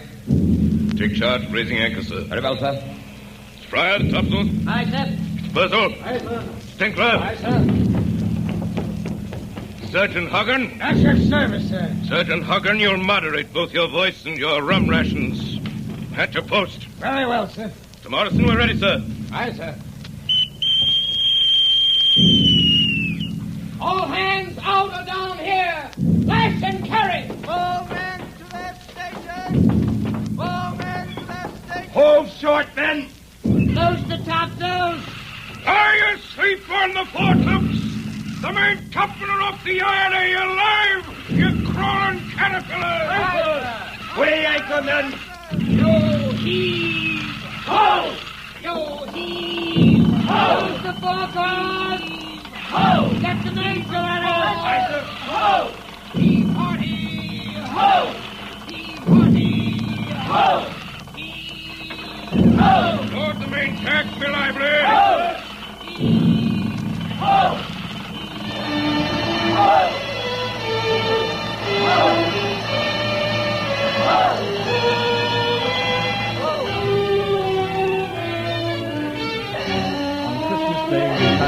then, and the Bounty headed away to sea with topgallant set. She was a small ship, as you know, of little more than 200 tons. And the great cabin aft was rigged as a garden for the transportation of breadfruit trees from the island of Tahiti to the West Indian plantations. Thus, the ship's quarters were more than usually crowded, a circumstance which undoubtedly affected the temper of its company. The officers messed in a screened-off space on the lower deck, aft of the main hatch. At the captain's table sat Mr. Fryer, this ship's navigator, an elderly man long in the service of His Majesty's Navy, and Mr. Christian, the mate, a man of only 24, of fine presence, from a good English family. Don't you talk to me about seamen, Mr. Christian. I know them better than you, curse them, a lazy, incompetent lot of scoundrels. Heaven knows the captain has trials enough with such a crew. Dregs of public houses, they don't know a sheet from a tack. I venture to differ with you, Captain Bligh. I should call Ellison and Mills first-class seamen. Even Burkett, though he may be willful... Willful, eh? Burkett's an insolent hound. I have my eye on him. Slightest report of misconduct, I'll have him seized up and flogged. If I may express an opinion, Captain Bligh. Yes, Mr. Christian. Burkett's a man to tame with kindness rather than with blows. La-di-da, Mr. Christian. On my word, you should apply for a place as master in the young lady's seminary. Kindness, indeed. A fine captain you'll make with such ridiculous notions. Our seamen understand kindness as well as they understand Greek. Fear is what they do understand. Without fear, mutiny and piracy would be rife on the high seas. There's some truth in that, sir. I can't agree. Seamen don't differ from other Englishmen. There are some, the best of them, who will follow a fair and kind officer to the ends of the earth. Rot. As far as I trust them as the end of a yardarm. If you have to talk such nonsense, Mr. Christian, don't do it in my mess where I have to listen to you. Very well, Mr. Bligh. In the future, I shall dine where my opinions are more acceptable.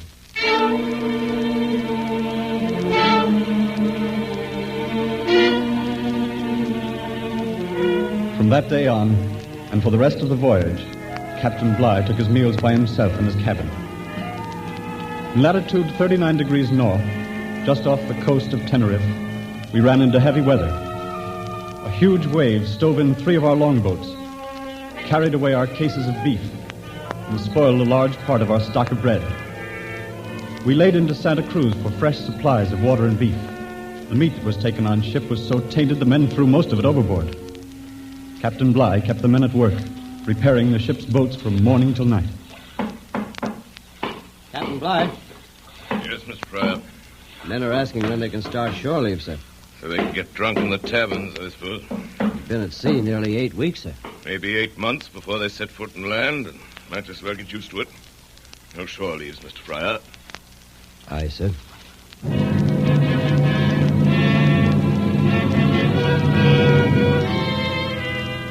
We left Santa Cruz at the end of February.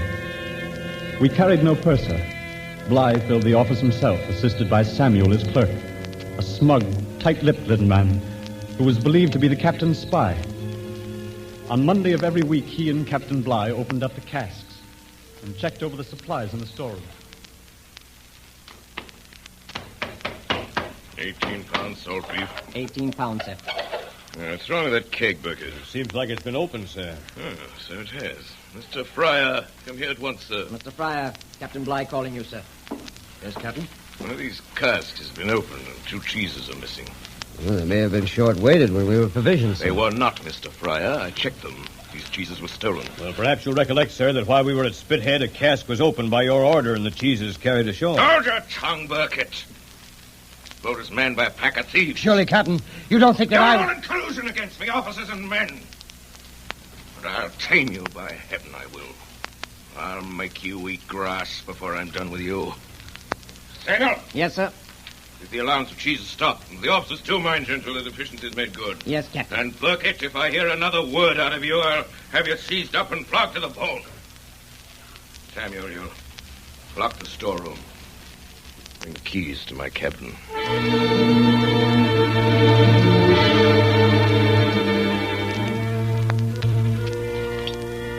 So help me. Bligh ordered those 2 cheeses taken out at Spithead. I can back you there, Burkett. I carried them myself. 2 cheeses and a cask of vinegar to Blythe's house.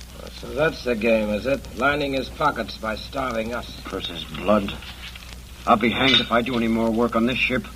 If he puts back our cheese rations. I'm with you, lads. No more work by any in this mess. And I'll give the word to Quintal's and he'll pass it on.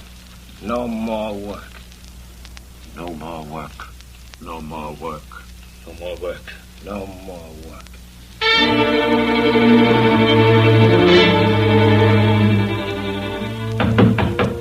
Come in. Captain Bligh. Yes, Mr. Christian. As officer of the deck, sir, I feel it my duty to make a report. Well, what is it? The grumbling in the forecastle, sir. It's becoming serious. Ah, is it? What are the scoundrels grumbling about now? Many things, sir. Chiefly the food. Well, they're not satisfied with the rations, sir. By heaven, they'd better make up their minds to be satisfied. Captain Bligh, as second officer, I am in a measure responsible for their conduct. If I may suggest, sir, I think it would be wise to listen to their grievances. You may keep your suggestions to yourself, Mr. Christian. I think it only right that you should hear what the men... I am the only judge, sir, of what's right and wrong on the ship. I'm tired of their bloody complaints. Since you seem to be their advocate, Mr. Christian, you can tell them this. The first man to complain from now on will be placed in chains.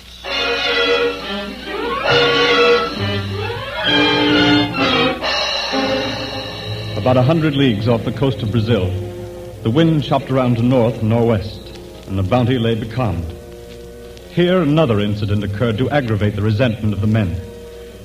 We'd been at sea 6 months, and for 10 weeks now, outside of the officers' mess, there had been no fresh food of any sort on board the Bounty. Taking advantage of the calm, the crew employed themselves with fishing for shark, with pieces of rotten pork for bait. There he goes, look! The shark! Right under the bows. Give him the bait there. Strike the line. He's thinking of lads. Look smart. Got him, Burkett? Hook, by heaven! He's on. He's a big one. Go to the moon. Hammerheart is on deck with him. Heave ho! ho! Heave Oh, ho! here he comes. Heave He's a big ho! one, all right. Heave ho! That'll settle him. Straddle him now. At him, boys. At him with your knives. Slice him up, men. Careful there, Mills. With that cutlass. Watch where you're cutting. Shark meat's good eating. It's better than dried dog's meat any day. Look out. Someone's coming. It's Samuel. Samuel. Captain's spy. He doesn't get a scrap of the shark's meat. You hear, men? Not a scrap. A fine catch, eh, men? I say it's a fine catch of fish you got there. I must have a slice, eh, Mr. Burkett? So, you must have a slice, Mr. Samuel. Well, I must have a glass of grog and a stiff one, too. If you eat shark today... Come, my good man. You have enough fish there for a dozen. You have enough grog stored away for 1,000, by heaven. It's for the captain's table I want it. Catch him a shark yourself. This is mine. He gets the best of the bread and the pick of the junk cask as it is. You forget yourself, Burkett. Come. Give me a slice. That large one, and I'll say nothing. Devil with you. You take your slice right in your sneaking face.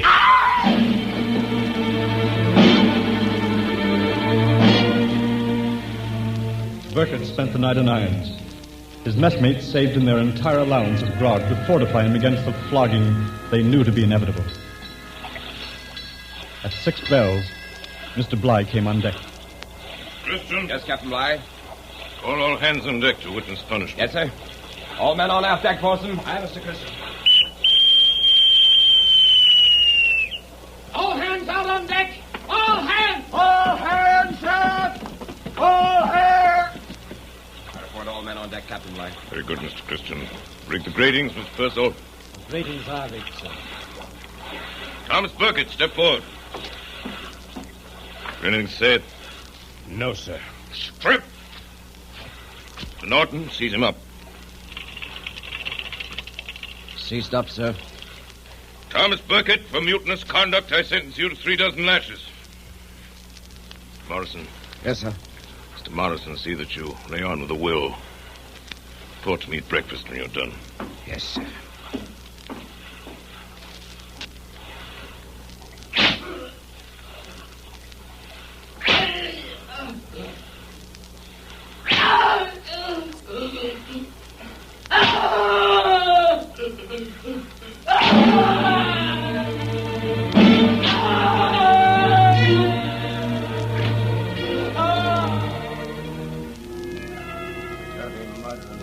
Did you see Burkett? face he was. The bone showing through the flesh. And now the old devil's got Purcell in irons. I say, Mr. Fryer and Bly ain't speaking no more. Pretty past that for a ship what's got half the world between her and England. Wait till we get back. It'll be a day of reckoning for old Bly. Aye, and maybe before we get back. What are you saying, Mills? We got to get back to England, don't we? We could get back without Bly if we had to. There's a man that could take the bounty home. I and a better man than Bly. Christian, you mean? Christian.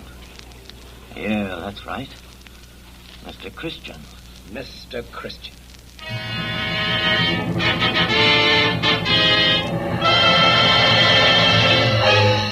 Fortunately for Captain Bly, a gale blew up that night, and all hands were kept busy keeping the ship from being swamped. Day after day, we scudded before strong westerly to southwesterly winds, carrying only the foresail and close-reefed main topsail. At last, on the 20th of November, we rounded Cape Horn. 5 weeks later, we sighted the first coral reefs and saw the great mountains of the island of Tahiti. Land ho! Land to the starboard! Land to the starboard! Mr. Christian. Yes, sir. Taking sounding. Yes, sir. Mills? By the Mark 8, by the deep 7, water showing. Fair anchor. Yes, sir. Morrison, all men to their stations. All men to their stations! Well, there it is, Mr. Christian. The Isle of Tahiti. Long, hard voyage. By heaven, there it is at last. Looks like a beautiful island, Captain Bly. It is. Captain Cook, under whom I sailed these waters, loved it. Only next to England. Were I an old man and my work done, I should ask nothing better than to end my days under its palms. Mr. Christian. Yes, sir. Sounding. Mills? By the deep 5, 1/2 less 5, sir, and shoaling fast. Lower away. Lower away there. Aye, sir.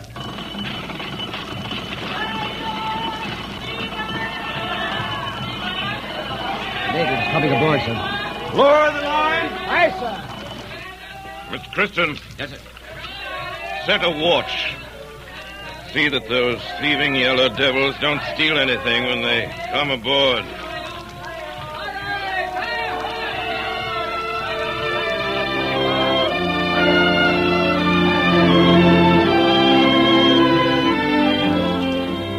The next day, the crew went ashore.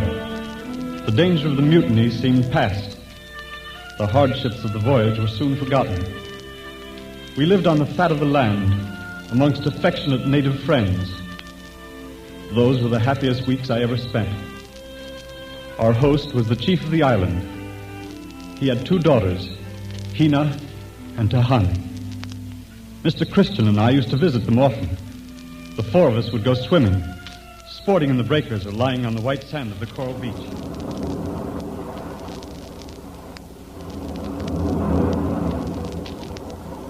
Hina. Yes, Byam. The tide is high. Swim with me out to the reef underwater. How about it, Christian? Oh, Byam, you're not lazy enough for the South Seas. I'll stay here with Tahani. Ready, Hina? Ready? Come.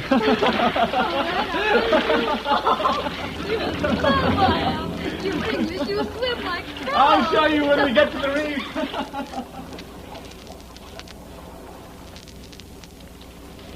Christian, Yes? are you a chief in your own land? Small one, perhaps, Tahani. I knew you must be. And have you no wife? None. I have no husband. Tahani. Why do you stop? Tehani is listening. When the ship sails, Tahani, I must go with it. But it will be 2 moons before the ship sails. 2 moons will soon pass, Tahani. We have a legend, Christian, here in Tahiti, that time is a long lizard that sleeps with its tail in its mouth. And to those who keep their hearts within its circle, no harm can come. No harm will come, Tahani. What are you doing with those flowers? Tehani make a wreath to go around your neck. White flower, long stem. What do you call it? This one? The Tafano. Looks like the lotus. In my country, we have legends too, Tehani. In my country, they say a sailor who once tastes the lotus never goes home.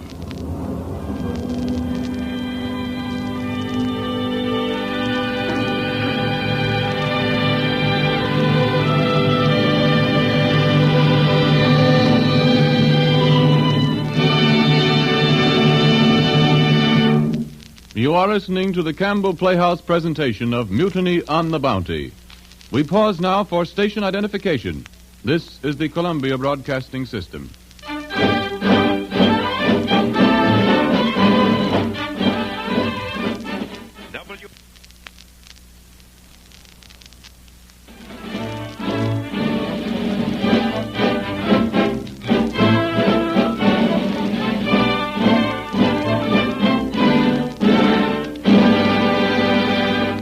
This is Ernest Chappell welcoming you back to the Campbell Playhouse. In a minute or two, we will resume our presentation of Mutiny on the Bounty, starring Orson Welles. Meanwhile, may I say a word or two about mutiny in another form? Over many years, modern genius has been showing women the way to give their families better food with less kitchen time. And call it mutiny or call it evolution, women have been quick to take full advantage of these benefits for their families and themselves. No longer does the good housewife feel she must spend long hours each week making her own bread and churning her own butter. To give her family their favorite dishes, it is no longer necessary to spend so many hours in her kitchen. Her household shelves are laden down with many of these foods, ready prepared for her and of a quality equal to her own good homemade kind. Among these fine foods are soups, Campbell soups. If you have never tried them, I invite you to try a can of Campbell's chicken soup tomorrow. I cannot think of a finer way to introduce you to Campbell's soups than that. Once you've tasted Campbell's chicken soup, I feel certain you'll be convinced that soup making at home is a task you can well turn over to Campbell's chefs. And now, back to the Campbell Playhouse presentation of Mutiny on the Bounty, starring Orson Welles.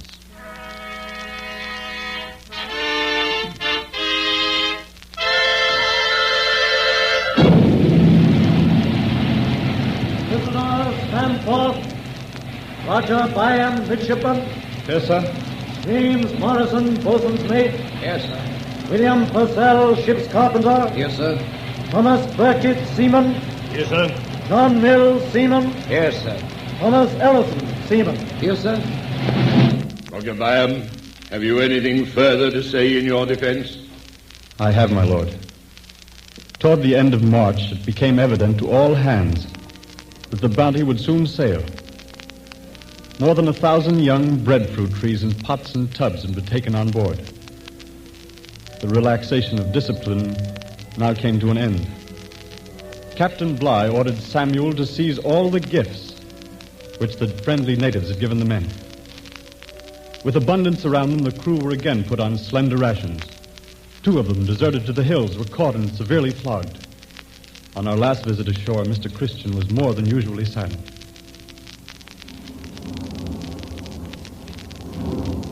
Christiane, you are going to sail. Is that not so? Yes, Tehani. When? Tomorrow. Sunrise. Oh, Where will you be, Tehani, when we sail? here on the shore, waving my hand. I'll watch for you. Christiane, will you think of Tehani sometimes in your own land? I will not stay in my own land. I shall come back, Tehani. Here, Christiane. These are for you. Black pearls. Tehani, where did you get these? I swim very deep one morning off Coral Reef. Our people say pearls make men never forget. Your people say right, Tehani. And I shall wait, Christiane. I shall wait for you to come back. And every noon I shall watch for your ship. Me aloha pauoli, Christiane. Me aloha pauoli.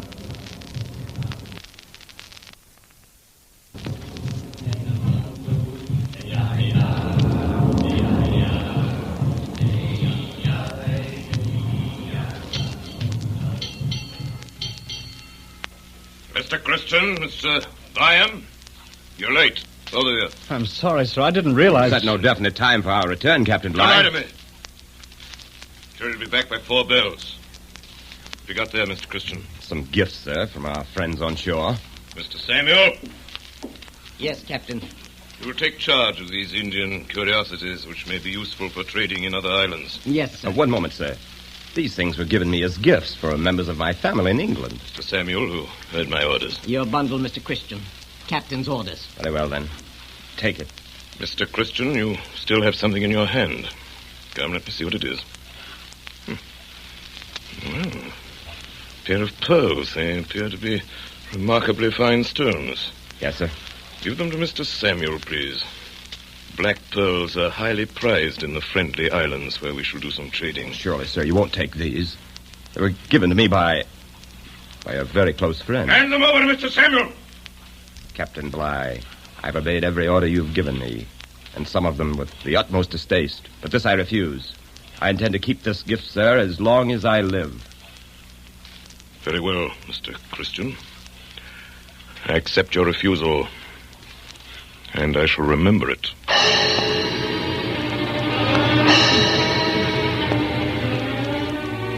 On the 4th of April, 1788, the Bounty with her cargo of breadfruit trees set sail from Tahiti. All went quietly enough until the evening of April 14th. That morning we left the island of Numuka in the Friendly Archipelago, where we did our usual trading with the natives. A great many coconuts had been brought aboard and piled up on the quarterdeck between the guns under the captain's eye. At about noon, some of the coconuts were found to be missing. Mr. Morrison. Aye, sir. Are all the officers assembled on deck? Aye, sir.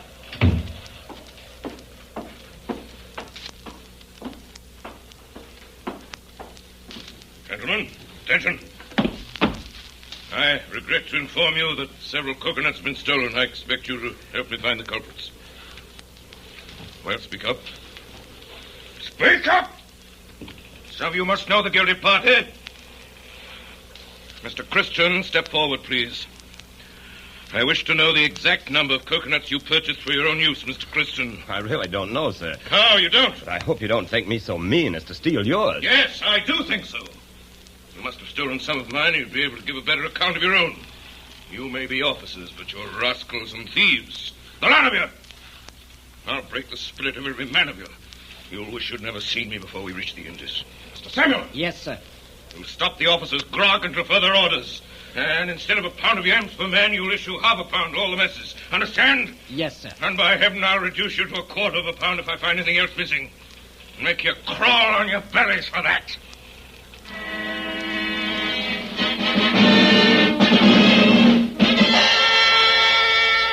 It was feverish hot below deck that night, and there was an uneasy stirring in the forecastle. I couldn't sleep and went up on deck. It was then about 1 o'clock, and with the exception of the watch, there was no one on deck but Tinkler, curled up asleep under one of the guns. Mr. Norton, the watch, was standing at the rail on the opposite side of the deck. I could make out his form standing in the starlight. Someone appeared at the after ladderway. Who's that? Oh, it's you, Byam. Oh, hello, Mr. Christian. Have you seen Captain Bly tonight? Did you know that he invited me to sup with him? Why? Can you tell me that? After spitting at me, wiping his feet on me, sent Samuel to ask me to his table. He didn't go? After what happened, I should say not. Maybe he's got a conscience, Christian. His invitation might have been a way of letting you know he was sorry. I might have believed that once, but not now.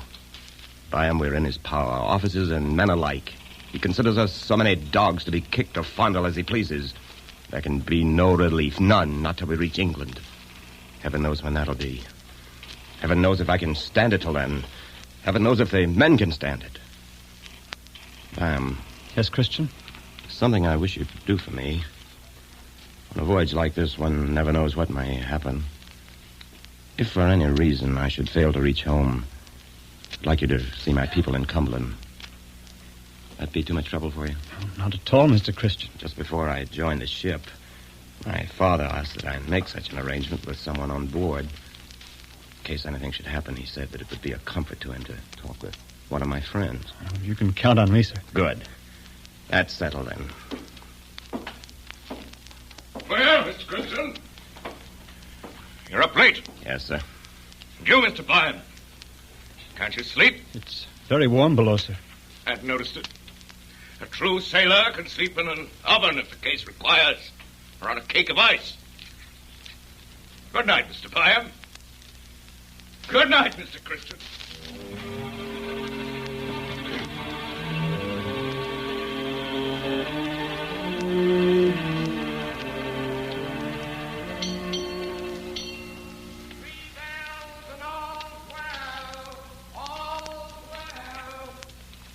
Smith.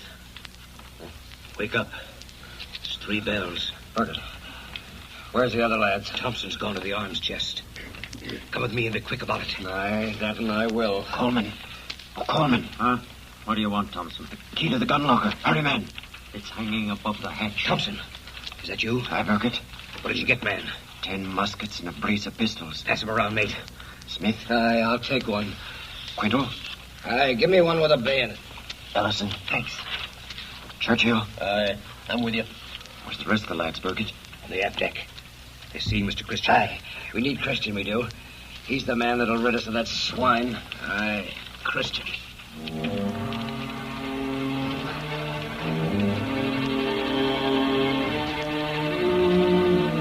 Mr. Blythe! Mr. Blythe, get up!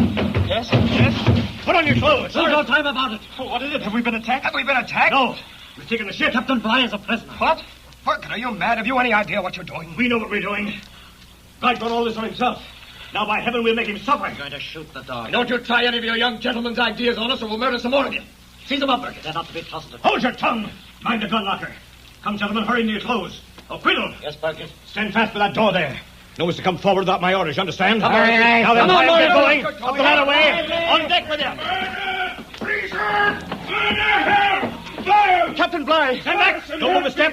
Isn't there a loyal man among you? Will you hold your tongue, Mr. Bligh? Or shall I shove this bayonet into your ribs? Go ahead, Christian. Murder me. Go on ahead. I'm master of this ship now, Mr. Master Bligh, and of by the heaven, ship? I'll stand no more of your Christian, abuse. you traitor! I'll see you hung. I'll have you flogged. Hold your tongue or you're dead this instant. Lift the dog's throat. Let him have it. Quiet! Quiet, the lot of you. I'll give the orders on this ship. Beckett, get the other officers on deck. They're fetching him up, sir. Mr. Christian, think what you do. Release me. Lay aside your arms. Let's be friends again, Mr. Christian. Mr. Christian, I give you my word that nothing more shall be said of this matter. Your word is of no value, Captain Bligh. What do you mean to do with me? Shoot you swine! Seize him up at the gratings, Mr. Christian. Give us a chance at him with the lads. Silence! We'll give you justice, Mr. Bligh. Which is more than you've ever given us. What's your plan, Mr. We've Christian? a right to know. Aye, that we have. Mind what you're about, Thompson. I'm master of this ship. You're a mutinous swine! That's what you are, Christian. They'll never listen to you. They're... Maybe that'll teach you to hold your tongue. Mr. Christian. Stand back, Bam. Think what you're doing, Christian. This is my affair. Up the steps with you. Fryer, Put Purcell. down the gun. Over on that side of the deck with Byam and Morrison. Mr. Christian, are you in this? Yes, Mr. Fryer. I've taken the ship. None of you will be hurt unless you resist. What are you going to do with Captain Bligh? Kill me! That's what the villain's going to do. No, Kill Mr. me! Bligh, no, I'm not going to kill you. I'm going to put you adrift in the longboat. Longboat? That's right. Turn him Let adrift. the shots turn me loose in that rotten little boat, will you? 3,000 miles from land? What else is that but murder? Giving you a chance, Mr. Bligh. It's more than you'd give me. Mr. Mills. Aye, Mr. Christian. Clear the launch and be lively. Aye, aye, sir. Ellison, Quinton, give me a hand with the davits. Now, gentlemen, you have your choice. The rest of the men who haven't joined us, you stay on ship with me, or you go with Bligh. I give you warning. Come with me and I'll see you hung. I'll stay. I'm with you, Mr. Christian. Stand on this side. I'm going with the captain. Not me. Over here, then. Mr. Fryer. Mr. Christian, listen to I've reason. no time, Mr. Fryer. Answer my question. I've sympathy for you, the wrongs you've suffered, but none whatever for what you're doing now. I have not asked for your sympathy, Mr. Fryer. Mr. Byam, what's your decision? Mr. Byam. I shall go with Captain Bligh. Very well. Over here, then. On that side. Purcell? No matter what I think of Mr. Bligh, I know my duty as an officer. Mr. Purcell, I shall remember that. All that are going. Mr. Bligh, ready to man the launch? She's ready to lower, sir. In the boat, men. First, Mr. Bligh. I'll never leave my ship of my free will. Very well. Carry him, men. Into the longboat with you. Stand back. Stand back, gentlemen. Burkett, keep your musket ready if anyone makes a move. That's it. Into the boat, men. Keep him in, lad. Now, the rest of you, Fry, Purcell, Nelson, all of you that are going, keep moving. Ellison's up in the supplies. In you get. We can't take any more. Christian, we can't take any more.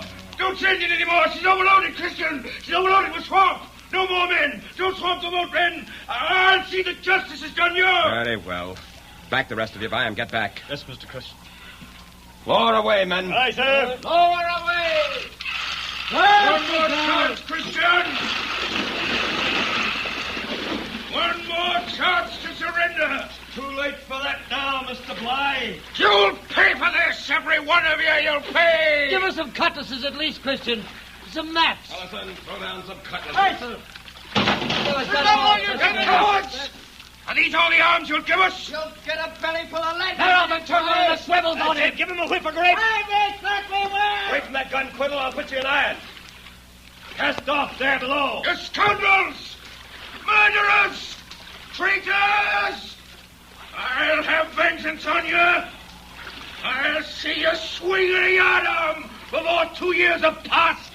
If I have to go to the edge of the earth to get you.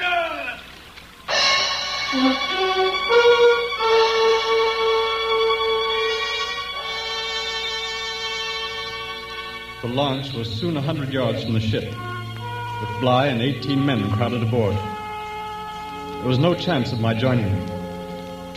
A northeast breeze freshened and the Bounty began to gather way. Under Christian's command, we put back to Tahiti. There we parted. It was his intention to turn his back forever on civilization and settle in some remote island in the South Seas. The rest of us well determined to return to England. With him aboard the Bounty went 8 members of the crew, 8 native women, and Tahani, his wife.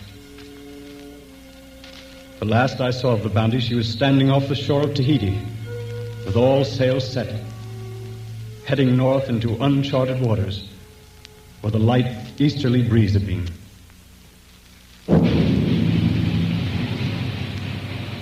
Prisoners, stand forth. Roger Bam. Here, sir.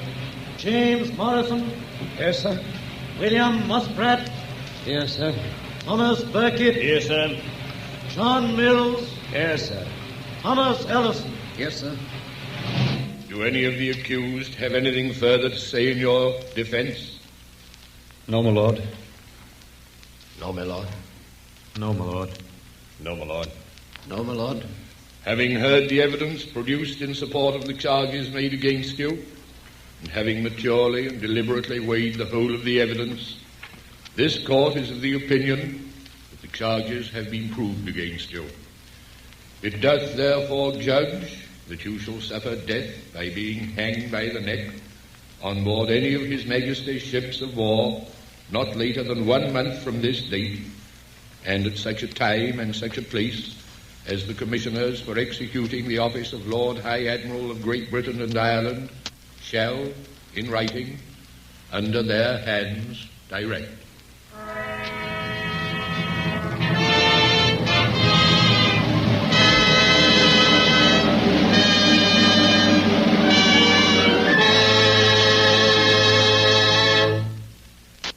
Our story tonight is the true account of an adventure at sea. It is not fiction, it is history. And history seldom accommodates us with a happy ending. The boundaries of fact reach farther than the boundaries of romance. And even when the last of the principles of any action have died, it cannot surely be said that any human event has ended in the sense that a story ends. If our hero tonight was Captain Bligh, then our story concludes with the fulfillment of his promise.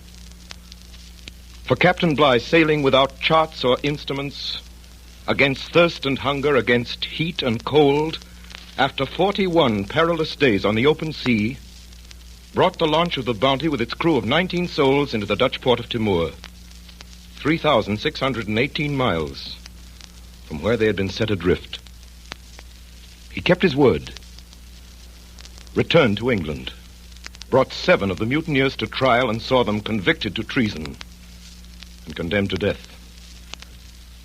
If our hero was Roger Byam, then the story still has a happy ending. For in spite of Captain Bligh, and quite in keeping with the best traditions of melodrama, he was reprieved from hanging at the 11th hour and lived to marry a girl and to become a captain in the British Navy. As to Mr. Christian, the end of his story has not been written. It has been told that with his wife Tahani and a few of the mutineers, he sailed the Bounty far off the trade lanes to an island they called Pitcairn. They may not have lived happily ever after, but for almost 150 years their descendants have continued in existence, free from the bondage and misery against which Fletcher Christian rebelled.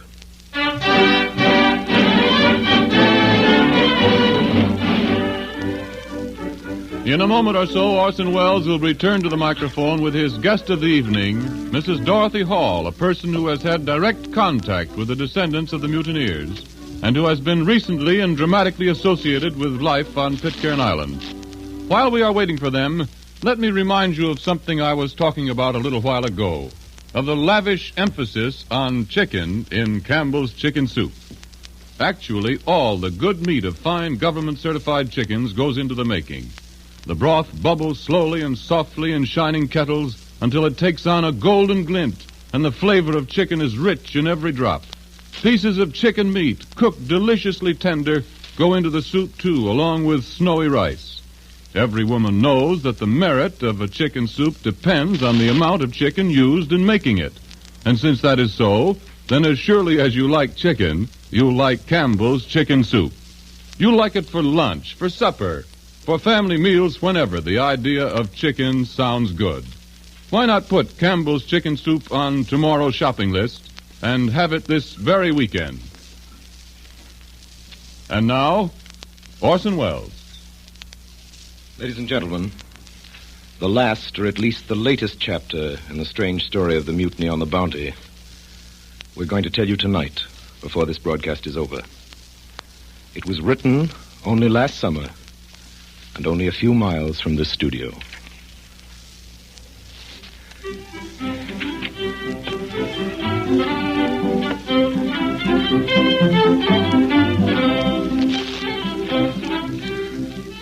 Hack is a taxicab. It is also what you call a writer if you're mad at him.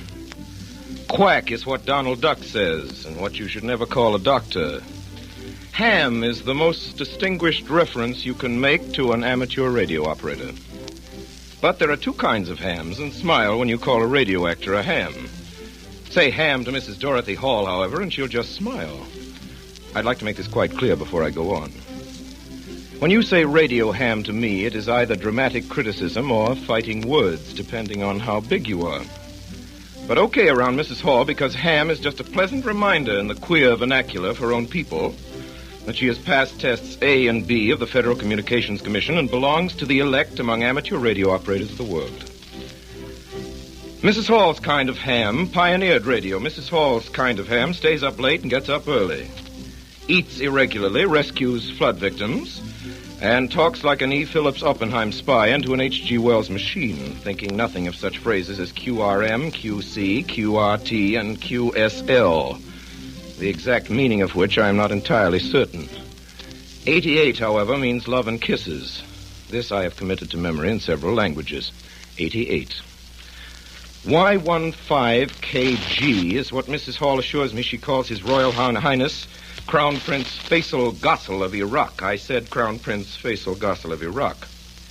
And there are a lot of other hams, Mrs. Hall's kind. I mean, there is W5DEW, for example, who is married, the Dewdrop of Texas, and the mother of 4 children. There is Howard Hughes. There is Wilmer Allison, the tennis star. There is Dr. James Hard, the John D. Rockefeller of Mexico, who has invested $150,000 in amateur radio. This is the son of Herbert Hoover, too, and Andy Sinella, the band leader, and about 85,000 others, including Amos of our own Campbell Soups, Amos and Andy. I don't know what makes a ham.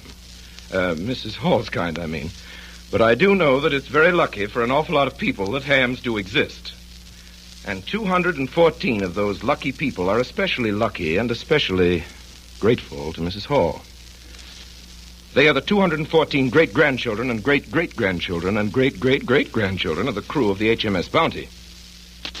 Remember the headlines? Pitcairn Islanders face starvation, Bounty survivors isolated by typhoid rumor, Queen's woman rallies British to aid survivors, radio amateur acts to save starving inhabitants. Well, that was only last summer, and only last summer it was that the rumors of a dangerous epidemic forced the little island into a tragic quarantine that threatened to erase all life from Pitcairn. That same Pitcairn, that same paradise that Mr. Christian and the rest of them founded 150 years ago in tonight's story. What happened was this. Stories of a contagious disease on Pitcairn Island spread faster than any disease through the islands, from Panama to Tahiti, from Samoa to New Zealand, and boats, all of them, from the biggest traders to the littlest tramps, kept off. The harbor was closed. Pitcairn Islanders watched them, boats with food and, most vital, with medical supplies, sail past them almost within shouting distance and away into the sky. And so it was that slow death and death by torture faced a community in the very presence of civilization. Faced a people whose ancestors had known this torment and this kind of death. And here's how another chapter was written in the saga of the Bounty. Andrew Young, descendant of midshipman Edward Young, latitude 25 minutes, 4 seconds south, longitude 130 minutes, 6 seconds west, fighting time, fighting the ebbing power of his radio transmitter, found an old friend in the ether whom he knew well and whom he had never seen 7,740 miles away. A colleague in the great good fellowship of radio hams. Found and gave the word to Mrs. Dorothy Hall, 18618 Williamson Avenue, Springfield Gardens, Queens, Long Island, New York. And here she is. Mrs. Dorothy Hall, who picked up the message and gave it to the world. I'd like you to meet Mrs. Hall. Good evening, ladies and gentlemen. Mrs. Hall, will you please read the entry which you made in your log on July 19th of last year? Certainly, Mr. Wells. Here it is. 4:38 a.m.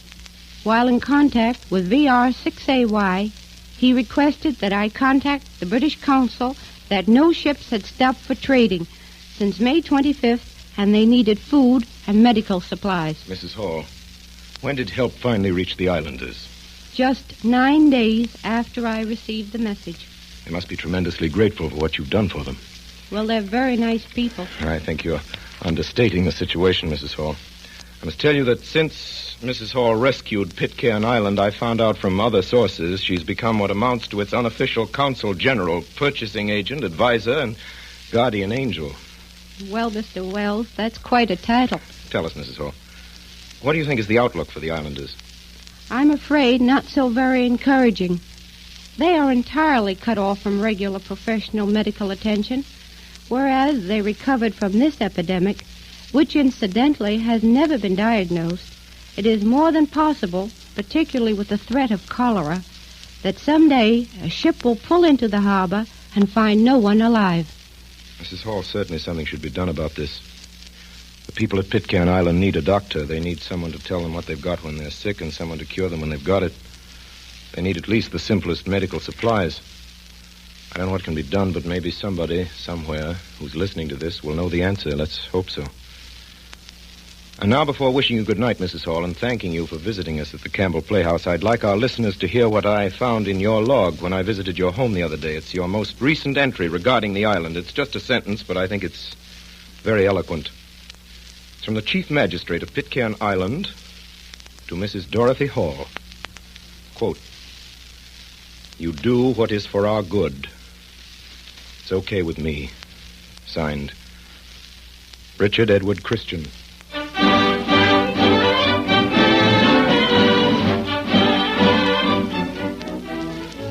And now, ladies and gentlemen, just before I lose my voice and just before we say good night, just a minute of next week's story. A preview is what the movies call it. Music, if you please, Professor Thurman.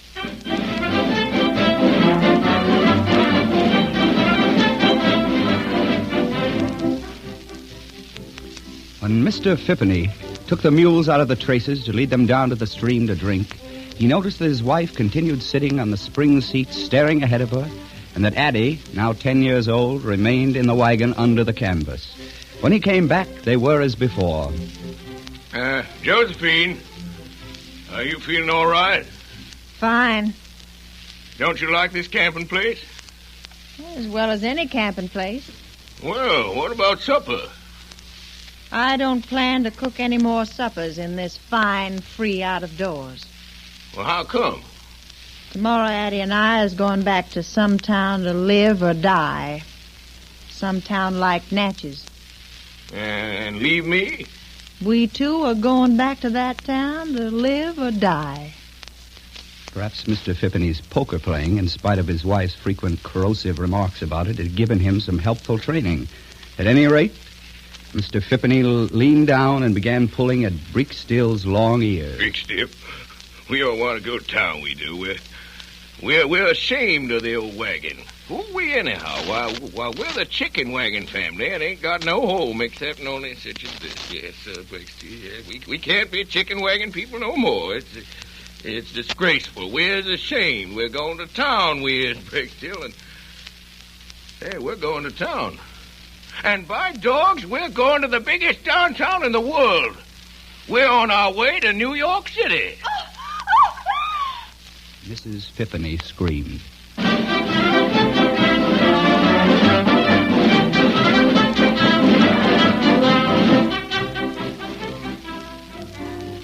Ladies and gentlemen, what you've just heard comes about at the beginning of next week's broadcast, and the voice you heard telling you the story, because he happened to visit the Campbell Playhouse in this studio tonight, and because he was nice enough to do this for us, was the voice of America's finest actor, Mr. Burgess Meredith, who is the star of next Friday's story, which is a queer story, a funny story, a very, very good story, and a very, very human story, called The Chicken Wagon Family. Until then, until The Chicken Wagon Family, Burgess Meredith, who is next week's star, my sponsor and I, and all of us on the Campbell Playhouse remain obediently yours.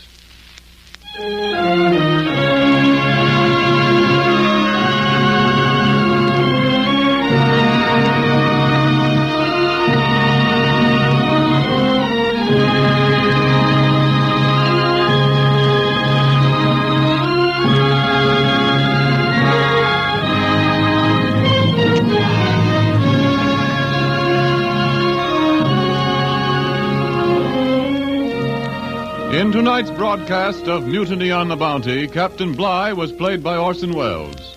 Roger Byam was played by Carl Frank. Joseph Cotton was Fletcher Christian. Thomas Burkett was played by Ray Collins. Mr. Fryer by Frank Reddick. Morrison by Myron McCormick. Edgar Barrier was Purcell. Richard Wilson was Thompson. William Allen was Samuel. And Memo Holt was Tahani. Don't fail to listen in next Friday night when Orson Welles brings to the Campbell Playhouse Burgess Meredith in that lovable, laughable bestseller of a dozen years ago, The Chicken Wagon Family.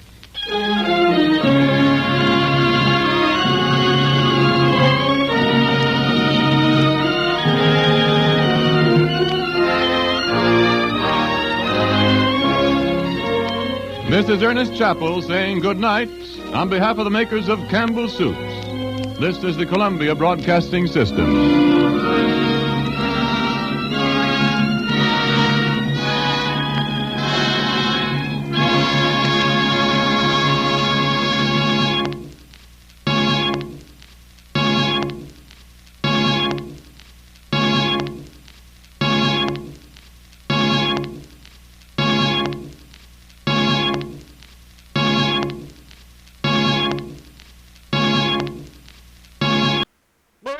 Silver, wait those thrilling days of yesteryear with the Lone Ranger up next.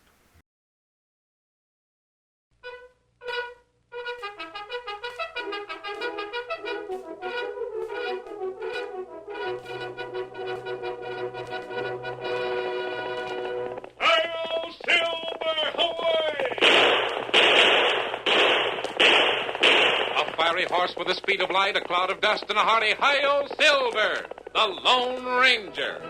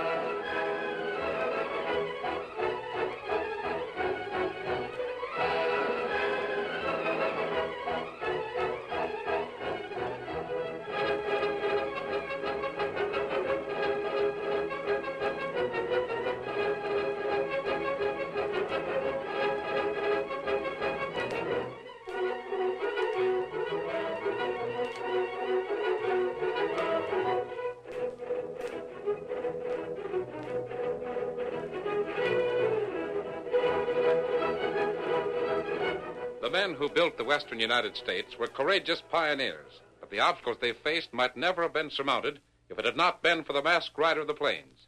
It was he who broke the power of the outlaw bands and the hostile Indian tribes. It was his knowledge of the country that rescued the settlers when the forces of nature seemed ready to overwhelm them. Return with us now to those thrilling days when the West was young. From out of the past come the thundering hoofbeats of the great horse Silver. The Lone Ranger rides again. Come on, Silver! We're heading for Red River Valley. There's going to be trouble. Hello, Silver! Away!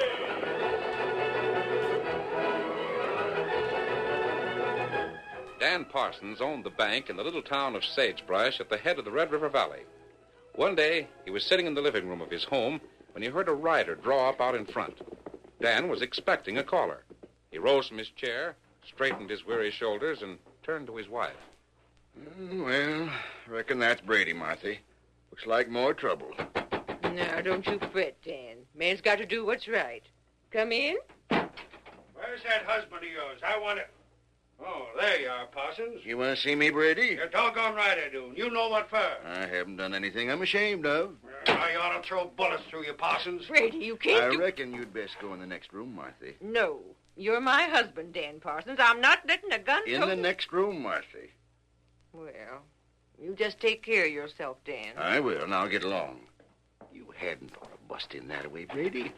It ain't right when there's women folk around. You don't never fight, do you, Parsons? I'm a banker, Brady. I'm a man of peace. You bought Carstairs cattle, didn't you? I did. You paid $10 silver a head, didn't you? Brady, I calculate what I buy and what I pay for 'em is my business, not yours. If it so happens I plan to go to the railroad with them cattle and sell 'em, that's my affair. Yeah. Gonna make a profit, ain't you? Well, maybe you will. Maybe nothing. A banker like you don't buy nothing when he figures on losing. Now, there ain't no friendship between me and the Carstairs outfit, and I'm Too bad they ain't. Huh? This here whole valley is owned by your outfit and by Carstairs. Just the two of you. You ain't forgetting you hold mortgages on both of us. That don't matter. What does matter is that you two hombres ought to stop battling each other. Tell that to Carstairs. I did. And he acted the same as you. Both bull-headed as loco steers. Why don't you get together? Work together. The rangeland's drying up. The more you two hombres fight, the less chance there is. Parsons, there's no use talking. Carstairs is a no-good skunk, and He says the same about you. Sure. If I ever meet up with him face-to-face, there'll be plenty of gunsmoke, savvy? But I didn't come here for that. I come to ask you what about my cattle. I'm buying them, Brady. Sure. But for how much? $10 silver a head. Yeah, that's what I figured. Trying to... Huh? Did you say 10? $10 a head. But, Parsons, you... The same as I'm giving Carstairs. Well, what's your jaw dropping for? Can't you talk? Parsons, them cattle of mine, they ain't worth that much. I'm paying it, ain't I? Well, they're thin and scrawny. Not much feed, and the water's so scarce they Brady, hardly... I paid Carstairs 10, and I'm paying you the same. Now take it or leave it. Pretty anxious, ain't you? Take it or leave it. I get it. Reckon you got inside knowledge that cattle is fetching a fancy price back east, ain't you? Even scrawny cattle. You ain't the kind of fella to do nothing for charity. You're entitled to your own opinion. 10 cartwheels ahead.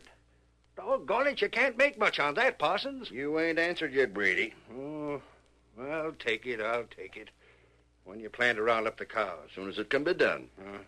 And when do I get paid? As soon as I get back from selling them. After you sell them? Why not before? Got any objections?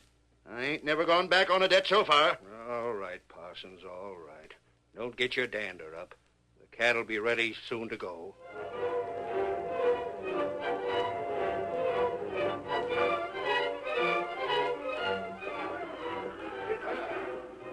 Carstairs. Hey, Carstairs. Did you finish your count, Parsons? Count 825 head in your herd. That tally was your count? Yeah. When you come back, I collect 8,250 silver dollars. I'll be in your bank waiting. Better have the money, Parsons. I'll have it. All right, you riders. Start these longhorns moving. Get them on the prod.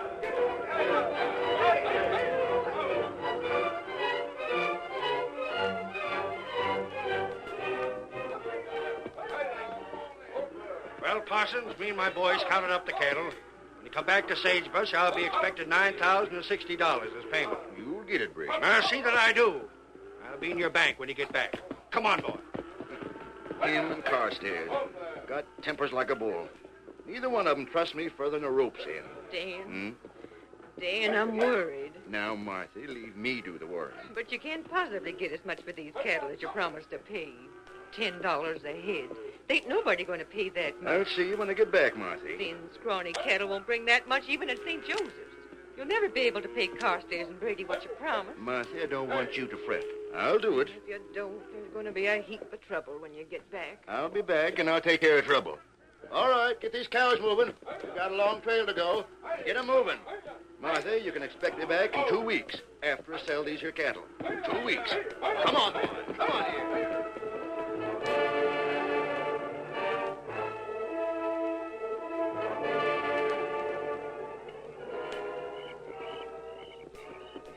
That's Parsons' outfit down below us, Cantor. He's on his way back from selling those cattle, Kemosabe. He didn't get very much for them. That's right. That information you brought me from Sagebrush. You sure that Parsons promised to pay $10 apiece for those cows? He'll never be able to do it. Him know that. I can't understand it in the first place. Parsons is a smart man, a good banker.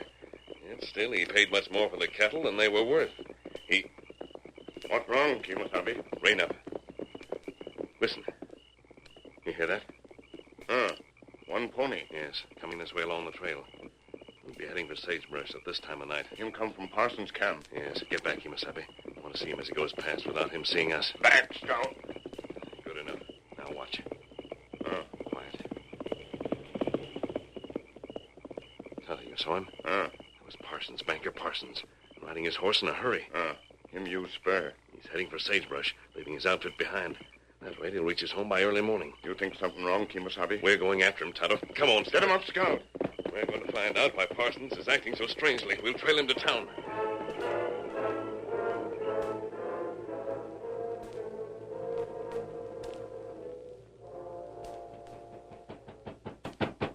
Who's there?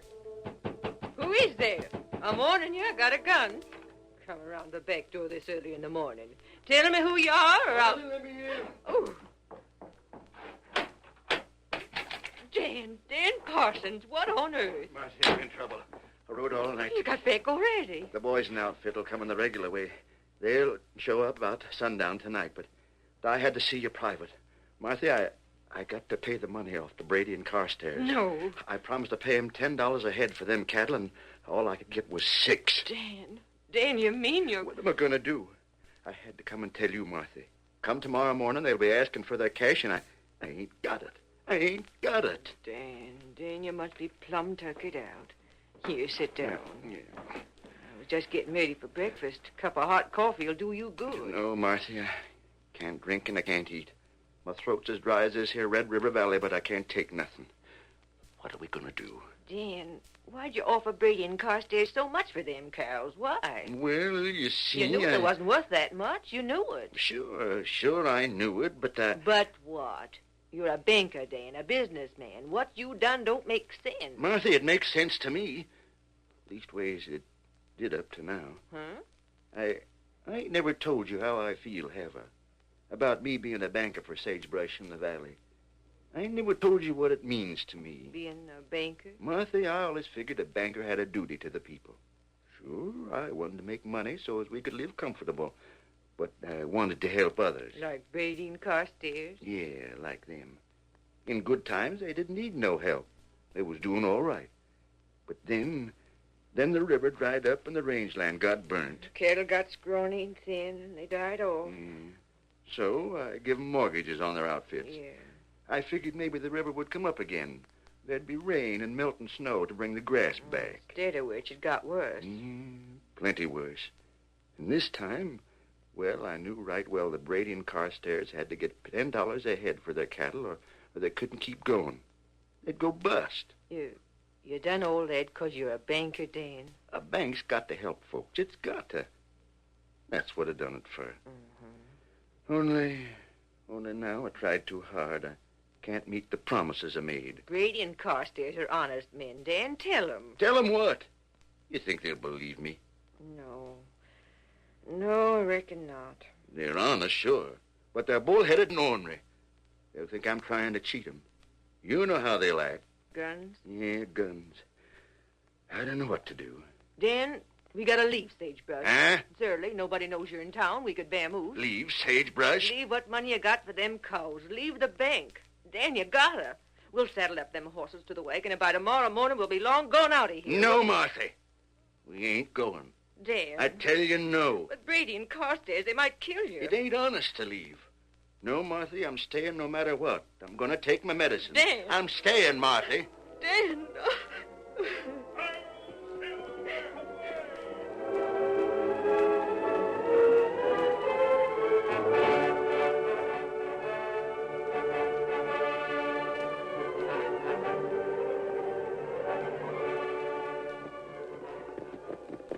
Far enough from town, Tonto. Pull up. You heard Parsons talking to his wife? We listened at window. Him good man. He's got courage, Tonto. If he'd left Sagebrush, it would have been hard to blame him. But he's determined to stay no matter what happens. We help him, Kemosabe? Tonto, I have a plan. It's going to be dangerous because we'll have to ride into Sagebrush in broad daylight and get out again. Here's what we do.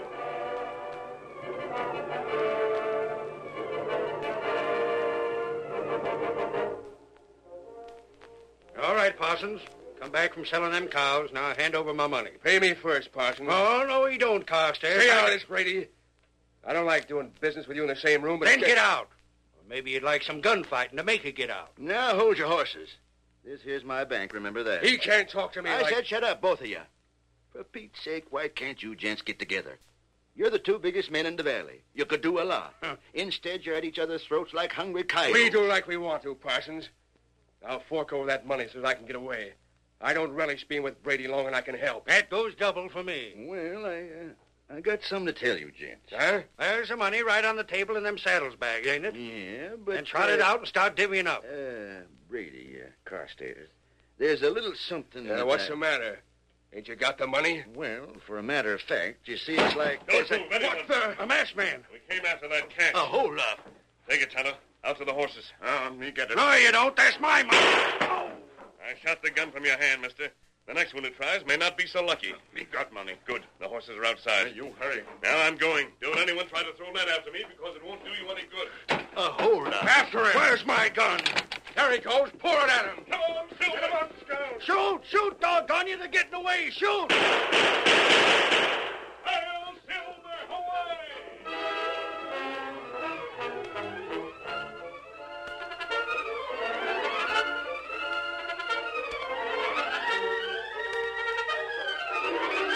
The curtain falls on the first act of our Lone Ranger story. Before the next exciting scenes, please permit us to pause for just a few moments.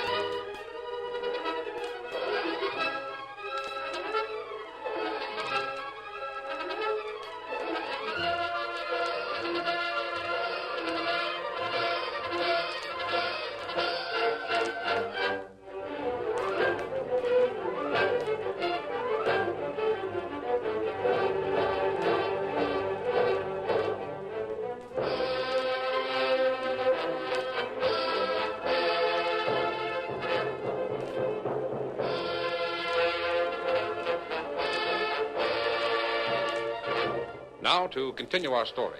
In order to save Dan Parsons' life, the Lone Ranger and Tonto held him up. Then they raced out of town just ahead of a hastily organized posse. Before long, Silver and Scout led the posse far behind. Then, finally, the men drew rein. Slow up, you fellas. Drag in your horses. Steady, boy. We ain't got a groundhog's chance of catching that pair of hold-up men. That white horse covers ground like a streak of lightning. Yeah, and that paint is like a shatter. When we get back to Sagebrush... Now, hold on there, Brady. You're giving up, ain't you? Doggone you, hide Carstairs. I never cottoned to you, and I don't now. But I say... Quiet, both of you. Yeah, keep quiet. You act like it was your money that masked man stole. Huh? Sure, it was my money. And mine. Don't forget that. No, it weren't, Brady. You see, I hadn't give it to you yet. I hadn't give it to either one of you.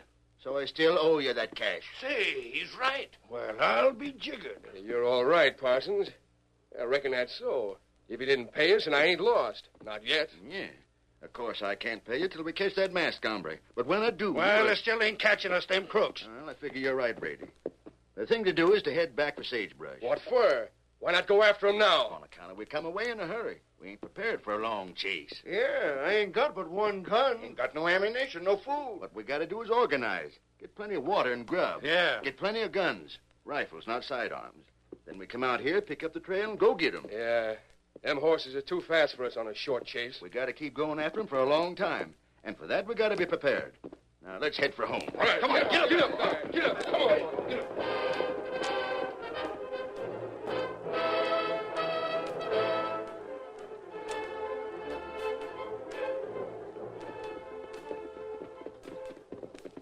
See any sign of them, Tonto? No sign. Now watch for a cloud of dust. They may still be after us. Tonto seen nothing. We've been traveling half the day. Silver could have outrun them easily. But I wanted them to keep trailing us for a while. They not on trail now, Kimasabi. Huh? What is it, Silver? Look. Yes, Silver smelled the water. We'll pull up and let them drink their fill. It's plenty dry. Here we are. The Red River. Red River. Now, what's left of it, Tonto? Nobody come after us, Kimasabi. Well, all we've done is to give Parsons a breathing spell. The most important thing is to let Brady and Carstairs realize how much they're indebted to him. It's not going to be easy to do. But I'm certain if they realized the true facts, they'd face them like men. They'd work together. Maybe you tell them. No, they wouldn't believe me, Tonto. I'm masked. They wouldn't trust a masked man. There must be some other way to... Tonto. I think I have a plan. Look at the bed of the river. There's only the thinnest trickle of water now. You heard Parsons. Formerly, Red River was full of water. Plenty of water to keep the entire rangeland going. It's plenty dry now. Look up there into the hills. You can see where the river comes down from the mountains. Me see. Tonto, if that river was full of water once more, it could water this entire valley the way it used to. Well, what you mean? Come on. We're going up into those hills. We're going to take a look around. Up on your horse. We've plenty to do. Steady, Scout. Come on. We're taking a look around, and then we're calling on Parsons. Up, Silver. Come on. Get on, Scout. We've got work to do. Hello, Silver. Away!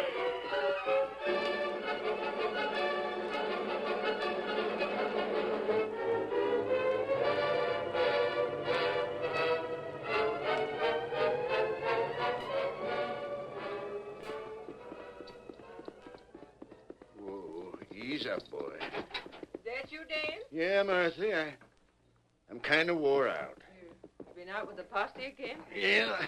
Searched for that masked hold-up man and the engine. Well, I hope you didn't catch him. I hope they got away. You hope they got away? What kind of talk is that? I do.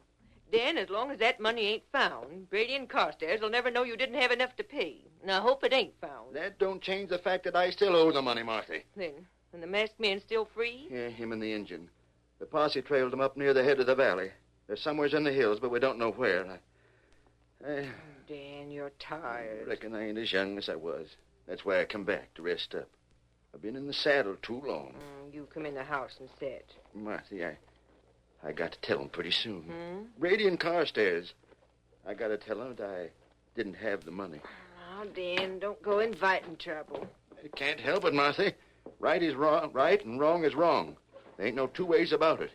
Even if the money don't never come back, I got to tell them. It'll mean we're ruined, Dan. I got to tell them. Here, let me hold the door open for you. Now, come in. What in tarnation? What's that doing on the floor? Well, it's a sack of some kind. What, here when I went out to meet you? Marthy. Huh? Marthy, it looks like... It is. It's a sack that was stole. The money the masked man took. Dan, close the door. How'd it get here? It's the money. How'd it get here? I brought it, Parsons. The masked man. No, don't pick it up again. And you, ma'am, stay away from that gun on the wall. What do you mean by coming? Stand right there, Parsons. Where's the rest of the cash? Up on the hills with Tonto. Tonto, huh? That's the engine. Martha, we got to get the posse. Dan, The posse can wait. Parsons, I took that money to help you. What? You needn't stare at me. You see, Parsons, Tonto and I were on the trail when you returned here after you sold the cattle. We heard you and your wife talking. Mister, you mean you know Dan didn't have enough money for the bank to pay what he promised? Yes, that's why we took it. And Parsons, is there any blasting powder in sagebrush? What? You can figure it out later. I asked if there's any blasting powder in town. There is, masked man. There's a few casks of it in the general store. And your husband and I are going to get it. Now, look at here. Dan Parsons, you go with him. Martha, You heard me, Dan. There ain't nobody else to help you. You go with him and come back later. He's not coming back here, Mrs. Parsons. You mean... Parsons and I are taking that blasting powder. Then we're going up into the hills. You leave everything to me, understand? She's gone plumb loco. Now, come on, Parsons. We're getting that powder.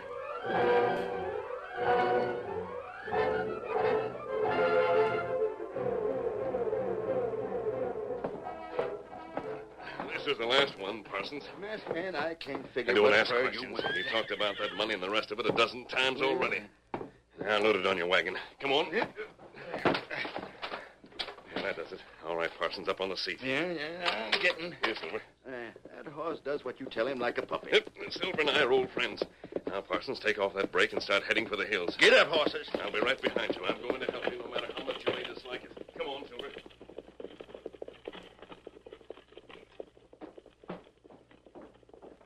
Gee, Jehoshaphat, it's the masked man. The masked man and Banker Parsons. They're in cahoots. Where's my horse?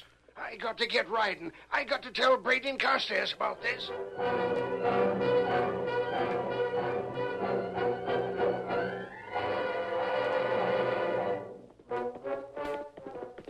Brady! Hey, Brady! Carstairs, I got news. Who's that? Don't shoot. I'm Shad Jenkins. I come from town. Shad Jenkins? What's going on? Something wrong? I come riding out from town. Where's Brady? Where's Carstairs? Hey, what's the ruckus about? One side there. Leave me to. I just come from town. I seen him. Quiet, you fellas, quiet. Come on, Jenkins, spill it. Why ain't you back in Sagebrush looking after your store? My store's been robbed. What? Yeah, my store's been robbed of 6 kegs of blasting powder. Who done it? The same masked hombre you gents is after. What do you mean? And wait. I got more to tell you. The masked man, huh? The ornery coyote must have circled down out of the hills and got into town. I tell you there's more. The masked man won't alone. Sure not. That Injun partner's with him. No, 'twant the Injun. The gent with him was Dan Parsons. Yes. Now, wait a minute, you fellas. All right, Jenkins, give us the whole story. Carstairs, Brady, listen to me. The masked man and Parsons is in cahoots. They're working together. What? Yeah, I heard them talking. They're heading into the hills, the both of them, going to join the Injun. And you know how I'm sure Parsons is with them? Go ahead. Because that holdup was fixed. Parsons didn't have enough money to pay you 2 fellas off in the first place. So that's it, huh? Brady, you savvy that? Yeah, Carstairs, I do. All right, you fellas, get your horses. We're going after them. We don't know where. They got blasting powder, ain't they? We'll find them. Come on, you fellas. We're going. Get up there.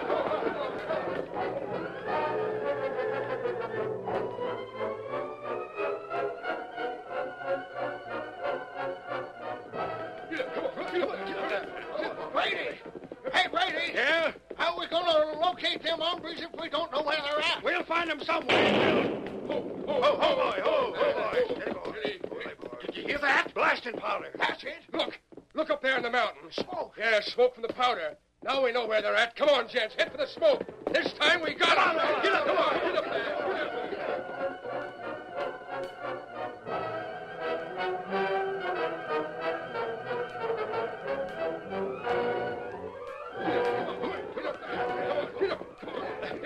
There he is.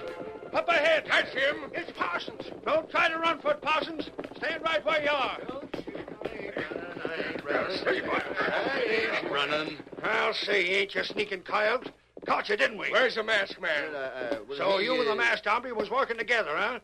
So you had him work that hold up because you didn't have all the cash you promised me. And me, too. Now, listen, you got to believe me. I didn't have nothing to do with that holdup. I'll admit I didn't have the cash to pay you off, but I didn't have... A fine banker you are. Parsons, I figure we ought to string you up right here now.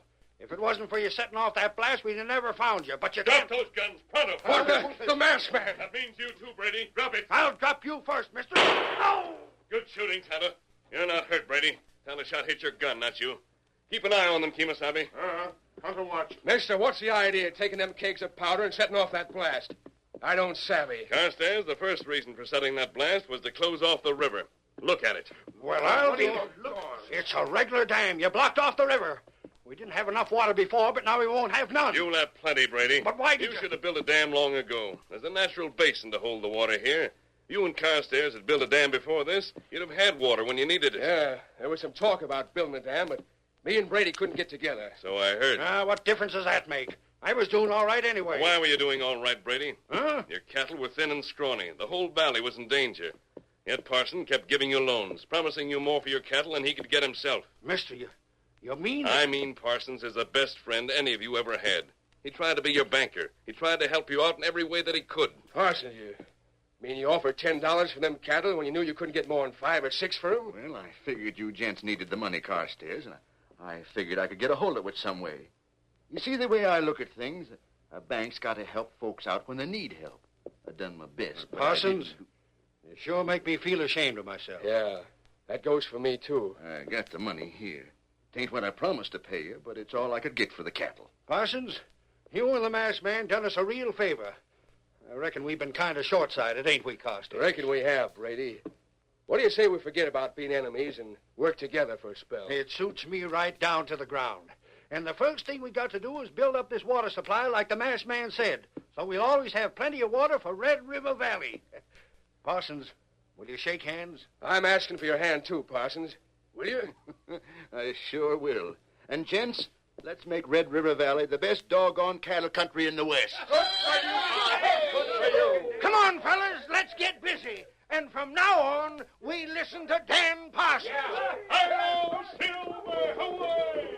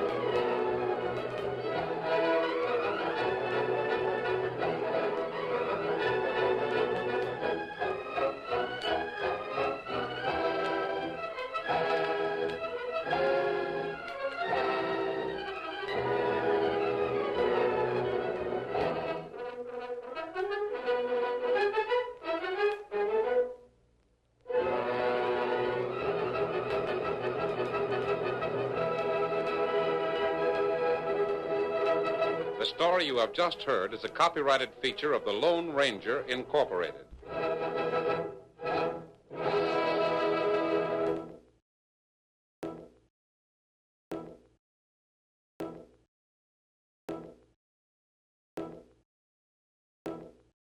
Up next on Nightly Old Time Radio shows, enjoy the adventures of Nick Carter, Master Detective.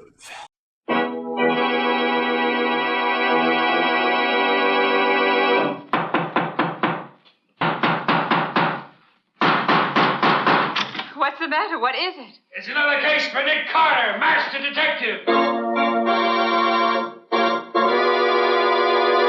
Yes, it's another case for that most famous of all manhunters, the detective whose ability at solving crime is unequaled in the history of detective fiction, Nick Carter, Master Detective. Presented by the three great Linex home brighteners, Linex Clear Gloss, Linex Cream Polish, and Linex Self-Polishing Wax. Created by Acme, America's great producer of Acme quality paints. Today's curious adventure, Death in the Pool. or Nick Carter and the mystery of the mink coat? In just a moment, we'll hear how an expensive mink coat helped Nick Carter solve the mystery of the dead man found floating in the lily pool. But first, here's something you'll want to remember. A home is a place to enjoy. That's why you keep it as lovely as you can. Thousands of American homemakers have discovered that Chemtone, the miracle wall finish, is the way to new wall beauty. Now, renewing the beauty of your floors, Linex self-polishing wax gives a satiny luster without tiresome rubbing. And it resists wear, water, and dirt amazingly, for it contains real carnauba wax. You can actually clean with a damp cloth or mild suds. What's more, Linex self-polishing wax, the non-skid floor finish, resists slip even when water is spilled on it. Get Linex self-polishing wax at your paint, hardware, or department store. Headquarters for all three great Linex home brighteners and Chemtone, the miracle wall finish. And now for today's mysterious adventure with Nick Carter. As our story opens, Nick and Patsy, his assistant, are driving home a girl who is not feeling well. Where does she live, Patsy? In the Gray Bar Apartments, Nick. It's the one with the big lily pool in the court. Oh, that one. She would live in a place like that. All show, nothing else, just like Sally. I wish you wouldn't talk that way about her, Nick. She used to be one of my best friends years ago. Well, she's no friend of mine. I've no use for girls that drink the way she does. She's had a lot of trouble recently, Nick, and she just drinks to make herself forget. Her husband divorced her about a year ago just because she went out on a few parties he didn't approve of. She's been alone ever since. Funny, you standing up for her, Patsy. Usually you'd be the first to condemn anyone who plays around the way I understand she does. All right, Nick, think what you like.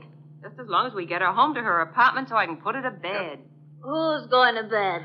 Evelyn's young yet. Let's go somewhere. The only place you're going, young lady, is home to bed. Well, who's that? Well, I don't know him. Oh, yes, you do, Sally. That's Nick Carter, the man I work with. Never heard of him. This the place? Just ahead, Patsy? Yeah, stop at this first entrance. She lives on this side. Okay. Come on now, Sally. This is where you live. I'll get out first and give you a hand. Get out myself. Don't need a hand. Can take care of myself. Want me to go up with you? No, Nick, you wait here. She'll be all right. All right. But don't let her keep you up there all night. I won't. I better go after her. She'll fall in the lily pool if she's not careful. Yeah. She's getting pretty close to the edge of it. You're better. In heaven's name. She sounds terrified. Come on. What's the matter, Sally? What is it? Man in the pool. A man. He's dead. Dead!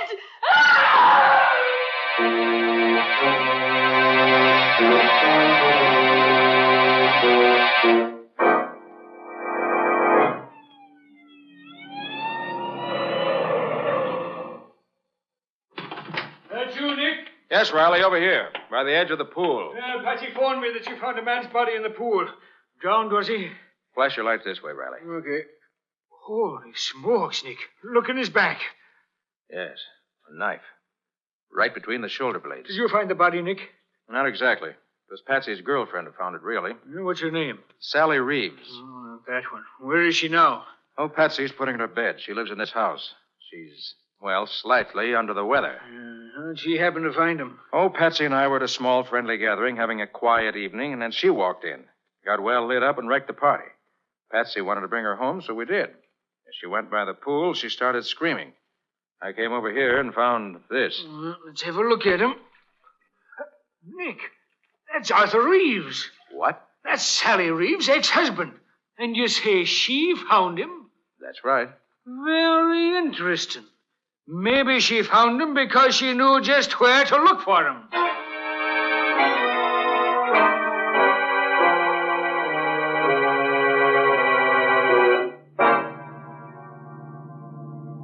Lieutenant Riley seems to think Sally did it herself. He's a dope. Well, you said she's hated her husband ever since he divorced her, Patsy. Maybe she did kill him. Oh, Nick. Well, she certainly acted guilty enough when they questioned her. That doesn't mean anything, and you know it. Well, maybe and maybe not. Well, Riley will find out. Oh, Nick, you can't leave it to Riley. Well, that's certainly what I'm going to do. This is none of my affair. Nick Carter, you've got to make it your affair. Now, Patsy. But I'm not going to see Sally put in jail for something she didn't do. You've got to help her, Nick. And why? Because I asked you to, that's why. Oh, Patsy. Oh, Nick, will you do it? Well, I suppose I'll have to if you put it that way. Oh, Nick, I knew you would. But it's against my better judgment. I don't care why you do it, just as long as you do it. Now, where do we start? Well, I guess the best thing is to go down and see Riley in the morning. And find out just how the case against her stacks up so far. Then we'll see where we go from there.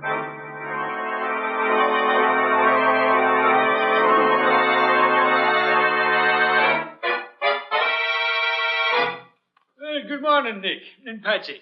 Hi, Riley. Well, Lieutenant, have you let Sally out of jail yet? Let her out. I should say not, Patsy. She's in for good the way it looks now. She did it all right. Riley, do you mind telling us just what the case is against her so far? Oh, I don't mind at all. Which side are you on in this, Nick? I'm on the side of the law, just as I always am. Should know me well enough for that by now. Oh, sure. Well, here it is. Reeves was Sally's ex-husband. He divorced her for seeing too much of other guys, and she hated him for it. In spite of the $500 a month alimony he was paying her, or supposed to be paying her. She said he hadn't paid her anything for the last 3 months. Exactly. You're proving my case for me, Patsy. Now, Reeves' partner tells me that Reeves was having a tough time making both ends meet, let alone paying his alimony. He spent too much on his second wife. And here's another thing. Reeves just took out a $50,000 insurance policy in this Sally's favor. Is that so? He had to. That was part of the divorce settlement. He should have done it before this. Yeah, I know. But that insurance policy is another swell motive for Sally to want Reeves dead. She wouldn't kill anybody. Well, here's another point, then. She says she got to your party about 9:30 or 10 o'clock. Well, the medical examiner says the guy was killed at least by 9 o'clock, so she could have killed him and gone to your party for an alibi. Where does she say she was from, say, 8 o'clock? Up to the time she got to our party. She says Reeves called her and asked if he could see her about 8:30. So she said yes and sat in her apartment waiting for him, but he never showed up. So she says. It's a fine alibi, I don't think. It's no alibi at all. Who was the last one to see Reeves alive? Oh, his partner, Workman. He said Reeves was at the shop, but left to go to see Sally about something. Amazing. How everything points to Sally, isn't it? Oh, it ain't amazing, Nick. It's natural. She did it. She didn't do it, and Nick's going to prove it. Oh, is he now, Patsy? Well, how's he going to get around the facts? Nick's going to dig up some new facts, Lieutenant. Then you'll see how wrong you are. Well, maybe, but I doubt it. Look, Lieutenant, can I see Sally? Oh, sure. I guess it'll be all right. Would you like to see her now? If I can. Okay, I'll fix it. You go ahead with your investigation, Nick. I'll go back to the office and wait for you when I'm through here. All right. I'll see you then in a little while. I think I'll go down and have a talk with Reeves' partner first.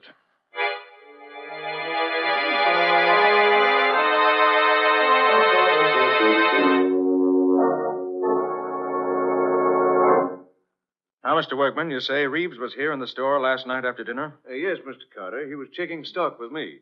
Then he left to see Sally. That was about 8:30. He said he'd be right back to help me finish checking. Did he say why he wanted to see her? He said he was going to ask her to let him out of some of the alimony he owed her. I see. But he didn't come back. No. I stayed here by myself until about 1 o'clock. I should judge by the type of furs you carry here, Mr. Workman, that you must do a pretty good business. That's right, Mr. Carter. Then how do you account for Mr. Reeves having such a hard time keeping up his alimony payments? Well, Mr. Reeves is a heavy spender. He spent money freely himself, and his second wife was extravagant. Did Reeves have any insurance of the partnership? The kind, I mean, that leaves you any money if he dies. Oh, no, Mr. Carter. We talked about it, but decided it wasn't necessary. Have you and he ever had any trouble? Oh, not the slightest. We've always been the best of friends. Well, thanks for your trouble, Mr. Workman. I guess that's all for now. Anytime I can help you, you let me know. Oh, by the way, mind if I use your phone? Oh, not at all. It's on the desk over there. Thanks. Just want to call my office. I'll be in the back room if you want me. Thank you. Oh, Patsy, how'd you find Sally? Well, better than I expected, Nick. She's so mad at Riley for thinking she did it that she hasn't had time to be depressed. How'd you make out? Nothing new. That is, nothing definite. I'm going to see Reeves' wife. Then I have to drop in on the DA, so I may be tied up the rest of the day. Oh, that's good, Nick, because Sally wants me to go and stay in her apartment while she's away. She has a cat and a canary, and she wants me to take care of them. And I think that's a swell idea. What's so swell about it? Well, don't you see? It'll give me a chance to go all through her thing. I bet you I find something to help prove she's innocent. Or guilty. Now, Nick, don't be like that. If you'll drop over there around 8 o'clock tonight, I'll show you what I found. Okay, see you about 8 then. At Sally's apartment.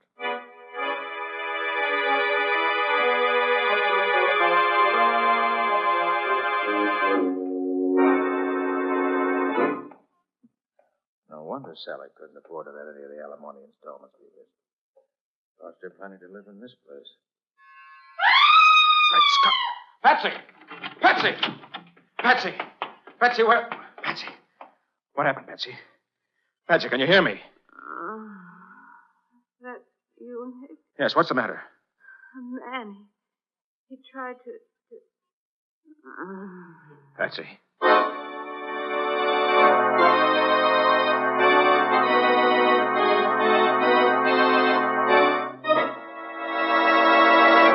Well, what started out to be, for Nick at least, a routine investigation has suddenly taken a strange turn. What's happened to Patsy? And what does this have to do with Nick's attempts to find out who really killed Arthur Reeves? We'll see in just a moment. If you have furniture you treasure, you want to keep it handsome. And Linex Cream Polish will protect its beauty effectively. For Linex Cream Polish is designed to restore your furniture's original beauty in one quick, easy application. Yes, Linex Cream Polish actually cleans as it polishes, removing the cloudy accumulation of dust and polish, banishing messy fingerprints, helping conceal ugly scratches. And it dries to a hard, lustrous finish that leaves no oily film to attract more dust. This makes less work for you.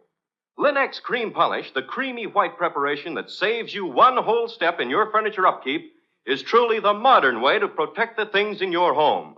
Depend on it to give you added leisure, to give your furniture added loveliness. Ask for it by name. Linex. L-I-N-X. Linex Cream Polish. One of the 3 great Linex home brighteners. Get it now at your nearest paint, department, or hardware store, where you'll find it together with Linex self-polishing wax, Linex clear gloss, and Chemtone, the miracle wall finish that covers in one quick coat and dries in 1 hour.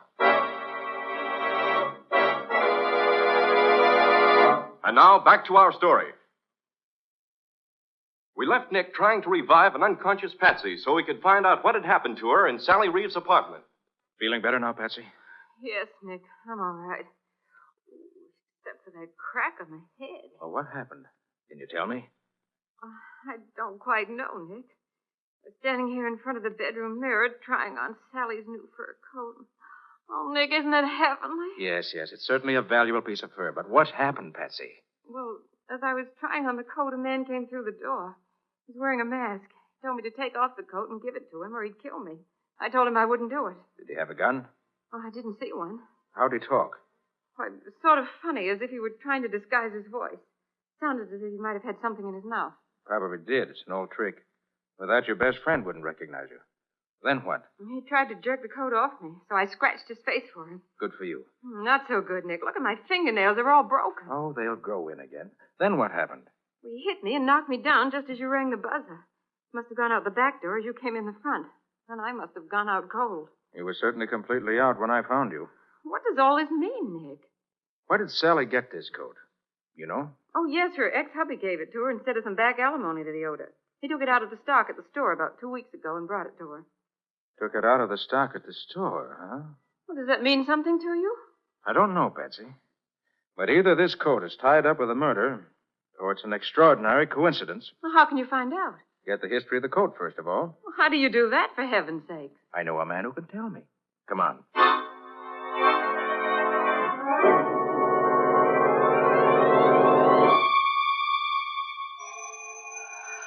Well, I'm glad you phoned him in advance. I'd hate to have made all this trip for nothing. Hello, Mo. Nick, how are you? Come in, come in. This is Patsy Bowen, my assistant, Mo. How do you do? Hello, glad to see you. And now, what is this puzzle you say you got for me, eh? Here's a fur coat, Mo. Have a look at it. Why, it's beautiful, Nick. Beautiful. What can you tell me about it? Well, it's worth at least $4,000. No, that isn't what I mean. What can you tell me about the coat itself? Oh, everything I could tell you about it, Nick. But I might have to rip it apart a little here where it's sewed. Go ahead. I want to know as much as you can tell me. Sure, Nick, sure. Now, I rip a little of the lining here, and I cut a few of the stitches here, where the skins are so together. Now, look, Nick. Mm-hmm. Yeah. You see this little blue mark on the skin here? Yes. That means the coat was sold by Fishburne Brothers. At their mark. The skins were sewed together by Herman Schultz, who works for them.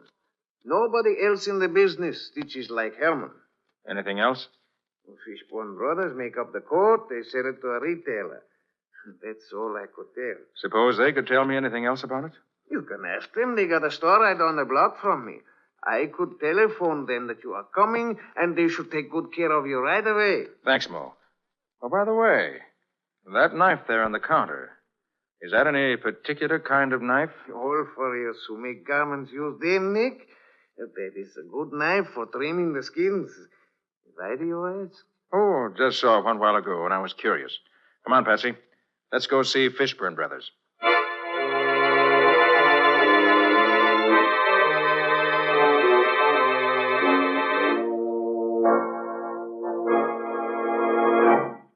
I'm sorry to keep you waiting, Mr. Carter, but I wanted to be sure of the facts.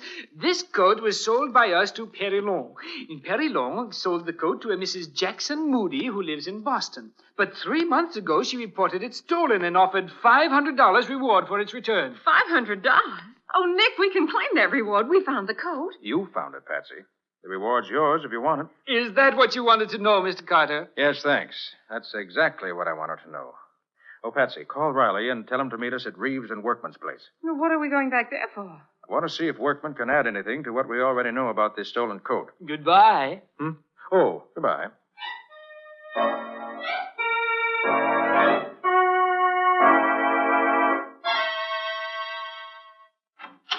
Why, Mr. Carter, I didn't expect to see you again tonight. I just want to ask you a few more questions, if you don't mind. No, not at all. Come in, all of you. Working pretty late, aren't you? Yes, I am. You see, without Mr. Reeves, there's so much more for me to do. Pretty dark in here for you to be working, isn't it? Oh, no, I can see plenty well in this light. Well, Lieutenant Riley has to make some notes, so... Make notes? On what, Nick? Why, in Mr. Workman's answers to my questions, naturally. Sure you won't mind if I turn on another light, will you, Mr. Workman? Oh, now, really, Mr. Carter, I don't Nick, think... look. His face is scratched right across the cheek. Yes, there was a cat sleeping on a pile of furs a little while ago. I didn't see him, and when I tried to move the furs, he jumped at me and scratched me. What an alibi. Now, what was it you wanted to ask me? Well, first, Mr. Workman, I'd like your permission to look around your shop a bit. Oh, now, see here, Mr. Carter. I don't see what right you have Riley. to come in here and... See that Mr. Workman stays where he is while I take a look around the place. Now, look here. You can't come in here and do sit where this. you are, Workman. Nick knows what he's doing. But I don't understand Just what... sit tight. Nick will tell you when he's ready. Well, this is an interesting package, Workman. Addressed to some firm out in San Francisco. Seems to be full of pieces of fur coats, some odd neck pieces, and other odd pieces of fur. All expensive fur, too, if I'm not mistaken. That's just some pieces I had left over. I don't think so, Workman. What do you think they are, Nick? I think Workman is a receiver of stolen furs. Ridiculous. He cuts them up and ships them to the West Coast. His accomplice out there ships his stuff east. Then they put them together and mix the furs up so they can't be identified. You're crazy. I wouldn't get mixed up in anything like that. Riley? Ever see a knife like this one before? By golly, Nick, that's the same kind of knife that killed Reeves. You're quite sure? Of course I am. That same dark-colored handle, the same two metal bands around it, I'd know that anywhere. That's the same kind of knife we saw at Moe's a little while ago, Nick. Except that the handle is different. Exactly, Patsy. The knife's a regular furrier's knife. But I imagine at some time in the past year, Mr. Workman had new handles put on all his old knives. Right, Mr. Workman? Say, now, look here. If you're trying to connect me with Reeves' murder, you're all wrong. I didn't kill him. Ever see this fur coat before? No. And I suppose you weren't the man who tried to take it away from Patsy tonight at Sally's apartment. No, of course not. Hey, what's that about, Nick? You didn't tell me about anybody trying to rob Patsy. Reeves gave Sally a very expensive fur coat out of the stock here at the store instead of paying her some back alimony. But Reeves didn't know it was stolen. Then when you arrested Sally, Workman knew he had to get that coat back before you found it, recognize it from the description that's been sent out, and trace it back to him. So he tried to steal it from Patsy tonight in Sally's apartment. Lies, all lies. Hey, Nick, I'm beginning to see what you're leading up to. Do you, Riley? I'll say I do. Reeves finds out that Workman is dealing in stolen furs. They get into a fight about it. Workman tells Reeves the coat he gave to Sally was stolen. Reeves is sore and starts for Sally's house to get it back. That's where he was headed when he was killed last night. I'll bet that's it. Go on, Riley. Doing well so far. But when Reeves leaves, Workman gets scared. He doesn't want Reeves to tell anybody he's selling stolen furs. But the only way he can stop him is to kill him. So he grabs one of his fur knives, beats it up to the apartment house before Reeves gets there, waits for him, and kills him. Why, it's as plain as the nose on your face. You're crazy, all of you. I didn't kill Reeves. Where were you between 8 and 10 last night? I told you I was here in the store, taking stock, alone. That ain't no alibi. Come on, Workman. I'm taking you down to headquarters. We got ways of making fellas that have nothing to say talk a lot down there. So I was right, Nick. Sally didn't do it. Oh, Nick, you're wonderful. Well, thanks for those few kind words, Patsy. Okay, Riley. Take him down to headquarters and wait for me there. Ain't you coming, Nick? Now, there's one last bit of evidence that'll clinch this case, Riley, and I think I know right where to put my hand on it. Meet you in your office in about half an hour.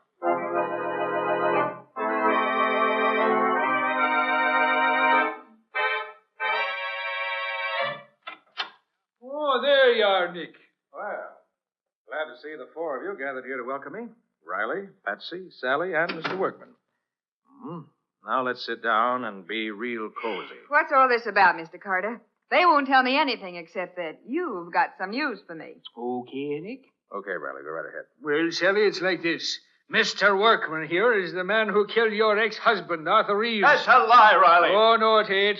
Selling stolen furs, your knife, Sally having a fur coat that was stolen, and you trying to get it back, it all adds up. Just wait till the jury gets it. Then, you know I didn't do it. Of course we know it. And I'm apologizing right here and now to both you and Patsy for being such a dumb idiot as I was. I should have known you wouldn't kill him. Isn't it wonderful, Sally? You're free. And Nick did it. I knew he would. Now I can collect the $500 reward for recovering the stolen fur coat. Oh, it's just super, Patsy. You collect that money, and I'll collect the $100,000 on the insurance that Arthur took out for me. I don't think you will, Sally. But, Mr. Carter, why not? Yes, Nick, why can't she get that money? Sally, Yeah? you told me Reeves never got to your apartment last night. That you didn't see him at all, didn't you? Yeah, that's right. I waited and waited, but he didn't come. Riley, got the things you found in Reeves' pocket? Well, sure, Nick. Right here. There you are. Sally, in Reeves' pocket was a bill for women's clothes, addressed to you, postmarked the morning of the murder. It must have been delivered to you that afternoon. Now, if you didn't see Reeves, how did that bill get in his pocket? Why... You did see him, didn't you? Yes, he tried to take my fur coat away from me, but I wouldn't let him. And you got into an argument about money, didn't you? He was broke and couldn't give you any, so you gave him this bill and said he could at least pay that, right? Well, And by the time he left you, you were so mad you could have killed him, weren't you? But I didn't kill him. Workman did. Workman didn't kill him, Sally. You did. After he left, you grabbed up that furrier's knife, ran down the stairs, rushed over to where he was still standing beside the pool, and plunged the knife in his back before he knew you were there. No, I never owned a knife like that. I couldn't have done it. Ever see this picture, Sally? Huh? I found it in your apartment a few minutes ago. A flashlight shot of a tea party you had in your apartment. Dated 3 months ago. And on the table is one of Workman's fur knives being used as a cheese knife. So you did own a knife like that. All right, I did kill Arthur. I had to have money quick. I got a lot of bills that have to be paid. He wouldn't give me any money. Insurance was all I could get. So I killed him. Well, Nick, so she did do it. I was right all the time. I told you I didn't do it. I knew you didn't do it all along, Workman. But I had to do it this way to break down the case against Sally. Sorry. You say you knew all along, Nick? Certainly. And you Workman couldn't have done it because he'd never have chosen such a public place as the court inside a large apartment house at 9 o'clock on an early fall evening. There's altogether too much chance of his being seen. He'd have picked a much safer spot. Furthermore, he never would have killed him before he got that stolen coat back from Sally. No, Riley, only someone who was so mad they didn't stop to think would kill a man in such a public place. Well, then I gotta let Workman go? He was dealing in stolen furs, wasn't he? Oh, by golly, you're right, Nick. I'll see that he gets his for that, I will. Come along, you. And you too, Sally Reeves. I'm going to put you both right where you belong. I knew it was you right from the very first. And you can't going to show me up. Well, Nick, I was certainly wrong that time. You certainly were, Patsy. Completely wrong. She wasn't like that when I knew her years ago. Well, Times change. So do people. You couldn't know what she's like now. I'm sorry, Nick. Gee, I suppose I'll never hear the end of this. You probably won't, Patsy. But don't feel too bad. If it hadn't been for you, we'd never have caught Workman and broken up his racket and stolen furs. And the right person is going to pay for Reeves' murder. Those are the things that really matter. Always.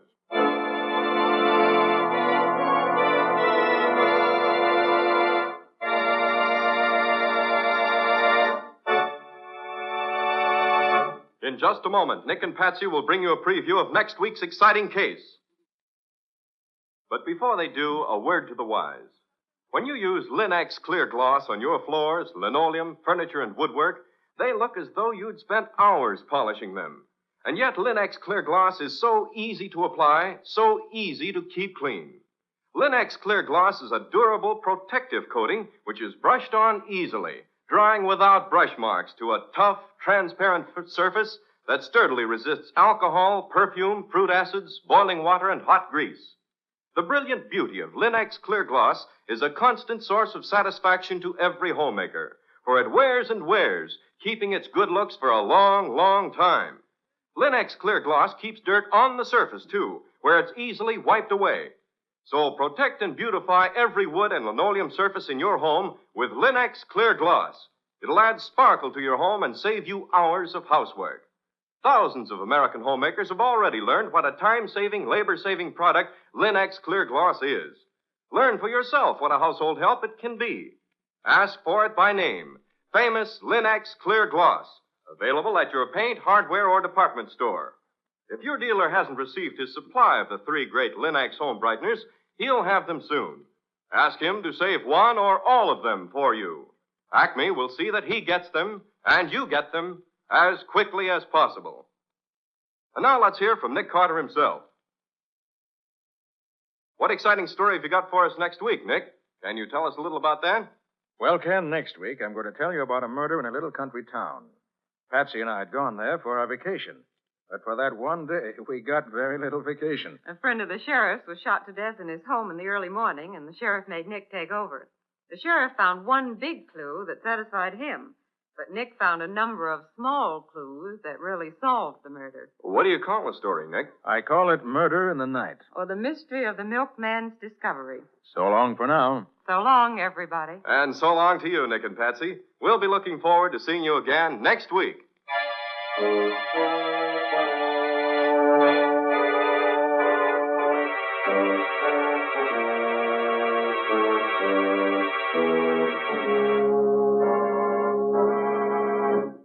Next week at the same time, listen to another curious experience of Nick Carter, Master Detective, entitled Murder in the Night. Or Nick Carter and the Mystery of the Milkman's Discovery.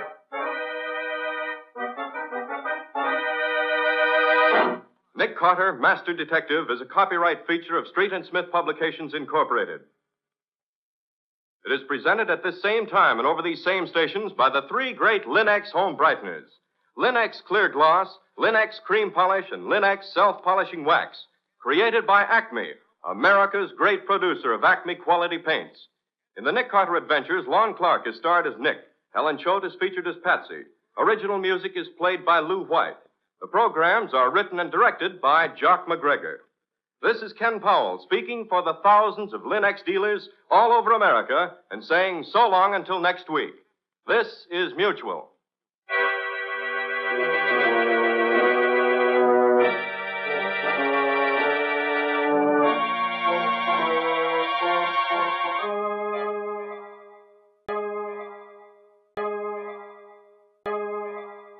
Organized crime doesn't stand a chance against the gangbusters who are up next. Wrigley Building, Chicago. And now, in cooperation with police and federal law enforcement departments throughout the United States, Wrigley's Spearmint Gum, the refreshing, delicious treat that gives you chewing enjoyment, presents for your listening enjoyment, Gangbusters! For chewing enjoyment plus long-lasting refreshment, treat yourself to Wrigley's Spearmint Chewing Gum. The lively, full-bodied flavor cools your mouth and freshens your taste. The pleasant chewing helps keep your throat moist, and adds enjoyment to whatever you're doing. So always keep a package of Wrigley's Spearmint Chewing Gum handy. Enjoy it often, every day, as millions do. Gang Busters, the only national program that brings you authentic police case histories, has asked Mr. John J. Mahan, Assistant Prosecuting Attorney, Cuyahoga County, Cleveland, Ohio, to narrate by proxy tonight's case. Mr. Mahan. Thank you, and good evening, Gang Busters listeners. In some modern fiction, we meet criminals whose stories are breathtaking, even romantic. The story of George Ross, however, is fact, not fiction. And it's the cold, ruthless story of a killer.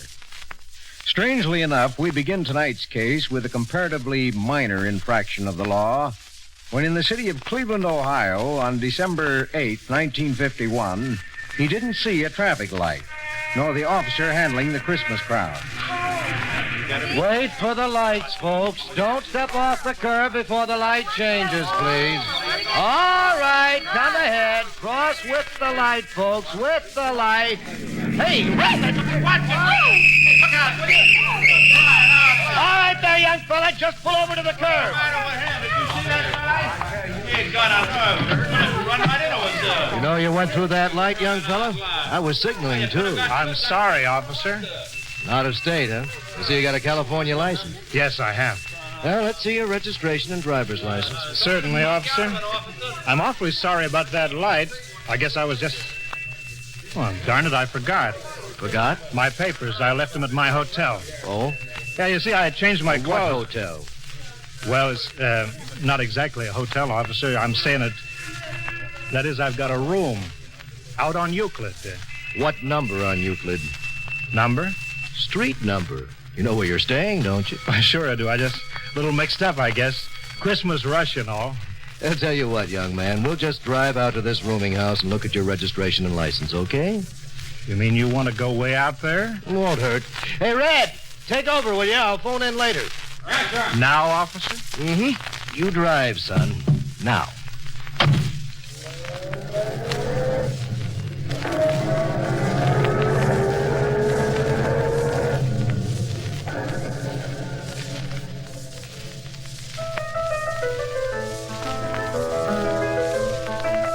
Your room upstairs? That's right, officer. That music's one of the roomers. That's the only piece she knows. Well, let's go up and get the papers, son. Officer, look, about those papers. You got them, haven't you? Registration and driver's license? Sure I have. Then get them. Now. All right. Okay. Sure.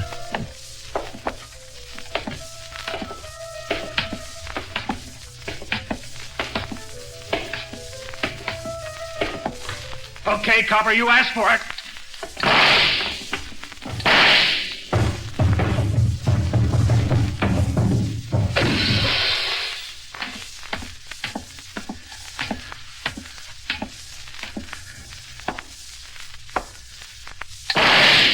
You bum. You asked for it good. The man who shot and fled was George Ross, Gangbusters listeners. Born in California in 1924, by the time he was 25, he had served in some of the major prisons on the Pacific Coast. Armed robbery, burglary, auto theft. And now in Cleveland, Ross had made his mark in the blackest book in police records. He had killed Officer Forney Haas of the Cleveland Police Department.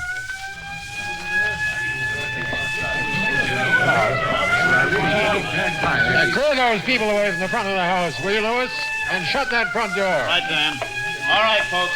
Come on now, the show's over. Move along now, will you? Will you move along? Jack, sit and move it, will you? The captain get back then? He had to go out and make the notification. That's the worst part of his job. Yeah. What kind of a world is this, Dan? A cop, good cop directing traffic on a corner, and he ends up with 3 slugs in him. What kind of a job is it?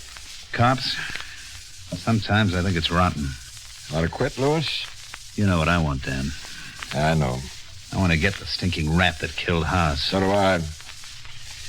Now, let's see where we start, shall we? It looks like Haas's gun is missing. The killer might have grabbed it. There's signs of a struggle. What about the car with the California plates? Landlady says it's his. It's listed. Stolen in San Francisco. Belongs to a woman named Henley's. Any identification? Yeah, fairly complete.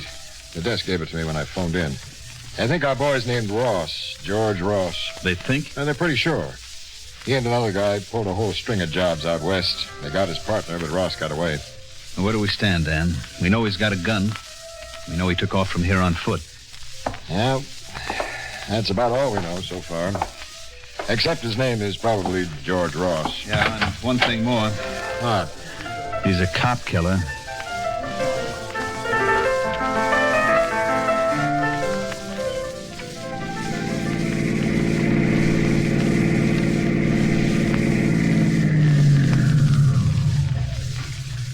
How far are you going?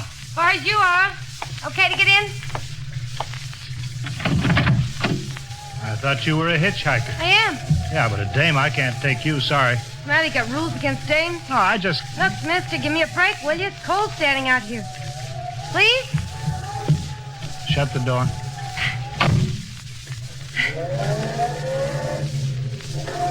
Thanks, mister. I mean it. You live around here? Not anymore, I don't. I'm heading to New York. Yeah? Surprised you, huh? When you saw I was a girl? I guess so. Not sore or anything. It's okay. Where are we, do you know? Don't you? This is West Virginia. Oh, The town back a ways is Fairmont. You must have passed through it. yeah, I guess I did. You're from Cleveland, huh? What? It's on your car, the Ohio license and the name of the car dealer. Pretty smart girl. It got to be. By the way, the name's Laura. Mine's George. Where are you going, George? New York, maybe. I haven't decided. That surprise you? Nothing surprises me, George. What are you stopping here for? I won't be long. Just a store. Doesn't even look like they got a gas pump. Wait here a second, okay? You afraid I'll steal your car? What was that? Nothing, just kidding. I'm not afraid, Nora. Not a bit.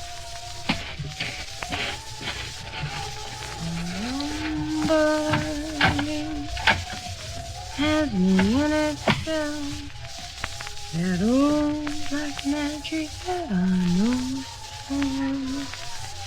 And I see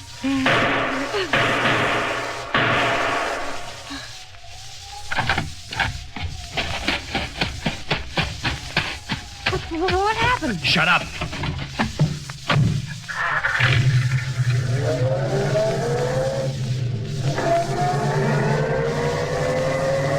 Look out the rear window. Go on, look. Clear. Okay. I thought it would be. Phew. What's the matter? Nothing. Isn't that a little sudden? Nobody hurt. What was it for? What are you? Smart. And as for what for you. Me?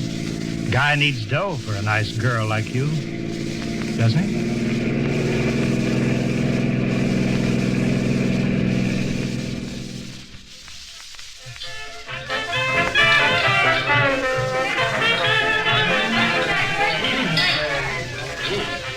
Want more coffee, Louis?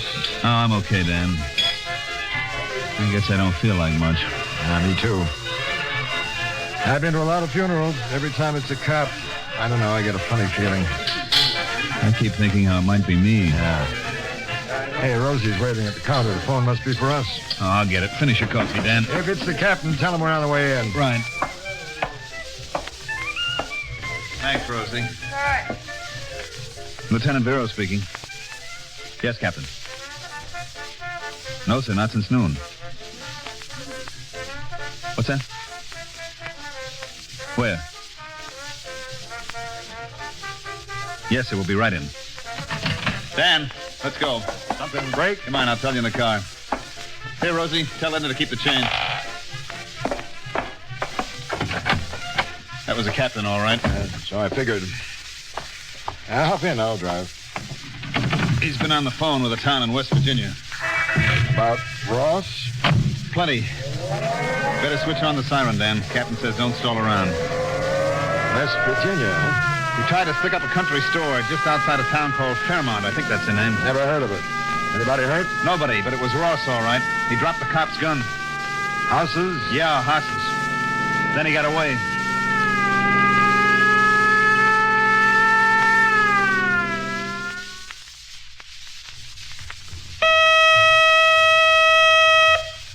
Friends, next time you chew a stick of Wrigley's Spearmint Gum, notice how cool and fresh it makes your mouth feel.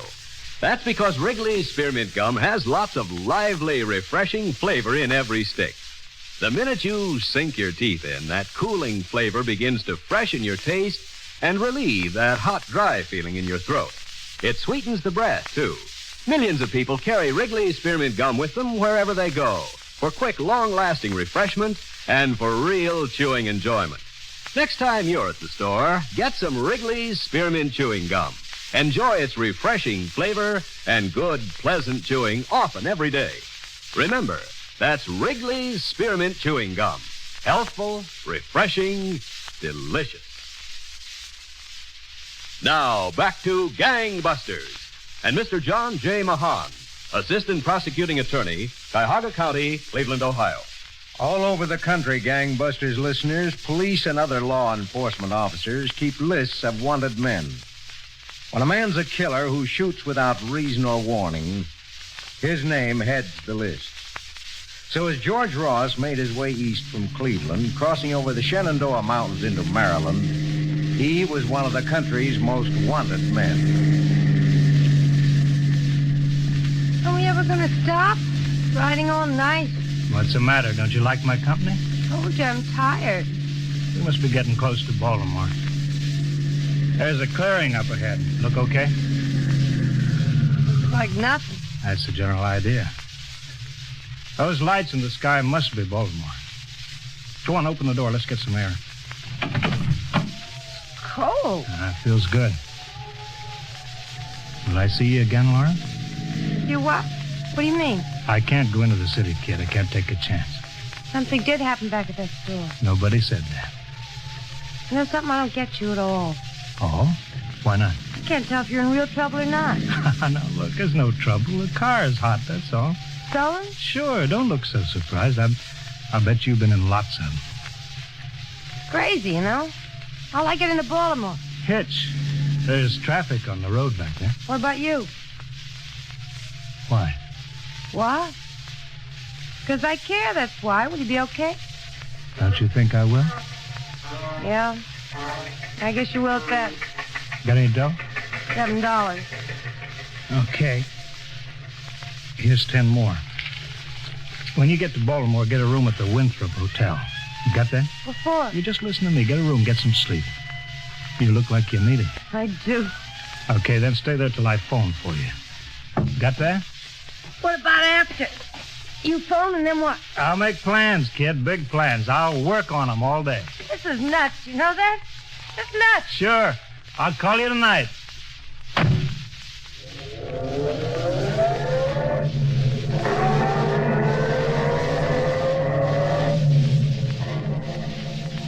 That night, Gangbusters listeners, in a small town 20 miles west of Baltimore, Patrolman Ed Stockwell was making a routine check of stores on the main street of the village. In front of a closed gas station on the corner, he noticed a car with an Ohio license parked at the curb. Patrolman Stockwell walked over to the car and directed the beam of his flashlight inside. Hey there, you! Open up! Huh? What's wrong? In trouble, son? No, sir. It's pretty cold to be sleeping out in the car. Well, I had a long drive, officer. I was just taking a little nap. From Ohio, are you? Yes, sir. Sorry if it was wrong to park here this time of night. I thought it'd be okay. No harm done, I guess. Let's see your registration. What? Just going by the book, son. Registration and driver's license. Okay.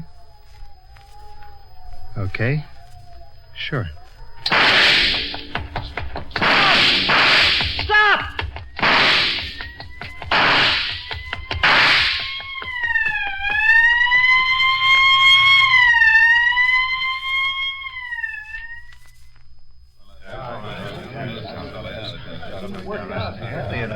All right, boys. We can have a little quiet. Right, thanks. You're Officer Stockwell? That's right. Well, I can make the introductions, I guess. I'm Bill Perry, FBI out of Baltimore. I'm glad to know you. Now, these two men are from the Cleveland Police Department. Lieutenant Dan Jordan, Louis Verrill. How are you? Jordan. The rest you know, I think. Now, it was Officer Stockwell who found Ross in town here, man. Ross opened fire on you, officer, is that it? He sure did. If I hadn't ducked behind his car, I'd be a goner. We know. One of our men in Cleveland didn't get a chance to duck. Well, just to fill these men in, officer, you returned Ross's fire, and he jumped from the car on the opposite side. Is that right? That's it. I kept firing until I could see he'd run into the woods. I think I may have hit him. Plenty cold in those woods, too. Well, you want to hear what's been done? Sure do. Yeah. Well, since last night, there's been 80 state troopers surrounding the woods. We've got a command post set up over in the schoolhouse. We got planes, too. 2 helicopters cruising over the area from above. Now, we've got the equipment. Radio, phone setups, walkie-talkies. In an hour or so, we'll have a detail of 100 FBI agents out of Baltimore. What about the woods? Any houses in there? Well, you can tell them that better than I can, Stockwell. A couple of cabins, most of them empty in the winter. How big is the area? About 12 square miles. It's covered on all sides. Well, sound good? Yeah, sounds foolproof. Except for one thing. What? Ross. He's gotten out of a dozen traps before.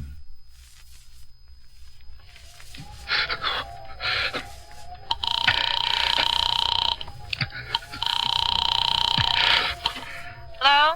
Laura, this is George. I know. Listen, kid, you gotta help me. I was in the woods all night. I got cold, Laura. Awful cold. Where are you now? In a house that's empty. I found a dirt road out of the woods.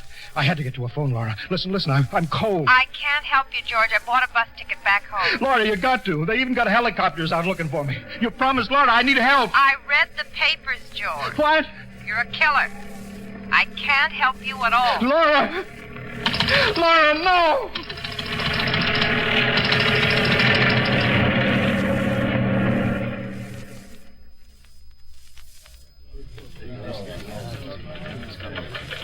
I can't believe it. Every angle's sewed up. It's 10 above 0, and he walks out of those woods. Well, I just can't believe it. I can. We've dealt with him before. What about that cabin he broke into? One break. It looks like he took a slug when Stockwell was firing. There was blood on the floor near the phone. Excuse me, the officer at the door said you gentlemen are in charge here. Yeah, that's right. My name's Al Noyes. I run a sawmill over on the other side of the woods near the Willow Road. I know the place. What's in your mind, Mr. Noyes? I heard on the radio about this killer that's loose in the woods, a fellow named Ross. That's right. Why? Well, they've been broadcasting his description. I guess I heard it 3 or 4 times. What about it, Mr. Noyes? You saw him. You what? You saw Ross? When? 10, 15 minutes ago, I drove right over here when I saw who it was. Where? On the highway out where the dirt road comes out. He was trying to hitch a ride. Dan, grab the phones. Right. Harry, get all right, boys, let's go. Be sure all that equipment is in the car. We made it on this trip. Now.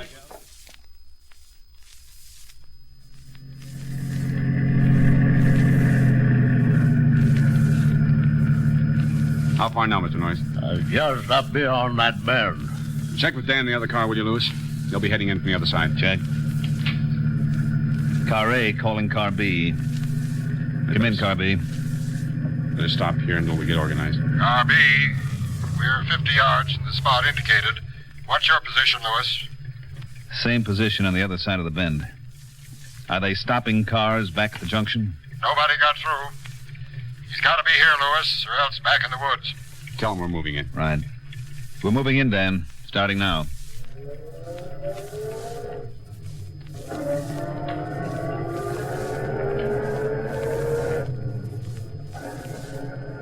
See anything? No, not yet. There he is. See, right there by the side, just where he was before. All right. Now, you stay in the car, Mr. Noyes, and keep your head down. Yes, sir. I don't want to get shot.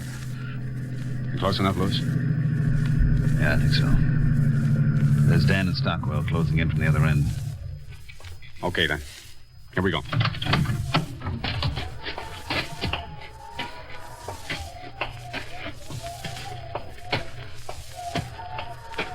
Easy now. He doesn't see us.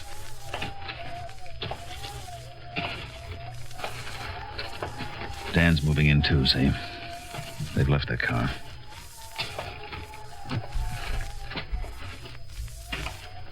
Easy. He's looking up. Put your hands in the air. Reach, Ross. You make a move and we'll kill you. You hear that? Don't shoot. You don't have to shoot. Watch him now. Ross? Yeah. I'm Ross. I guess it's all over. It is. I'm sorry I couldn't give you a fight. It's cold, you know. Awful cold. You know something else, Ross? It'll get cold.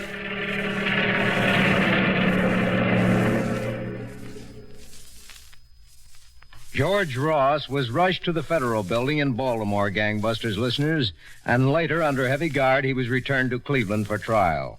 There, on February 20th, 1952, in the Court of Common Pleas, Cuyahoga County, Judge Edward Blythen presiding, a jury found him guilty of murder in the first degree.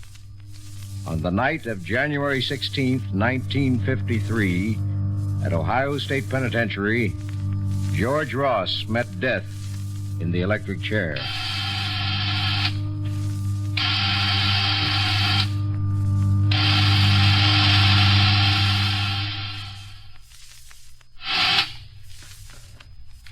Thank you, Mr. John J. Mahan, Assistant Prosecuting Attorney, Cuyahoga County, Cleveland, Ohio.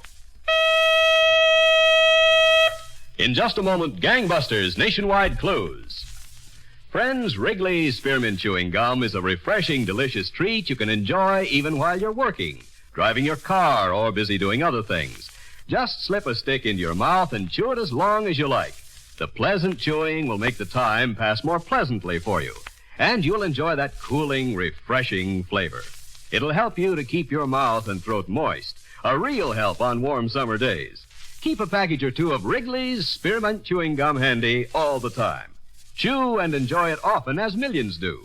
That's Wrigley's Spearmint Chewing Gum. Healthful, refreshing, delicious. And now, Gangbusters Nationwide Clues, broadcast every week to assist American police in their war against the underworld. Attention all citizens, be on the lookout for Max Heimovitz, wanted by the FBI for unlawful flight to avoid prosecution for the crime of murder. Listen carefully to his official description. Max Heimovitz, age 38, 5 feet 6 inches, 170 pounds, stocky build, dark brown hair, blue eyes, dark complexion, may seek work as a jewelry salesman or a diamond setter. This man has a dagger tattooed on front of left thigh and a 2-inch scar over left eyebrow. Caution, he may be armed and should be considered dangerous. Extreme caution should be exercised in effecting his apprehension.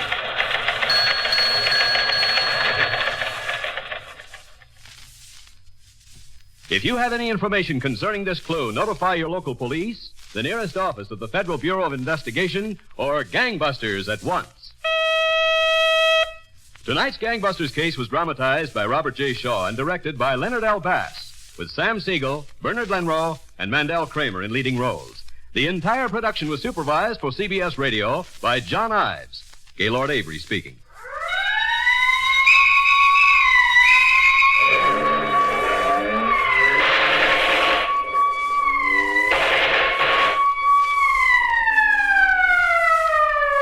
Gangbusters, a production of CBS Radio in cooperation with Phillips H. Lord, is brought to you each week, same time, same station, by Wrigley's Spearmint Chewing Gum, the refreshing, delicious treat you can enjoy even while you're busy. This is the CBS Radio Network. Boston Blackie, tonight at 9 over WBBM. Listen and enjoy 30 minutes of adventure at its very best every Monday, Wednesday, and Friday. And Bold Venture, heard every Tuesday and Thursday at 9. It's drama and thrills, and it's waiting for you at the 780 spot. Have Gun, Will Travel is up next on Nightly Old Time Radio Shows.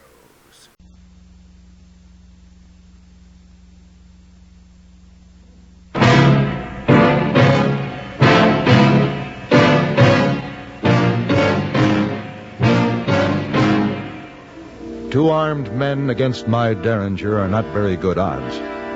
But it's the chance I'll have to take if you expect me to bring your sister back alive.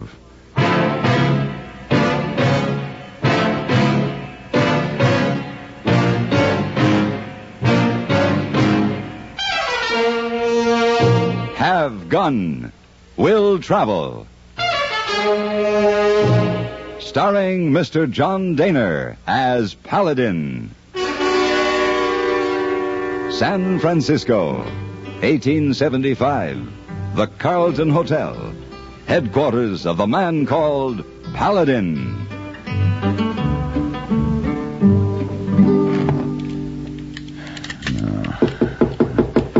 Yeah, who is it? It's Hey Boy. All right. You lock door, Mr. Paladin? It didn't lock itself, hey, boy. Oh, you not usually do this, Mr. Paladin. Just closing the barn door before the horses are stolen. Oh, horse you're not allowed in hotel room. Yes, hey, boy. That's why I sent you to the livery stable. Is everything set? So you load big gun and little cousin, too, eh? Little cousin. Oh, yeah, the Derringer. That's the kind of insurance I need for this trip. What about the horses? Oh, yes, sir. Man at Sabre has fast horse ready. Good. He said unless you want where to get fresh ones on trip. Most unusual. Shorties at Prickly Pear Springs, Louis in Lonesome Valley, One Eye in Hangman's Gulch. Mr. Paladin, why you go these strange places? Get fresh horses, hey, boy. I just put the list with my coat over on the bed, will you please? Yes, sir. You not tell Hey Boy where you go, but he will still help you pack. No, don't bother. I'm all ready as soon as I finish with these guns. Oh, my. What? Ooh, holy my. Hey, boy. Hey, boy, I told you I was all packed. Now, you didn't need to open the saddlebags. Oh, Mr. Paladin, so much money. Ooh. All right, now you know. That's why the door was locked. That's payroll money for a railroad construction crew. They had one shipment stolen, and they've hired me to bring this one in. I'm traveling alone to avoid attracting attention, so for your own protection, hey, boy, and for mine, don't mention this to anyone. You understand? Hey, boy. Ooh. I guess the sight of so much money has left you speechless. For once.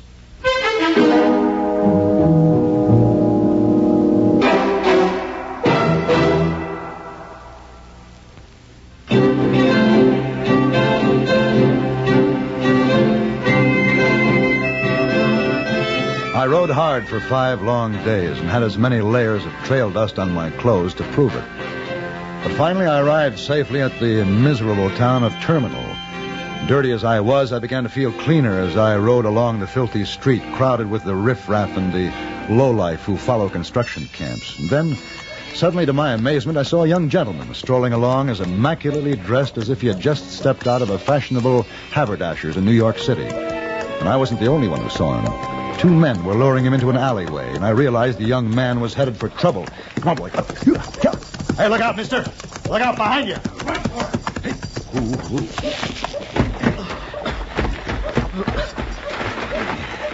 You all right? Yes, I guess so. Whew. Belted me a good one, didn't he? There were 2 of them. They told me that a man had been injured in here. I'm afraid you fell for an old trick. Here, let me help you up. Oh, thank you, sir. All right. Well, I owe you my life, I would say. They very well could have done me in. I must repay you, sir. My name is Henry Matthews, Jr. Mine's Paladin, but no, don't worry about repaying. Oh, I insist, Mr. Paladin. You will have supper with us. Meet my father and sister.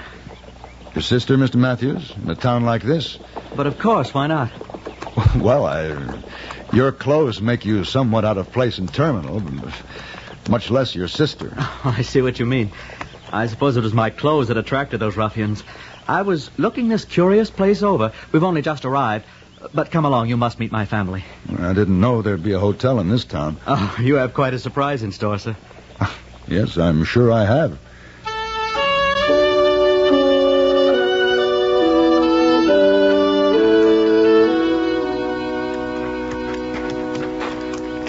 Oh, we're nearly there, Mr. Paladin. It's just around that building. You'll like Father. He's a good sort. And Alice is attractive enough, but rather stuffy at times. You know, I still can't get over seeing you in a place like Terminal. Abroad, maybe, say on the Champs-Élysées. Well, actually, we were all set to take the grand tour this summer, but Father decided a trip west would be good for us, and I love it. Alice hates it. Father's president of the railroad, you see, and... Oh, there we are. Well, I'll be. It's Father's, specially built for him. A private railway coach on a siding. It's really quite nice inside. I think you'll like it. Oh, I'm sure I would, Mr. Matthews, but I really can't. I'm much too dirty and dusty for such accommodations. I don't even have fresh clothes. No problem at all. First a bath, then your choice of my wardrobe. I'd say we're practically of a size. Oh, did you say bath? Of course. It's the very least I could do. Shall we? I'd be a fool to refuse. I should explain, I'm delivering some, important papers, so even though my saddlebags seem filled, I don't have other clothes. No need to explain. Tie up here at the end of the vestibule. Our man will stable your horse. Thank you. If you like, I'll place your saddlebags in the coach safe. I'm sure Father won't mind. Oh, fine. I'll bring them in. My valuable papers will be right at home in your safe. Righto. After you, Mr. Paladin. Thank you, sir. Oh, there's Alice. Henry Matthews, Jr., just what do you think you're doing? Hello, Alice. I saw you from inside with this man, Junior. You aren't bringing him inside, are you? Yes, Alice, I am. He did me a very great favor. He's staying for supper. My sister, Alice, Mr. Paladin. How do you do, Miss Matthews? Junior, do you have to subject us to the company of just any saddle tramp you drag in from the street? Alice! Really, I thought you had better taste. Oh, I'm terribly embarrassed, Mr. Paladin. Well, perhaps she's right. I'm not a very pleasant-looking supper companion at the moment. We'd better make it some other time. Well, that looks like a boarding house of sorts over there. Nonsense. You're coming inside, and we'll make Alice eat her words. You just follow me. Are you coming? Huh? Oh, yes, all right, if you insist. I do. What were you looking at? Those two men who tried to rob you. Where are they? No, they've disappeared. I think they were watching us. Well, don't worry about them. We'll be safe inside. Will we? Truthfully, Matthews, I'd rather tangle with those toughs out there than go inside to face your sister.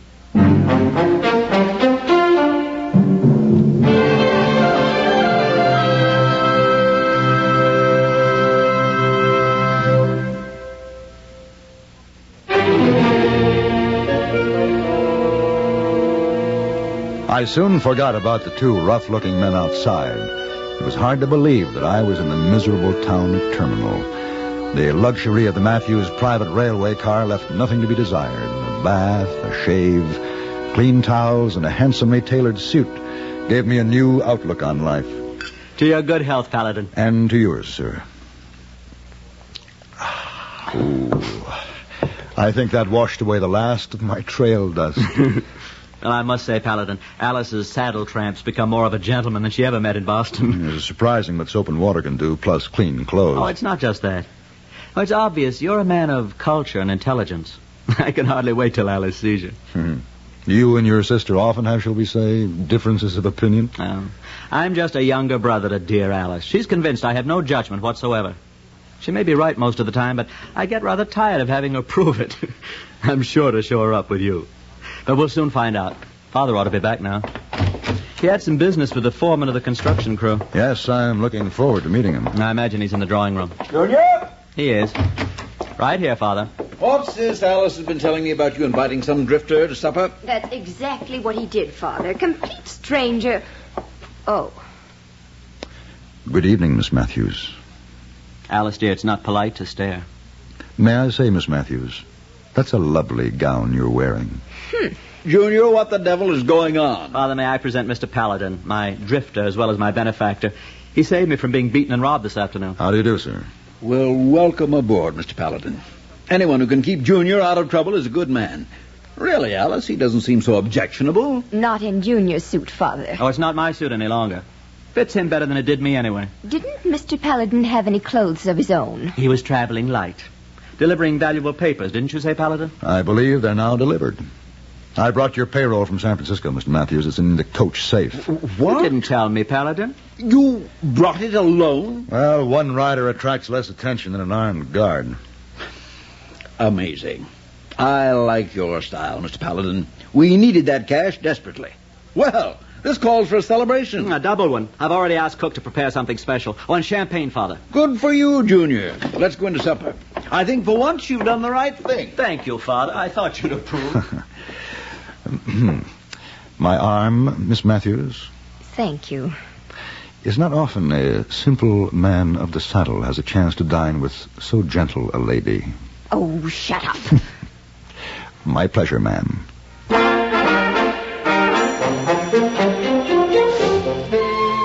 I'd have been quite skeptical if someone had told me when I rode into Terminal that I'd soon be dining in plush surroundings on continental cuisine with the president of a railroad, his son, and very lovely daughter.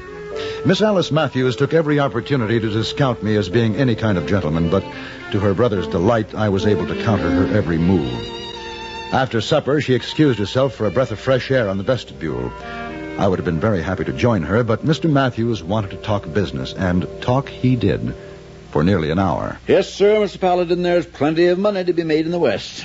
Our railroad will serve the new mines just opened. Limitless possibilities. Really, Father, our guest has been riding night and day on our behalf. We ought to turn in so he can have the rest he's certainly earned. We've been terribly rude, Mr. Paladin. Will you forgive us? Oh, there's nothing to forgive. I've enjoyed the company, and the supper was superb. My compliments to your chef, and my deep appreciation to Miss Matthews. Miss dear Alice rather retreated in confusion, didn't she? Say, I didn't see her come back into the coach. And no doubt retired some time ago. Business talk rather bores Alice. And Paladin here showed her up beautifully on any other subject. Well, I didn't mean to. Exactly. Well, she deserved it. I'm forever grateful to you. Show Mr. Paladin to his quarters, Junior. Good heaven. Stay clear of the window. What was that? Looked like a stone. Someone threw it into the coach. Wait a minute. Yeah, here it is.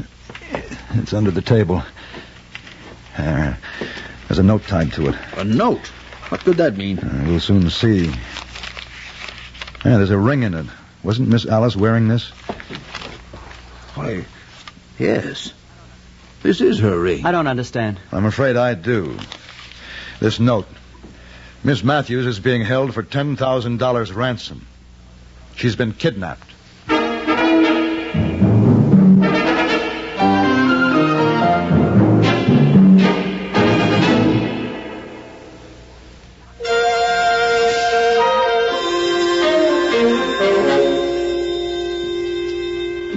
The crudely scrawled note demanded $10,000 for the return of the young lady. It also stated that her brother was to deliver the money behind the Terminal Saloon at midnight, and he was to come alone and unarmed.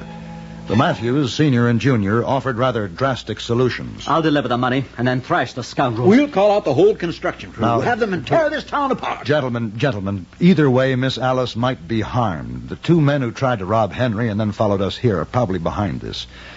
No, we'd better comply with their orders, with one exception. What do you mean, Paladin? It's obvious that if you took the money, they'd take you, too, demand double the ransom. Now, it's almost midnight. I'm already dressed in your clothes, and we'll have to take the chance that they'll mistake me for you. And if they don't, I'll simply tell them I'm her older brother. After that, I'll just see what I can do. But couldn't I? It's brave of you to offer, Junior, but Mr. Paladin's better equipped for this sort of thing. We'll pay you well, sir. No, I wouldn't think of it. That's very sporting of you, Mr. Paladin, but nonsense. Well, can't I even go with you? They said alone, Junior. Yes, but he won't be armed. No, not with my 6-gun, just its little cousin, well concealed. I beg your pardon? My Derringer. Good idea, Mr. Paladin. Now, there's only one thing that bothers me. Yes? Your sister. The kidnappers might accept me as her brother, but I doubt if she will.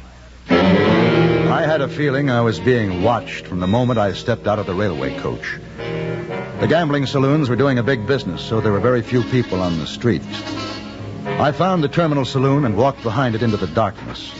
And the vague feeling that someone was behind me suddenly grew less vague when I felt a gun barrel against my back. Don't move, mister. No guns, eh? Good thing for you. We followed your orders to the letter. What are you doing? Just putting a bag over your head, mister. And now, turn around. Drop that satchel and stick out your hands. Now, what's the meaning of Drop this? it. I ain't taking no chances. Hey, what do you think you're doing? With your hands tied and your head covered, you'll stay out of mischief. There we are. All the money in this bag? See for yourself. Oh, don't you worry, I will. Right now, we're going to take a little wagon trip. Move.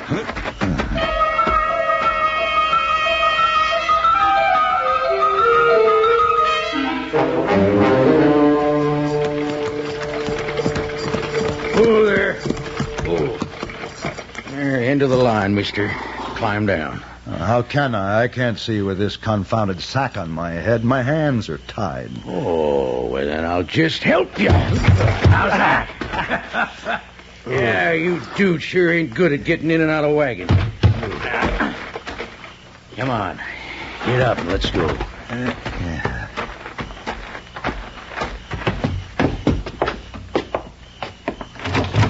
Inside. You get him? I got him. Money, too. Good. Guess we hit pay dirt this time. Yeah, and we're going to double it. My father will hear about this. Oh, that's right, Sonny. We'll get word to him. Should I put him in the other room with the girl? Yeah. I want to take a good look at this money. Come on, rich boy. Here's your little brother, lady. Wrapped up nice and neat. I don't believe you. Here. See for yourself. I'll take the sack off and show you. What'd I tell you? Alice, dear sister, are you all right? Come here and help me count this money. And we got to decide how much to ask for him. All right. Now, leave the door open so we can watch him. Don't know what for. They ain't doing nothing. I never can tell. Put your arms around me, Miss Matthews. You're supposed to be my sister. My arms around you. You might just save our lives. Our lives? Oh, yes. Like this? Yes. Hug me now. And listen carefully. Don't move suddenly, but put your hand under my coat. Why? Look at him in there. Scared to death. There's a derringer strapped under my arm. Get it for me. I can't reach it without moving. You've got to. My wrists are tied. Now pretend you're reaching up to kiss me. I couldn't. Kiss me. All right. There, I've got it. Now put it in my hand. I can hold it. What's going on in there? Oh, they're coming. When I turn to face them, drop to the floor. They seem kind of lovey-dovey now for brother and sister. Yeah. What are you two? Don't move, gentlemen. He's got a gun. Get him. Hit the floor, Alice. Drop that.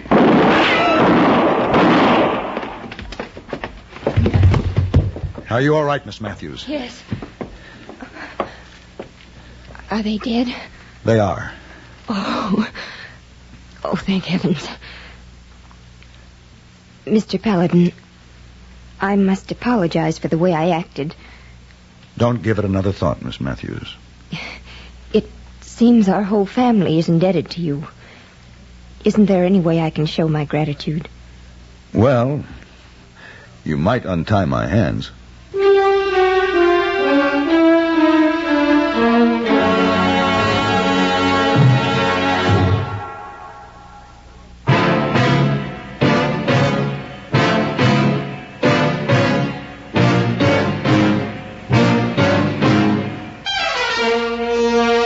Have Gun. Will Travel. Created by Herb Meadow and Sam Rolfe, is produced and directed in Hollywood by Frank Paris and stars John Daner as Paladin, with Ben Wright as Hayboy and Virginia Gregg as Miss Wong. Tonight's story was specially written for Have Gun Will Travel by Rod Peterson. Featured in the cast were Jack Edwards, Parley Bear, James Nusser, Jack Moyles, and Eleanor Berry. And now, here's a special word from our star, John Daner. The current Crusade for Freedom campaign is important to all of us. The forthcoming summit meetings could yield real results for peace and freedom, or they could turn into a propaganda parade for the communists. Now, one pressure on the communists to come to terms is truth, the whole truth Radio Free Europe sends through the Iron Curtain. Your truth dollars or half dollars or whatever you can give will help do the job. Send your truth dollars to Crusade for Freedom, care of your postmaster. This is Hugh Douglas inviting you to join us again next week when CBS Radio presents Have Gun, Will Travel.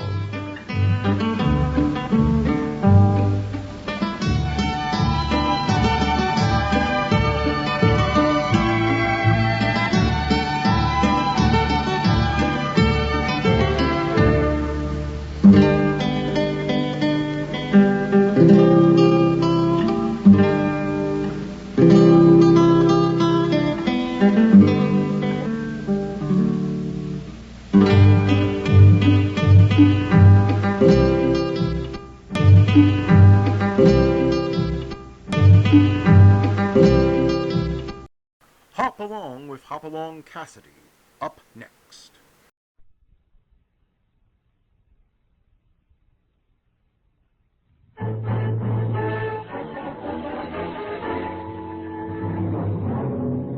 With action and suspense out of the Old West comes the most famous hero of them all, Along Cassidy, starring William Boyd.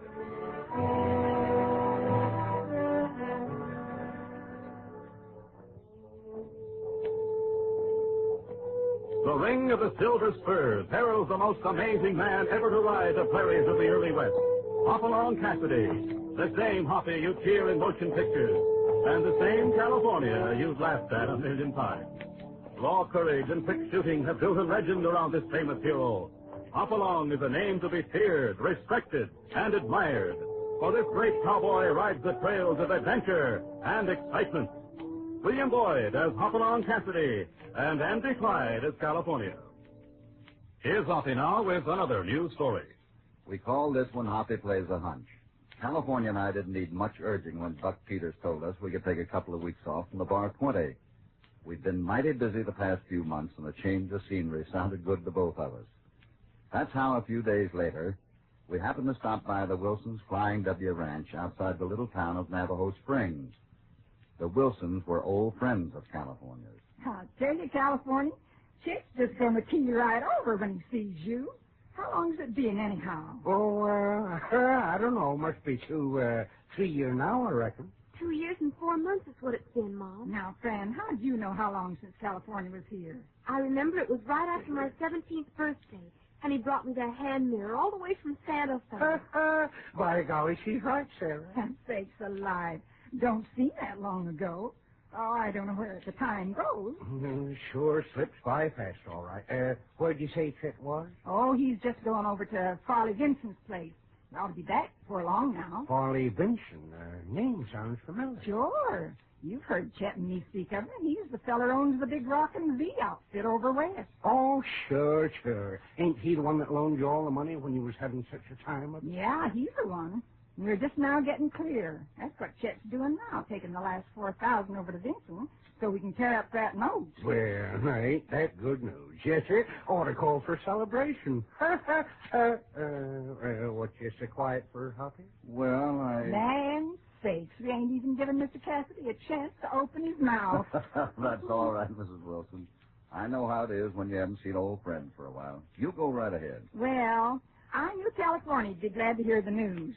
We've had our troubles with the place here, but now they're all over. And just in time, too. Just in time? Yeah. She means we only had 4 more days left to pay the note, Mr. Cassidy. Oh, I think Farley Vincent was hoping we wouldn't be able to scrape up enough to pay him off. He'd probably like nothing better than to take over this ranch. Well, he's probably not the only one that'd like to do that. You're about the nicest grazeland I've seen in these parts. And plenty of water, too. Yes, sir. We're mighty lucky folks. Well, you deserve it if anybody does.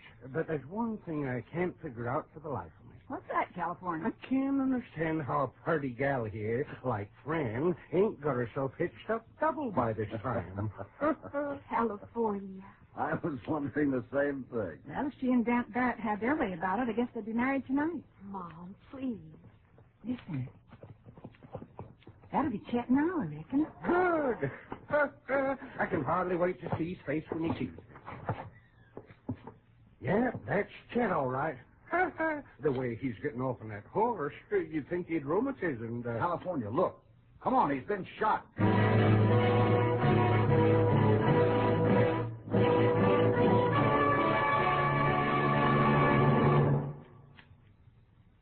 Now, back to Along Cassidy and our story. Hoppy Plays a Hunch.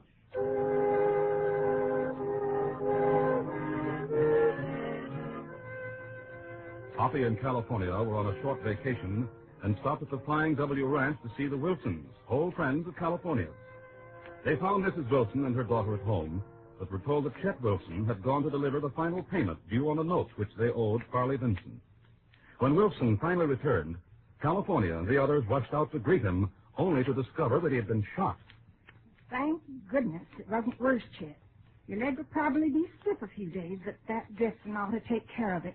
Thanks, Sarah. I'm not worried about the leg. It's the money that's the worst. Now, we'll worry about that later. Fran and I'll go fix us all some supper now. I know you want to talk to California, Mr. Cassidy, anyhow. Well, I made a fine mess of things, man. Oh, now don't go talking that way, Chet. It looks like a man ain't safe nowhere nowadays. What happened anyway? Did you get a look at the side wire that shot you, Mr. Wilson? No, that's the trouble. Whoever did it shot from some brush up ahead of me. That's about all I know, because right afterwards my horse reared and threw me. The same bullet that went through your leg grazed your horse's flank. Yeah.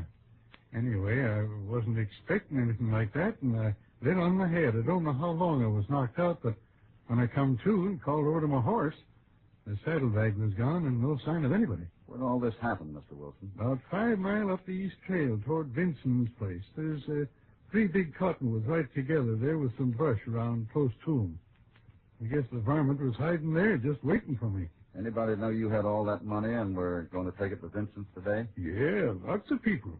I guess I should have kept my mouth shut about it, but, well, you know how a feller is. Sure. I drew the money out yesterday, and before I left town, I stopped at the saloon, bought a few old friends a drink to sort of celebrate. Do you have any idea who might have done this, Mr. Wilson? Well... How about Vincent? Oh, I don't think it was him. Although I know he'd like to get the Flying W. Still, I suppose he could have done it. Your wife tells us you and Vincent's foreman don't get along too well. Oh, young Barrett. No, I ain't got much use for him. Mainly because I don't think he's good enough to marry Fran. I've told him to stay away from here, and he was pretty mad, but... Hey, now, wait just a minute here. What is it, Mr. Wilson? I just remembered. He told me he wouldn't let me or anybody else stand in the way of his marrying Fran. And if I was dead, he'd have a clear road, wouldn't he? Why, sure. And if he married her, he'd have the ranch to boot. Practical. Still... I wouldn't be too quick to suspect anybody. Without more to go on than that, Mr. Wilson. Yeah, I guess you're right, Hoppy. But the more I think of it, the more I'm sure it was one of them, too. Vincent stands to get the ranch as it is, and if I'd have been killed, Barrett would have had my daughter and the ranch. You still get 4 days to raise the money, haven't you? Yeah, sure. I couldn't raise 400 in that time, let alone 4,000. Do you think there's any chance of Vincent's giving you more time? I can see you don't know Vincent. Nope, I'm afraid I'm licked. Well, I wouldn't give up just yet. We got 4 days. We might be able to locate your own money by that time. Oh, thanks, man. I appreciate your offer to help, but... But nothing. Hoppy and me'll figure out something. You wait and see.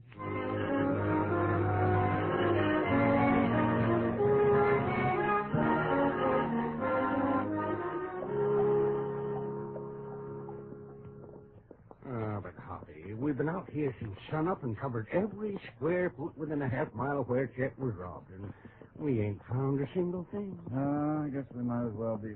Wait a minute. Look over by that porch. Huh? What is it, Hoppy? I think it's what we've been looking for. Wilson's saddlebag. Come on. Yeah, it's it, all right. There's a fine W stamped on the flap. Let's have a look inside. Empty as my pockets just before payday.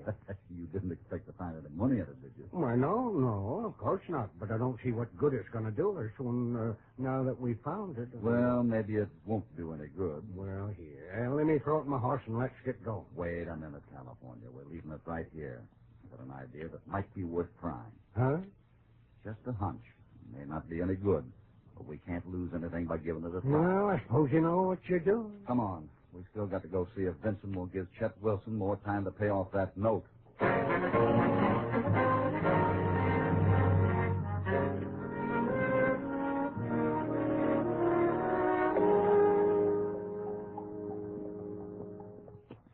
How come we're heading for the corral here? Vincent ain't likely to be down this way, is he? No, but Grant Barrett is. I'm kind of interested in meeting him, too.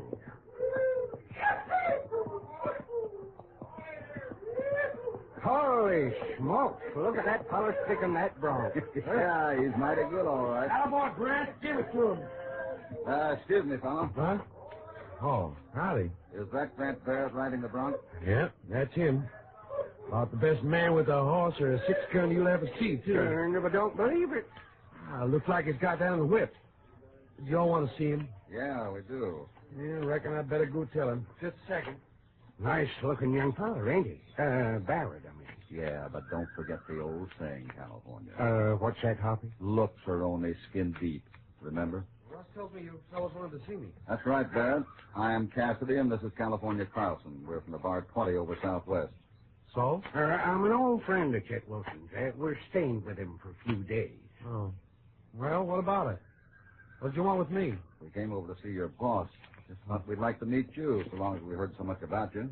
I can guess what you must have heard if old man Wilson was doing the talking. He's not talking much since he was shot yesterday. Shot? Wilson was shot? Who did it? Was he hurt bad? Take it easy, Barrett. He just got hit in the leg. Not too bad. But the barman that done it stole $4,000 off him, too. Well, I'll be. Wilson was on his way over here to pay the money to Vincent.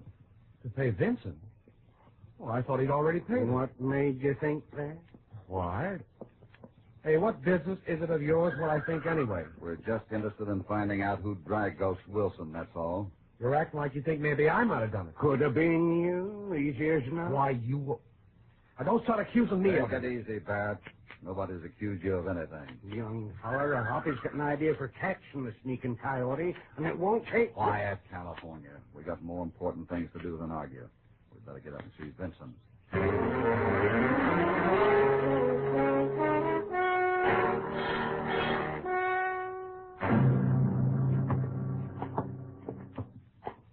Well, come in, then. Come in. Sit down. Thanks, Mr. Vincent. So you're friends of Chet Wilson's, eh? He's a good man, Chet. Well, what can I do for you? If you're looking for work, I'm afraid you're out of luck. I have more men than I need now. We're not looking for work, Mr. Vincent. We came on business. Oh, well, that's different. Well, we come to see if you wouldn't give Chet more time to pay off the note you hold in this place. He was shot and robbed on his way over here yesterday. What's that? That's right, Vincent. Somebody got the $4,000 he was bringing to you. Why, that's outrageous. Must have been a pretty bold gunman to pull something like that in broad daylight. Well, whoever it was didn't take any chances, riding in the bush and not giving Wilson any warning. Their $4,000 was practically all the money Chet had. We thought if you could give him another 90 days, he's got stock that'll bring that much by then, so you wouldn't be taking any chances. Well, this puts me in an awkward position, men. I'd like to be able to agree, but I can't. See, I have some obligations of my own which must be met. I was counting on that money from Chet. I need it right away. Yeah, we get it, Vincent. Chet told us you wanted his ranch, so it looks like you'll get it after all. Oh, now, just a minute here. Can't afford to lose $4,000 simply because Chet is a friend of mine. In other words, you won't give him any more time. Let's put it that I can't give him any more time. Let's go, Hoppy. Yeah, I guess we might as well. Only thing left to do is keep a close lookout and hope some of those $20 and $50 bills turn up around Navajo Spring. Well, what good would that do? How would you know whether it was part of the stolen money or not? Why, by the... Never mind, California. Oh, I see. Chet has a record of the serial numbers. He would have if he hadn't been forgetful. But, well, we think maybe we can locate that list. I wish you luck, man. And I'm sorry about that. Forget it, Vincent. Can't be helped, I guess. Come on, California. Let's get into town.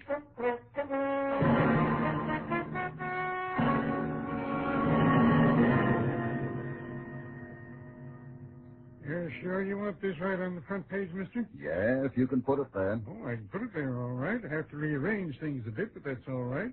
Just seems like a funny place to put an ad, that's all. Yeah, I guess it does at that. What time do you start printing, anyway? Oh, I'll be running them off in about an hour. You're lucky you got here when you did. You see, I'm only putting it out once a week now, but I hope to put out 2 editions a week pretty soon. I suppose everybody for miles around gets this paper. Oh, sure. Everybody in town subscribes, and so do all the ranches. I got a boy who'll have the paper to every house by supper time. Well, that's good service. Yes, sir. Of course, the ranches all pick theirs up along with their mail at the post office and the general store. I'll bet they look forward to getting outside news, too. They sure do.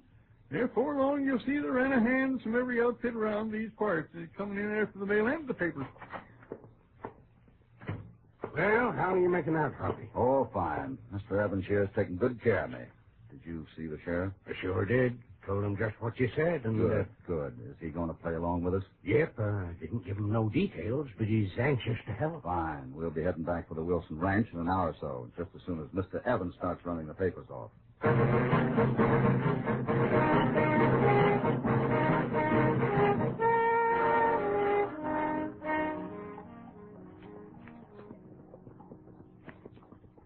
Sure hope your idea works, Hoppy. So do I. We ought to know by sunup tomorrow. Yeah, and speaking of sunup, I feel like I hadn't had anything to eat since sunup this morning. That's probably because you haven't. Well, we can't be more than 4 or 5 miles from the Flying W. As soon as we get there, we can both put on the feed bag. Yeah. Some more Sarah's cooking would sure hit the spot. Golly, that sun's plenty bright. We'll get a little shade in a minute now. The trail runs right alongside those big boulders at the foot of the hills. Yeah. This country's mighty pretty, Harvey. Mm-hmm. I'll bet your man... Hey! What the... California, head for cover. Hurry!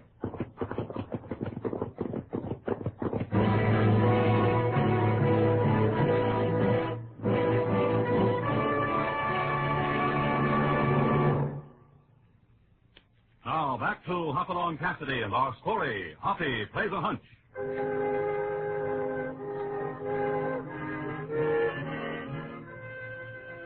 Hoppy in California, in trying to help Chet Wilson, discovered his empty saddlebag and some brush not far from where Wilson had been robbed.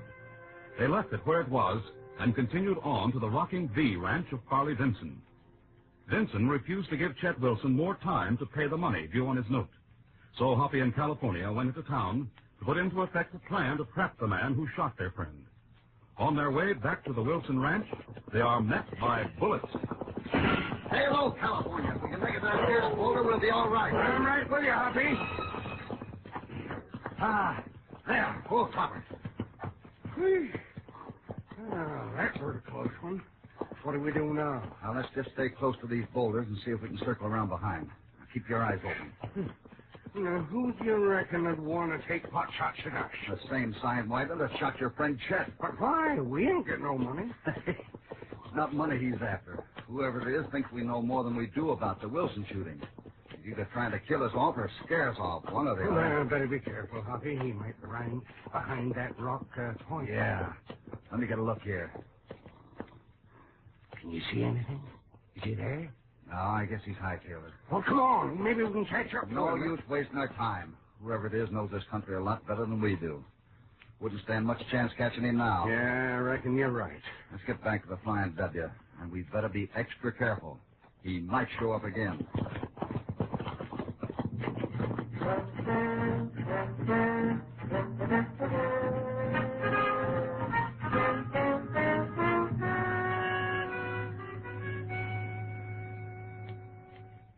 Sounds like you two are mighty busy today, California.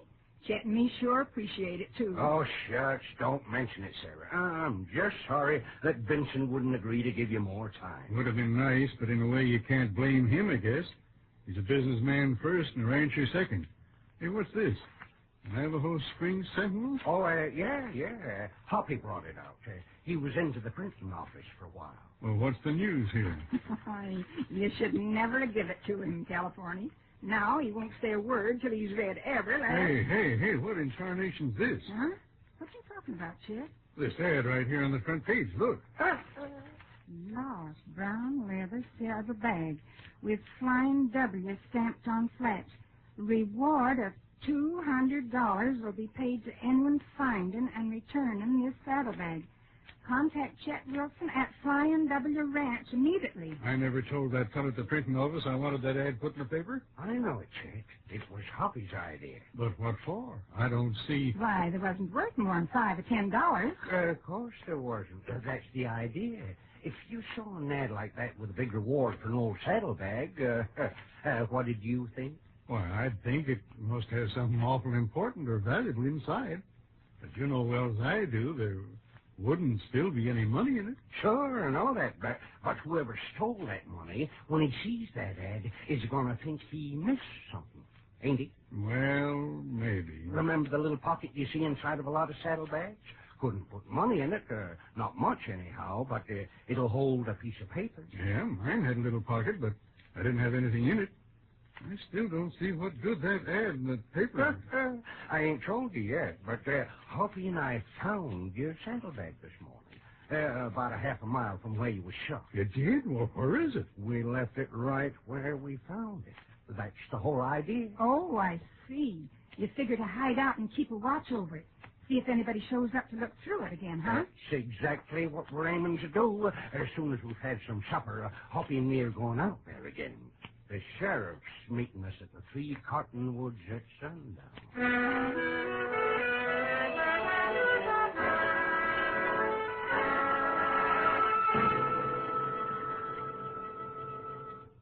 Well, it's still here where we left it, California. Yeah. See, Sheriff? Right by that bush there. I see you, all right. Just hope we're not out here in a wild goose chase. So do I, Sheriff. Here, hand me that package, California. Yeah, here you are, Hoppy. You better hurry, Cassidy. It's almost dark. I'll be just a minute. Mm-hmm. It's going to be hard to see tonight. No moon to help us.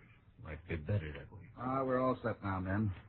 Leave the horses tied where they are, back of those trees. Yeah, there's a nice clump of brush right over there where we could hide, Hoppy. Yeah, that ought to do all right. Wouldn't hurt to be closer, though. Well, let's get settled. We may have a long night ahead.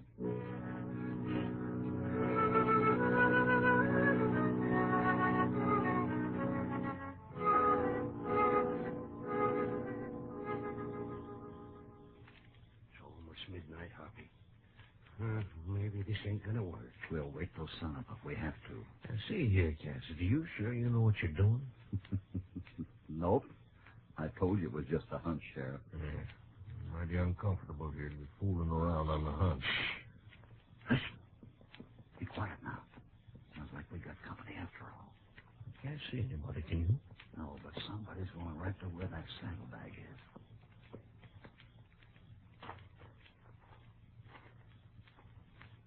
Must have been looking in the saddlebag. We better sneak up and jump on him, Hoppy. I can make him out right now. See? There's that horse of mine. Look, Hoppy. Oh, he heard the sheriff's horse. He's gonna... Get your hands up and stay where you are.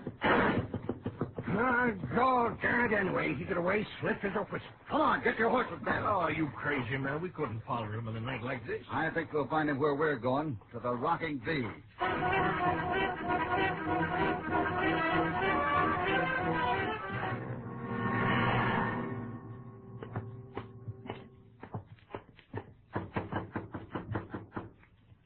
There's a light on.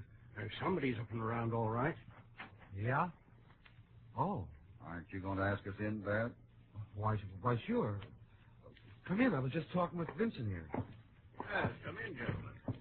Rather a late hour to be calling, isn't it? Not when you're after a sneaking thief that shoots a man from ambush, Vincent. What? What are you talking about?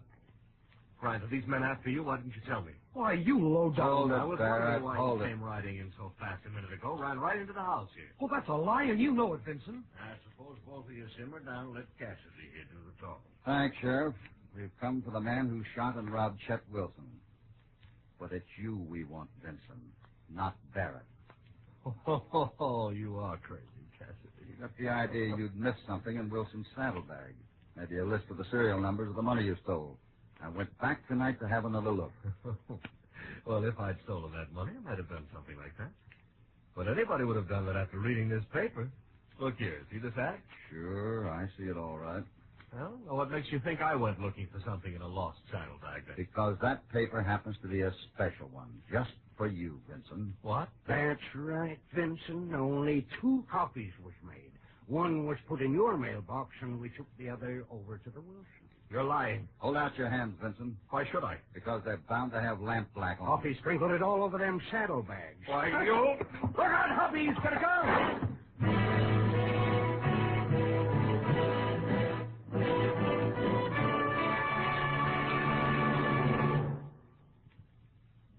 Now, back to Hop Along Cassidy. Well, you can call it a hunch or whatever you want to, Cassidy, but it sure worked out perfect. I'll say it did. Vincent had to admit the whole thing. And what's more, he tore up the note right in front of us before the sheriff took him off to jail. Well, that's a load off our minds anyway. What gives you the idea it was Vincent, Mr. Cassidy? Oh, a couple of things. He had the most to gain, so he was a natural to be suspected. But when we talked to him yesterday and told him your husband had been shot and robbed, he acted mighty funny. How do you mean, Cassidy? Well, he didn't ask how bad you were shot, for one thing, which is what a man usually asks first. Vincent seemed to forget that, since he already knew. By golly, that's right. Come to think of it. And another thing, whoever it was that did the shooting was a mighty poor shot, hitting you in the leg that way, Chet. And since young Barrett had the reputation of being a good hand with a gun, I figured Vincent must have fired the shot. Of course, thinking Vincent was guilty and proving it was 2 different things. Must have thought you knew more than you let on. He wouldn't have tried to get you on your way back from town yesterday. Say, where'd Frances go? Why, I think she's out talking to the new foreman. New foreman? What are you talking about, Sarah? Now, you just keep your shirt on, Chet Wilson, but I've just hired one. You know, we need a foreman now. Yeah, I guess so. Who'd you hire? You can't afford to pay much, you know. Hired Grant Barrett, and he stays hired. After all, he saved Mr. Cassidy's life when Vincent pulled a gun. That's right, Wilson. Well, doggone. Look out of the window here. Why, that young... He's kissing my daughter. From the looks of things, Wilson, I'd say you wouldn't have to worry about pay. I've got another hunch that Barrett won't demand much in the way of wages.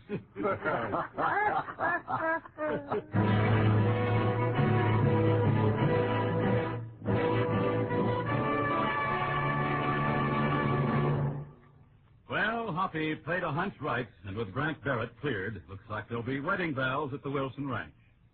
Hoppy and California ride into another exciting experience when they arrive in Paradise, New Mexico, and discover the townspeople are put to work on slave gangs and where Satan is the sheriff. Be sure to be with Hoppy when he meets up with a jailer named Satan.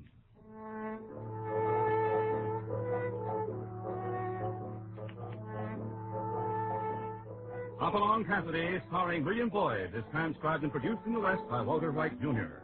Hoppy Plays a Hunch was written by R.T. Smith, with original music under the personal direction of Albert Glasser. All stories are based upon the characters created by Clarence E. Mulford. This is a Commodore production.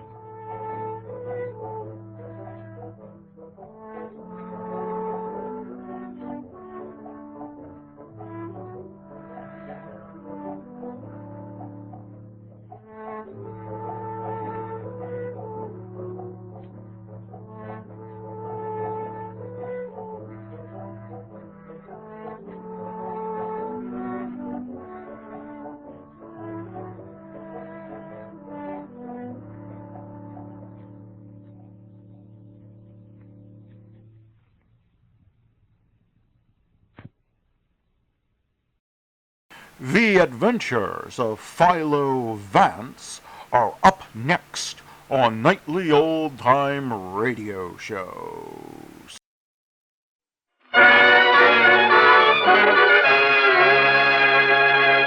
The makers of Raleigh Cigarettes present John Emery, star of the Broadway success Angel Street, as Philo Vance in S.S. Van Dyne's murder mystery, The Case of the Cellini Cup.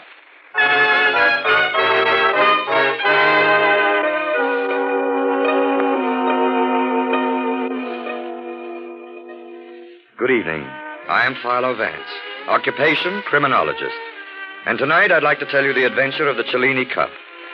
As I pieced this fantastic and incredible story together later, it started something like this.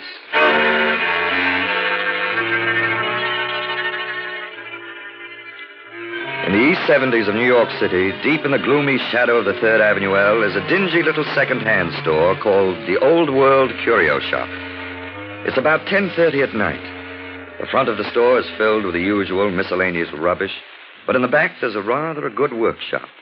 There's a light on there. The man is hunched over a workbench repairing the enamel on, of all things, a cloisonne elephant. This man is Paul Getman, about 43, rather heavy-set, oily complexion, little pig eye, smug and self-satisfied, but a clever workman. An unpleasant man, but then he hasn't long to live, although he doesn't know that.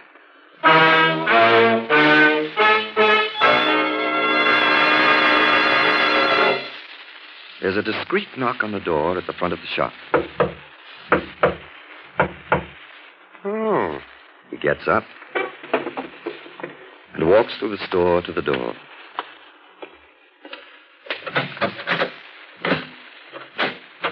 Oh, it's you. What do you want? Well? Hey, put that gun down. Someone's liable to get hurt. Wait a minute. Take it easy. What are you going to do? No, you don't dare. You can't get away with it. That's murder. For God's sakes, don't do it. Well, why don't you say something? What are you waiting for? I know what you're waiting for. You're waiting for the elevator train. You're waiting for the elevator train to drown out the shot. Well, I got burglar alarms here, and I'm going to...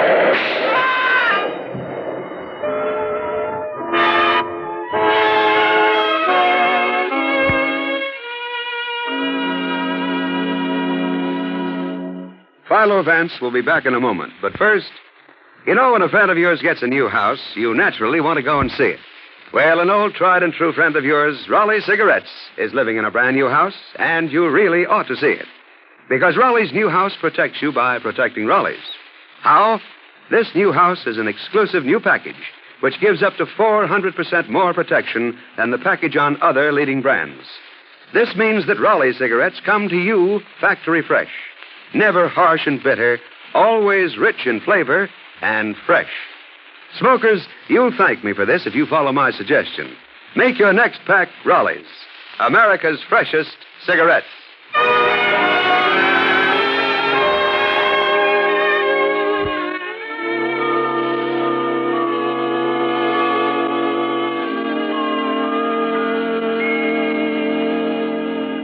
And now, here is Philo Vance to tell you the story of the Cellini Cup. Thank you, Mr. Shirley. Well, to explain how I got involved in this, John F.X. Markham, the district attorney, is an old friend of mine, and bright and early the morning after Getman was murdered, much too bright and much too early, Markham came over to my apartment and dragged me over to the Old World Curio Shop to view the mortal remains of Paul Getman. Sergeant Heath of the Homicide Squad met us at the door, a businesslike frown on his broad, pugnacious features, and gestured toward the body. Well, here he is, shot through the heart. Doc Baker examined the body and pulled a .32 slug out of him. I would have bet my shirt it was a .45. Made a big hole going in. So it did, Sergeant. No signs of a struggle. Who found the body, Sergeant? The patrolman on the beat. The burglar alarm went off and he came running. Looks like Getman set it off himself. There's a button right here on the counter, and we found Getman's thumbprint on it. Look at this, Markham. What's that, Vance? This utterly atrocious tie Getman was wearing. Imagine the embarrassment of being caught dead wearing a purple horror like this. I thought it was kind of snappy. Sergeant, you distress me. I've never seen you out of your uniform, but I'll wager you're a panic. Now, Vance, let's not get into a discussion of what the well-dressed corpse should wear. Calm yourself, Markham. What have we here? A little circular bit of charred cloth. Must be a clue, eh, Sergeant? I already seen it. I figured whoever came in here to bump Getman off hid the gun under something. Maybe a handkerchief. And when he fired, this piece of cloth was blown off. Figured that out myself. Not bad, huh? Sergeant, you've been going to night school. Suppose you tell us what you found out about the late Mr. Getman. Okay, he was in his early 40s. He owned this shop. He did repair work on fancy art objects for the museum and art dealers, and he was pretty good at it, I guess. He had a little apartment at the Windsor Arms, and that's about all. Hey, looks like a customer at the door. That's his second today. Markham, isn't that George Henry Howard? Yes, it is. The art collector? Yes, but there's more of the collector than the artist in him. Before the war, he traveled over Europe sweeping up statues, porcelains, tapestries, and so on like a vacuum cleaner. Between George Henry Howard and William Randolph Hearst, the museums on the continent were left looking a trifle seedy. Let him in, Sergeant. Okay. Well. Mr. Vance, isn't it? How are you, Mr. Howard? Fine. Never better, thanks. Mr. Markham, our district attorney and champion of justice. Oh, how do you do, Mr. Markham? And Sergeant Heath. How are you? How do you do? Is Mr. Getman here? Yes, but he's not speaking to anyone. He was murdered last night, Mr. Howard. Murdered? Really? Oh, definitely. Well, that's too bad from my standpoint as well as his. I wanted to buy a group of items in here. Will his death interfere with selling them? Well, that would depend on whether there were any heirs and so on. Oh, yes, of course. Well, there seems to be a few pieces of some value in this case. Let's see, there's the triptych, the cloisonne vase, a copy of the Cellini Cup, this beautiful German horizontal clock with hunting scenes in relief, circa 1600, I'd say. And quite right you are, Mr. Vance. By the way, Mr. Markham, I'd like to put a deposit of, say, $4,000 on the contents of this case just to ensure my getting it.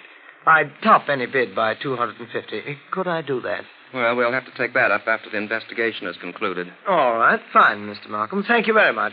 If I can be of any help. Thank you. Right, all right. Goodbye. Goodbye, Mr. Vance. Goodbye, Mr. Howard. Bye. $4,000 for that stuff? I could do better at the 5 and dime. Yeah, worth about $2,000. Oh, Sergeant, you mentioned another customer. Oh, yeah, before you got here. A man by the name of Hans Hendricks. An art dealer, he told me. Oh, yes, the Hans Hendricks Galleries on 57th Street. Anyway, he came to pick up an art object Getman was repairing for him. He had a receipt for it, so I let him in to make sure it was here. But I didn't let him take it. Oh, I'll answer it. Maybe my office. Well, what do you think of this, Sergeant? Oh, I got a theory. When there ain't no clues, I always say what the French say. Cherchez femme. Cherchez femme. Cherchez femme, eh? Yeah, in French, it means look for the dame. Oh, thank you for the translation, Sergeant. That's okay. That was the office, Vance. Swacker tells me they got the license number of a car that was seen here last night. Well, now we've got something concrete to work on. I have nothing very exciting to do this afternoon. Suppose I take this gentleman and scholar, the incredible Sergeant Heath, and the two of us will trace that license number to its lair.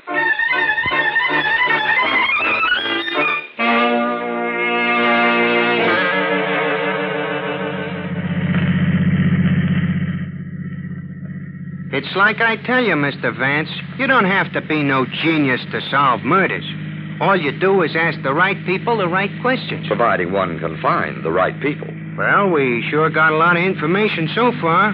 The owner of the car rented it to a guy named Tony Carpini who lives in Queens. Yes, and this Carpini had a date last night with a girl named Norma Allen who lives in Flushing. Cherchez femme, huh? She'll be in Mr. Markham's office tomorrow morning. I'll pick up Carpini and we'll ask questions and solve the murder. You make it sound delightfully simple. Yeah, it's a cinch. I guess I know how to figure these things out instinctive. Sergeant, you've been most instructive. Oh, that's okay. Well, now, let's get on to the Hans Hendricks Galleries. I'd like a few words with Mr. Hendricks.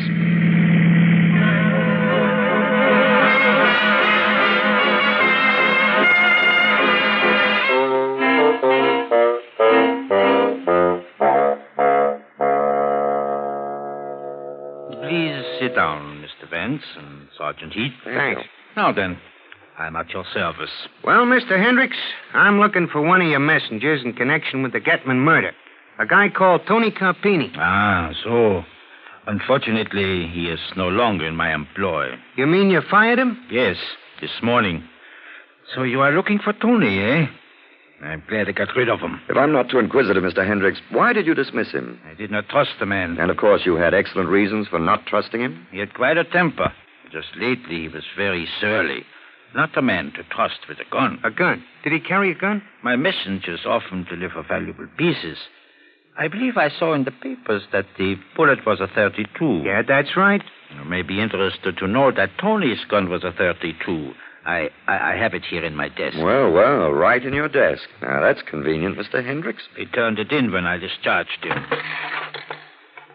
Yeah, there you are, Sergeant. Thanks. I'll just take this along. Where did Tony keep the gun? After work, I mean. In his locker with his uniform. I presume he had a key to the delivery entrance? And he could get in at night if he wanted to?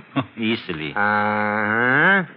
Well, thanks, Mr. Hendricks. Oh, say, before I go, my wife wants an extra chair for the living room, and I noticed that one by the door as we came in. The sergeant sat in it, bounced in it, slumped in it, and finally decided he and the chair were soulmates. It's that carved chair with a needlepoint upholstery. Of course. I know the chair. How much are you asking for it? It is priced at $575, I believe. Holy cow, I can get the same thing at Ludwig Bauman's for $31.75. Well, thanks again. Not at all. Goodbye, gentlemen. Goodbye. All right. Now we're really getting somewhere. And without none of that fancy psychology of yours either, Mr. Vance.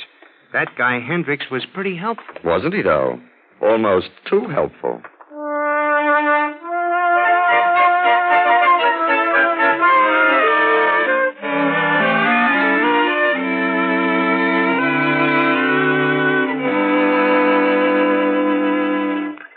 Well, what's the news this morning, Markham? You look like the cat that swallowed the canary and went proudly around hiccuping feathers. Well, Vance, Sergeant Heath's out tracking down our man now. I told him to bring him in as soon as he located him. And who is the man? I never thought I'd hear Philo Vance ask that question. You usually know who the man is. So nice of you to say so, old fellow. You know, Vance, a gun scratches its individual signature on bullets that leave the barrel. So we compared the bullet that killed Getman with a bullet fired from the gun that messenger, Tony... here it is. Tony Carpini. The bullets match perfectly. Looks like he did it. My dear Markham, it only proves that a bullet fired from his gun brought about Getman's untimely demise. Vance, you're splitting hairs. Splitting hairs is a hobby of mine, Markham, old boy. A hobby that I thought I shared with all members of the legal profession. Yes, Mr. Markham. Send Miss Allen in. Yes, sir. Ah, that would be our femme fatale, the Cleopatra of Flushing. From Swacker's voice, I'd say she left him goggle-eyed. Ah. Oh, come in and sit down, Miss Allen. Yes, thanks. I'm Mr. Markham, and this is Mr. Vance, a sort of special assistant of mine. A pleasure, Miss Allen. Likewise. We'd like to have you tell us what happened the night of the murder. Well, I had a date with Tony, and we drove around a little, and then we parked, and he started talking about me going out with Mr. Getman. He got sore, and I told him that we would have to consider our acquaintanceship at an end because I had become engaged to Mr. Getman. Gee, I've only been engaged 8 days. I didn't even get a ring. And what was Tony's reaction to the news of your engagement? He was wild. He was mad. He threatened to kill me and Paul. That's Mr. Getman.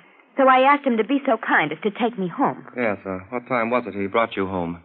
About 7:45. Oh, he did it all right, Mr. Markham. Oh, thank you very much, Miss Allen. And now... Just a moment, Markham. Miss Allen, how long have you been, dating Mr. Getman? Oh, about 4 months, I guess. I met him when Tony had to deliver something to his shop to be repaired after hours, and he took me along. Paul fell in love with me at first sight. I'm considered very attractive by men. Well, obviously. And you liked Mr. Getman very much, I presume. Oh, indeed. Indeed, yes. I've always wished to travel, and he was going to take me to South America after the duration of the duration. Paul knew lots of important people, too, if you know what I mean. I'm afraid I don't. Well, like Mr. Howard, the art collector. Paul took me to one of Mr. Howard's cocktail parties. Gee, it was swell. Nobody was there who wasn't somebody. Vance, don't you Just be think... patient a moment, Markham. I even talked with Mr. Howard himself in person. Oh, he was swell. And he showed me some of his collection. You know, etchings and things.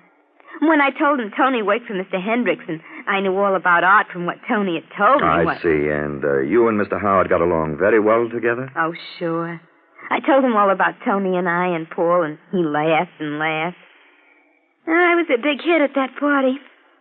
Gee, I guess I'll never get to travel after what Tony done. Oh, I imagine another man will come along and be blinded by your charms, Miss Allen. Yeah, I suppose so, but maybe he won't be no gentleman like Mr. Getman. Hey, will you stop shoving me around? Tony. Here's Carpini, Mr. Markham. He was out on the town last night, but I grabbed him when he came back to his room. Had his bags packed and was all ready to skip town. Tony, what did you do it for? What did you do it for? You spoiled everything. I didn't kill him. You did, too. You said you were going to. Shut up, will you? I hate you. I'll never give you another date. Will you shut up? I tell you, I didn't kill him. I didn't have nothing to do with it. You did, too. You're a murderer. That's what you are, a murderer. Oh, he hit me. Cut it out, Carpini. Let go of me. It's her own fault. She started it. Take him away, Sergeant. Okay, Mr. Markham. I guess he's a man, all right. What'd I tell you, Mr. Vance? Churchy femme? Churchy femme? Come on, Carpini. Oh, nuts.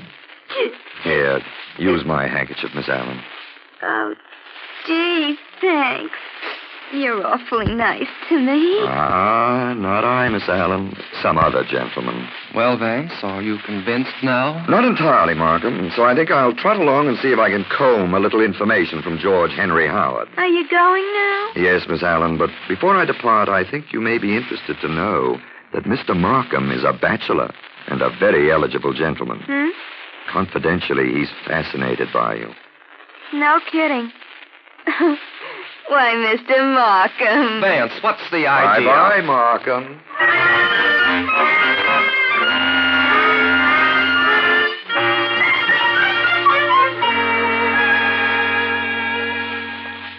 Oh, sit down, Mr. Vance. Thank you, Mr. Howard. A very pleasant den you have here. Yes, I like it. I see the cases along the walls are filled with the ripe fruit of your continental travels. Some beautiful things. You like them, eh? Well, when I saw something I wanted, I got it. Of course, these cases represent only a fraction of my entire collection. Now, these two curved swords are nice. Krises, they're called. I picked them up in the Malay States 10 years ago. Sharp as razors. And an exquisite pair of old dueling pistols. I suppose they are dueling pistols, aren't they? Oh, yes. I got them in France. Beautiful inlaid gold work on them. And you'll notice they're identical in weight, shape, trigger pull, everything. Had to be, to make the duel fair. Amazing. And I suppose these little cloth patches are for cleaning the guns. That's right. That's quite right. Well, what have we here in this case? It looks like a copy of that Cellini cup in the Metropolitan Museum. Yes, it's a good copy, too. Yes, it is. You have a whole case of ivory figurines, I see. Mm-hmm. I collected them for a while. Only a few of them have any real value. By the by, Mr. Howard, I came to ask about Hans Hendricks. You've had dealings with him, I suppose. Oh, yes. You see, Getman's murder is pretty well pinned on one of Hendricks' messengers. It was his gun. Please don't repeat this, but it occurred to me that Hendricks also might have access to that gun. Oh, I see. Do you happen to know whether Hendricks and Getman got along all right together? Well, as far as I know. Of course, Hans is a shrewd Dutchman, and he's an art dealer, too. I gather your opinion of the integrity of art dealers is not too frightfully high. You never can tell, Mr. Vance. You never can tell. Well, thank you, Mr. Howard. You've been most helpful.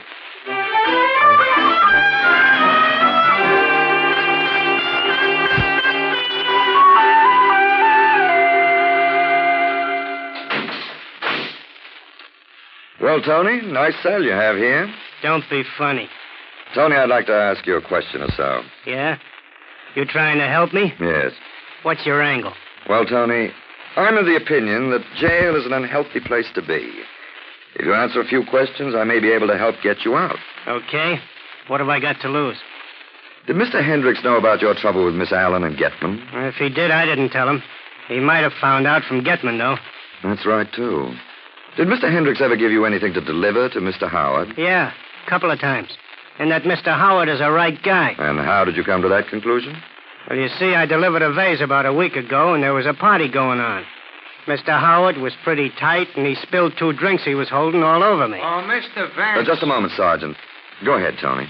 Well, he took my clothes and gave me one of his silk bathrobes to wear and had my clothes dried while I sat in a room. Then he gave me $10. I thought that was okay. Now, Sergeant? I found out if Mr. Markham was in his office like you asked me to. He is all right. Thanks very much, Sergeant. You're a noble custodian of the law. I'll be right. Go right up and see him. And thank you, Tony. Don't worry too much.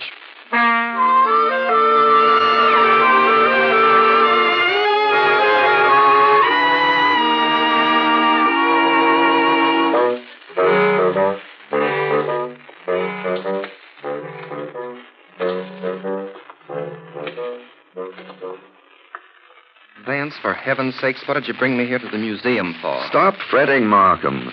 I wanted to lift you out of the hurly-burly of your mundane world, far from the madding crowd's ignoble strife, and to transport you to the cool halls of this temple of art. Now, what sort of nonsense is that? Once in a while, you've got to get away from jangling telephones, noisy courtrooms, and intellectuals such as the good Sergeant Heath. You've got to get away and enter this world of beauty and quiet and romance. Look at the Etruscan shield in this case, Markham. Yeah, very nice. What stories it could tell. How many heroes buckled it on and strode bravely into battle shouting some barbaric cry. Yet here it is today, still full of beauty. Ah, here's the Cellini cup. Remember, there was a copy of it in that case in Getman's shop. Benvenuto Cellini. Artist, writer, swordsman, adventurer, the gay lover of the Renaissance.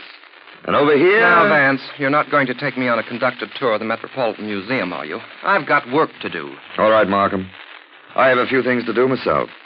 But if you and Sergeant Heath will arrange under some pretext for Howard and Hendricks to be at the Old World Curio Shop 2 hours from now, I'll turn over the murder of Paul Getman to you at the conclusion of a short lecture.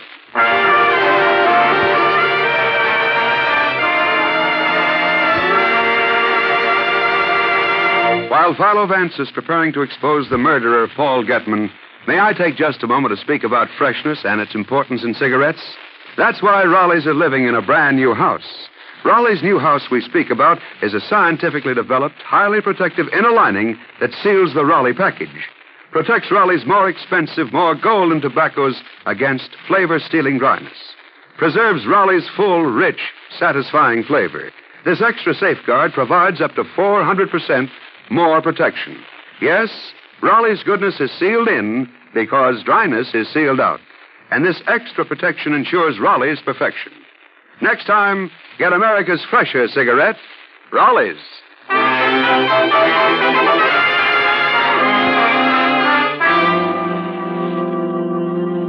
And now here's Philo Vance. Well, Howard and Hendricks put in their appearance at the Old World Curio Shop on the dot of 8 with Markham and Sergeant Heath. Howard was his usual jovial self, but Hendricks was quiet, and it seemed to me a little suspicious. I had chairs arranged around a table, and seated Howard and Hendricks with their backs to the showcases. Markham tossed the conversational ball right into my lap. Mr. Vance will explain this meeting to you, gentlemen. Yes. Well, you both have something you want to get out of this shop, and knowing how complicated the legal machinery that Mr. Markham so valiantly protects is, I persuaded him to settle the whole thing tonight and save both of you the inconvenience of waiting for Getman's fares to be settled.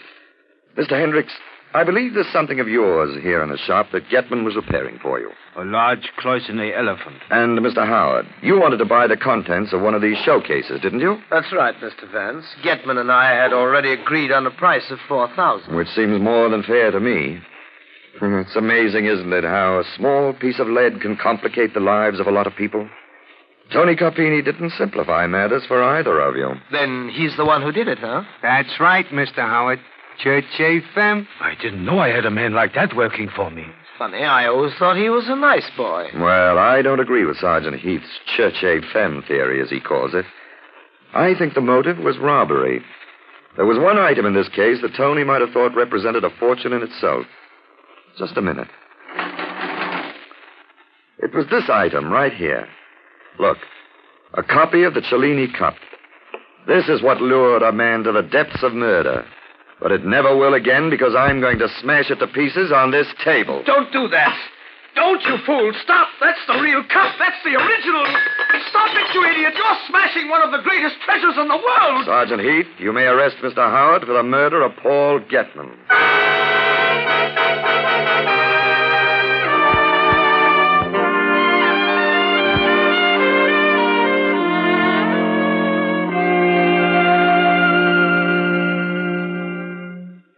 Well, Markham, the Admirable Curry has just informed me that he will serve dinner in 3 minutes.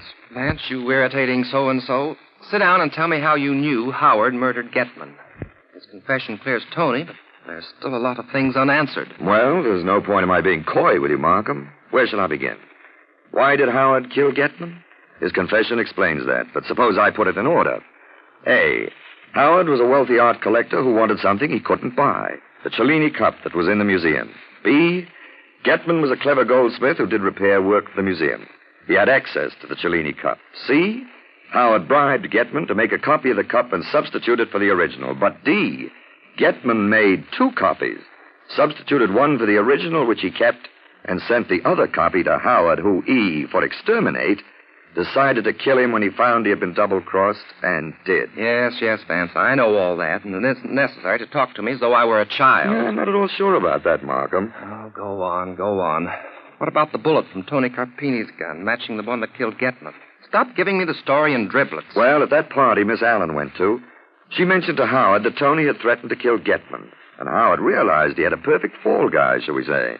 He ordered some item sent from Hendricks, and then Tony delivered it. Howard spilled the drinks on him. With the pretext of drying his clothes, Howard got hold of the gun, took it to the basement, fired several shots into something that wouldn't destroy the markings on the bullets, then cleaned the gun and replaced the empty shells. Yes, but how did he shoot Getman with that bullet? Oh, very simple. Howard owned a pair of muzzle-loading dueling pistols, and he loaded one of them with the bullet from the gun. Remember that charred piece of cloth that was near the body? Yes. That was used to tamp the powder down. And remember Sergeant Heath remarked about the hole the bullet made? That it was large, and he'd guessed the bullet was a .45? Well, the .32 bullet was a little small for the gun, and it wasn't going straight when it hit Getman. Howard was an ingenious devil, wasn't he? Come, Markham, don't give him all the applause. Save a little for me. All right, you too are an ingenious devil.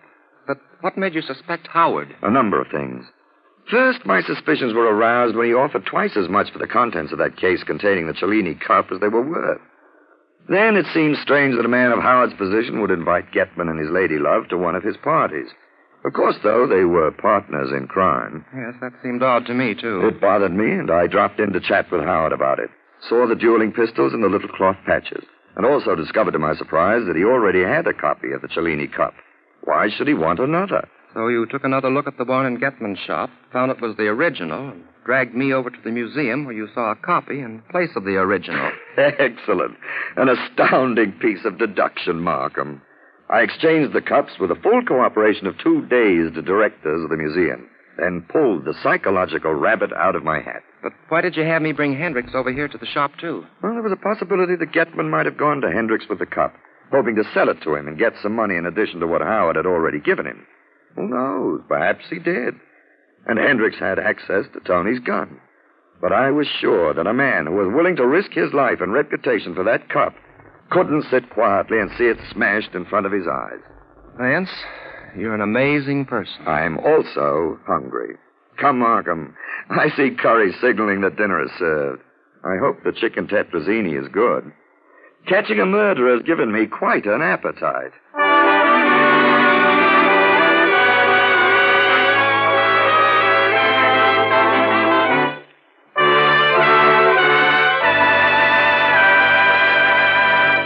Raleigh cigarettes are protected in a way that no other cigarette is protected. Raleigh's live in a new house, a revolutionary new package that keeps them factory fresh.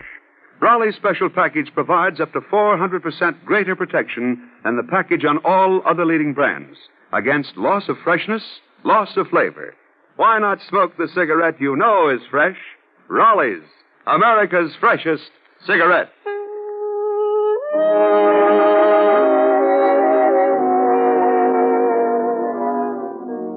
Next week at the same time, the makers of Raleigh cigarettes will again present Philo Vance to tell you and your friends another exciting story. A story he calls The Mystery of the Singing Cat. The part of Philo Vance was played by John Emery. Tom Shirley speaking.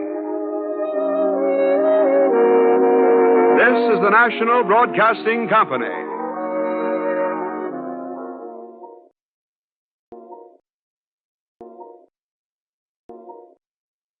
And now you will hear the rest of the story with Paul Harvey up next. Now, the rest of the story.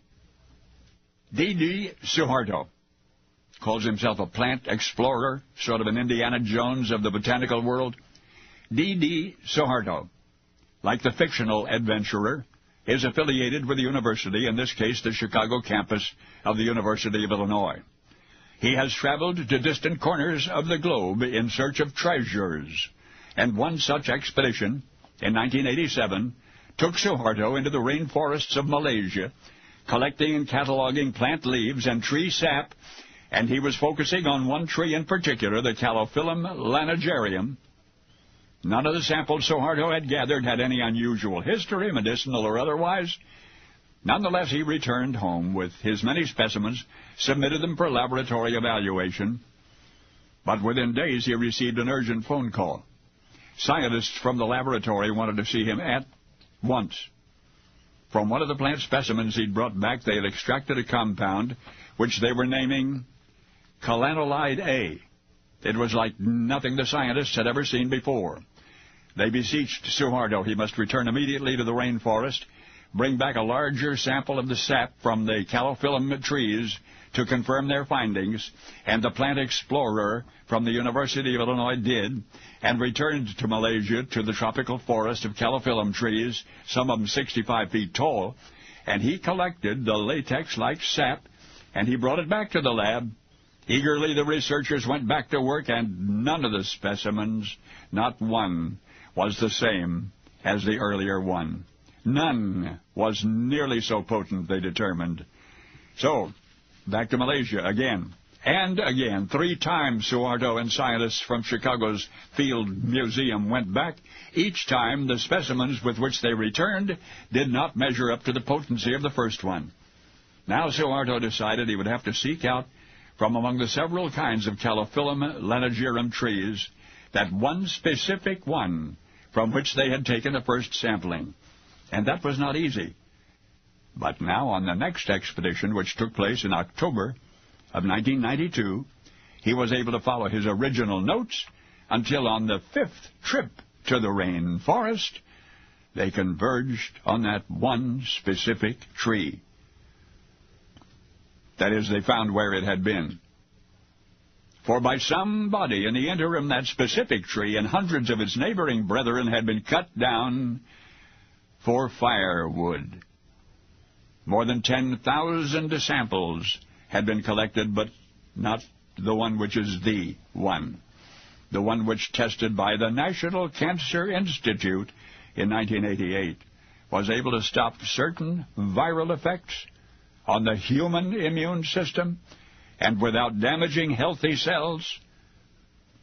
So the next time you hear somebody urging the preservation of the rainforests, listen, pay attention, and remember that because somebody got careless or simply didn't care, the world of medicine may have lost forever what some scientists were then certain was the cure for AIDS. And now you know the rest of the story.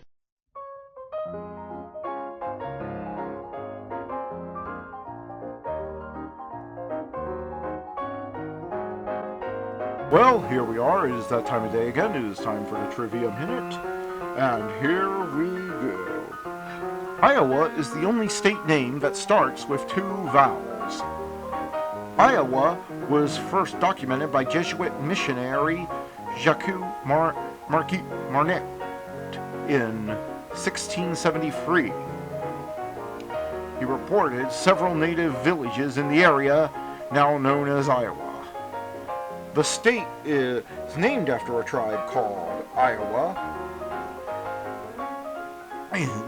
The Iowa area remained a French territory until 1763. That was until they were defeated during the Indian War and Iowa territory was transferred to Spain.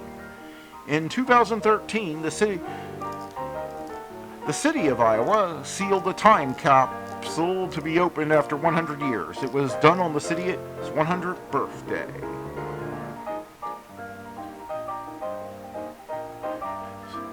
Sabula town in Jackson County, Iowa, is located on an island in the Mississippi River. It is the only island town here. With an area of 1.26 square miles, approximately 600 people call it home. Like an island getaway, it is an incredible hideout between the Mississippi River and the eastern border. People often refer to it as the Island City. It did not start as an island. It was always connected to Iowa until Lock and Dam was created in 1939 to link Clinton, Iowa, and Fulton, Illinois. The dam submerged the lowland on the west side of town, thus separating Sabula from the rest of the state. And that was the Trivia Minute. I certainly hope you enjoyed this broadcast. And until I see you next time, have a great day and God bless.